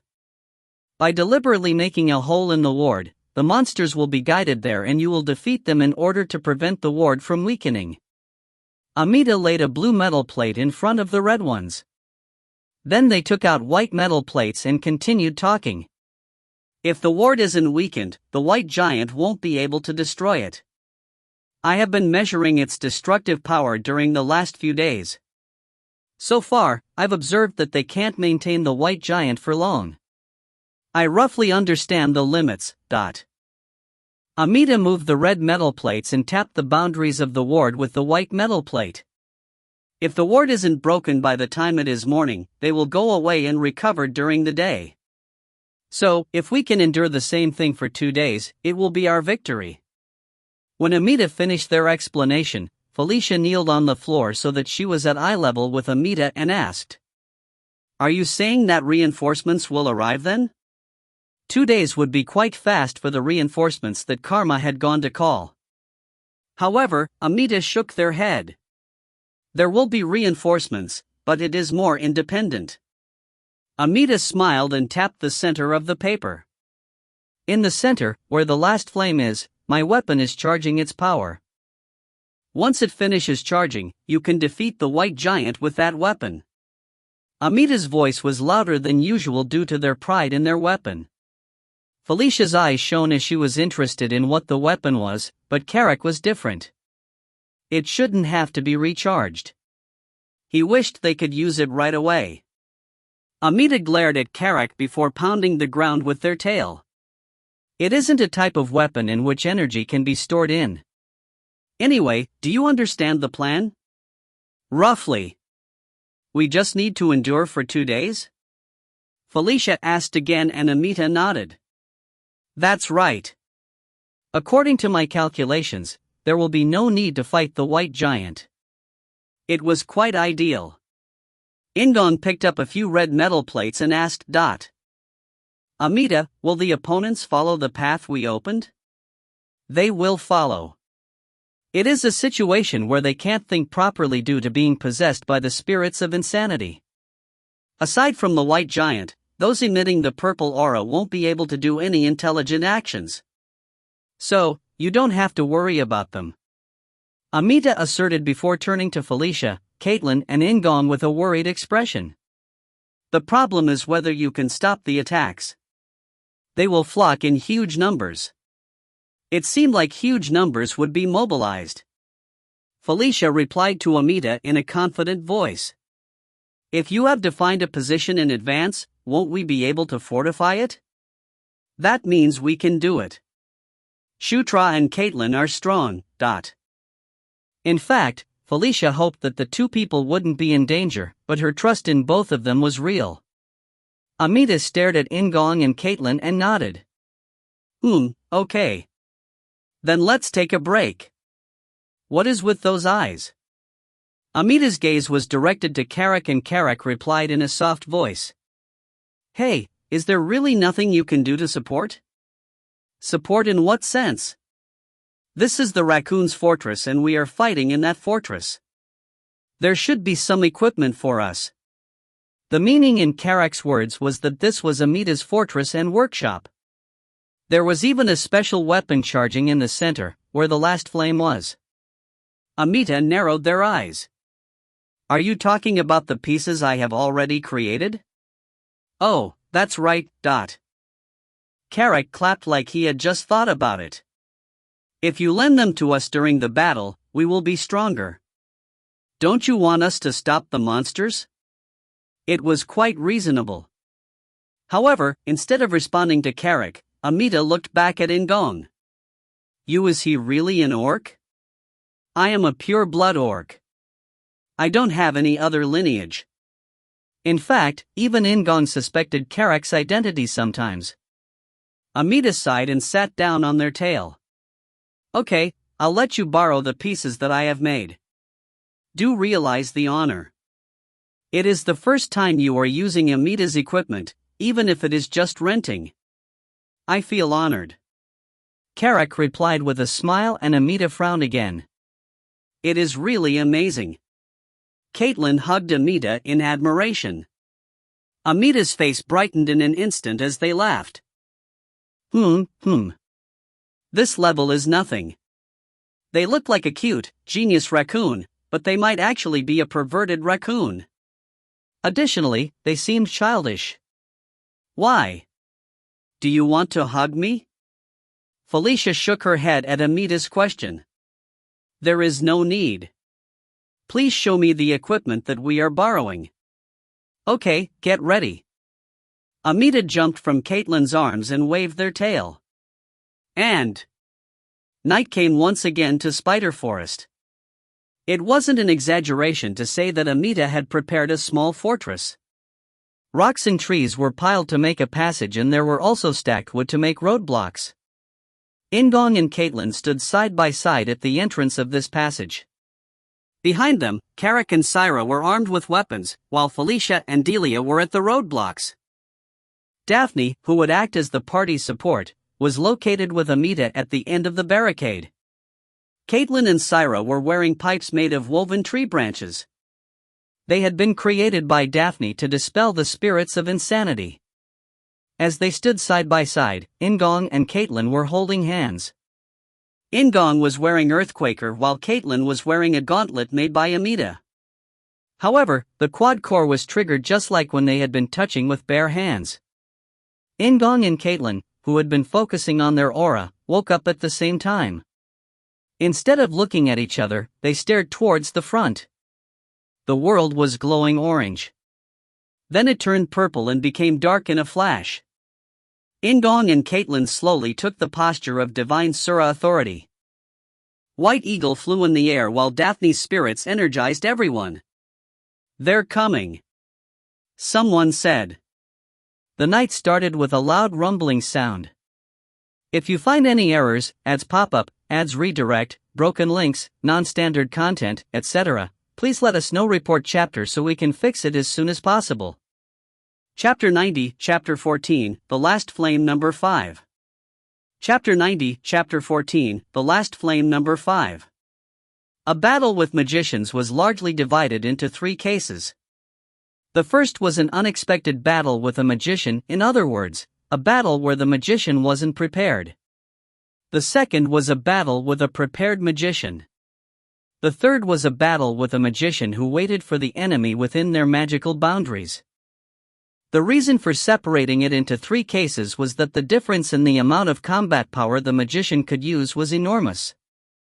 It was just like how warriors were stronger when they prepared before fighting on their home ground. Magicians who understood this principle and applied it to the world were much greater than those who did not. Moreover, the higher the magician's level was, the greater the gap would be. In severe cases, there were times when the attack power differed by dozens of times. Felicia was a competent magician and she had half a day to prepare. Furthermore, this was a limited area, so it was probably the best battlefield she had ever experienced with In-gong. However, it wasn't one strong opponent, there were numerous mobs. Felicia had picked up a magic wand from Amita that could sense magic. As the night started, the power of the spirits were strengthened and illusions surrounded her. However, she had prepared her magic well.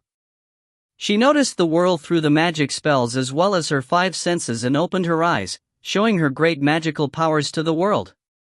Quack quack wing. Thunder and lightning struck down loudly. The crazy bear at the front was struck by the lightning, burning the bear's brain in an instant.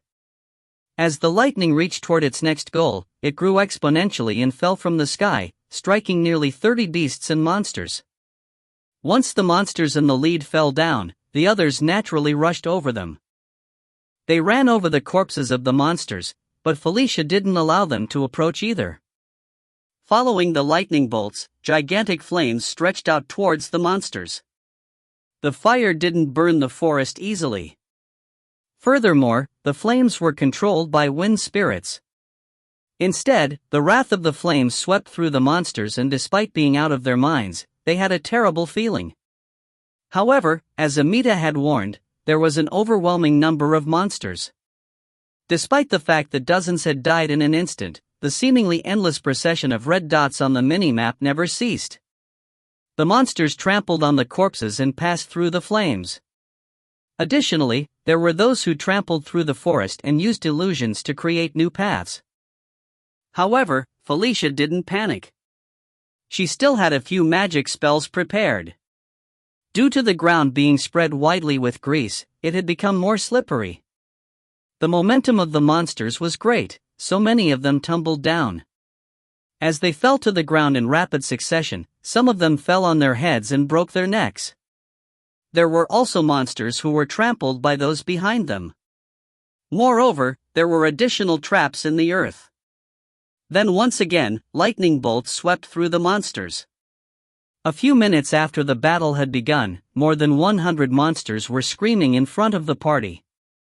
Carrick was wide-eyed and could barely suppress his urge to look back, while Syra's mouth was wide open and Delia had a warm smile on her face. The 6th princess, Felicia Doomblade. She was also a child of the Demon King and a strong existence. Quackakaka King. A series of rapid explosions occurred in front of them. They were the result of the last magic trap Felicia had prepared. Next, Felicia shouted and In-gong and Caitlin formed fists. They rushed towards the approaching monsters. The massive trail of bodies Felicia had created was now part of the terrain, hindering the monsters' path and limiting their attack route. In-gong and Caitlin were blocking their way as well. There was no longer in physical contact with each other, but they still had a connection. The white aura and blue aura stretched out in a thin line like they were holding hands. In-gong breathed in deeply, then focused his attention on a wolf-like monster running at the front of the mob. Protagonist body. The growing rate of all skills he had learnt was accelerated. In-gong was growing during the battle, just as he had grown in every battle he had fought so far. Up to now, his movements had been the same. Then he gained some new knowledge. He hadn't known his body had been moving that way until it actually happened. He didn't explode his aura, he simply manipulated it. It wasn't the same as before. The explosive power of his aura had actually become stronger. That's how it was.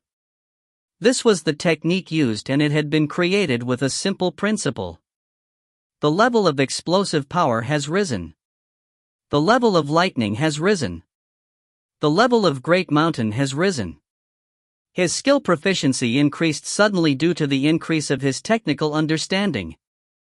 This was because gaining enlightenment had the same value as training dozens of times. In-gong felt pleased, but it wasn't the kind of joy that came from destroying an enemy. It was due to experiencing growth. He was polishing off his techniques. This was the joy of strengthening himself. In-gong could feel Caitlyn's emotions and that she was also pleased. The two of them shared this joy as their auras moved. Then while moving around, they defended each other's backs. It was like a swirl, a style that caught and crushed everything. As In-gong remembered his clumsy posture when Carrick first made him hold a sword, he laughed. Syra, who knew Caitlyn's usual disposition, also had wide eyes from joy and confusion.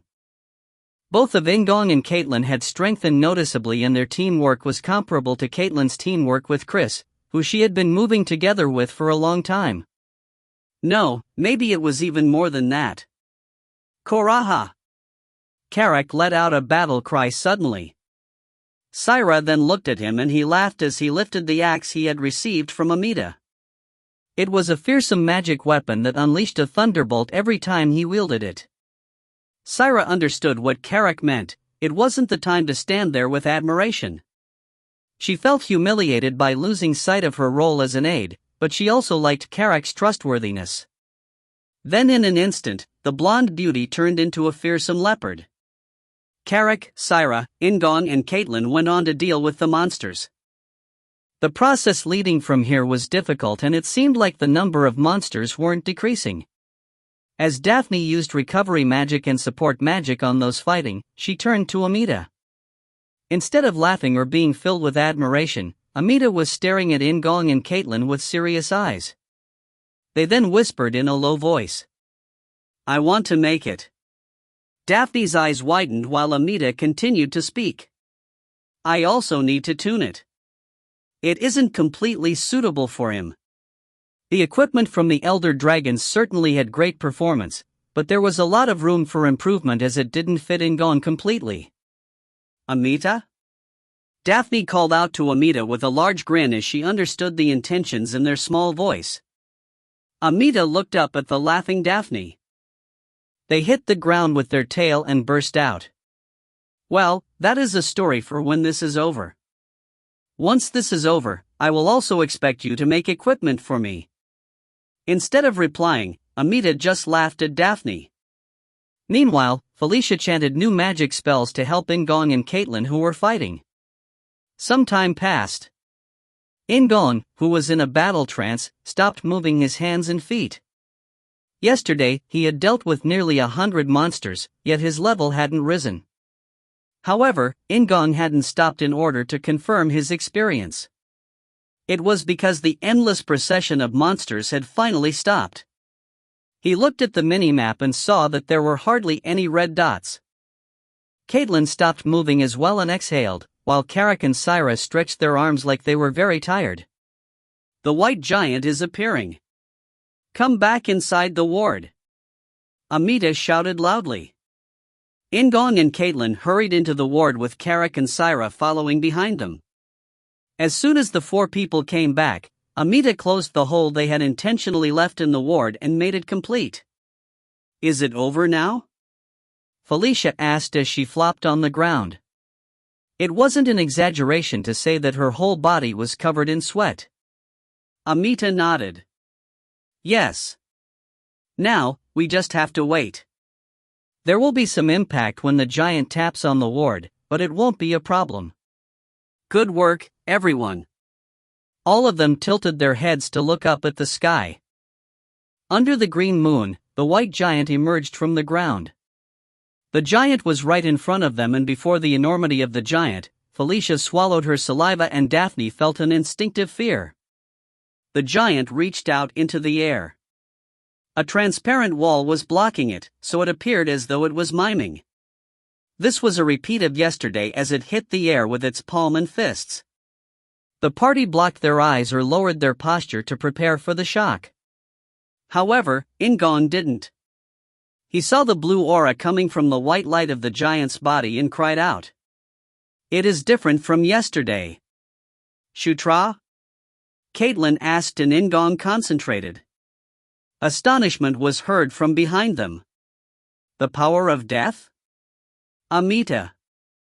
In-gong looked back reflexively and saw Amita staring at the giant with a surprised expression. Daphne shrieked. "Kwon!" There was a roar as the whole warding barrier shook. It seemed to be a test as the giant took a few steps backwards. It stretched out both its hands and aimed at the wall with its palms, shooting out a pillar of blue power that contained the aura of death. Quack-a-cocking. A violent vibration, that couldn't be compared to the first time, hit the party.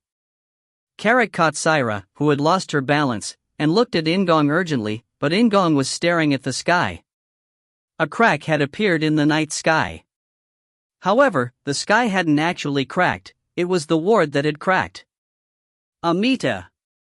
Felicia shouted hurriedly toward Amita, but Amita didn't look at her. Amita was visibly perplexed. "Kwon!" A second blast shook the ward.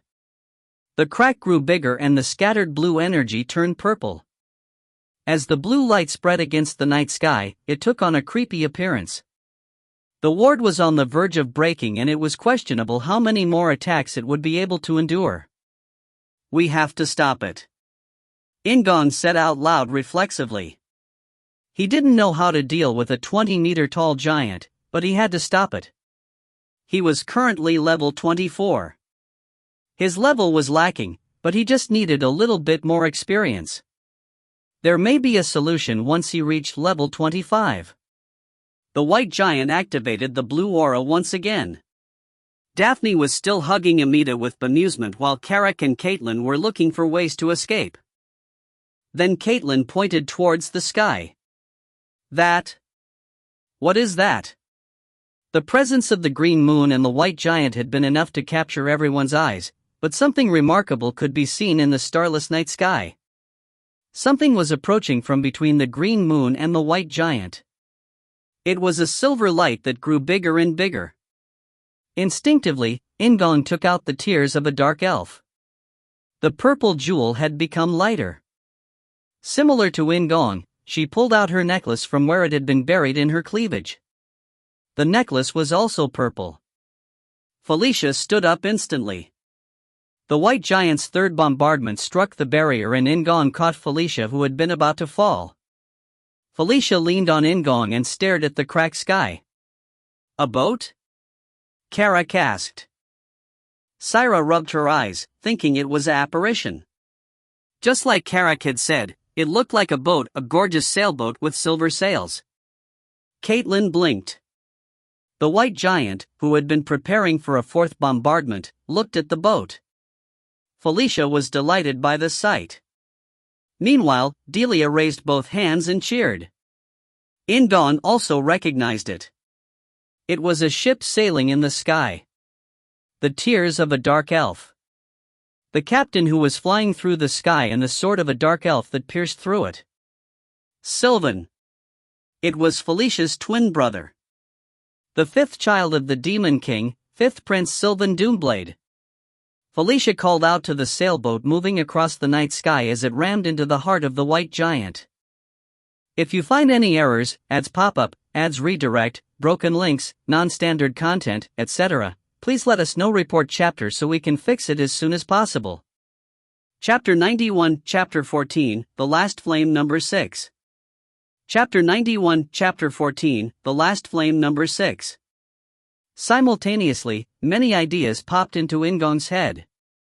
How does a ship fly in the sky? Why did Sylvan suddenly appear? Why did Sylvan choose to ram into the giant out of the many means of attack? However, the answers also popped into his head. To dark elves, the sailboat in the sky was a flying ship.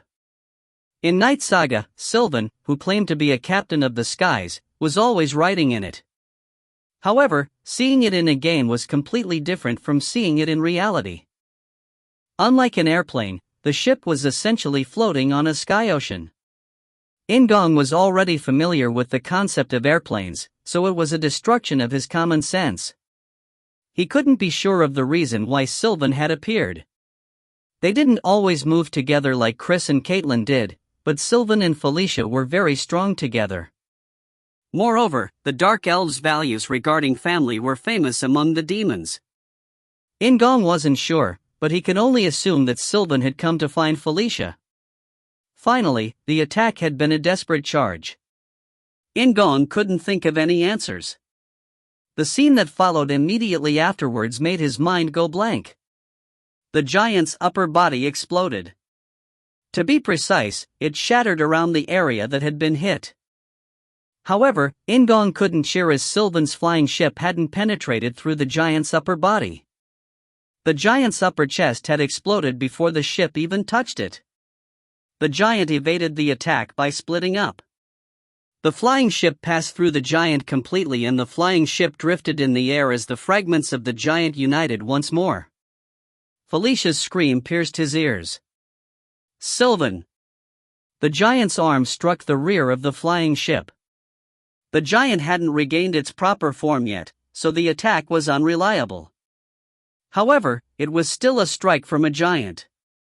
The flying ship lost balance completely and headed down towards the ground. It reminded In-gong of the crash landings he had seen in movies. The flying ship hit the ground with a violent impact. It then pushed across the ground, cutting down dozens of trees in its path. Amidst the deafening roar and shaking of the earth, Felicia shouted again while In-gong looked hurriedly at the sky. The white giant was preparing for a fourth bombardment. In-gong sensed it intuitively. This was the final blow. Kwang! The blue pillar of light struck the ward. Already cracked, the ward could no longer endure the attack. There was the sound of glass cracking and the blue light scattered over the sky and ground.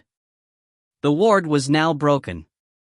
The coolness of the night air covered their bodies and the white giant stared down at the ground. Kwang! Once again, there was a roar and the white giant exploded. It wasn't an attack. Rather, the white giant had reached the limit to maintain its present form. The white giant split into approximately 20 pieces and landed on the ground. Like white clay lumps, they formed their respective shapes and started to emit a white light. Whether large or small, they were all different. Not only was the amount of light they emitted different, their strengths and weaknesses were different as well. Guardians. In-gong said automatically. Every piece was a guardian. As Amita had said, they were guardians that had gone crazy. The one in the middle had a prominent presence. Among all the white lights, it alone was emitting a blue light.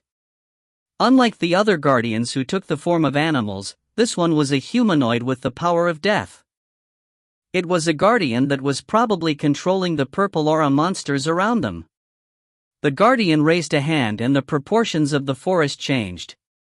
Under the green moon, the illusion surrounding the entire spider forest was lifted. The forest returned to its original size and the nasty magic that paralyzed directional senses also disappeared. The reason was simple. Now that the goal was right in front of him, the guardian needed to focus all his power on it. Instead of creating obstacles to prevent escape, he concentrated on attacking. A purple light rose behind the white guardians and approached from one side. Throughout yesterday and today, none of the crazed beasts and monsters had been shining purple. It was something that had been saved. For this very moment. In-gong swallowed his saliva. Amita's face was stunned from the impact of the ward breaking. Naturally, everyone's eyes turned toward In-gong and he took out his dwarf dagger without delay. Below the king's flag. The moment that In-gong shouted, a pure white light emerged behind him. The flag of a king fluttered in the night sky and the blessing of white light surrounded those around him. Below the king's flag wasn't simply a buff magic that strengthened combat power, it also influenced the mind. It sparked loyalty toward In-gong and, more importantly, helped maintain the coolness and calmness that were important elements in battle. Amita finally recovered their spirit. Felicia, who had lost her mind for a moment due to worrying about Sylvan, also stared at the front. Caitlyn formed a fist. There were also changes among the enemies. The White Guardians had started to unite again. This time, they didn't change drastically. It was like they were compressed one by one. The purple aura filled the vacant spots of the White Guardians, and after a few seconds, the 20 Guardians were reduced to 2. One still exuded the blue power of death while the other turned gray as a result of the compression. Felicia. Then a voice was heard from a distance. There was no need to ask who the voice belonged to, as it was clearly Sylvan. Sylvan! Felicia called out.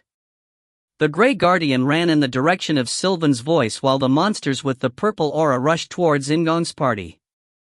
Then Felicia stepped back and chanted a spell. Daphne took Amita into her embrace and ran toward the center of the forest, followed by Syra, Carrick and Delia, in order to guard the last flame.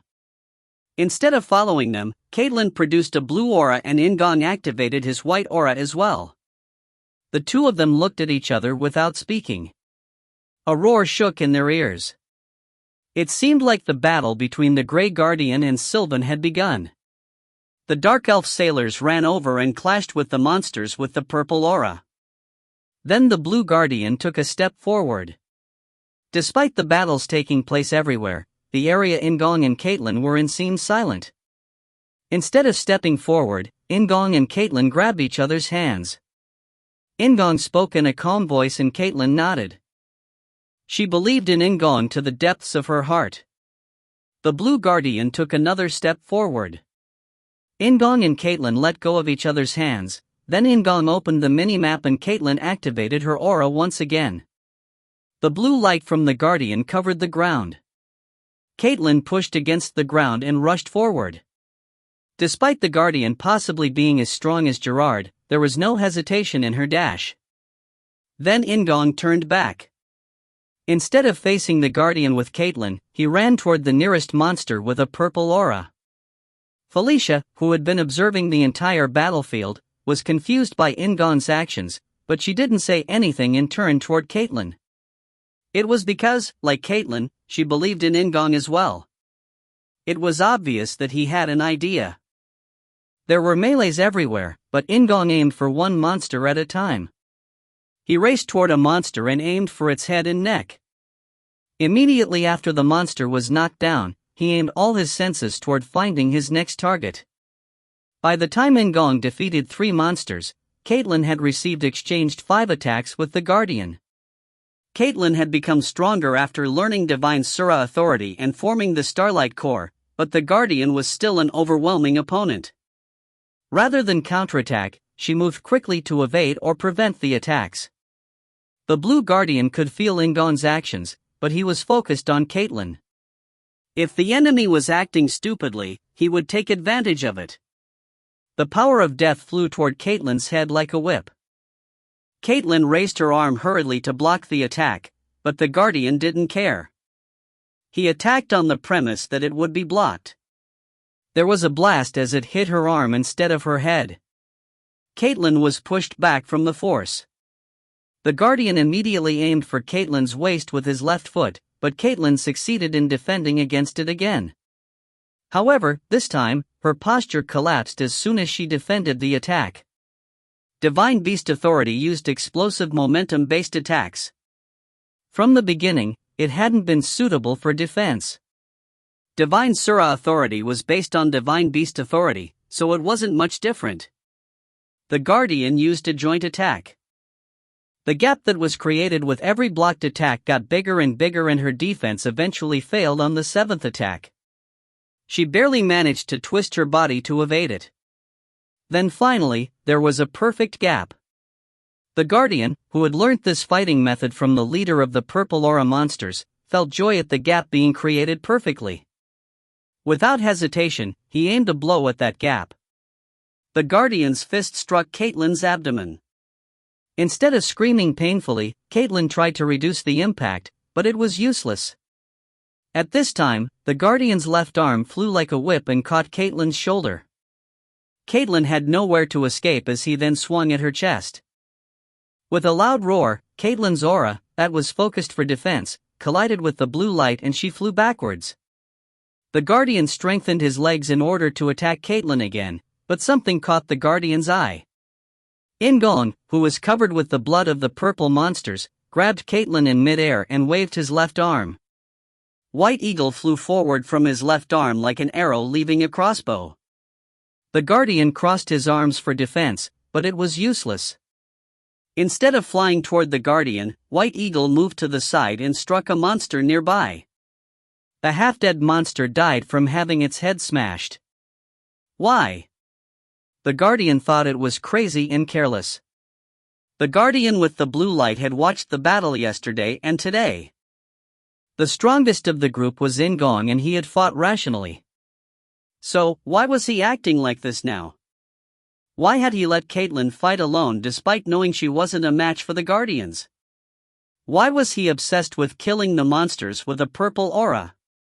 Why did he use the previous opportunity to attack the monster instead of the Guardian? Was he too afraid to fight the Guardian himself? Was he putting off fighting until the strong dark elf defeated the other foe? It was incomprehensible. It was natural that the Guardian didn't understand. Caitlin gasped from where she was held in In-gong's arms. She wanted to speak, but her voice didn't come out. In-gong moved Caitlin to one arm and used recovery magic. Then finally, the conditions were met. He had dealt with 8 monsters while Caitlin had been fighting the Guardian. White Eagle had taken care of another one. Healing Caitlin also gave him a very small amount of experience. Additionally, he had killed 220 beasts and monsters in the past 2 days. Your level has risen. A white light wound around In-gong's body and the stamina that had been exhausted by the battle was instantly restored. However, this wasn't the reason why. He hadn't risked Caitlin and become obsessed with leveling up just to recover his stamina. Level 25. A level that had a special meaning in Knight Saga. It was possible to increase the level further and depending on the character, a hidden function was also unlocked. In-gong hadn't aimed for the former. Although he didn't know what it was, he had full of expectations for a hidden function. Zephyr and Locke, the 2 protagonists of Knight Saga, were different from each other, but there were a few things they had in common. This was one of those things. Both of them had gained a skill at level 25. Super Special Move Control LV1 has been learnt. Zephyr's sword, Dragon Slayer, had the built-in function, Dragon Strike.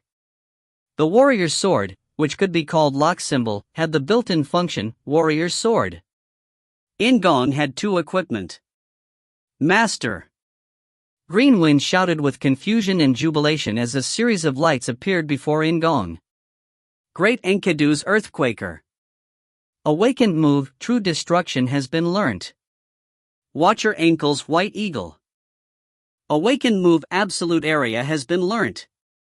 Shutra. Kailton muttered in a small voice. In-gong drew Caitlin closer with his right arm and held out his left arm. White Eagle flew toward In-gong as the Blue Guardian prepared the same move the White Giant had done. White Eagle landed on In-gong's arm. The Blue Guardian sensed the impending crisis and fired a pillar of blue light. However, In-gong saw it and was prompted by Green Wind to use the awakened move. He declared, Absolute Area. A green light emerged from White Eagle.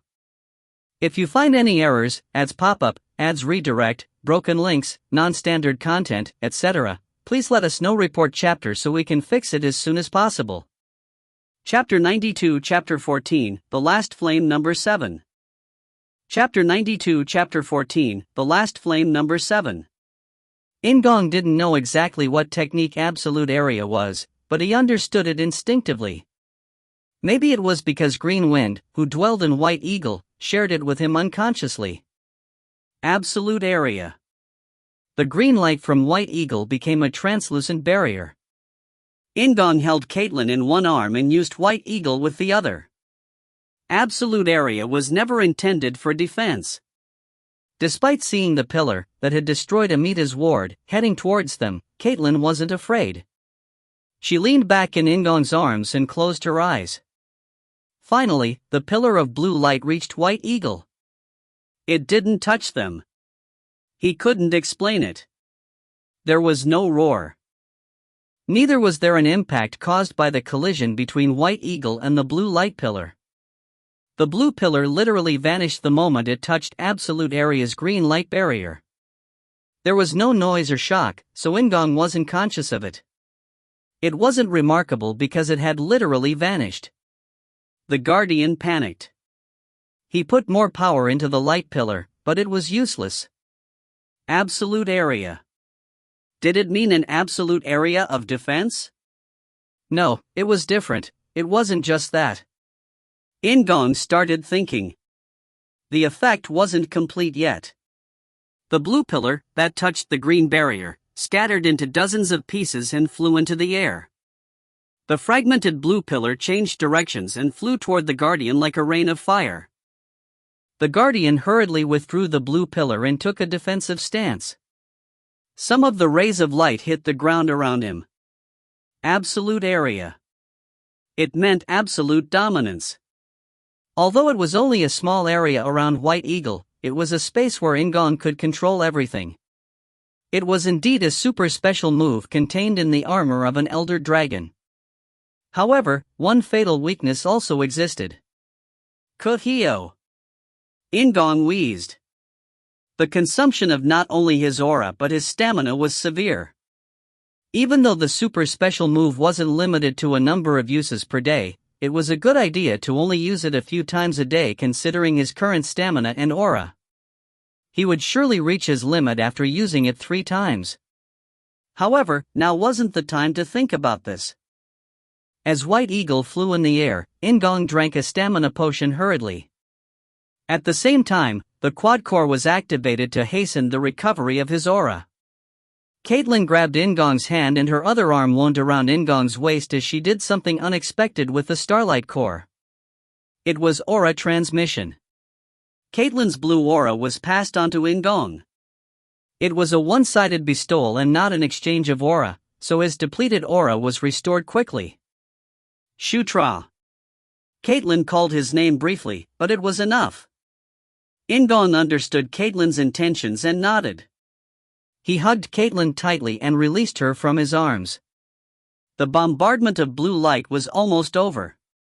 In-gong rushed forward and the Guardian defended its front with both arms.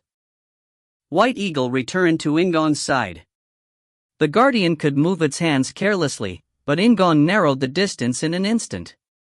At that moment, White Eagle flew in front of In-gong and an amazing thing happened as a green light obstructed the Guardian's vision. The Guardian flinched and hurriedly used evasive maneuvers. The Guardian didn't know what absolute area was exactly. It was impossible to distinguish between when absolute area was activated and when it wasn't. It was just a simple green light. Green Wind gave off a gentle green light.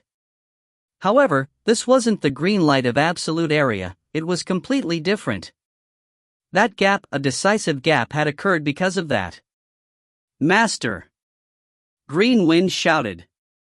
In-gong didn't want to miss the gap that Green Wind had created. So, he used Wind Style to catch up with the Guardian. The explosive power of Divine Beast Authority combined with Wind Style. As the two were added, Divine Sura Authority had the same effect as magic. To outsiders, it appeared to be a space jump magic. The Guardian was surprised at In-gong who suddenly appeared before his eyes. Additionally, the Guardian was already off balance due to the green light White Eagle emitted. Obviously, the Guardian was strong. When looking at just its martial arts skill level, it was a little lower than In-gong's and Caitlin's.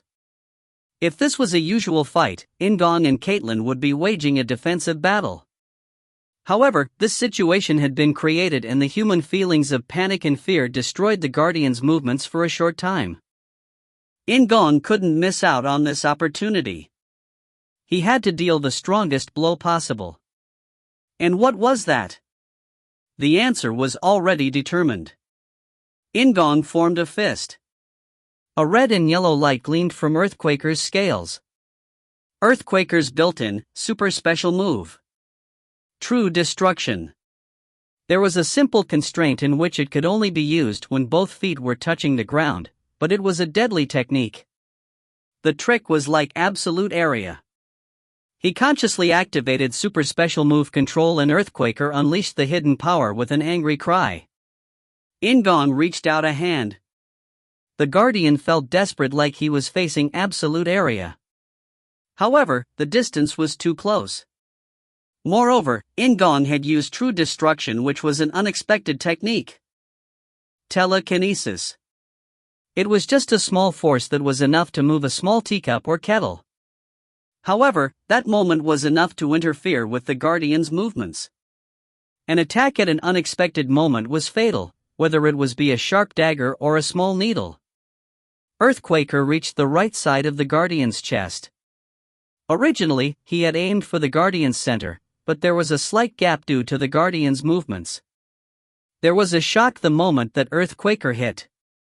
The Guardian tried to express his relief, but it was way too early. True destruction. It suited the great Enkidu who oversaw destruction. Earthquaker rotated many times and once it calmed, there was a huge flash. It destroyed and devoured everything at the same time. The Guardian screamed as half of the Guardian was now destroyed. Moreover, that wasn't the end. True destruction didn't stop there. It rushed behind the Guardian and the red and yellow destruction repeated.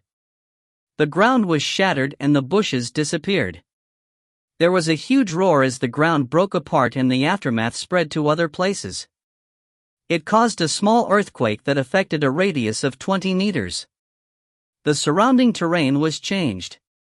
Everyone's eyes focused on this area as the earth split apart and crumbled. It was like a giant dragon had scratched the surface with its claws. There was huge damage. At the same time, the amount of stamina and aura consumed was also huge. The Guardian with the blue light fell to the ground and in the shocked silence, there was a loud cry. It wasn't one of mere suffering, it was a call. The Grey Guardian, who had been facing Sylvan, started to run towards the Blue Guardian and In-gong. Someone yelled and the silence collapsed. Sylvan grabbed the body of the Grey Guardian. In-gong stretched out his right arm on which Earthquaker was equipped. He then stabilized his breathing and triggered the quad core again. Through the link between the Moonlight Core and Starlight Core, he squeezed out more of Caitlyn's aura and watched the Blue Guardian. Half its body had already disappeared and In-gong could feel the power of death draining from the Blue Guardian. In-gong held out his left hand naturally and used a familiar, yet unfamiliar, technique. He could use Divine Beast Authority, which had transformed into Divine Sura Authority, through communion with Caitlyn. Aurung. He struck the Guardian. It was a cry that couldn't be called a scream. The flow of aura was destroyed. The power of the blue light and the power of the Guardian started to flow freely through the half of the body that was remaining. Sylvan had caught the Grey Guardian while In-gong was still looking down at the Guardian who was in pain. In-gong could feel violent emotions coming from the energy of death. They were similar yet different feelings to what he had felt from famine. It was a poisonous and vicious hate. This wasn't as intense as famine. Instead, it was very cold. If famine's feelings were a fiery anger, then death's feelings were a cold rage. There was also a strange affection, a chaotic emotion that could be called love, rather than pure hatred. In-gong gathered the power of conquest in his left hand and the white conquest suppressed the blue death. He then grabbed and destroyed the power of death, along with the Guardian. The Grey Guardian shrieked as Sylvan had cornered it. After the demise of the Blue Guardian, the Grey Guardian couldn't fight properly anymore. It was just like when In-gong had defeated Mustafa or Bakarova. As the blue light, which was the power of death, disappeared, the monsters lost their purple aura. Almost all of them lost their lives, collapsed or started to escape. Sylvan and the half a dozen people in his crew left to chase them, so In-gong's fight was now over. Your level has risen. He had barely just reached level 25 and he had now gained another level.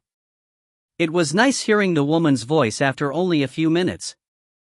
Like a blessing, the white light that covered him restored his stamina instantly. However, his aura was still in a depleted state. The mental power consumption was so severe that he could barely hold on. In-gong sat down and looked behind him. Just like In-gong, Caitlin was also sitting on the ground.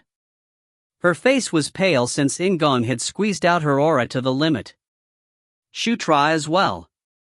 It was too far away, but he was certain he heard a voice. Caitlin smiled with some resentment at having her aura taken, and In-gong laughed back. He moved his lips to mouth the word, sorry, and Caitlin responded in a similar manner. The message was clear even without sound. Shutra is indeed amazing. The two people looked at each other and laughed again, then they fainted together. Master. Shutra. Caitlin. Prince. Royal Princess. The rest of the party called out to In-gong and Caitlin. They shouted simultaneously and ran towards In-gong and Caitlin. Amita didn't run along with them. Instead, they gazed at In-gong from where they were being held in Daphne's arms. The last flame whispered to Amita. Amita nodded and looked at In-gong one last time before turning around. They smiled without realizing it. And once again, I will introduce myself. I am 5th Prince Sylvan Doomblade. As you can see, I'm a prince of heaven who moves across the sky. It is truly shameful, but as you all know, he is my twin brother. If you find any errors, ads pop up, ads redirect, broken links, non-standard content, etc., please let us know. Report chapter so we can fix it as soon as possible. Chapter 93, Chapter 14, The Last Flame Number 8. Chapter 93, Chapter 14, The Last Flame Number 8. In-gong opened his eyes. His vision gradually cleared and he saw a ceiling. I am becoming used to this. In-gong whispered as he blinked. It was the first time he had fainted straight after battle. Although, there had been a few times when he had been filled with exhaustion after the battle was over, yet still had to clean everything up. Even when he fought Gerard, he had lost consciousness only when the battle was fully completed. I should invest more points in durability and persistence. No, it is an aura problem, so I should raise the level of aura. His mind cleared up and he could now feel the warmth that was right beside him. In-gong turned his head sideways.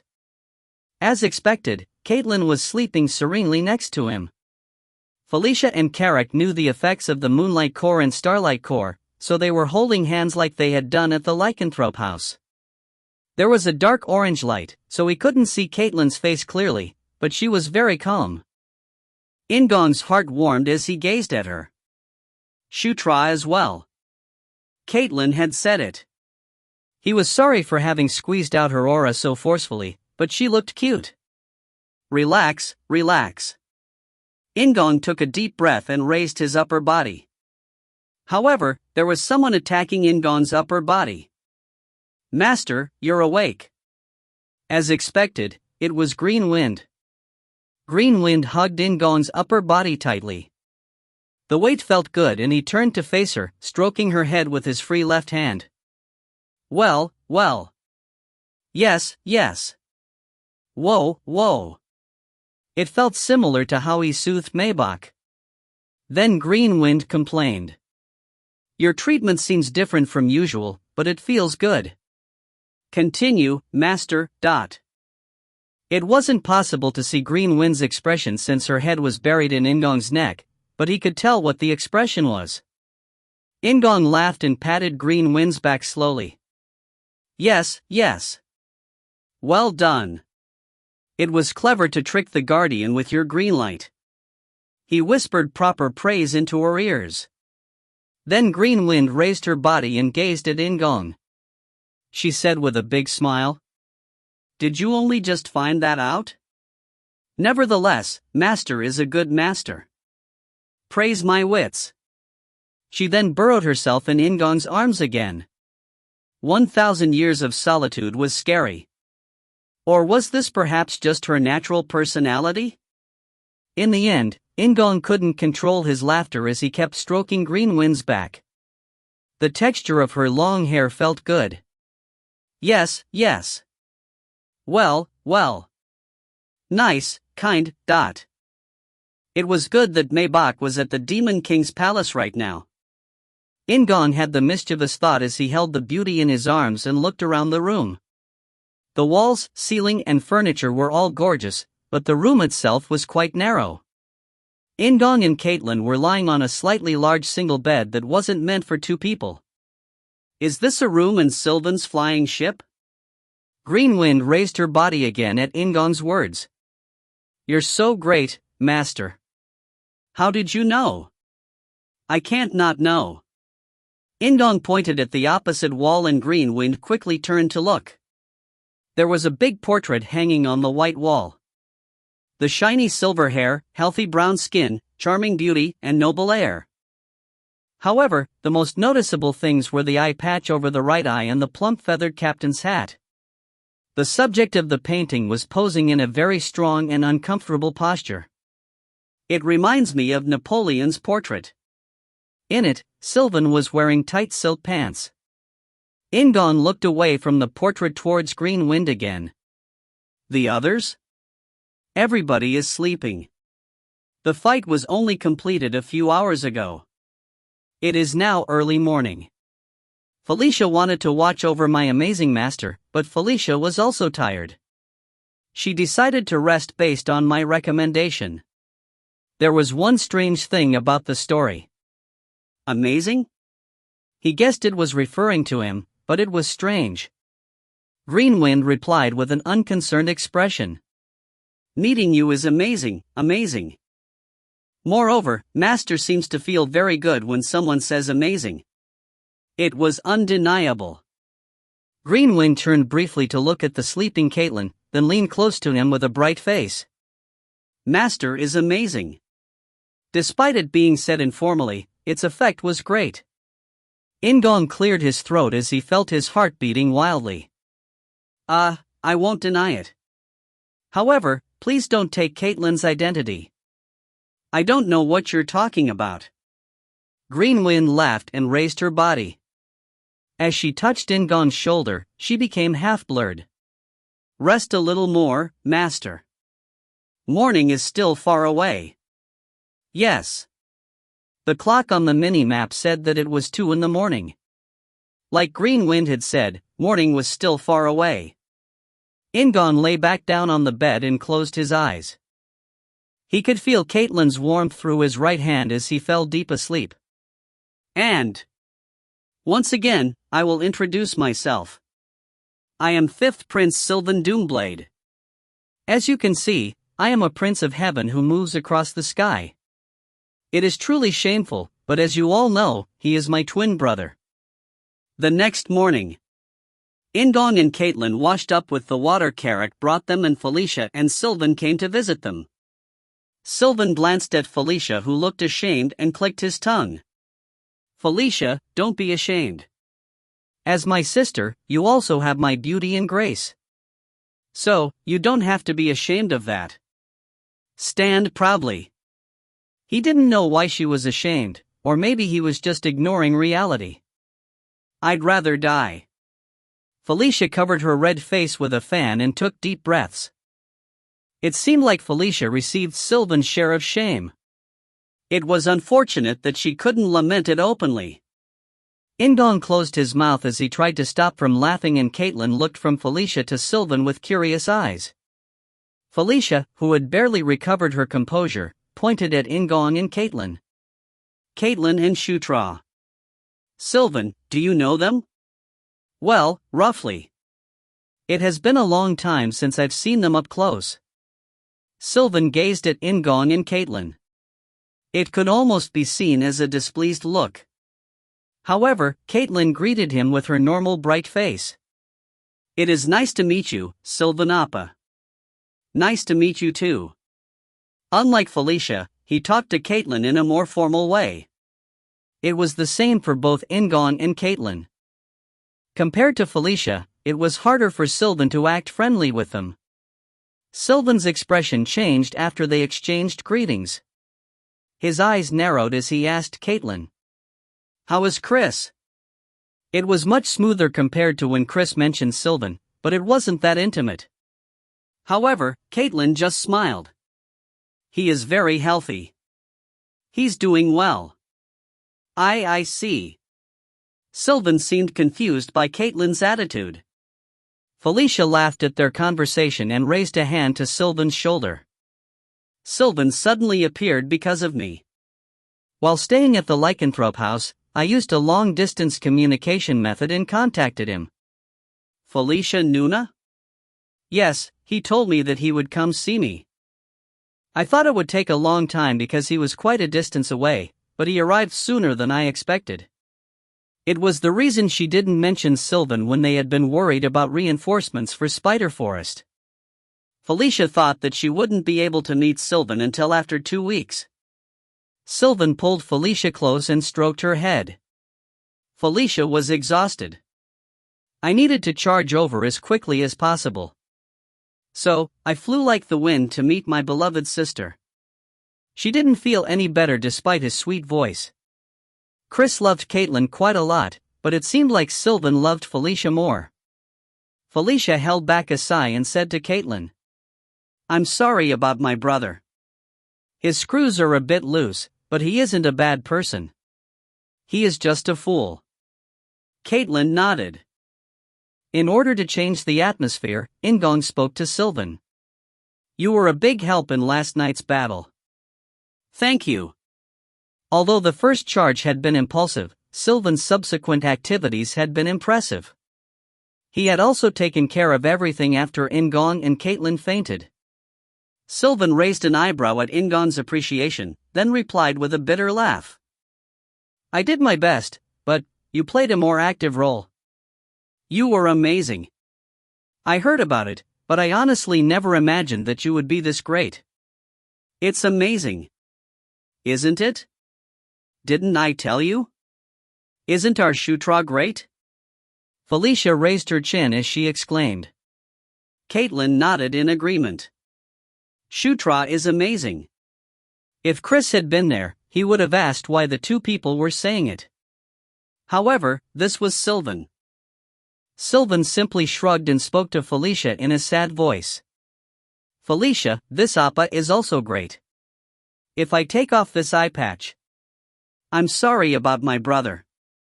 Felicia quickly cut off Sylvan's words. However, Caitlin was curious. "Sylvan appa, what will happen if you take off that eye patch?" "Ah." Felicia lamented, but it was too late. Sylvan laughed happily. "It is good that you asked. This is a special object that suppresses my strength. If I remove this, my true strength will awaken. However, that power is dangerous, so I usually keep it suppressed." "Wah!" Caitlin let out a sound of admiration and Felicia blushed as she shook her head. "Caitlin, you should do it moderately." "Ha! But it really is great. Very cool, Sylvan appa, dot." Sylvan felt perplexed by Caitlin's heartfelt admiration. He then turned to ask In-gong a question. "That reminds me. Shutra, that technique you used, Chris uses a similar one. Did you learn beast authority from the lycanthropes?" "Yes, I learned the basics from Chris and Caitlin. Our Shutra is amazing." Felicia boasted about In-gong once more and Caitlin nodded again. Even the Sword Duke praised his great talent. "Wait, the Sword Duke?" Sylvan's expression changed instantly. He gazed at Felicia with a stiff expression. "Felicia, what does that mean?" Well, that." Felicia seemed distressed as she avoided his gaze. She knew he would have this type of reaction if the story about the Sword Duke came out. Sylvan let his gaze linger on Felicia, then turned back to Caitlin. At that very moment, knocking was heard at the door. "How long do you want me to wait?" Amita was waiting at the door with a sad expression. Felicia instantly turned toward them. "Amita." "Yes, is there a problem?" "No." Sylvan knew that Amita was the Sword Duke's friend and retreated with dismay. Amita stared at Sylvan for a moment, then stepped towards the group. "Are you both okay?" "Thanks for your concern, but I am fine." Me too. In-gong spoke first, followed by Caitlin. Amita pounded on the floor with their tail and said, "Thanks to you, I was able to defend the last flame yesterday. So, I will make you the equipment as promised, but we have some work to do before that. There was something else left?" While everyone had puzzled expressions on their faces, Amita turned toward In-gong.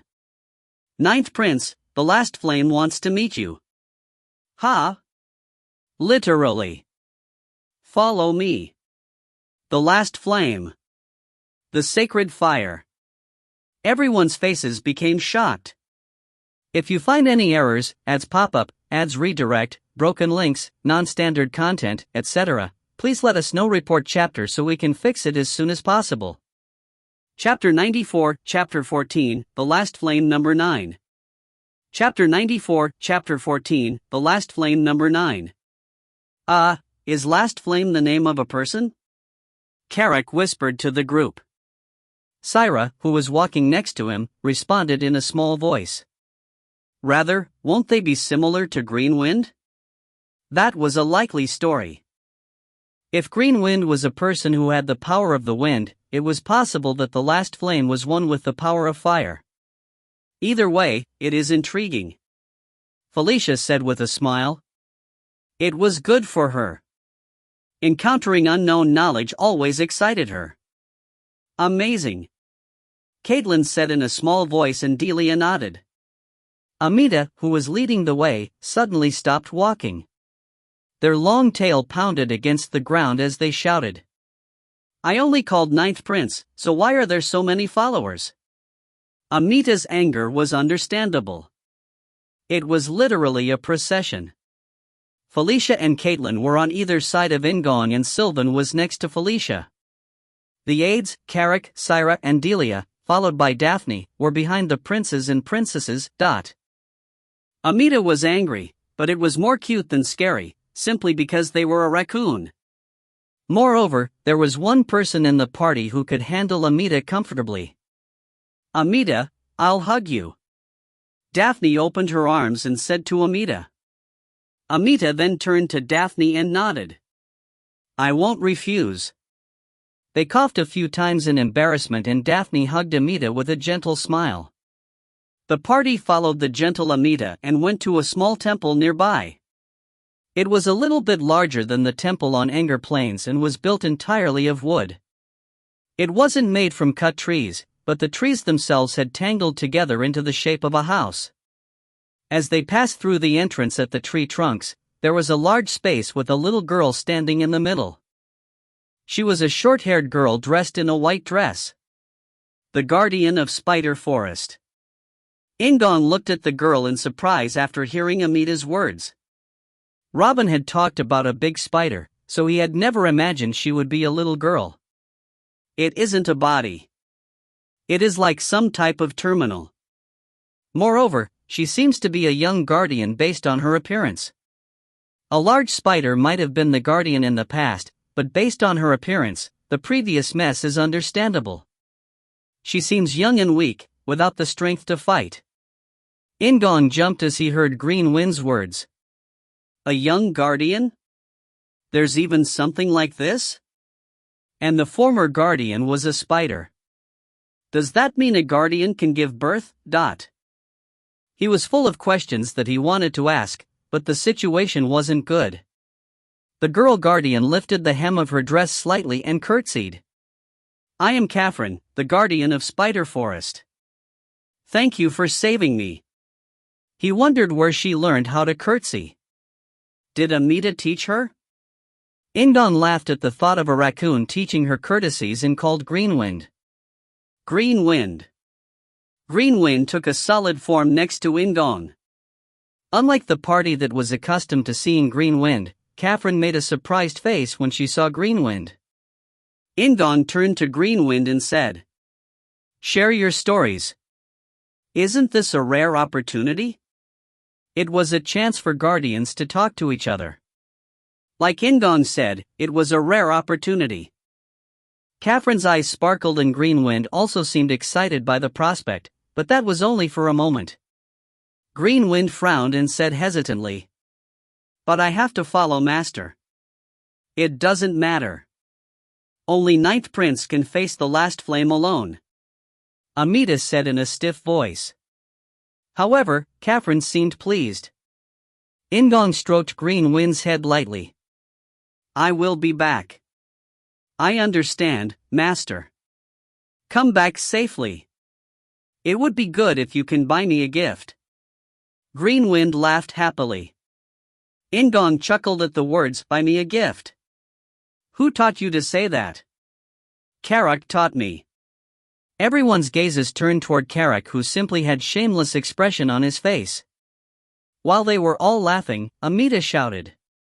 Do you plan to stay here all day? Let's go, Dot. Green Wind remained with Catherine while Felicia and Caitlin showed interest in their conversation. Sylvan, Delia and Syra stayed still while Karak and Daphne, who was carrying Amita, followed In-gong deep into the temple. They stopped in front of a black door and Amita jumped down from Daphne's arms. It is up to here. Only Ninth Prince can enter. Daphne was sad since she wanted to see the last flame, but Amita didn't tolerate anyone other than In-gong. Karak stepped back with Daphne and grinned at In-gong. Enjoy yourself. Yes. There was a gentle light inside the door. Small blue lights, reminiscent of fireflies, filled the room that had an approximate radius of 2 meters. In the middle of the room, a green fire was burning on a small altar. It was a small flame that was only the size of Amita, but he couldn't take it lightly. This was a flame that gave off an unusual energy. Amita jumped on the altar and pointed to the green flame. This is the last flame. Put your hand inside it. Huh? Put his hand in the fire? It's okay. This isn't an ordinary flame. Do I have to explain everything like this? I understand. In-gong replied to Amita, who had taken out a pipe, and approached the last flame. After taking a deep breath, In-gong put his hands into the fire. Amita's words were true. Rather than hot, the flame was warm. He didn't feel his skin burn. In-gong slowly moved his hands further into the flame and it grew bigger. Suddenly, the now larger flame swallowed up In-gong's body. Instead of screaming, In-gong closed his eyes reflexively and soon found himself standing in a completely different place. The world was on fire. It was a place filled with green fire. However, rather than the negative representation of hell, In-gong was reminded of something else. It was an awkward expression, but if he had to name it, he would call it the Kingdom of Fire. The beautiful and mysterious green flames bloomed like flowers and the warmth seemed to be melting In-gong's heart. In-gong stabilized his breathing. The flames in front of him parted to the sides and revealed the existence behind them. It was a woman made of flames. She looked like a young girl as well as an unmarried woman. Due to the flickering flames, her appearance seemed to change constantly. The last flame. According to legend, it was also the first flame. She sat down on her throne of fire and looked down at In-gong. As she smiled through her blazing hair, a throne came up behind In-gong and the two thrones neared each other. It is nice to meet you, Conquest Knight. The last flame spoke. In-gong stared at the last flame with surprise and she laughed at him. You are a Conquest Knight with the power of conquest. I couldn't help but notice since you used the power in front of my avatar. Avatar. Indeed. Amita is my avatar, a cute and lovable child. In-gong gave a small laugh. At the very least, their outward appearance was cute and lovely. The last flame smiled at In-gong and crossed her legs. She leaned her head against her arm supported by the armrest and said, Your eyes are filled with wonder and confusion. Don't you know what a Conquest Knight is? In-gong nodded. It was the first time he could have a conversation about what a Conquest Knight was. This wasn't the time to be ashamed of his ignorance. Yes, I don't know. But I would like to know. His desire to know had become stronger after her words. The last flame spoke again. How funny. The last flame was a queen. She uncrossed her folded legs and straightened her posture. Seeming to gaze into the distance, she recited a poem. Conquest, war, death and famine, the four nights of the apocalypse. Flames rose up around the throne. The green flames started forming shapes, a crown to symbolize conquest, a sword symbolizing war, a sickle symbolizing death, and an empty bowl symbolizing famine. They are the riders of the end and the ones longing for the destruction of the world. The flames erased the symbols. It was like the symbols had burnt and destroyed themselves. Those who crave destruction. The ones who would cause the end. It seemed to be a natural story. War, death, and famine, they were all words with negative connotations. The last flame leaned back against her throne. She observed In-gong and said, "However, you are a little bit very different. Why are you a conquest knight?" The last flame stopped talking. Then she stared intensely at In-gong and continued, "The knights of the apocalypse are those who crave destruction. It isn't because they are knights of the apocalypse. They were chosen as knights because they already have those urges."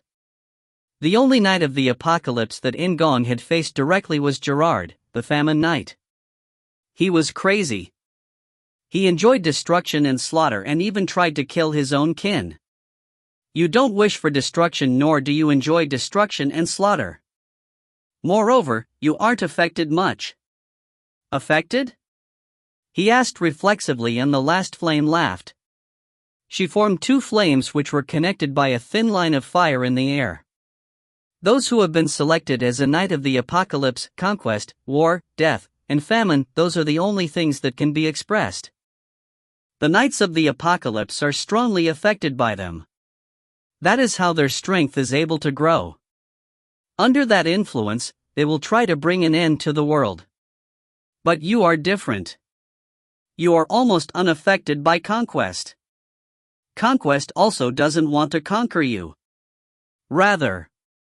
The last flame became hazy as she smiled. Her eyes narrowed and she whispered, "Maybe she is hoping to be conquered by you." The golden-crowned woman with red and blue eyes. She had never tried to manipulate In-gong and only revealed her appearance and voice when In-gong was in a crisis. "This is just my guesswork. In fact, this is the first time I've encountered a knight of the apocalypse. I have said all that I know." The last flame laughed and crossed her legs again. Then she spoke with a frowning face that was similar to Felicia's. "You don't wish for destruction, nor do you want to cause the end of all life. What do you want to do? Now that the three knights are pursuing its end, what do you want in this world?" It was a fundamental question. What did he want to do? Go back to his original world? Of course, he was thinking about returning, but there was one other thing in this world that he wanted to achieve. He had always been thinking about it. He wanted to stop the massacre of the lycanthropes. And prevent the day of massacre. He wanted to change the Demon King's children's future of being killed by Zephyr. He wanted to protect everyone, including Caitlin and Felicia. All these things could be summarized simply. He wanted to change the ending. And stop the tragic ending of Knight Saga. He needed to do so. That was what he needed to do. He didn't think it was the reason he was brought into this world. He didn't consider what Conquest's dream was. In-gong himself wanted to do this. He would knock down Zephyr and all the knights of the apocalypse that were seeking destruction. It didn't matter if it coincided with the reason for his summoning or Conquest's dream. In-gong's dream was to change the ending. You are not like the knights of the apocalypse, but you are a person well suited to be a conquest knight. The last flame lifted her hand as she said this. Then she formed a fist slowly. The conquest knight is the king who subjugates all things, he who was born with the fate of a king. Punishment, obedience, governance. Skills, magic, guardians, the heart of an elder dragon. And it didn't stop there. The simplest and most perfect way to fulfill your desires is to become the Demon King. The fourth queen, Elaine Moonlight, had asked him if he wanted to do this. Chris, her son and one of In-gong's strongest allies, had also asked him. Now, the last flame as well. Lord, will you become the Demon King? I will become the Demon King. In-gong declared. It was so natural that the last flame was satisfied. She got up from her throne and approached In-gong. Conquest Knight, who seeks life and not the end, no, the King of Conquest. She laid her lips on In-gong's forehead. The sacred flame blessed In-gong. I pray that your dream will be fulfilled. Divine Power LV1 has been learnt. Incarnation of Fire LV1 has been learnt. A strong alliance has been formed with the last flame. Your level has risen. In-gong smiled at the sudden words. Just like the actors that he had sometimes seen in movies, In-gong kissed the back of the last flame's hand. And her response to In-gong's unexpected action? The last flame laughed and kissed In-gong on the lips, not the forehead. In-gong's eyes widened at the sudden kiss and the last flame kept laughing. The world was burning. And In-gong opened his eyes. Instead of the burning throne and the beautiful last flame, the room was filled with blue light. It had been a short yet long conversation with the last flame. There were certainly benefits. He had learnt a little bit about the identities of the knights and was able to clarify his purpose. There was also one more thing. Amita, who was staring blankly at the last flame, suddenly pounded on the ground with their tail. They jumped up and shouted at In-gong. Why? Why did the last flame suddenly ask me to make you a full set? Instead of answering, In-gong raised a hand to his lips. The pleasant heat was still lingering there. Ninth Prince. Answer me. In-gong looked toward the last flame instead of Amita. It felt like the green fire suddenly smiled. Full set. Thank you. In-gong said and Amita shook their head. Once again, their tails slammed against the ground angrily. If you find any errors, ads pop up, ads redirect, broken links, non-standard content, etc. Please let us know. Report chapter so we can fix it as soon as possible. Chapter 95, Chapter 15, Sign. Chapter 95, Chapter 15, Sign. Name, Shutra Ignus. Age, 14. Species, Gandharv. Occupation, Protagonist. Secondary occupation, Conquest Knight LV2/Dragon Humanoid LV1. Uniqueness, Prince/Conquest Knight/Dragon Humanoid. Properties, Life, Wind, Fire. Level, 27. Strength, 86. Intelligence, 65. Agility, 65. Talent, 65. Persistence, 65. Durability, 65. Mental power, 65. Magic power, 65. Charm, 45. Extra points, 38. Spider Forest had short days. He could barely feel the seasons as he wandered around the demon world, but it was a time when winter was approaching.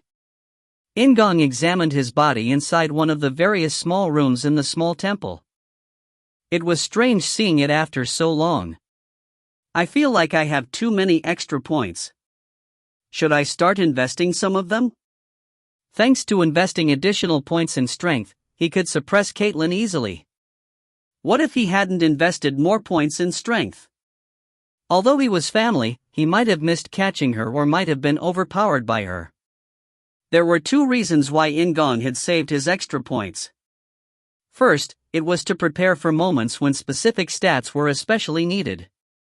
An example of this was the incident when he suppressed Caitlin using strength. It was good to raise all his stats as a whole, but it was better to keep some points just to cope with unexpected situations. So, he could invest the points when he needed to. Secondly, he hadn't judged what type of stat would be better to invest the points in. This was the so-called maximum efficiency. In-gong was growing at a fast pace, and just with like divine Sura authority, it was common to learn new skills. Therefore, he might regret investing the points in one place. Of course, I might also regret it if I save the points.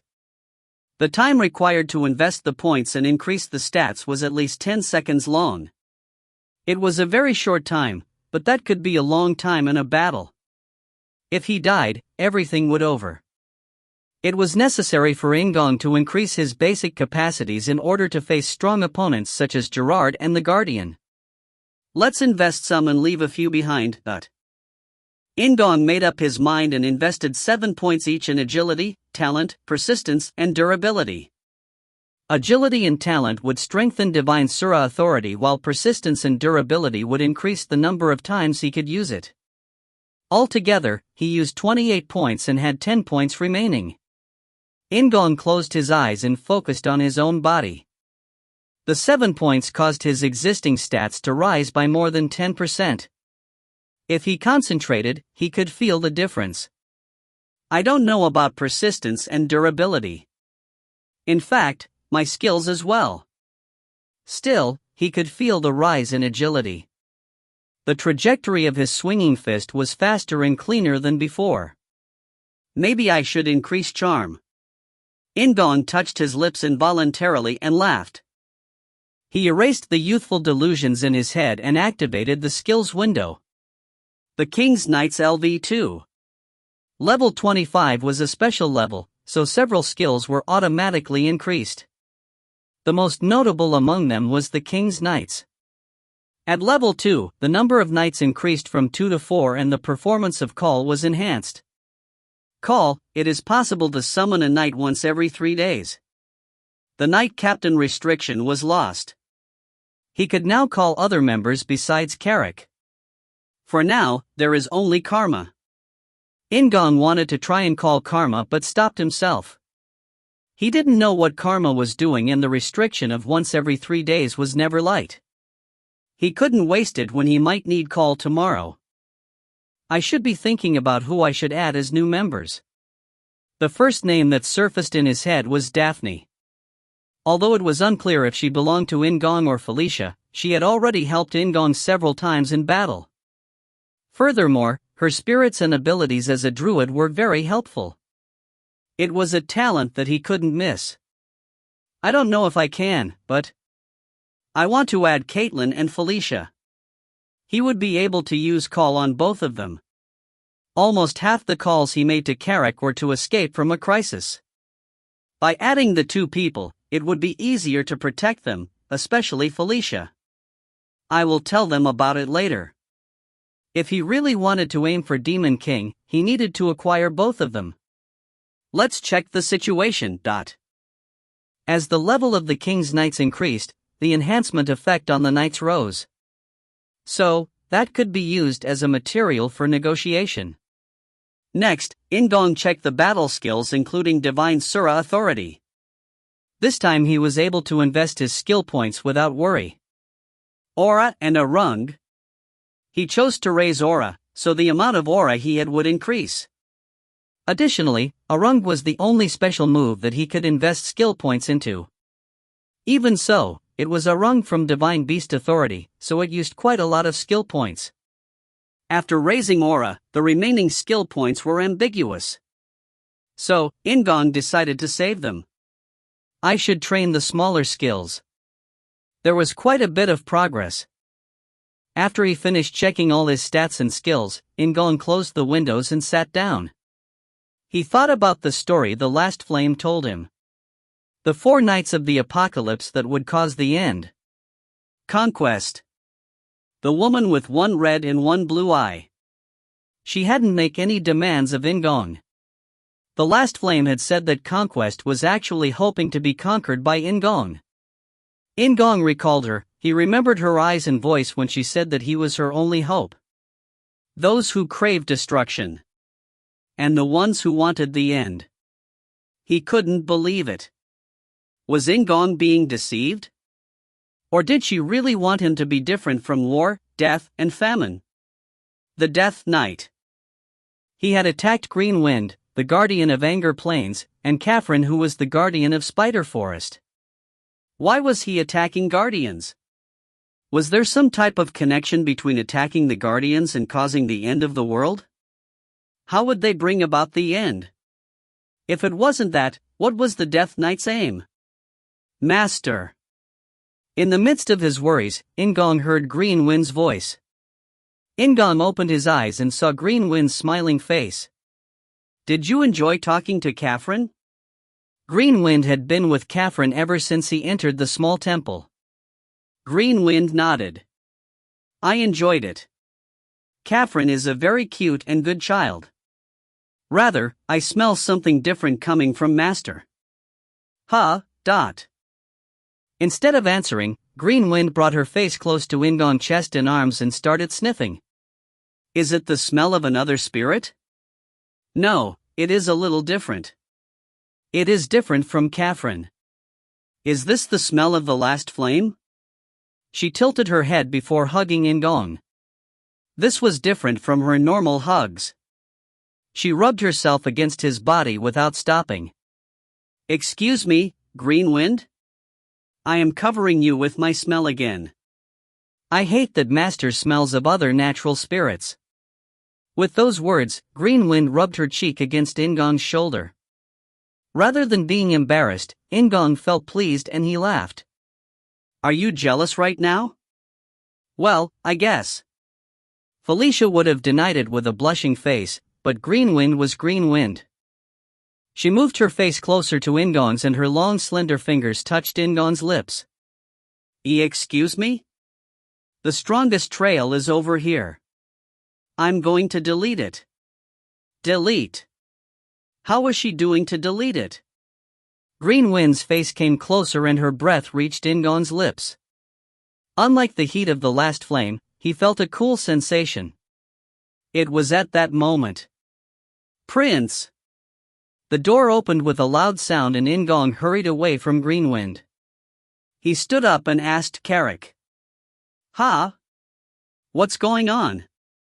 In-gong sighed as he asked the question. Maybe Carrick truly was a protagonist, or maybe it was just the timing. No, this is the effect of my protagonist correction. Prince? No, nothing. I feel both thankful and angry. In-gong sat down on the bed again. Carrick laughed and approached In-gong. Your remark is too exaggerated. What's going on? In-gong asked bluntly and Carrick revealed the purpose of his visit. The raccoon person is looking for Prince. And there aren't enough materials. Amita shouted. In-gong had gone to Amita's room who asked to see the remnants of the black dragon. The black dragon's leather and bones aren't good enough? That is the main material. I need a variety of materials to make the equipment. Do you want me to just make shoes with leather?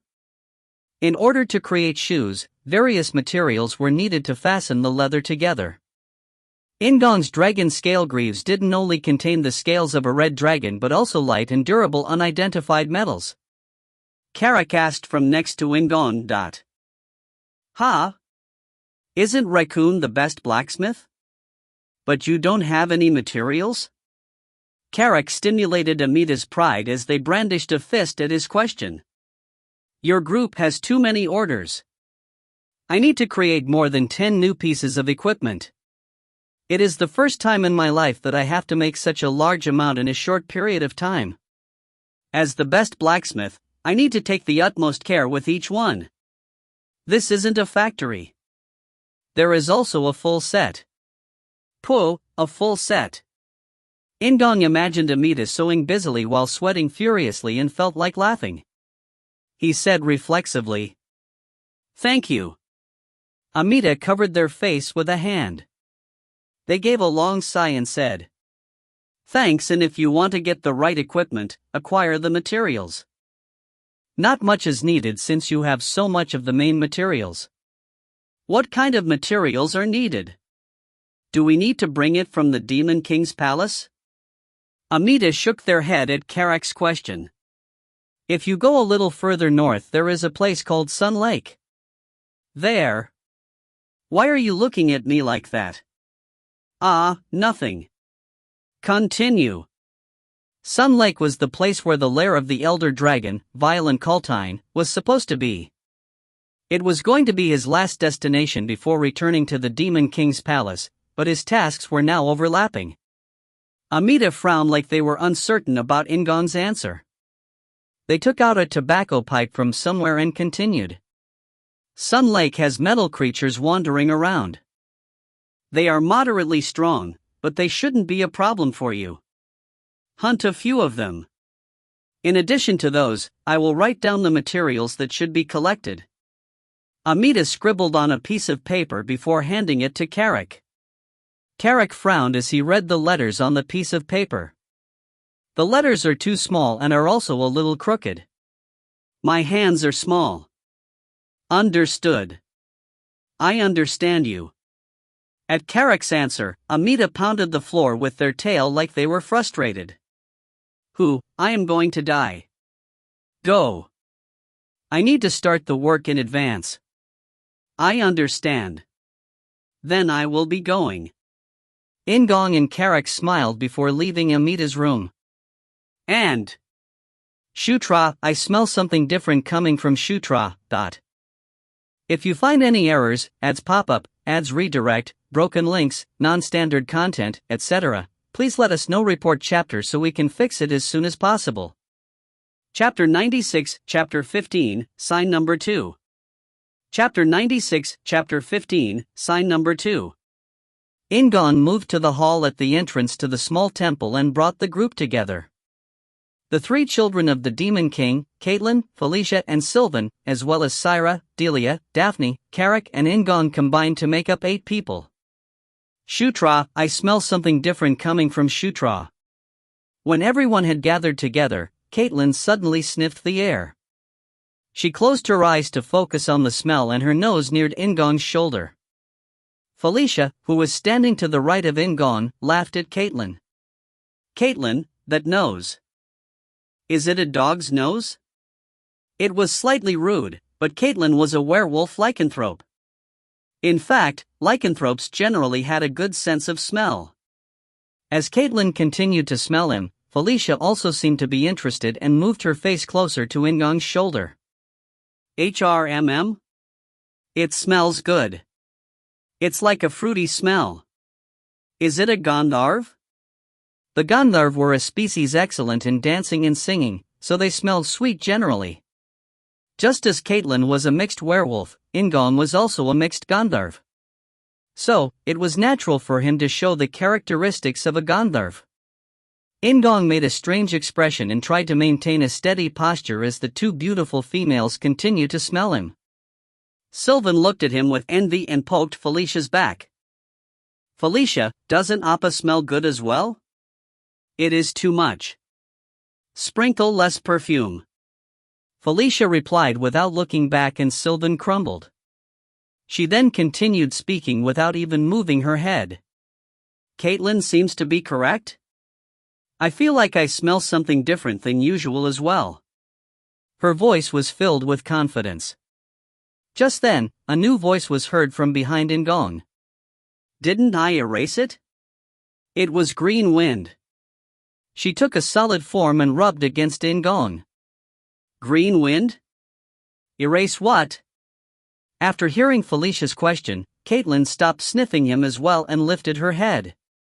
On the other hand, Carrick interrupted them just as In-gong felt the mood turn strange again. Wake up, Prince. Carrick laughed as he raised the fallen Sylvan with his big hands. I am Prince's aide. I can't afford to let Prince look like that. Carrick glanced at In-gong, who was situated between the 2 beauties, and nodded. In-gong shouted loudly and organized the situation. Well, let's prepare to start heading towards Sun Lake now. As I said earlier, the first reason is to gather materials for Amita to use. The second reason, everybody should know it already? Greenwind stepped back upon In-gong's order and Caitlin and Felicia also increased the distance. Fortunately, Felicia followed In-gong's change in topic. It is good. Weren't there materials in the archive room of Thunderdoom Fortress? In the first place, I had already reported that I was going to make a survey map of Sun Lake. She couldn't make a false report to the Demon King's palace, so it was good that they would be able to solve the problem. The ruins under the lake. I am really looking forward to it. Caitlin had a dreamy expression on her face. Carrack asked. But what about Karma? She will come back with assistance in a few days. Is it okay to leave the response to the raccoon? 2 people had gone to call for support. They had already contacted Robin with no problem using the telecommunication machine on Sylvan's flying ship. However, Karma was already moving to Spider Forest with the Rangers, so it was a problem. He knew her feet were very fast, but she had actually come back in 3 days. It seemed like she had worked very hard. They needed someone to stay behind and explain the situation to Karma and the Lycanthrope Rangers. It would be fortunate if Amita could fulfill that role, but like Carrack said, there were some doubts. It is a little too much. Felicia came to a conclusion and glanced at Sylvan. Sylvan, can you leave a few crew members behind?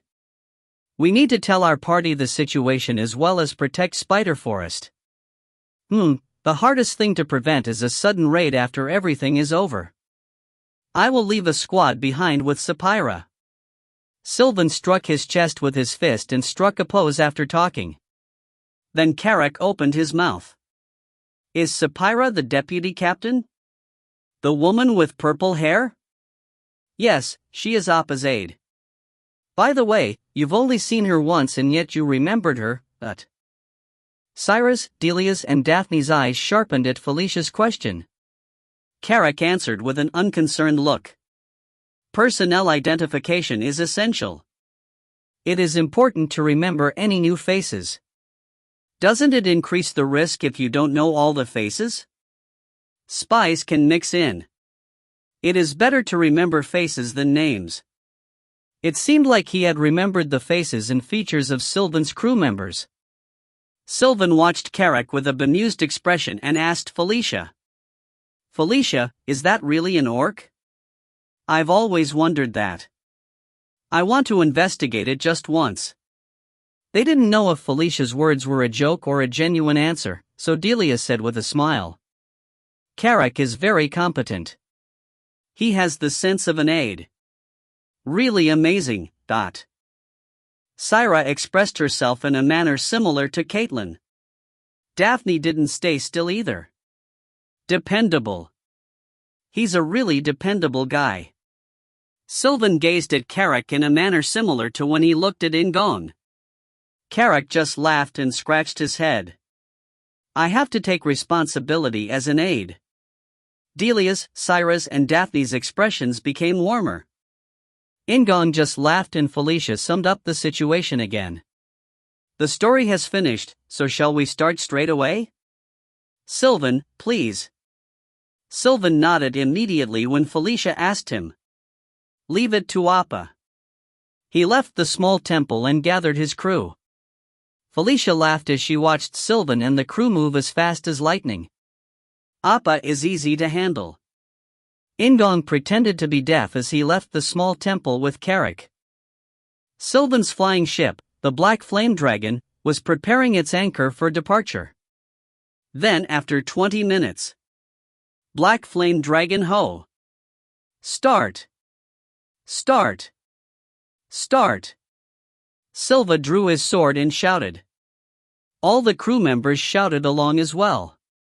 The sails spread out widely while the magic power engine was activated and the flying ship started to move upwards. Good wind! Fly with the wind, Black Flame Dragon ho! Fly! Fly! The crew members blushed while Sapphira and the squad on the ground felt like they were lucky. How shameful! Felicia muttered as though she represented the hearts of all the crew members. And the Black Flame Dragon, the flagship of Sylvan Doomblade, was one of the Dark Elves' sacred ships. Its original name was Black Arkansas. The Dark Elf Society was centered on females, so a woman was to take over the family. In the Doomblade family, the best daughter inherited the clan while the best son was given the Black Arkansas. This had been going on for generations. The son of a son wasn't a member of the Doomblade family. This meant the family line was followed through the mother's line. So, the Black Ark was to return to the Doomblade family again.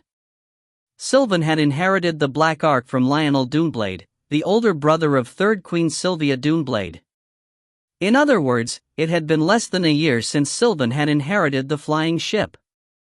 Just like with a novice driver, there were some problems during the flight, but it was safe on the Black Flame Dragon.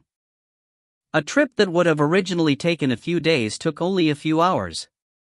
In-gong tied his waist with a safety strap and went to the railing. The altitude was at approximately 200 meters, so it was windy, but there were no problems looking out. Sun Lake. It was a place that In-gong had visited quite a few times in Knight Saga. The metal monsters Amida wanted them to catch were called Kaltos. They had natural waterproofing, so they could survive in the water despite their metal bodies. Equipment made from the Kaltos metal was automatically waterproof, so it was indeed usable as a material if handled properly. I caught a lot in Knight Saga. Thanks to that, he remembered their weaknesses clearly. They were moderately strong, but In-gong was confident that he could deal with a few of them on his own. Divine Power. It was one of the 4 powers that existed in Knight Saga: Aura, Psychic Power, Magic Power, and Divine Power. At the same time, it was also the weakness of the Kaltos. Thanks to the alliance with the Last Flame, In-gong had gained Divine Power. Magic Power and Divine Power are hard to use together. They didn't mix well. Just like there were several gods in the human world, the demon world had several varieties of demonic gods. Flora, who managed In-gong's mansion at the Demon King's palace, was a devout follower of Camilla, who was the goddess of dreams and shadows. Nevertheless, the reason why Zephyr didn't use divine power was because it caused a dissonance with his magic power. But I'm different. In-gong glanced at the divine power in his right hand with interest. There was a gentle green light that reminded him of the Last Flame. In-gong added magic power to it. Just like Aura, the white magic power started to mix with the green light. Protagonist Body. It created a harmony between Enkidu and Inkel's powers, which were exact opposites. What synergy effect would be caused if divine power and magic power were harmonized? If he mixed aura and magic power, there would be 3 combinations of aura, magic power, and divine power. In-gong breathed deeply and turned his attention to somewhere else.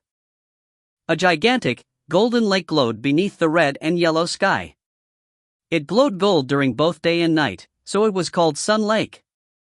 The metal monsters were the only ones that they would meet at the lake. However, there was a monster called the Gatekeeper of Sun Lake. It was a type of boss monster. It is about time for it to show up. As the lake glowed under the twilight sky, a head poked out of the lake. Today was In-gong's day. He had always denied it, but today was different. Would the attempt work? Sea serpent? In the lake? The crew member at the front gasped with astonishment while In-gong formed fists. The emergency bell rang in In-gong's ears as all the crew rushed to the deck in a combat stance. Sea serpent? Sylvan stared at the lake with a serious expression. The sea serpent was staring at the black flame dragon like it was nervous. A sea serpent. It was a sea dragon that lived in the sea. The length of the sea serpent was dozens of meters long, and it was known as a powerful monster. The sea serpent was the guardian protecting the entrance to Sun Lake. It was a very strong monster and tricky for humans to deal with since its home ground was the lake. However, today was different. Incarnation of Fire. He used a skill given by the Last Flame. At that moment, green flames appeared on the dragon scale greaves. In-gong then equipped Earthquaker and White Eagle and loosened the safety strap around his waist. Shutra? Sylvan stared at In-gong while Felicia covered her face with a fan. Instead of being astonished like Sylvan, she simply looked at In-gong with a relaxed expression. Are you going? I'm going. We need to investigate under the lake. In-gong replied with a laugh while Sylvan still seemed like he didn't know what was going on. Carrick was grinning widely as In-gong stretched out his hand into the air. Ascalon. A masterpiece of the Dragon Slayer series. It was the enemy of dragons and the weapon that had taken down the Black Dragon partisan in Thunderdoom Fortress. Earthquaker and Ascalon were now combined. In-gong held the white lance and looked at Caitlin. Nuna, sorry. Caitlin tilted her head at his words and In-gong really felt apologetic. He didn't want to do it, but it was the easiest way to finish things in one shot. He had to mobilize everything he could. Dragon blood. The power of a dragon humanoid. Earthquaker roared and In-gong's aura burst out like it had exploded. At the same time, Ascalon reacted to the dragon power and started to affect In-gong. He had barely endured it in Thunderdoom Fortress, but this time was different. He had the Moonlight Core and Starlight Core. In-gong squeezed out Caitlin's aura like he had done during the battle against the Guardian. The power heading toward In-gong was cut off with the augmented aura. Caitlin was startled by the sudden loss of aura, but it was only for a brief moment. Her lips twisted and she said quietly, "Shutra is too much, dot." Why did her voice sound so cute when it was filled with resentment? Moreover, Caitlin was smiling as she said it. In-gong concentrated the white and blue aura on Ascalon. The power of a dragon humanoid and the green divine flames came together as well. In-gong turned away from Sylvan, who was still staring blankly, and climbed onto the railing. I will be going. Go safely. The moment that Carrick answered, In-gong jumped down. He charged the lance while falling toward the sea serpent. And title, Killed a Dragon in One Shot has been acquired. If you find any errors, ads pop-up, ads redirect, broken links, non-standard content, etc., please let us know. Report chapter so we can fix it as soon as possible. Chapter 97, Chapter 15, Sign Number 3. Chapter 97, Chapter 15, Sign Number 3. The eyes of everyone on the Black Flame Dragon's deck widened in surprise. Among the crew members, there were those who cried out in shock and admiration. The ninth prince had jumped from the deck and the lake exploded. Water droplets rose up high into the sky and glowed a beautiful red and yellow. As the large mass of water returned to where it was supposed to be, the body of the sea serpent smashed into the lake. One hit. Most of the crew members hadn't witnessed the moment of attack, but they understood instinctively. It was a fight that had ended in one shot. Ninth Prince had taken care of the sea serpent, known as the Dragon of the Sea, with one blow. How on earth? The crew swallowed their saliva and looked at each other. A few of them looked at Sylvan, their captain, and the strongest one on the ship. However, Sylvan wasn't much different and was also looking down with a lost expression.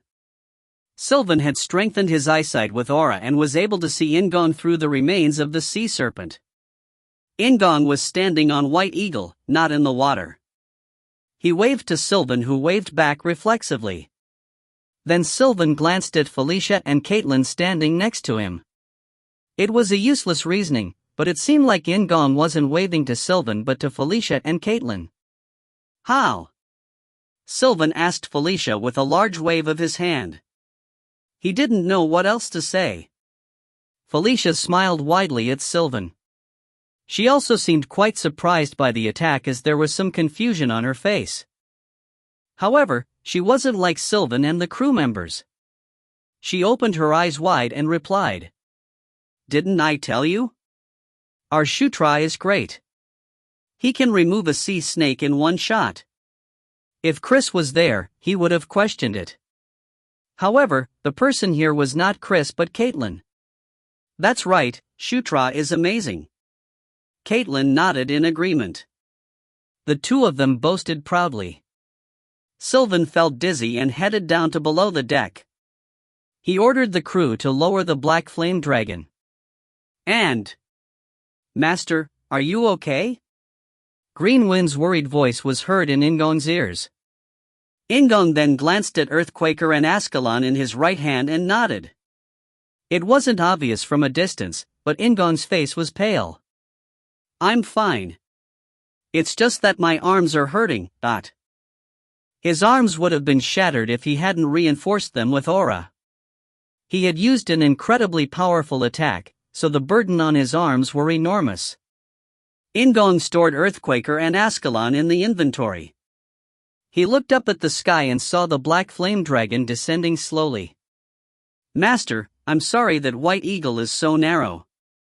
It might be difficult, but you should stay standing until the ship comes down. No, Green Wind did really well.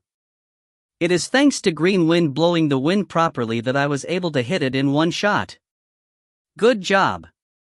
In-gong said with a laugh, and Green Wind appeared in a semi-solid form in the air. She looked down at White Eagle with a restless face, but it was cramped even with just In-gong on there. Two people might be able to stand if they stuck together, but In-gong could lose his balance and it would be difficult to achieve. I want to be stroked and praised, but I'll have to wait until we return to land. When we return, don't forget to give me praise. I'll save it for now. Green Wind declared with a serious expression, and In-gong laughed. Yes. Sadly for Green Wind, In-gong could only stroke her head moderately before looking at the sea serpent's body floating on the lake. The sea serpent was an enormous monster that was dozens of meters in length. It wasn't as smart as a dragon, but the sea serpent was clever enough to use a few psychic and magic powers instinctively. In Knight Saga, he had faced considerable trouble when dealing with the sea serpent. Yet he had just taken care of the serpent in one shot. Dragon's Bane. It was the name of Ascalon's super special built-in move. Super special move control was a skill that allowed him to use the super special moves built into each equipment. Earthquaker and White Eagle weren't the only ones among In-gong's equipment with a super special move. Ascalon, the best weapon in Thunderdoom Fortress, also had a super special move. A super special move designed for big monsters and dragons. Indeed, as expected of Ascalon. As the name suggested, Dragon's Bane was a super special move designed to bring ruin to a dragon. As the appearance of Ascalon suggested, Dragon's Bane was a technique expressed through charging up the lance and was perfect for a one-hit attack. I can't look back when charging the lance. It needed a courageous rush to pierce through the target. This was a technique that caused his blood to boil. A combination with White Eagle? As he had White Eagle, he jumped at an altitude of 200 meters. At the same time as he fell, he boarded White Eagle and charged the lance while riding White Eagle like a surfboard. I'm glad that Green Wind can steer with the wind. She was able to properly control the course of White Eagle. Moreover, Green Wind controlled the wind as well. So, In-gong could just focus on the attack. In-gong exhaled. Thanks to Catalan's aura, he was able to suppress Ascalon to a certain extent. However, it still had an effect. Dragon blood consumed enormous amounts of aura and he used divine power as well, so he was exhausted. If he hadn't leveled up after killing the sea serpent, his legs would have probably lost their strength. My only regret is the monstrous size. Ascalon was too large to use against people. If the opponent was Gerard or the Guardian, they could avoid the charging lance easily. Well, there are some measures against people. He had Gigantic Piston, Arung, Earthquaker and the super special move, True Destruction. I am anticipating the third equipment. The Elder Dragon, Violent Cultine. What type of equipment would it be? What super special move would be embedded in it? Shutra. Felicia's call came from near him. In-gong launched White Eagle toward the black flame dragon that was resting on the surface of the lake. And it wasn't the applause of the soldiers, Felicia's admiration or Karek's easy praise that was waiting for In-gong on the deck. Shutra is too much, Caitlin said with a serious face as she crossed her arms. Her tone was still cute, but In-gong made a serious expression. Sorry. I'm not an aura supply for Shutra. I know. I'm really sorry. He had taken her aura without seeking prior consent. Especially since this time, he had no excuses because he had simply wanted to see Caitlin's reaction. In-gong apologized again and Caitlin finally shrugged. She continued speaking with a big smile. From now on, make sure you tell me in advance before taking my aura. So, it is okay to ask and then take it? It is okay as long as you tell me in advance. Caitlin's gentle voice and appearance was enough to call her a saint. However, In-gong didn't stop there. What if there is an emergency? Just like when they fought the Guardian, there would be situations when they wouldn't be able to speak. Caitlin frowned at In-gong's question. If there is an emergency, you can just take it. I understand, Nuna. I'll do that. Caitlin felt strange as In-gong laughed loudly. Syra tapped on Caitlin's shoulder and said gently, Princess is too soft on Ninth Prince. Yes, you play well together. Felicia clicked her tongue and immediately switched the topic. By the way, you did a big thing. Even if you do have Ascalon, taking out a sea serpent in one shot. I was surprised. Aren't you much stronger than Sylvan or Chris? When In-gong rushed toward the sea serpent, it had been like a meteor falling down from the sky. The sight of the lake water rising up dozens of meters was spectacular but required tremendous physical power. Sylvan flinched at Felicia's direct comparison and spoke while touching his right eye. If I take this eye patch off? His voice was small and had no strength. Then In-gong spoke, comforting Sylvan unknowingly. As Nuna said, the sea serpent is a dragon. Moreover, the technique from Ascalon itself is very large, and strength isn't just about one hit, is it? I still have a long way to go to reach Sylvan Hyung's and Chris Hyung's levels. Isn't that right, Sylvan Hyung? His tone was calm and comforting. Sylvan hesitated for a moment before nodding. Yes. Shutra is great. Felicia laughed at the awkward compliment. At that moment, Carrick interrupted the conversation and saved Sylvan. By the way, what are we going to do with the body of the sea serpent? Should we take it to the raccoon as well? Among the dragons, the sea serpents were a fairly strong species. Although sea serpents weren't as good as dragons, it was clear that both the scales and bones of sea serpents were advanced materials. It is great, but its large size. Sylvan Hyung, will it be possible to transport it using the Black Flame Dragon? Sylvan's shoulders lifted up at In-gong's question and he replied in a voice filled with pride. That isn't a problem. The output of the Black Flame Dragon is great. It is possible to carry far greater monsters than that. Then we should move it to dry land. Otherwise, various creatures will flock toward the body of the sea serpent. Once a mighty beast died, the prey would gather for the meat. Fish and other minor underwater creatures had already gathered there. Felicia asked. Shouldn't we prepare for the Kaltos? We came here for that purpose. Although they weren't as great as the sea serpent, the Kaltos were strong as well. Their entire bodies were made of solid metal, so they were difficult to deal with. I hope we don't feel the purple aura from the Kaltos. Carrick spoke in a small and anxious voice. In-gong turned toward Carrick and said, Don't say those words. I really hope it doesn't happen. Carrick spoke with a serious expression and fortunately, his wish came true. And starting right now, I will explain the Kaltos strategy. As the Black Flame Dragon headed to the shore of the lake, In-gong started an impromptu lecture. His students were Felicia, Caitlin, Sylvan and the other combatants. The Kaltos are made of metal, but their entire bodies aren't metal, only the surfaces of their bodies are made of metal. Just like any other lifeform, their insides are made up of flesh and blood.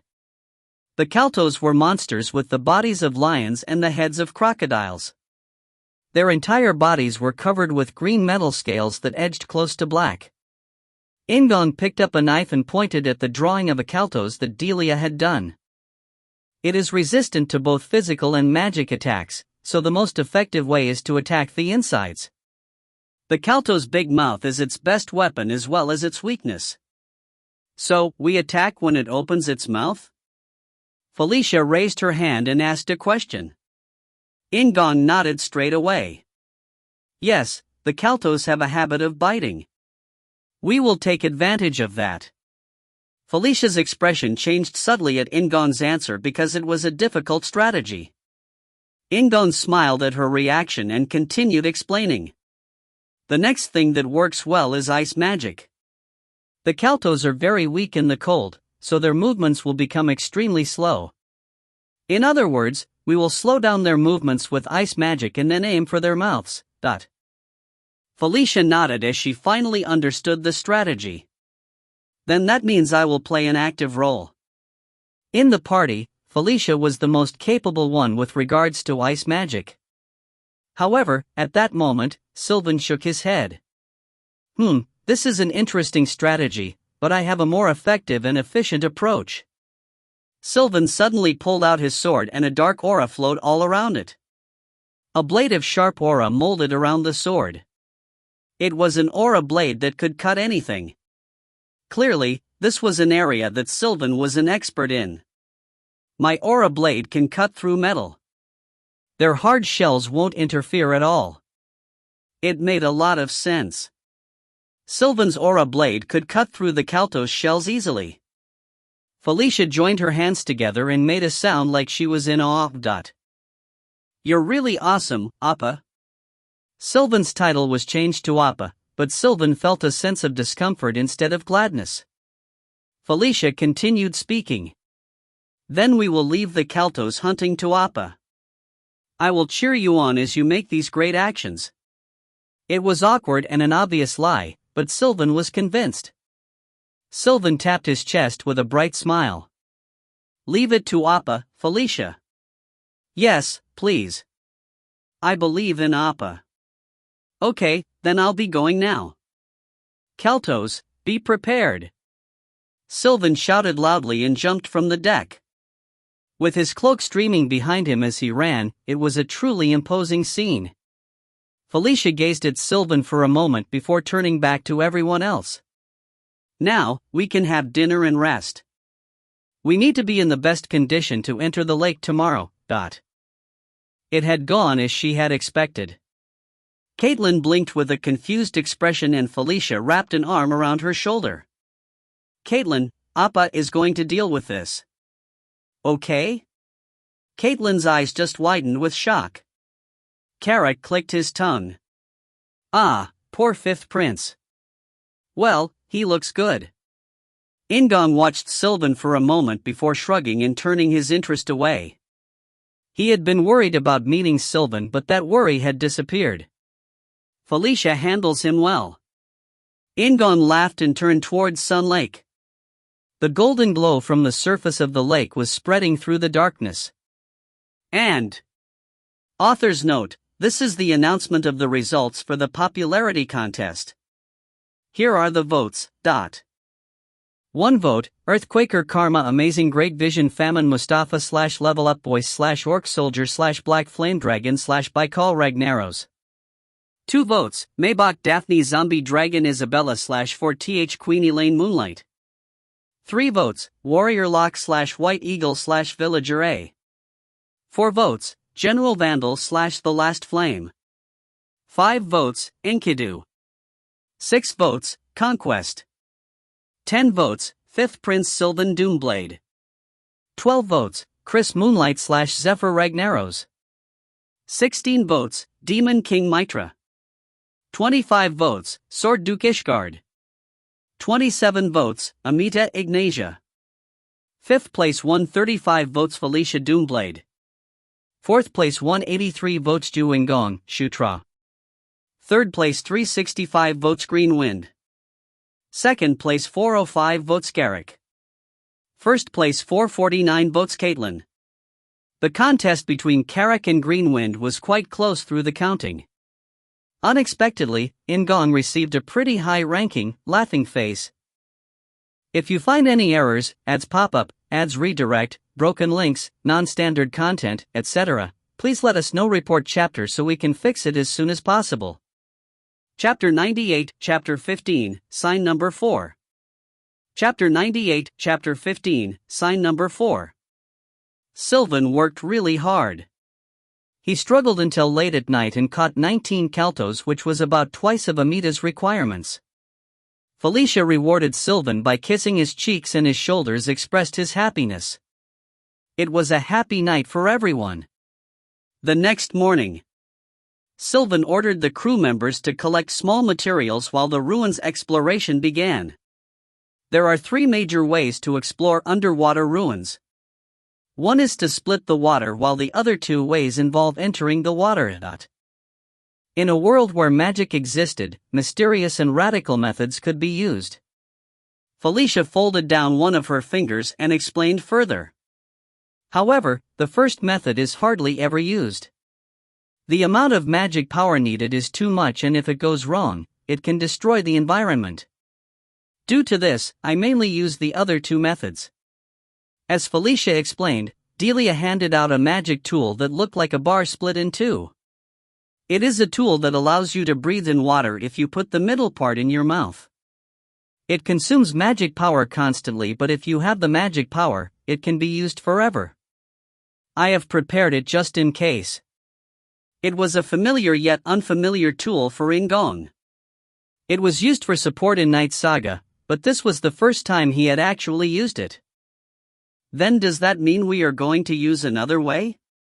Too sharp. That's right. We'll use the third method. I am a specialist in ruins exploration after all. Felicia teased in reply to Carrick's question and chanted a spell.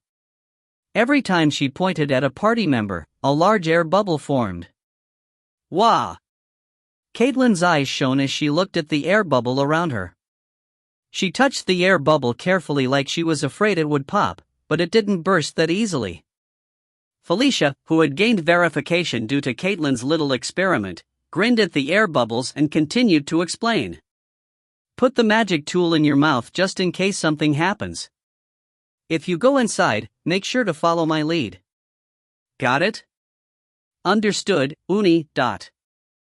Caitlin responded by putting the magic tool in her mouth. The rest of the group nodded, and Felicia, who then confirmed everyone's condition, started to move. Felicia was used to exploring dungeons with a small group of elites. The party included In-gong, Carrick, Felicia, Delia, Caitlin, Syra, Sylvan and Daphne, totaling 8 people. While the surface was golden, the water was quite dark.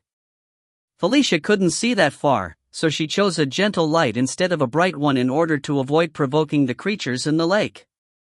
I have to look closely. It was a lake where a huge monster like the sea serpent had lived. It was clear that not only small and beautiful fish but also various aquatic monsters would live here. It was psychologically quite burdensome to face a group of monsters in the water when they couldn't move freely. This was the so-called phobia of the deep sea. In-gong focused on the mini-map instead of the darkness to see if any underwater creatures would pop out. The mini-map was especially useful in an environment like this where not all of In-gong's senses could be used. Okay, this looks like the entrance. After finding the entrance, In-gong signaled to Felicia and started to lead the way. He had found a path in the water and, except for Sylvan, the group followed In-gong without questioning it. The entrance to the ruins that In-gong found was in between a large pile of rocks. Curiously enough, there was no water inside, like it was blocked somewhere. There seemed to be enough air inside, as though there was ventilation somewhere. Indeed, Shutra. Felicia released the air bubbles and made a sound of admiration. She had experienced In-gong's guidance abilities several times. However, this was underwater and not on land, so it was natural that she was surprised. I will take the lead from now on. Felicia, give me directions. Sylvan drew his sword and stepped forward. If it was just about combat power, it would be convincing since Sylvan was the strongest in the group. However, Felicia shook her head. Shutra is the best in this area. Shutra and Karak will be at the front while Appa will protect us from the rear. I will be in the middle with Daphne and Delia. Caitlin and Syra will be behind us. Sylvan seemed somewhat uncomfortable, but the rest of the party nodded like it was natural. So, Sylvan didn't object and moved to the back of the party.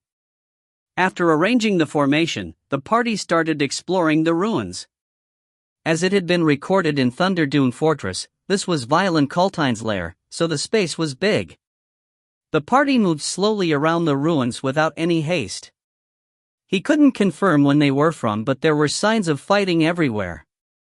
There were places where the ruin had collapsed and the bones of the invaders and dungeon guardians were scattered all over. Unlike Thunderdune Fortress, there were no remaining dungeon guardians or traps.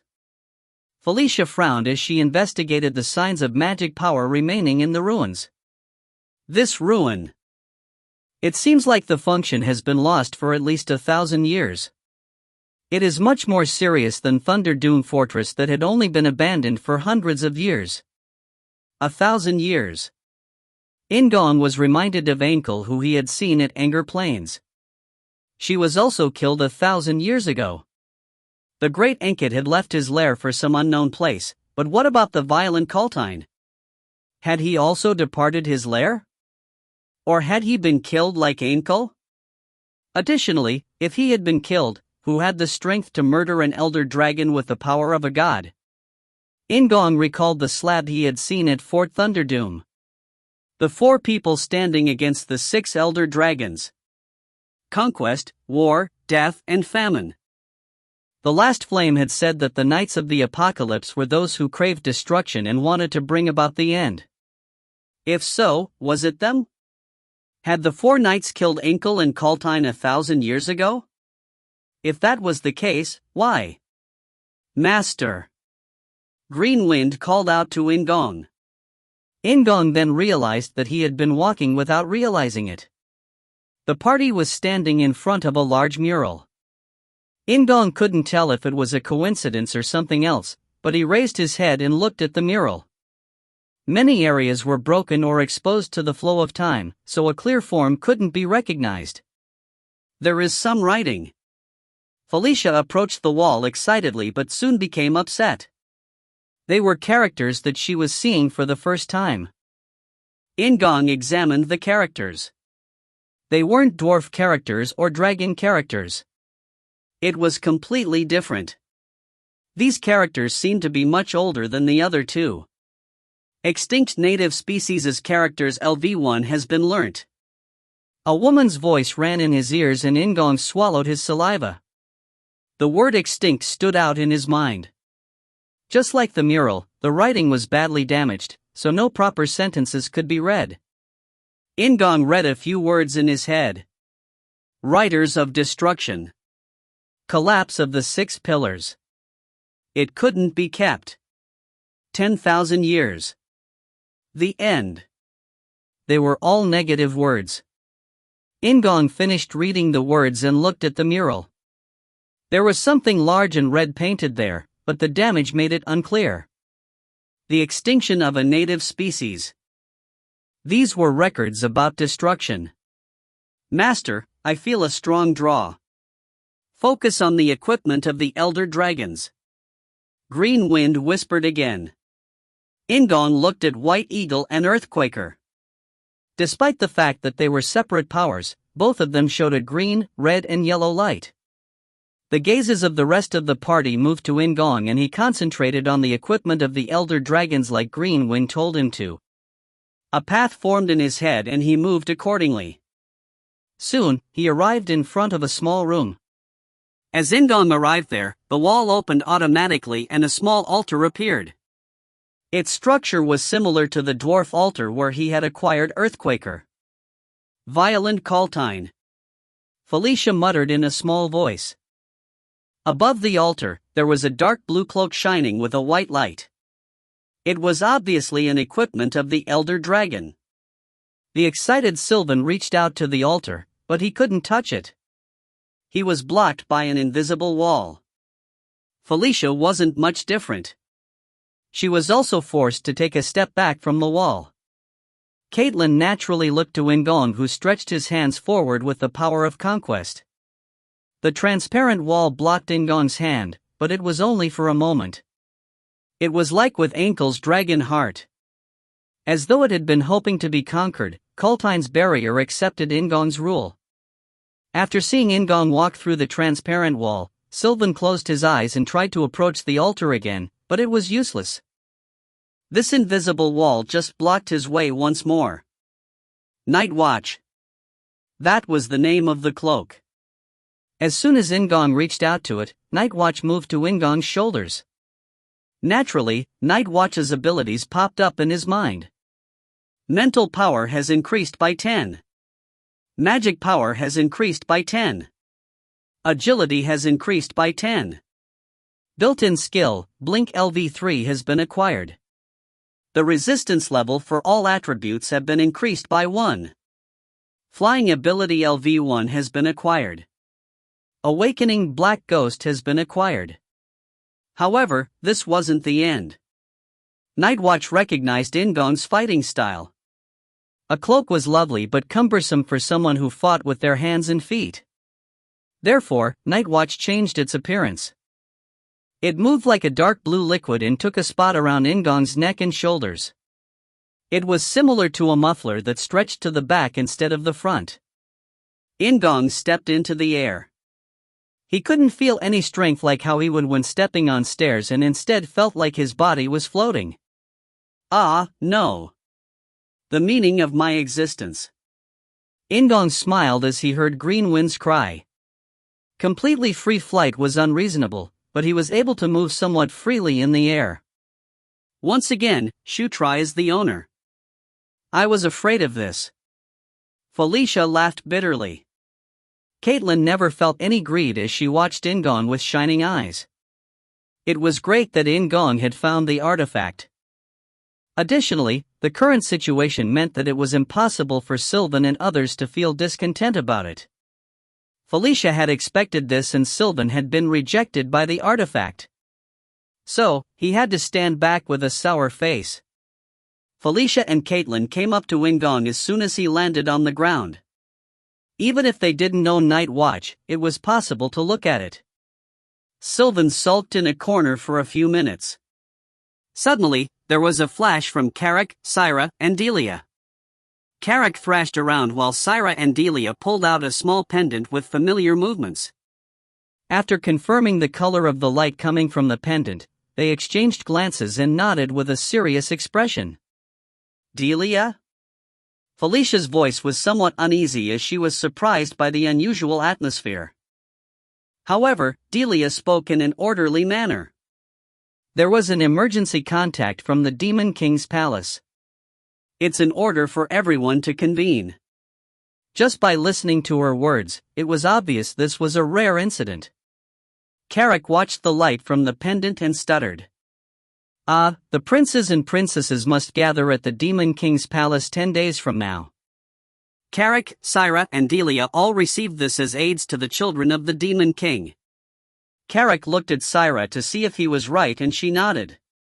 Syra then told Caitlin. It isn't a big deal since we have a fair amount of time to gather. Don't worry. Caitlin gave a small nod. As Syra said, 10 days was ample time, but they also needed to meet Amita and then Chris. We will leave the ruins exploration up to here. Let's return to the Black Flame Dragon now. Sylvan spoke and moved out of the room. Felicia took a deep breath and glanced at In-gong with uneasy eyes. In-gong smiled back reassuringly. However, In-gong was anxious as well, as it was rare for all the children of the Demon King to be summoned in Knight Saga. The subjugation of the lycanthropes. It was the only incident that allowed the player to assemble everyone. In-gong looked at Caitlin's back as she left the room. Pushing his anxiety down deep inside him, he stepped forward.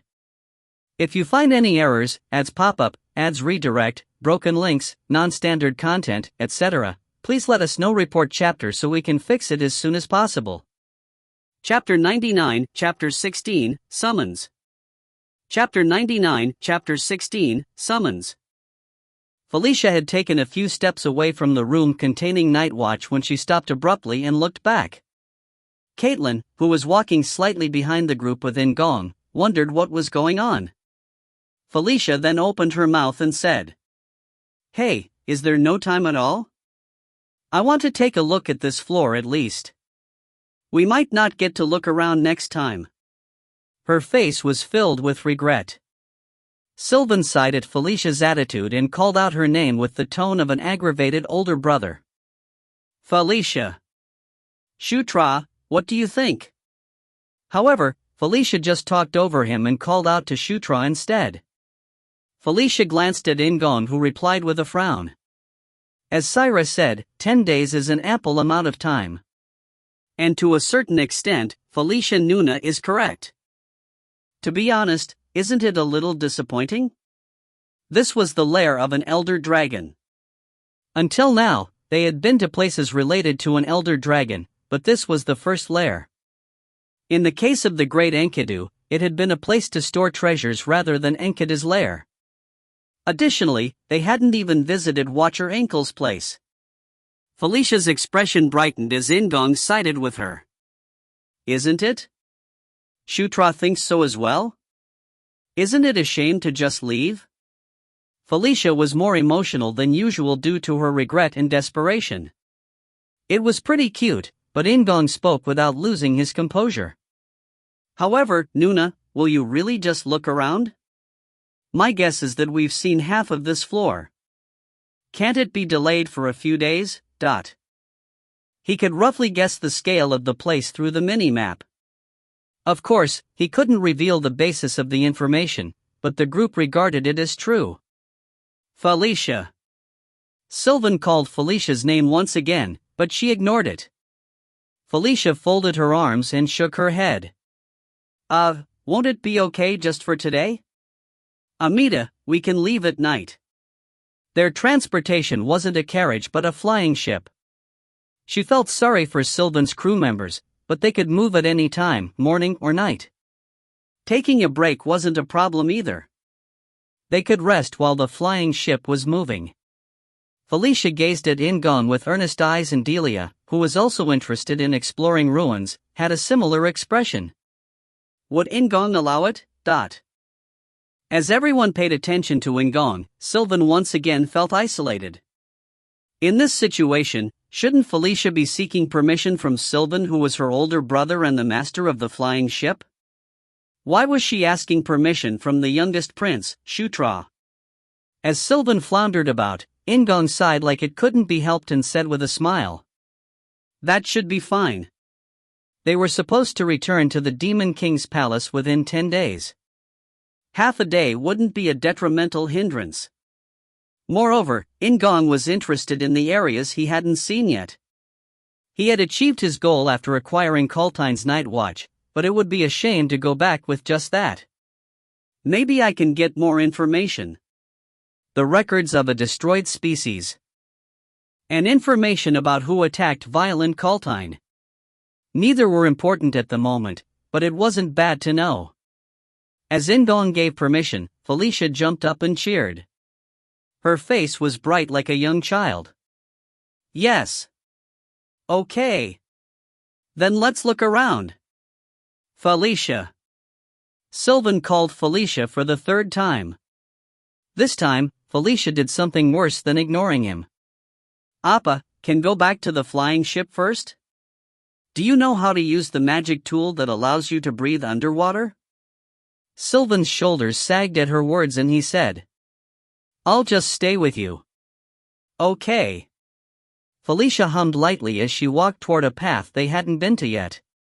As everyone followed, Carrick patted Sylvan's shoulder lightly. "Prince, cheer up, The orc's tone was inappropriate despite being Shutra's aide, but Sylvan didn't rebuke him for the rudeness. Was it a type of charm that somehow couldn't be resisted? It was actually comforting. Carrick patted his shoulders a few more times and Sylvan stepped forward with a grim expression. And after following Felicia for 3 hours, the party accomplished a lot in Kaltine's lair. Nothing else at the Night Watch's standard was found, but there was a considerable amount of artifacts, gold and silver as well as archaeological data that was more valuable than gold to Felicia. No records related to the extinct species were found, but In-gong was also satisfied. Thanks to being well instructed by the Sword Duke on dungeon exploration, he was able to get his hands on a considerable amount of gold and silver. He already had quite a lot of gold packed, but it never hurt to have more. In the final stretch of the exploration, they found a staircase leading down.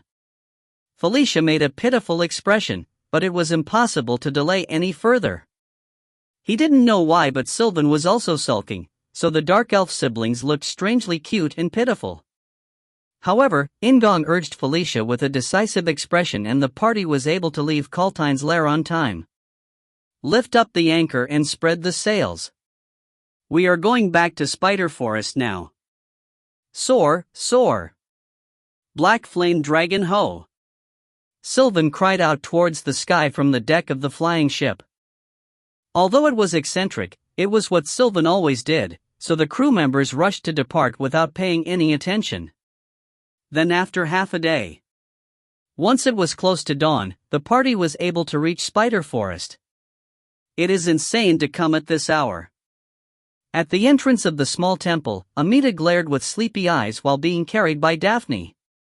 Instead of asking, "Aren't raccoons originally nocturnal?" In-gong looked at the person standing next to Daphne. "I'm back, Your Highness." "I'm back as well." "Good job, Karma." Karma smiled at In-gong's reply, but she looked awkward. She had gone to call for support, but everything had already ended. As a result, it seemed like she didn't help at all. Carrick sent Karma a look of consolation and she smiled. It was at that moment that Daphne, who was carrying Amita, gazed at the black flame dragon with wide eyes. Is this perhaps a dragon?" Silver scales shone in the light. Amita narrowed their eyes and shook their head from within Daphne's arms. "No, it is a sea serpent. The owner of Sun Lake was one, but he is gone now." Amita clicked their tongue, but they seemed quite satisfied. They asked the party in a loud and cheerful voice. "Anyway, what happened this time? Why are you in such a rush?" There had to be a reason why they left the lake forcefully and arrived so early. Felicia came forward and replied. "Amita, something urgent has come up, so we need to go back to the Demon King's palace. There might be trouble, which is why we hurried here to get Daphne and Karma." "I'm sorry." "Ha? Return to the Demon King's palace? Then what about the equipment I have to make?" They had just started the work, so there was no properly finished product. Carrick blinked and asked. Raccoon. Do you have something like delivery?" "Ridiculous. I don't know when you're going to visit me again and I have no intention of delivery." This wasn't a local blacksmith but Amita, the world's greatest blacksmith. The mention of a delivery service was ridiculous. Carrick smiled like he had expected this and continued in a sly voice. "Then how about going with us?" "What? Didn't you say that you have to defend the last flame? Don't hide in harsh places and just come with us. There is no place safer than the Demon King's palace, but..." As he spoke, Carrick sneaked a peek at Daphne. She recognized what he meant and added quickly. "It is a good idea. Amita should come with us, yes?" "Ridiculous. It is impossible. You are only good at talking nonsense." Amita's eyes narrowed as they bellowed. However, Daphne, who had become familiar with Amita after 2 days, didn't even blink. Her expression suddenly became upset and she said in a sad voice, "I would like to be with Amita." "Does Amita not want to?" Although it was an obvious attack, it was a highly effective one. In-gong and Sylvan looked on with anticipation and Amita's reaction was just like they had expected. "Well, that isn't it. It was only halfway." So, Felicia approached Amita quickly. "Amita, I also want to be with Amita longer. How about Caitlin? Yes, that. No, Amita is amazing. Caitlin's amazing also had great effect as Amita then grabbed their chest and flinched. However, Amita was stubborn and persuading them wasn't easy. They jumped down from Daphne's arms and cried out. Aish! I won't be deceived. It was a fairly decisive attitude, but Daphne just sighed and changed tactics. Amita, didn't you say that you wanted to tinker with Ninth Prince's equipment? Ha? Daphne, what are you talking about? In-gong asked with amazement. Daphne then replied in a calm tone. It is obviously good, but it hasn't been adjusted yet. Amita wanted to adjust the equipment to fit Ninth Prince. She was referring to the equipment belonging to Elder Dragons. In-gong looked hurriedly at Amita. Amita, . Oh, I still won't do it. Handling equipment from Elder Dragons was a pretty big temptation for Amita. In-gong looked down at Amita, then said suddenly. Please wait a moment. In-gong headed inside the temple. Then some time passed. As soon as In-gong returned through the entrance of the temple, Amita jumped up. Their face was startled as they glanced inside the temple and cried out. Heek? Really? Of course, there was no answer, but Amita heard something. Their shoulders sagged and they breathed a long sigh. Then they looked angrily at In-gong. You! What did you do to the last flame? Why did the last flame tell me to follow you? Amita's tail pounded on the ground. In-gong just laughed with a relaxed face and said to Amita. So, are you going with us? Oh. It can't be helped. It was the command of the last flame. Amita disguised themselves as the user or manager of the last flame, but they were actually in a position of worship. Amita sighed and spoke again. The last flame must be ready to move, so it is impossible right now. The separation isn't yet complete. It is only possible to depart tomorrow at noon. I understand. It also gives time for the crew of the Black Flame Dragon to rest. They hadn't slept because they had been flying in the middle of the night. They had the time from now until noon tomorrow to rest until their fatigue was gone. Once things were nearly settled, Sylvan approached Amita. He did this because each person in the party was supposed to receive one piece of equipment from Amita. Excuse me, Amita, I'm also. What? Why? What is it? Amita's anger exploded and Sylvan jumped back. Nothing. Amita was a friend of the Sword Duke, so Sylvan didn't want to anger them. Cheer up. Carrick patted Sylvan's shoulder and Sylvan nodded with a sullen expression. And the next day at noon. After getting ready to leave the temple, Amita stood in front of it and hit their tail against the ground. Don't laugh. Absolutely do not laugh. Amita was carrying a small wooden box on their back like a bag. There were some unusual things carved on the wood, but it made the raccoon look cute. Raccoon is cute with a backpack. Caitlin said, and the rest of the party nodded with warm expressions. In-gong refrained from laughing and asked. Amita, is the last flame in that box? Yes, so you should protect me well. Amita finished speaking and jumped aboard the Black Flame Dragon. After saying goodbye to Catherine, the guardian of Spider Forest, the party didn't delay any longer. The Black Flame Dragon opened its sails and soared up slowly. After soothing Amita's temper tantrum, Felicia headed to where Sylvan was standing. It was because he seemed different from usual. Despite the way she acted, she thought that Sylvan was a good brother and Sylvan and Felicia had a loving relationship. Although he might look normal to other people, Felicia knew that it wasn't the case. Sylvan, what is with that expression? Sylvan tried to make his normal expression, but it was clearly a little different. He looked at a distant place and smiled awkwardly. I will be seeing Chris soon. It would be their first reunion after a few years of separation. The black flame dragon rode the wind. The place where the wind was leading them to was the lycanthrope's palace. It was the land with the 7th Prince Chris Moonlight and the 4th Queen Elaine Moonlight. If you find any errors, ads pop up, ads redirect, broken links, non-standard content, etc., please let us know. Report chapter so we can fix it as soon as possible. Chapter 100, Chapter 16, Summons Number 2. Chapter 100, Chapter 16, Summons Number 2. The biggest advantage of a flying ship was the ability to ignore the terrain. There were no inevitable detours like there was when moving through a land route. Of course, they had to consider the airflow, but it wasn't like a carriage that had to go through a mountain or get past a river. In order to get to the lycanthrope's palace from Spider Forest, they had to reach the lycanthrope territory and then cross half of it. It would take more than 10 days on land, but it was a different story with a flying ship. Sapphira, the vice captain and navigator, calculated that it would take 2 to 3 days to reach the palace.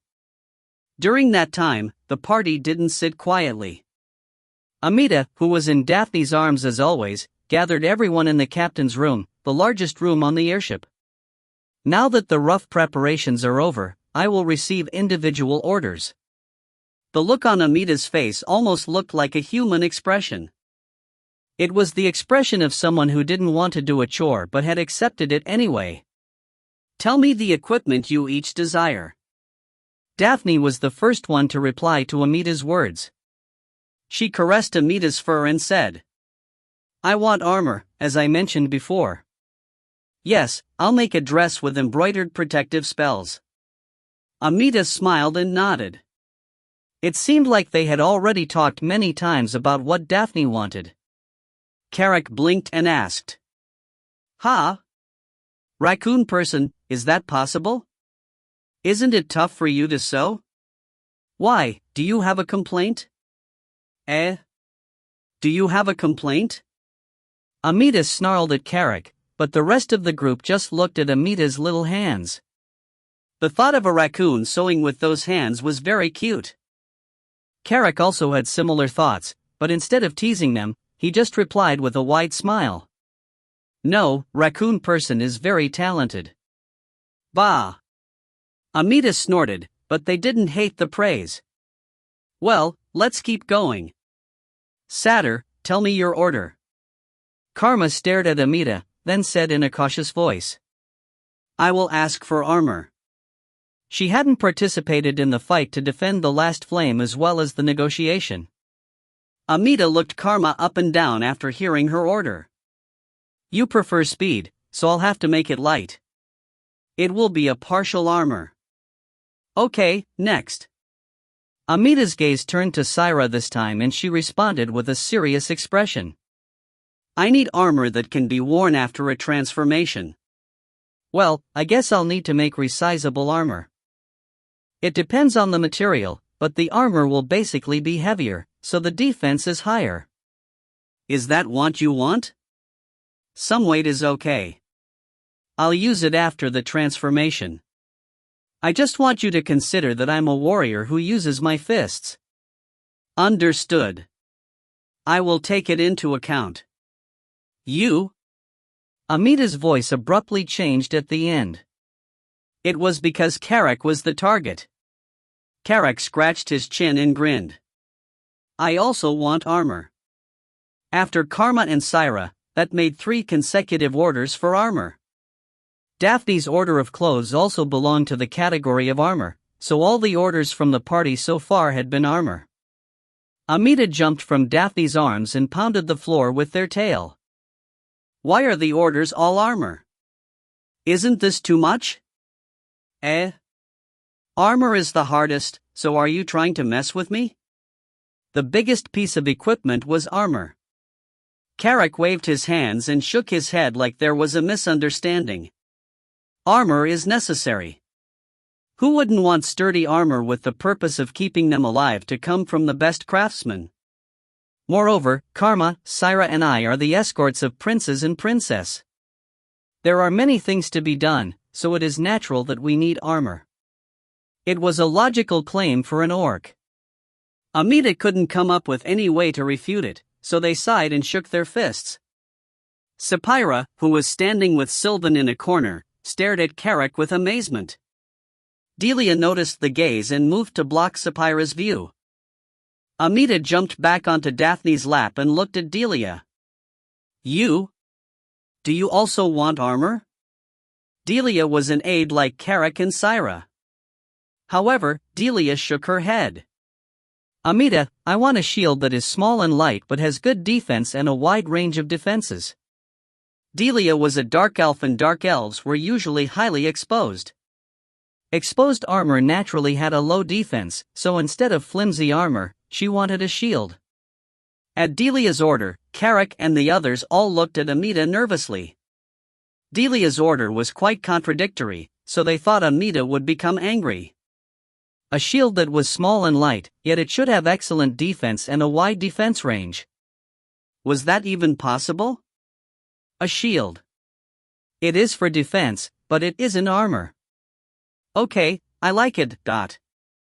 It was likely that it was possible. Amita nodded and Delia smiled as she returned to her seat. The aides finished making their orders, so the only remaining ones were the royal children. Amita turned to Caitlin first. "What about the amazing princess?" Caitlin licked her lips and didn't answer immediately because she couldn't make a decision between armor and gauntlets. Caitlin had grown up among lycanthropes who never used weapons, so she had never thought about using weapons. It was because she didn't think there was a weapon that a Fists warrior could use. However, Caitlin's thoughts changed somewhat after seeing In-gong use Earthquaker. She wanted to have gauntlets that she could use as a weapon. However, she would also like to have armor. While Caitlin was worrying about it, Amita started to wave their tail with impatience.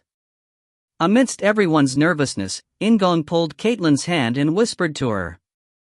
"Ask for armor. I'll give you gauntlets from my share." Caitlin's eyes shone at In-gong's suggestion. "Really? Is it okay?"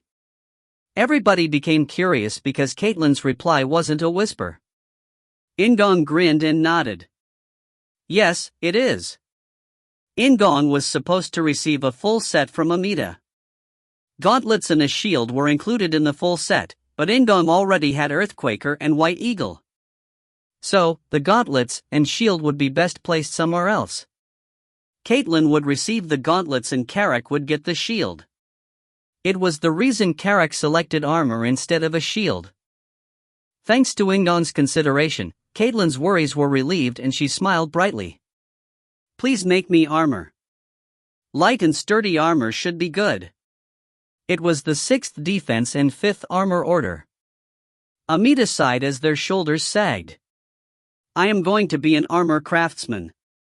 "Okay, I will do it since it is your order." Amita, whose expression had become aloof, turned toward Felicia. "What do you want?" "Armor?"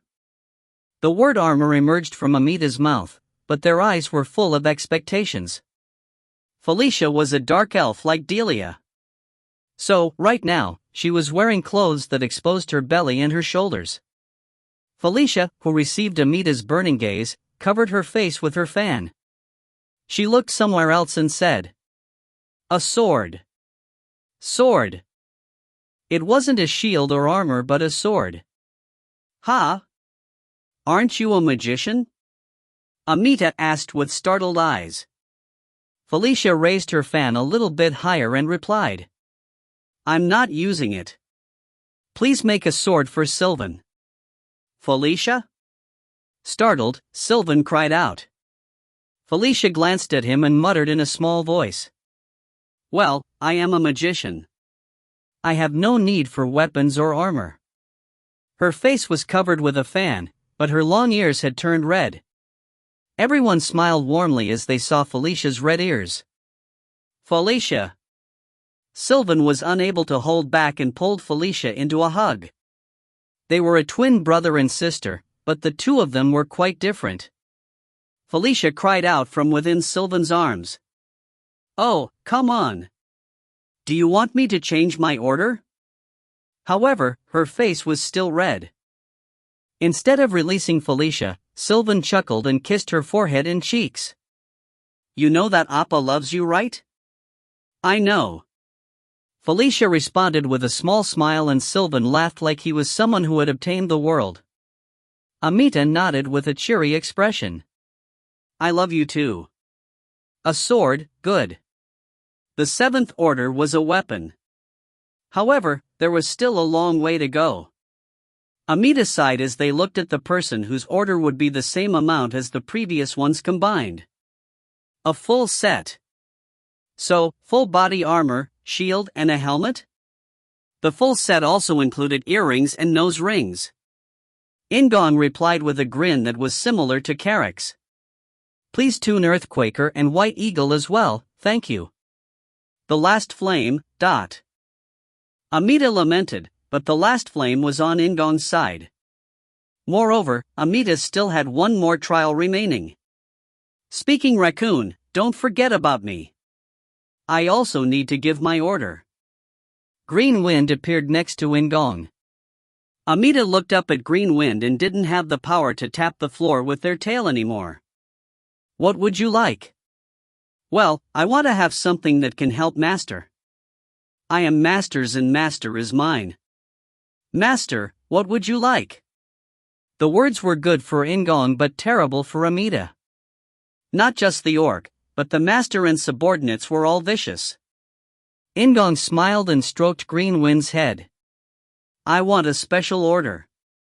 It is also related to the adjustment of Earthquaker and White Eagle, so I think we should talk some more. It is as Master says, ... Green Wind smiled at Amita, who nodded. Yes, I'll talk to you again later.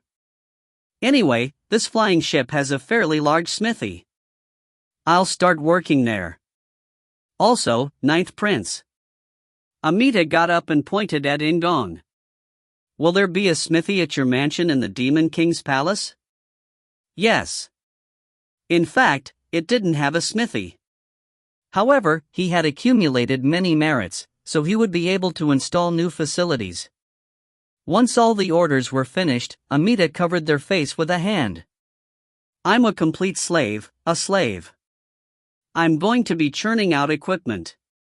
Normally, I only make one thing a year, but now, I have to make so much. Amita, please do it well. Daphne hugged the lamenting Amita as if to comfort them. And the duration of 10 days was long as well as short. Amita spent the remaining 9 days working. To save time, the Black Flame Dragon didn't stop moving during the night, and thanks to Sapphira's navigation, they reached the Lycanthrope Palace in 2 days. Although all types of magic existed in the demon world, it was rare to find a flying ship like the Black Flame Dragon. The black sails of the Black Flame Dragon could be called its form of identification. The lycanthropes, who had noticed the Black Flame Dragon early on, showed fast and natural movements as they spread the news through long-distance communication methods. The designated landing site of the Black Flame Dragon was a land on the outskirts of the Lycanthrope Palace. Flying ships were rare for lycanthropes, so there wasn't a proper landing ground at the palace. There were concerns that landing elsewhere would ruin the well-kept gardens. With the exception of Caitlin and Syra, who were returning home, the rest of the group were tense as the palace got closer. This wasn't the Demon King's palace but the home of the fourth queen. Felicia and Sylvan were children of the third queen, so it was natural for them to feel nervous. Then the Black Flame Dragon finally landed on the ground. In-gong saw a crowd of people from the deck. 20 members of the Lycanthrope's royal guards were gathered below. The person at the front was obviously the leader, Ludwig. In-gong's gaze was directed a little bit further away. He could feel the stare even from a long distance. The fourth queen, Elaine Moonlight. She looked exactly like Caitlin but was a totally different woman. Elaine stood among the blood companions and laughed as she looked at In-gong. In-gong laughed as well. Standing next to her were Chris and the lycanthrope master, Bruce. Sylvan's crew put out a set of foldable stairs. Elaine asked with her eyes. Have you made a decision? This was referring to the suggestion she had made. In-gong stepped forward. It was time to tell her the answer. And is that a pet? If you find any errors, ads pop up, ads redirect, broken links, non-standard content, etc., please let us know. Report chapter so we can fix it as soon as possible. Volume 2. Chapter 101, Chapter 16, Summons Number 3. Chapter 101, Chapter 16, Summons Number 3. It has been a long time, 4th Queen. I am 5th Prince, Sylvan Doomblade. It is great to see you, Sylvan. How have you been? Sylvan and Elaine greeted each other with smiles. Sylvan, who had always been flamboyant, talked formally without any signs of discomfort, but Elaine seemed different. It wasn't that Elaine's courtesy or behavior was a problem. It was simply that her image was different from what In-gong had seen before. Now, Elaine was literally a lady. She had Caitlyn's innocent appearance, but her sophistication and subdued voice created a beautiful atmosphere. Moreover, she spoke with honorifics. She hadn't done that when In-gong met her last time. However, despite from In-gong's surprise, Elaine and Sylvan maintained an aristocratic attitude toward each other. Thank you for your concern, Dot. Sylvan bowed and stepped back. This time, Felicia was the one to step forward and bow. 6th Princess Felicia Doomblade greets the 4th Queen. Just like Elaine, Felicia acted as a delicate lady. Unlike the usually energetic Felicia, she showed a very gentle appearance. Elaine said with a smile, "You seem to have become more beautiful in just a few days. I was worried due to the disturbance in Spider Forest. Karma had asked for help from the Lycanthrope Rangers." It was natural for Elaine, the queen of the lycanthropes, to receive the news. Felicia gazed downward slightly. Thank you for the active support from the lycanthropes. The guardian of Spider Forest asked me to thank you as well, Dot. In fact, they hadn't received any help during the fight at Spider Forest, but the lycanthropes had still moved to aid them. Moreover, the lycanthrope rangers had agreed to watch the state of Spider Forest for a while, so it was right to express gratitude. Elaine responded in a very friendly tone. You are my children as well. So, it is a normal course of action. They didn't share a single drop of blood, but Elaine viewed them as children of the family. Felicia stepped back while hiding her embarrassment and vigilance. Then it was Caitlyn's turn. I'm back, Mother. Elaine didn't respond to the light greeting. It was like she couldn't hear Caitlyn's words at all. Caitlyn bit her lip and bowed. 8th Princess Caitlyn Moonlight greets the 4th Queen, I'm glad to see you've come back safely. Elaine smiled widely and accepted the greeting. Caitlyn looked like she wanted a hug, but Elaine didn't allow it. She turned her head and said, 9th Prince. Caitlyn was forced to step back. In-gong swallowed his saliva and imitated Sylvan's bow. 9th Prince Shutra Ignus greets the 4th Queen. It seemed like the same greeting, but there was a slight difference in accent and behavior. After finishing his greeting, In-gong looked at Elaine, who was showing a different smile. Those are good eyes. Her voice was still gentle, but there seemed to be a beast hiding in it. Indeed, In-gong thought that she truly was different from Caitlyn. The aides didn't give personal greetings, so the only one left was Daphne. It is great to see 4th Queen. I am Daphne, the daughter of the 5th concubine, Echo. Her voice was full of tension, but she didn't show it in her bow. Elaine glanced at Daphne with amusement in her eyes, then moved her gaze. The raccoon, standing beside Daphne with a sour expression, caught her eyes. Nice to meet you. Is that a pet beside you? Elaine asked, and the party became tense. Daphne, who had been asked directly, tried to read Amita's mood as she replied. That. A party member. In-gong said on behalf of Daphne.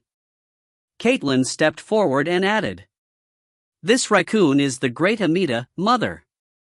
It was a slight deviation from courtesy. Everyone was already nervous due to the raccoon's expression, but Elaine didn't dismiss her like before. She had heard the name Amita from Chris. "Nice to meet you, Amita. Will you please forgive my rudeness that stemmed from ignorance?"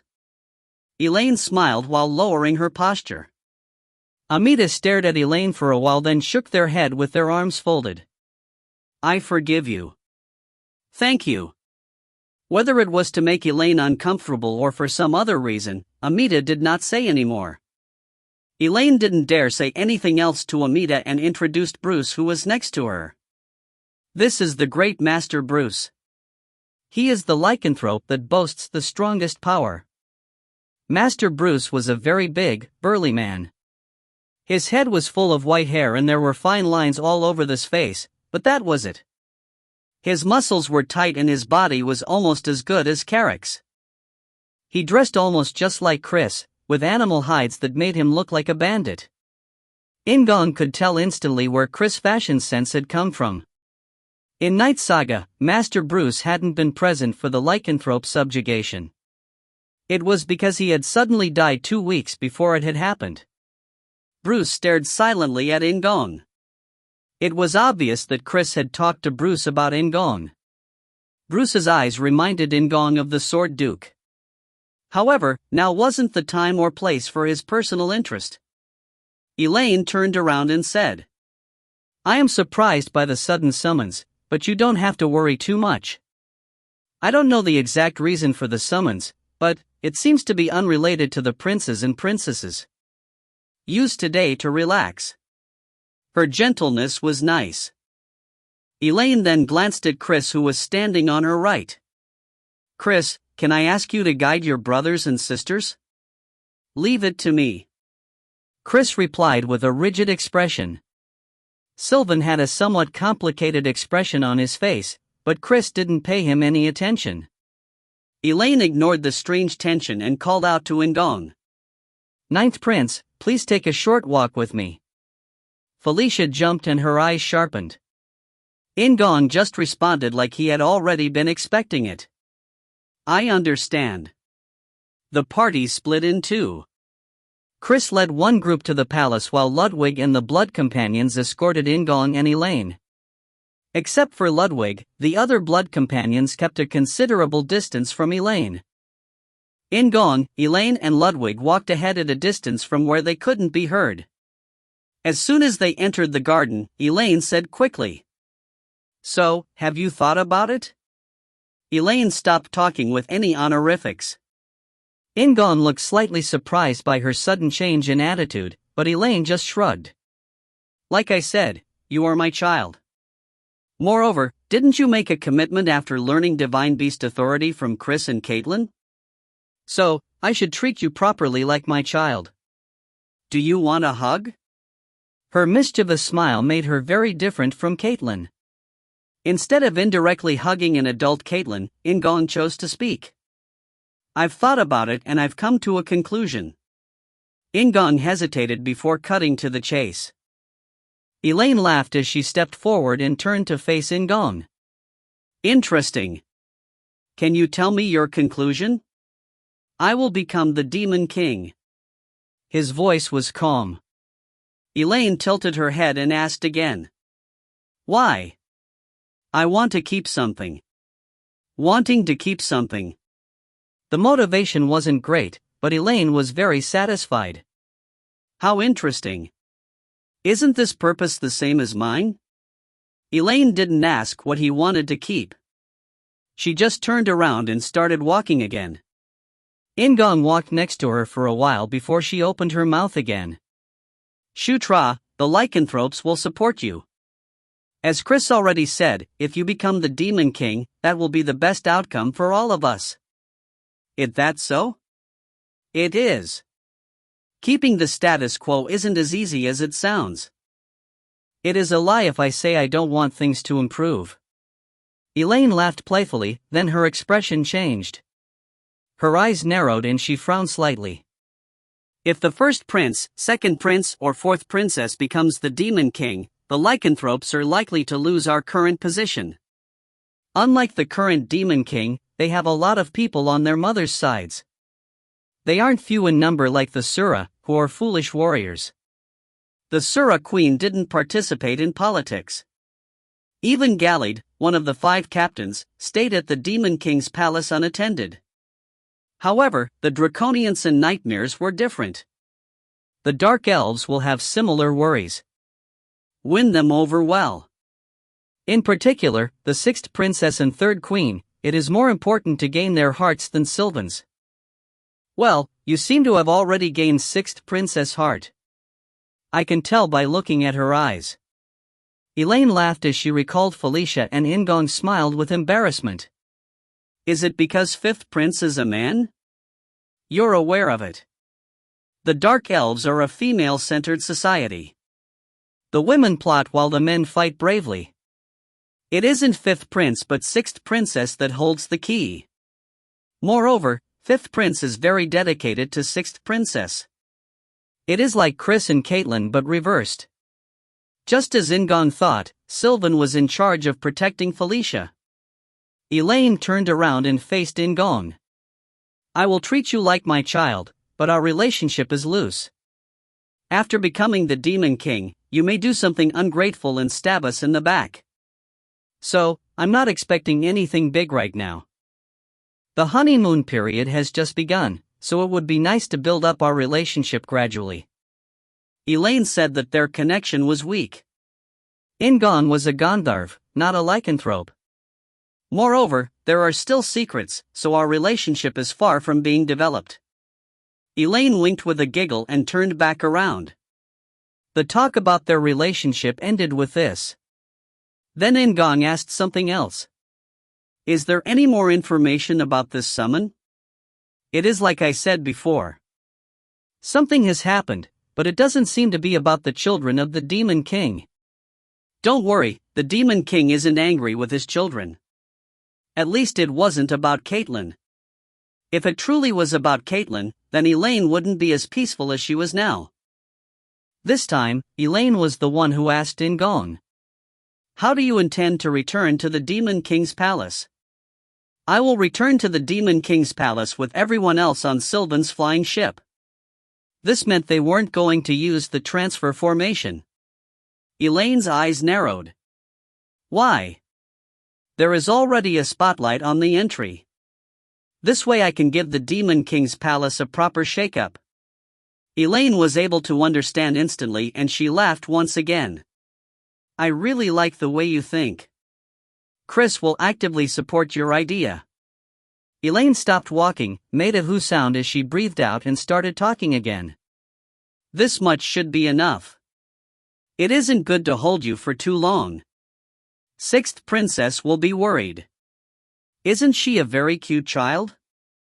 She is a very affectionate Noonim. In-gong replied with an embarrassed expression and Elaine nodded. She tapped In-gong's shoulder lightly and said, Then we'll talk again later. I'll see you next time.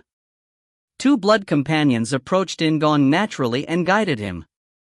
Elaine watched until In-gong and the blood companions had left the garden, then stretched her shoulders. How interesting. I selected well. She had a very satisfied expression on her face, but Ludwig was different.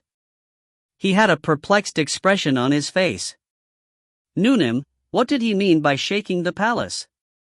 9th Prince is already under scrutiny, so it doesn't make sense that there will be no eyes on him. They are already vigilant. The things he had done so far were too great. Even if the Demon King had called his name at the court gathering, it would be nothing if he hadn't done anything afterwards. Then what should be done? Take the time to relax the vigilance of the competitors? Or turn their eyes to others who aren't competitors? Noonim, make it easier to understand please.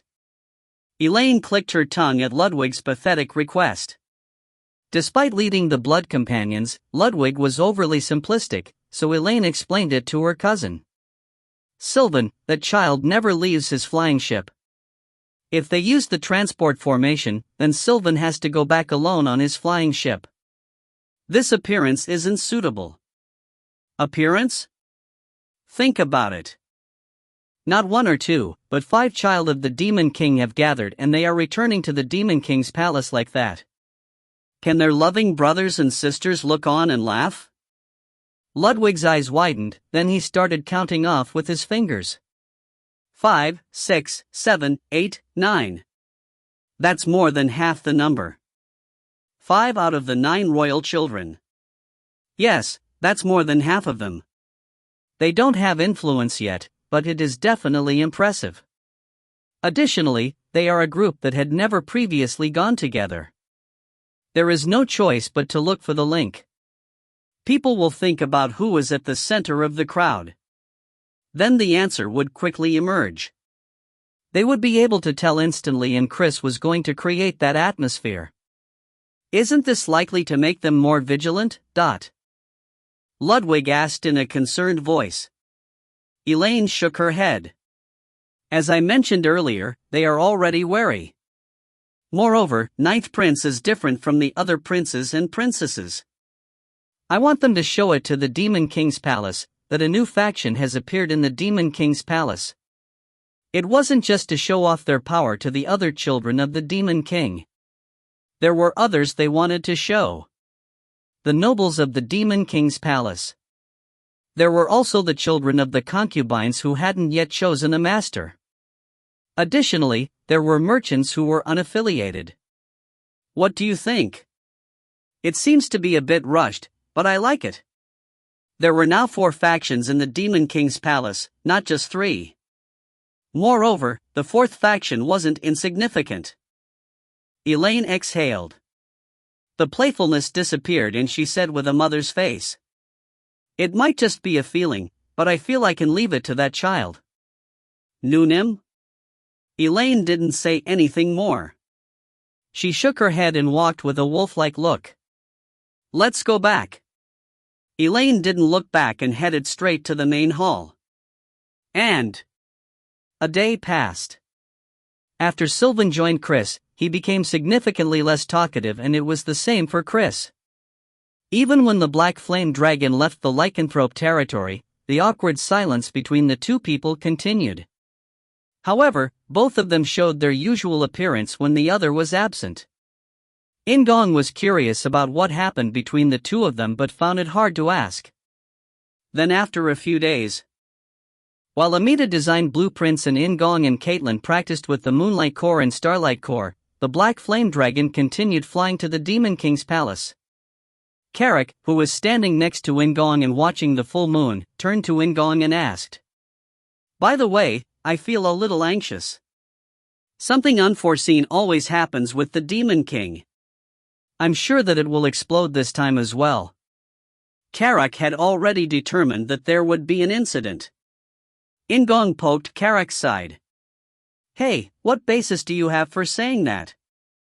"Prince is the basis. You are the reason." "And Prince, hasn't Prince learned from your own history?" "Why should I learn? What happened in the past will happen in the future. It is like that for all people. It isn't an exaggeration to say that Prince's history guarantees that things will happen in the future." Carrick laughed and In-gong fell silent. He wanted to refute it but couldn't think of any words. In the first court gathering, the Demon King had called one of his children's names for the first time.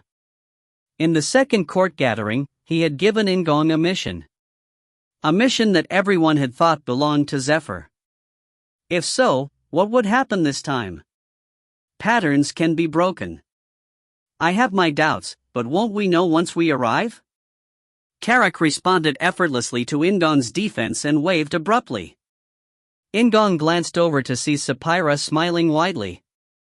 It was an expression he had seen on Daphne, Syra, Delia, and Karma's faces. "Why are you looking at me like that, My aide really is an orc." "Of course, I am an orc. Or am I an ogre?" Carrick just laughed while In-gong wondered why he had the pheromone effects of a main character. Then 2 days later, the party arrived at the Demon King's palace.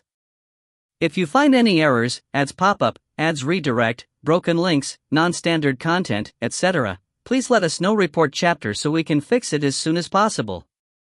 Chapter 102, Chapter 17, Test. Chapter 102, Chapter 17, Test. The Demon King's Palace was the center of the demon world. In addition to its geographical significance, it was the center of culture and technology, containing things that weren't easy to find in other parts of the demon world. An airport for flying ships was one of those things. There were dozens of people gathered at the flying ship airport, which contained large and small hangars as well as a large space for takeoff and landing. However, even if it was the Demon King's Palace, it was rare to have so many people gathered at the flying ship airport. The concubines' children and their subordinates. The nobles of the Demon King's Palace and their servants. And the servants who came out to meet their masters. The reasons why all of them had gathered were slightly different, but it was ultimately to meet those who would soon be arriving.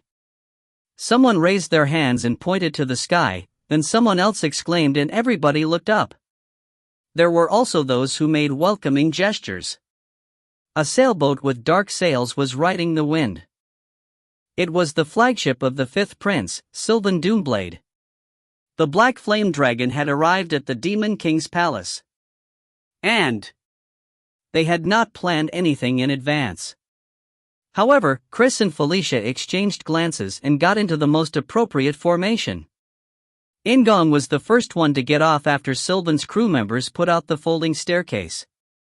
In-gong was immediately followed by Carrick, while Chris and Felicia each took on a position to their left and right so that the two men were in the center. As always, Caitlin and Sylvan stood beside Chris and Felicia. The rest of the aides, except Carrick, followed their masters, creating a formation that centered naturally around In-gong. This formation had symbolic meaning. A rectangular table formation like this didn't exist without reason. The center of the group was the one who led the group. Not only had 5 children of the Demon King gathered together, but they were acting together.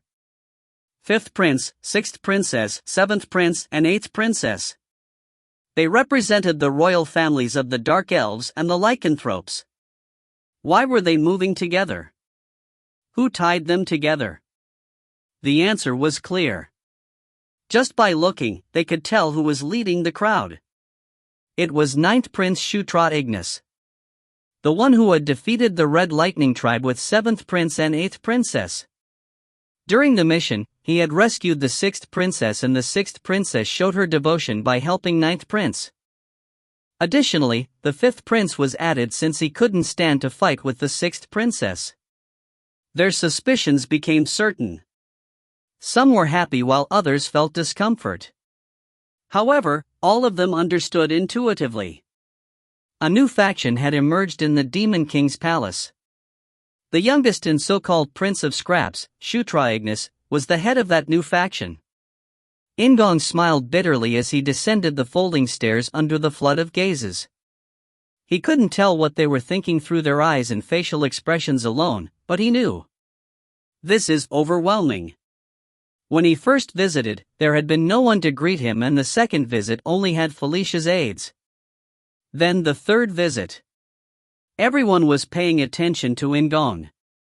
Moreover, this time there was someone who came out to greet In-gong. Flora, the butler for his residence at the Demon King's Palace, stood with 2 people. As always, Flora seemed somewhat expressionless, so In-gong sighed when he saw her. "I'm glad." "What are you glad about?" Flora still seems the same. Carrick cocked his head at In-gong's words, but In-gong just smiled. He didn't want Flora to look at Carrick like Karma, Syra, Delia, Sapphira, and Daphne did. In-gong erased his smile as he had almost completely descended from the folding stairs. Then he heard Sylvan's voice behind him. "There are draconians. They seem to be hiding, but they can't fool my eyes. I smell the nightmares. Everybody has shown up. Don't you like this, Dot?" Chris said, cutting off Sylvan's words as he was talking. Unlike Sylvan's haughty voice, Chris was mixed with the snarl of a predator. Draconians and nightmares had come out. There were none in the group, so they hadn't come out to welcome the party. It was either reconnaissance or spying. It showed that they were aware of the group. In-gong couldn't be ignored. It is great to see Ninth Prince. Flora bowed to In-gong. Subsequently, the servants in charge of Felicia's and Chris' mansion were gathered. There were some concubine children who had greeted him on the second visit and some unfamiliar faces. In-gong ordered Flora to move the baggage from the Black Flame Dragon to the mansion. Although In-gong had virtually no baggage, Amita had a lot. Daphne, who was hugging Amita, decided to go with Flora. Additionally, Amita had already agreed to act like a normal raccoon. It was Amita's request since they didn't want to be involved in any troublesome business. Felicia and Chris entrusted their baggage to their stewards and accompanied In-gong instead of heading back to their residences. As a result, their aides joined the party and a group of over 20 people were moving together. Moreover, In-gong was the leader of this group. Returning home in glory. There were many concubine children who wanted to talk to In-gong. Among them were Silas and Celine, whom In-gong had wanted to secure like Daphne. He didn't have to go personally to each person in order to recruit talented individuals. Another way to recruit talent was to create a power that would make the talent come find him. In-gong moved toward the merits department. His followers, including the concubine children, scattered in front of the merits department, but there was still many remaining. There were 5 of the Demon King's children and their 4 aides. Isabella, who was in charge of the merits department, smiled with admiration and confusion as the room felt narrower than usual. Ninth Prince is always surprising me. Her Lania tail waved pleasantly. The smile of a beauty was always pleasant, so In-gong laughed alone when a voice interrupted them. Isabella, I'm here as well. Chris grinned playfully.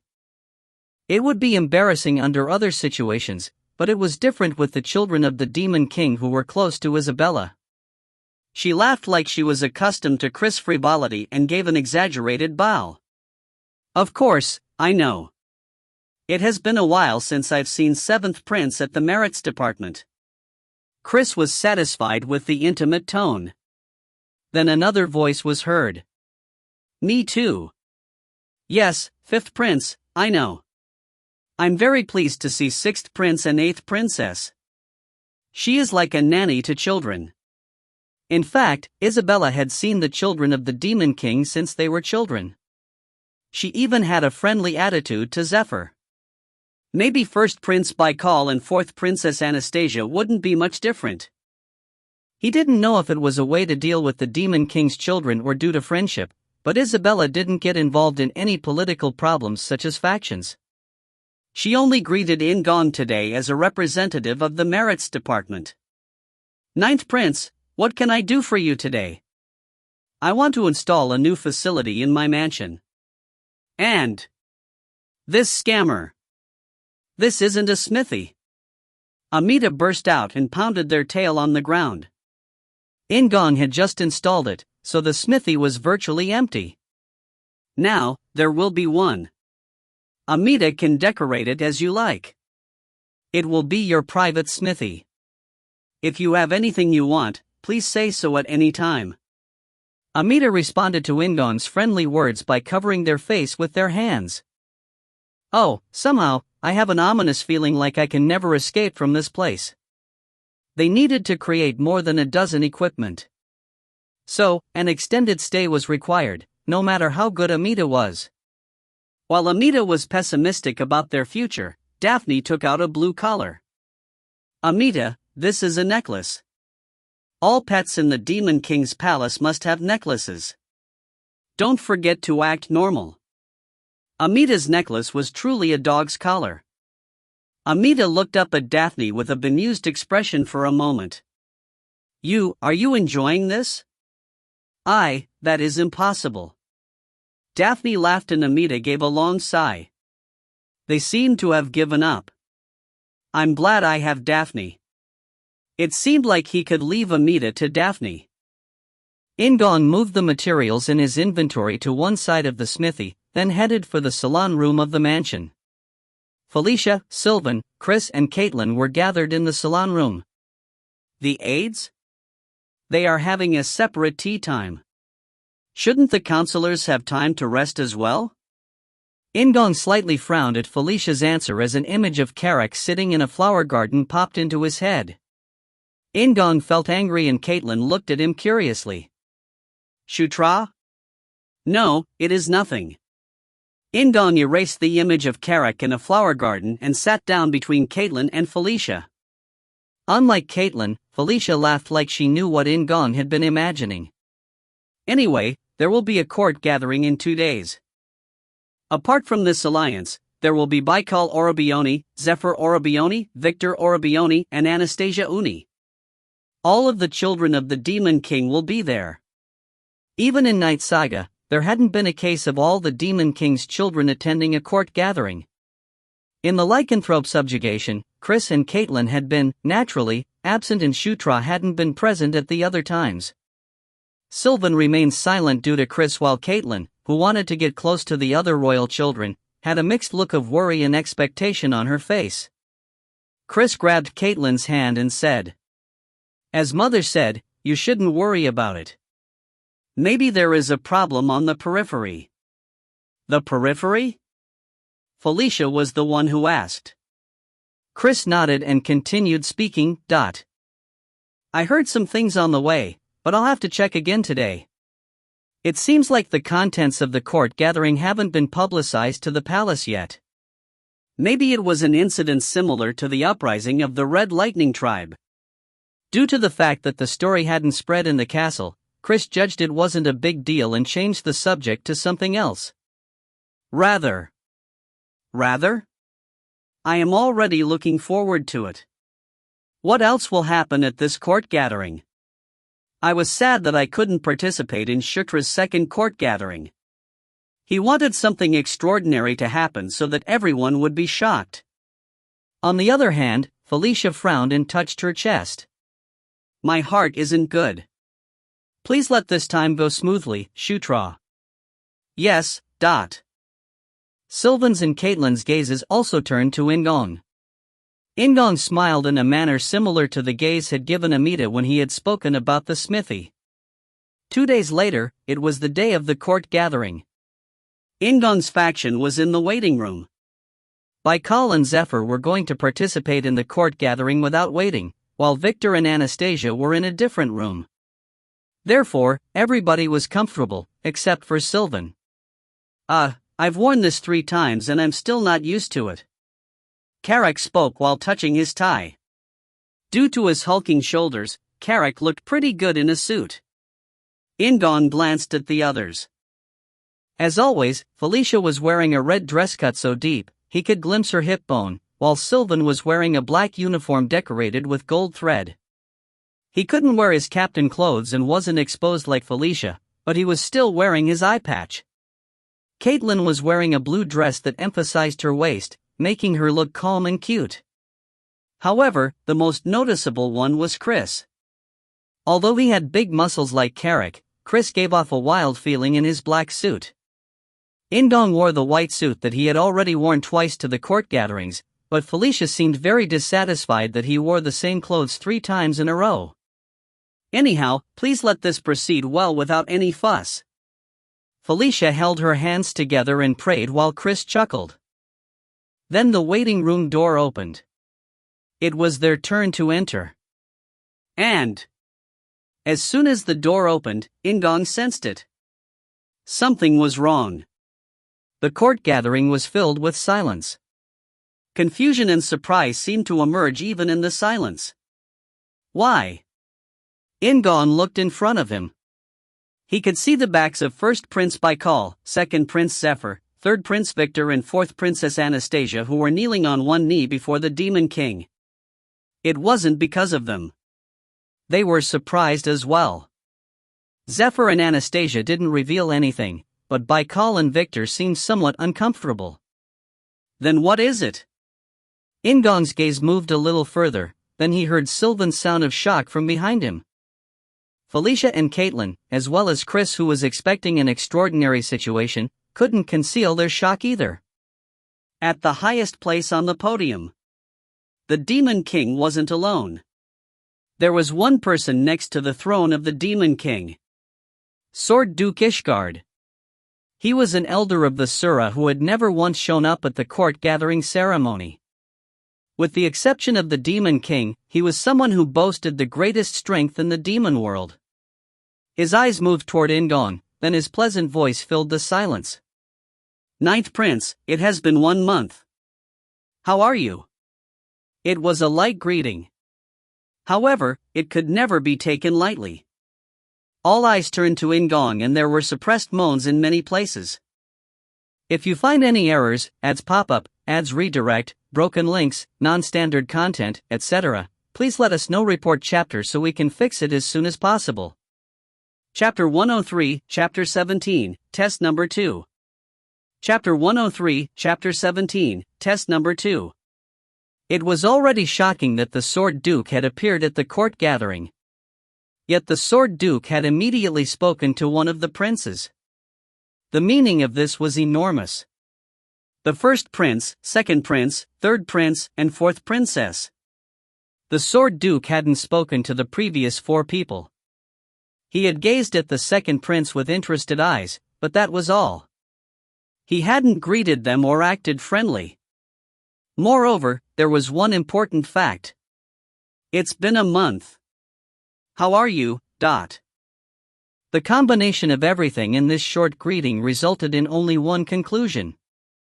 Ninth Prince and the Sword Duke had met in the past. Additionally, it had been during just this past 1 month.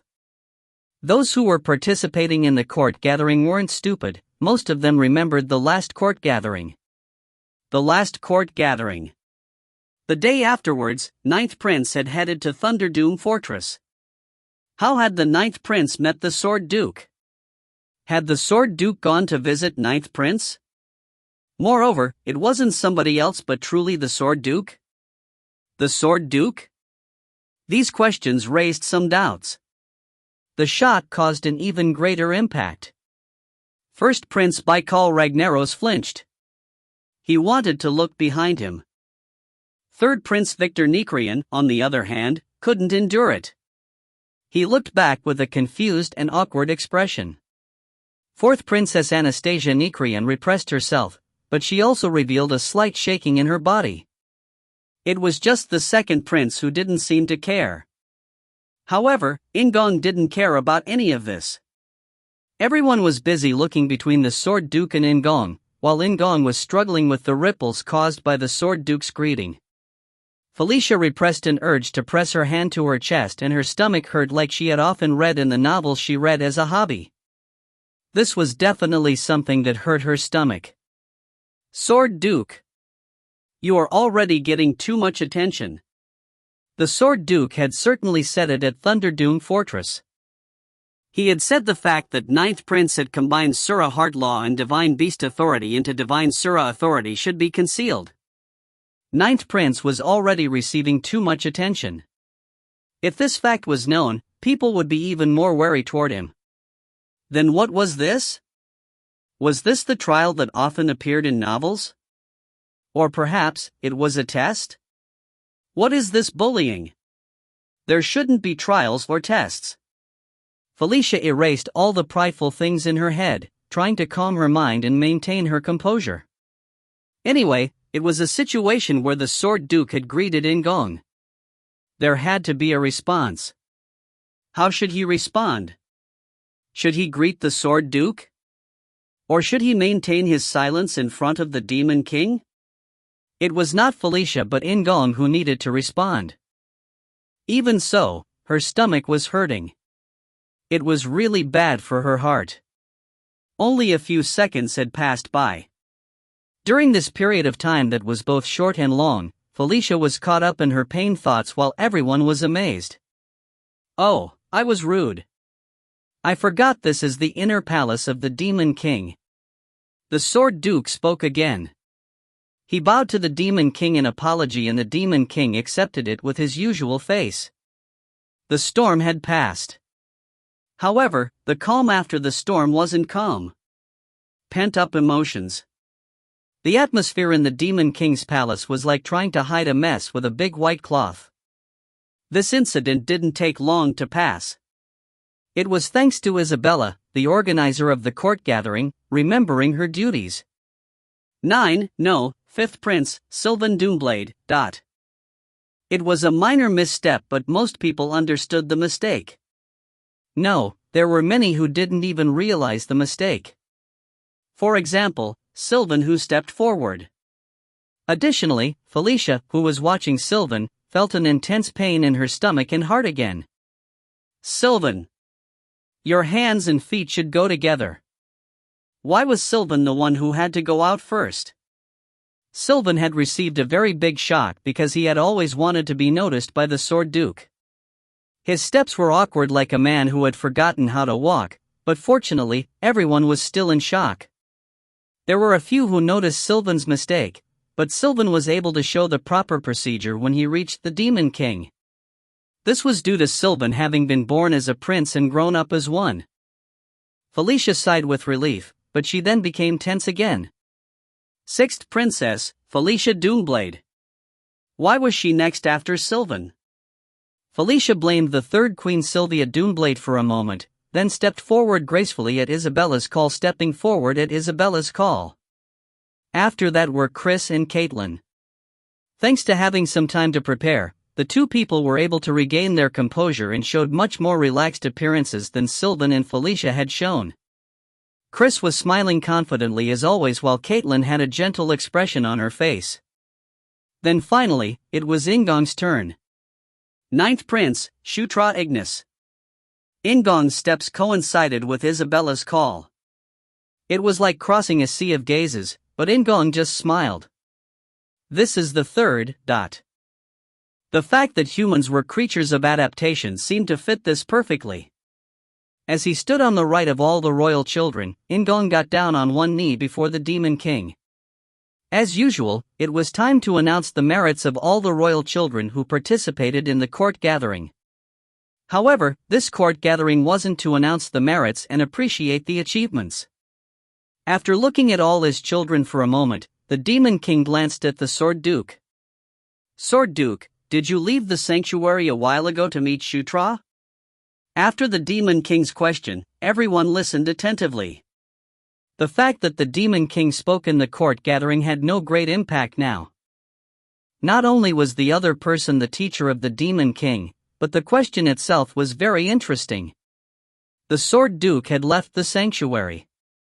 Moreover, it had been in order to meet the Ninth Prince. Most people in the room didn't know what the sanctuary was, but the important thing wasn't the sanctuary. The important thing was that the Sword Duke had come personally to meet with Ninth Prince. Everyone paid attention to the Sword Duke's answer. The Sword Duke laughed lightly and replied, "That's correct." It was a short but pleasant meeting. There was the taste of being a teacher. It was a short answer, but they were words that absolutely couldn't be missed. The taste of teaching. Felicia's heart sank. Sylvan froze with his mouth hanging open, while third Prince Victor gritted his teeth. One of the captains opened his mouth and said, "Sword Duke, does that mean that Ninth Prince is your disciple?" It was Galid, the leader of the captains, and a Sura. Among the Sura, he was born with very rare blonde hair and was a handsome but gentle person. If he only had a bright smile on his face, Galid would have been like the sun. However, for whatever reason, there was always darkness on one corner of his face. He represented the captains, so they were also interested in the answer. The Sword Duke answered the question coolly. Ninth Prince doesn't use the sword. So, I could only teach him a few things. Someone swallowed their saliva. The storm had ended only to reveal a larger storm. According to his words, the Ninth Prince would have become the Sword Duke's disciple if he used a sword. Even Galid, who had asked the question, was shocked. Of course, it had been one of the main possible answers, but this was the Sword Duke who was saying it. Sylvan's face changed again. Felicia was overwhelmed with the urge to hug Sylvan, but she endured it. It was then that she realized the Sword Duke's intention. The Sword Duke didn't want to drive In-gong into a crisis. It was quite the opposite. It is a situation in which he is already attracting attention. He is thinking like us. It was inevitable that they needed to be vigilant. If so, it was better to make a bigger impression on the people than the other children of the Demon King. It would give In-gong a chance to gather people. In-gong, Felicia, and Chris, they all thought this. Additionally, it was the same for the Sword Duke. It was natural to be vigilant. It was also natural to be alarmed, however, one shouldn't irritate him. Irritate him. Unless it was an emotional or extreme situation, they shouldn't do a preemptive strike. For most cases of preemptive attacks, the attackers were weaker than the defenders. Simply put, he isn't easy to deal with. The ninth prince was such a person. He hadn't been worth touching at all due to having no background. However, sixth princess and seventh prince were now standing behind the ninth prince. Additionally, the Sword Duke had revealed himself. They couldn't even imagine touching him. Richard, the draconian among the captains, narrowed his eyes. Yekaterina, a nightmare and another one of the captains, gave a cold smile. Interesting. The Demon King said. Then his next words focused all attention on Isabella. Go ahead. You understood. Isabella unwittingly answered loudly and licked her lips. With a voice that was trembling slightly, she announced the purpose of this court gathering to everyone. This is happening in various places on the periphery of the demon world. With those ominous words, In-gong opened a large light map of the demon world. In Knight Saga, the demon world wasn't a hell-like place. It was a place inhabited by many species that could be called humans. Of course, compared to it was a much more explicit zone compared to the human world, so it was a land where ruthless and inhuman events often occurred. However, it wasn't a barbaric land. In fact, the true place that humans thought of as the demon world was actually spread out north of the demon world. The land of ice caps that existed beyond the northern limit line. It was an environment that could only be seen as hostile, and all types of creatures had adapted to live in this hell. The biggest role of the generals was to keep the northern limit line from spilling over to here. Of course, it wasn't just the land to the north. Although it wasn't directly in contact with the buffer zone, the area to the south was also a boundary. Just like how the lands beyond the northern limit line weren't worth conquering, the south contained multiple small tribes that were enemies of the demon world. The northern land, the human world, and the enemies on the periphery. Was one of them moving? Isabella explained in solemn tone. In the past 2 months, 5 areas on the periphery have been attacked by those surrounded by a purple aura. As a result, 3 of the 5 areas have become a patch of desert or wilderness. Among the 5 areas shown on the map, Anger Plains was present. The first attack occurred at Anger Plains. And like it had been announced at the last court gathering, 6th Princess and 9th Prince managed to block this attack. The other 4 areas were scattered all over the place, without any common ground. The last area that got attacked was Spider Forest near the Lycanthrope territory. It is special because it isn't on the edge of the demon world but requires traveling inward to reach it. It was 5th Prince, 6th Princess, 8th Princess and 9th Prince who prevented the attack on Spider Forest. In-gong swallowed his saliva. Without In-gong knowing it, the Death Knight had been attacking different areas in the demon world. As a result, 3 of the 5 areas had become a patch of desert or wilderness. The Guardians were killed. Anger Plains had been created with Ankel's magic, so it was simple logic to think that it would become a desert if the magic was released. However, what about the other places? Did the Guardians have another role that In-gong didn't know about? Anyway, it was already happening. The Death Knight, who wanted the end, was attacking throughout the demon world. There was a report that people with a purple aura appeared in Thunderdune Fortress. As a result of the series of events, we have determined that this hostile force can't be overlooked and have summoned you here to smash them. Isabella stopped talking for a while before snapping her fingers to transform the map. In addition to the desert and wilderness areas, some turned into a more prominent color. These are the areas that are expected to be attacked. We have summoned the princes and princesses to the Demon King's palace in order to defend each region from the enemy's attack and trace the enemy's stronghold. But if he took a step back, it matched the missions he'd had so far. Isabella looked at In-gong. As 9th Prince and 6th Princess were the ones to first detect the enemy and fend off 2 attacks, they will be given first choice. Do you have an area that you would like to be dispatched to? It was a somewhat difficult subject to decide on the spot. However, this was typical for the Demon King's palace. As the Sword Duke said, the Demon King's palace was very familiar with these challenges. They wouldn't shrink back from a few sudden raids. Instead, it was a place to evaluate the Demon King's children. In-gong looked at the map. In each area, there was brief information about the characteristics of the region and the troops dispatched to that area.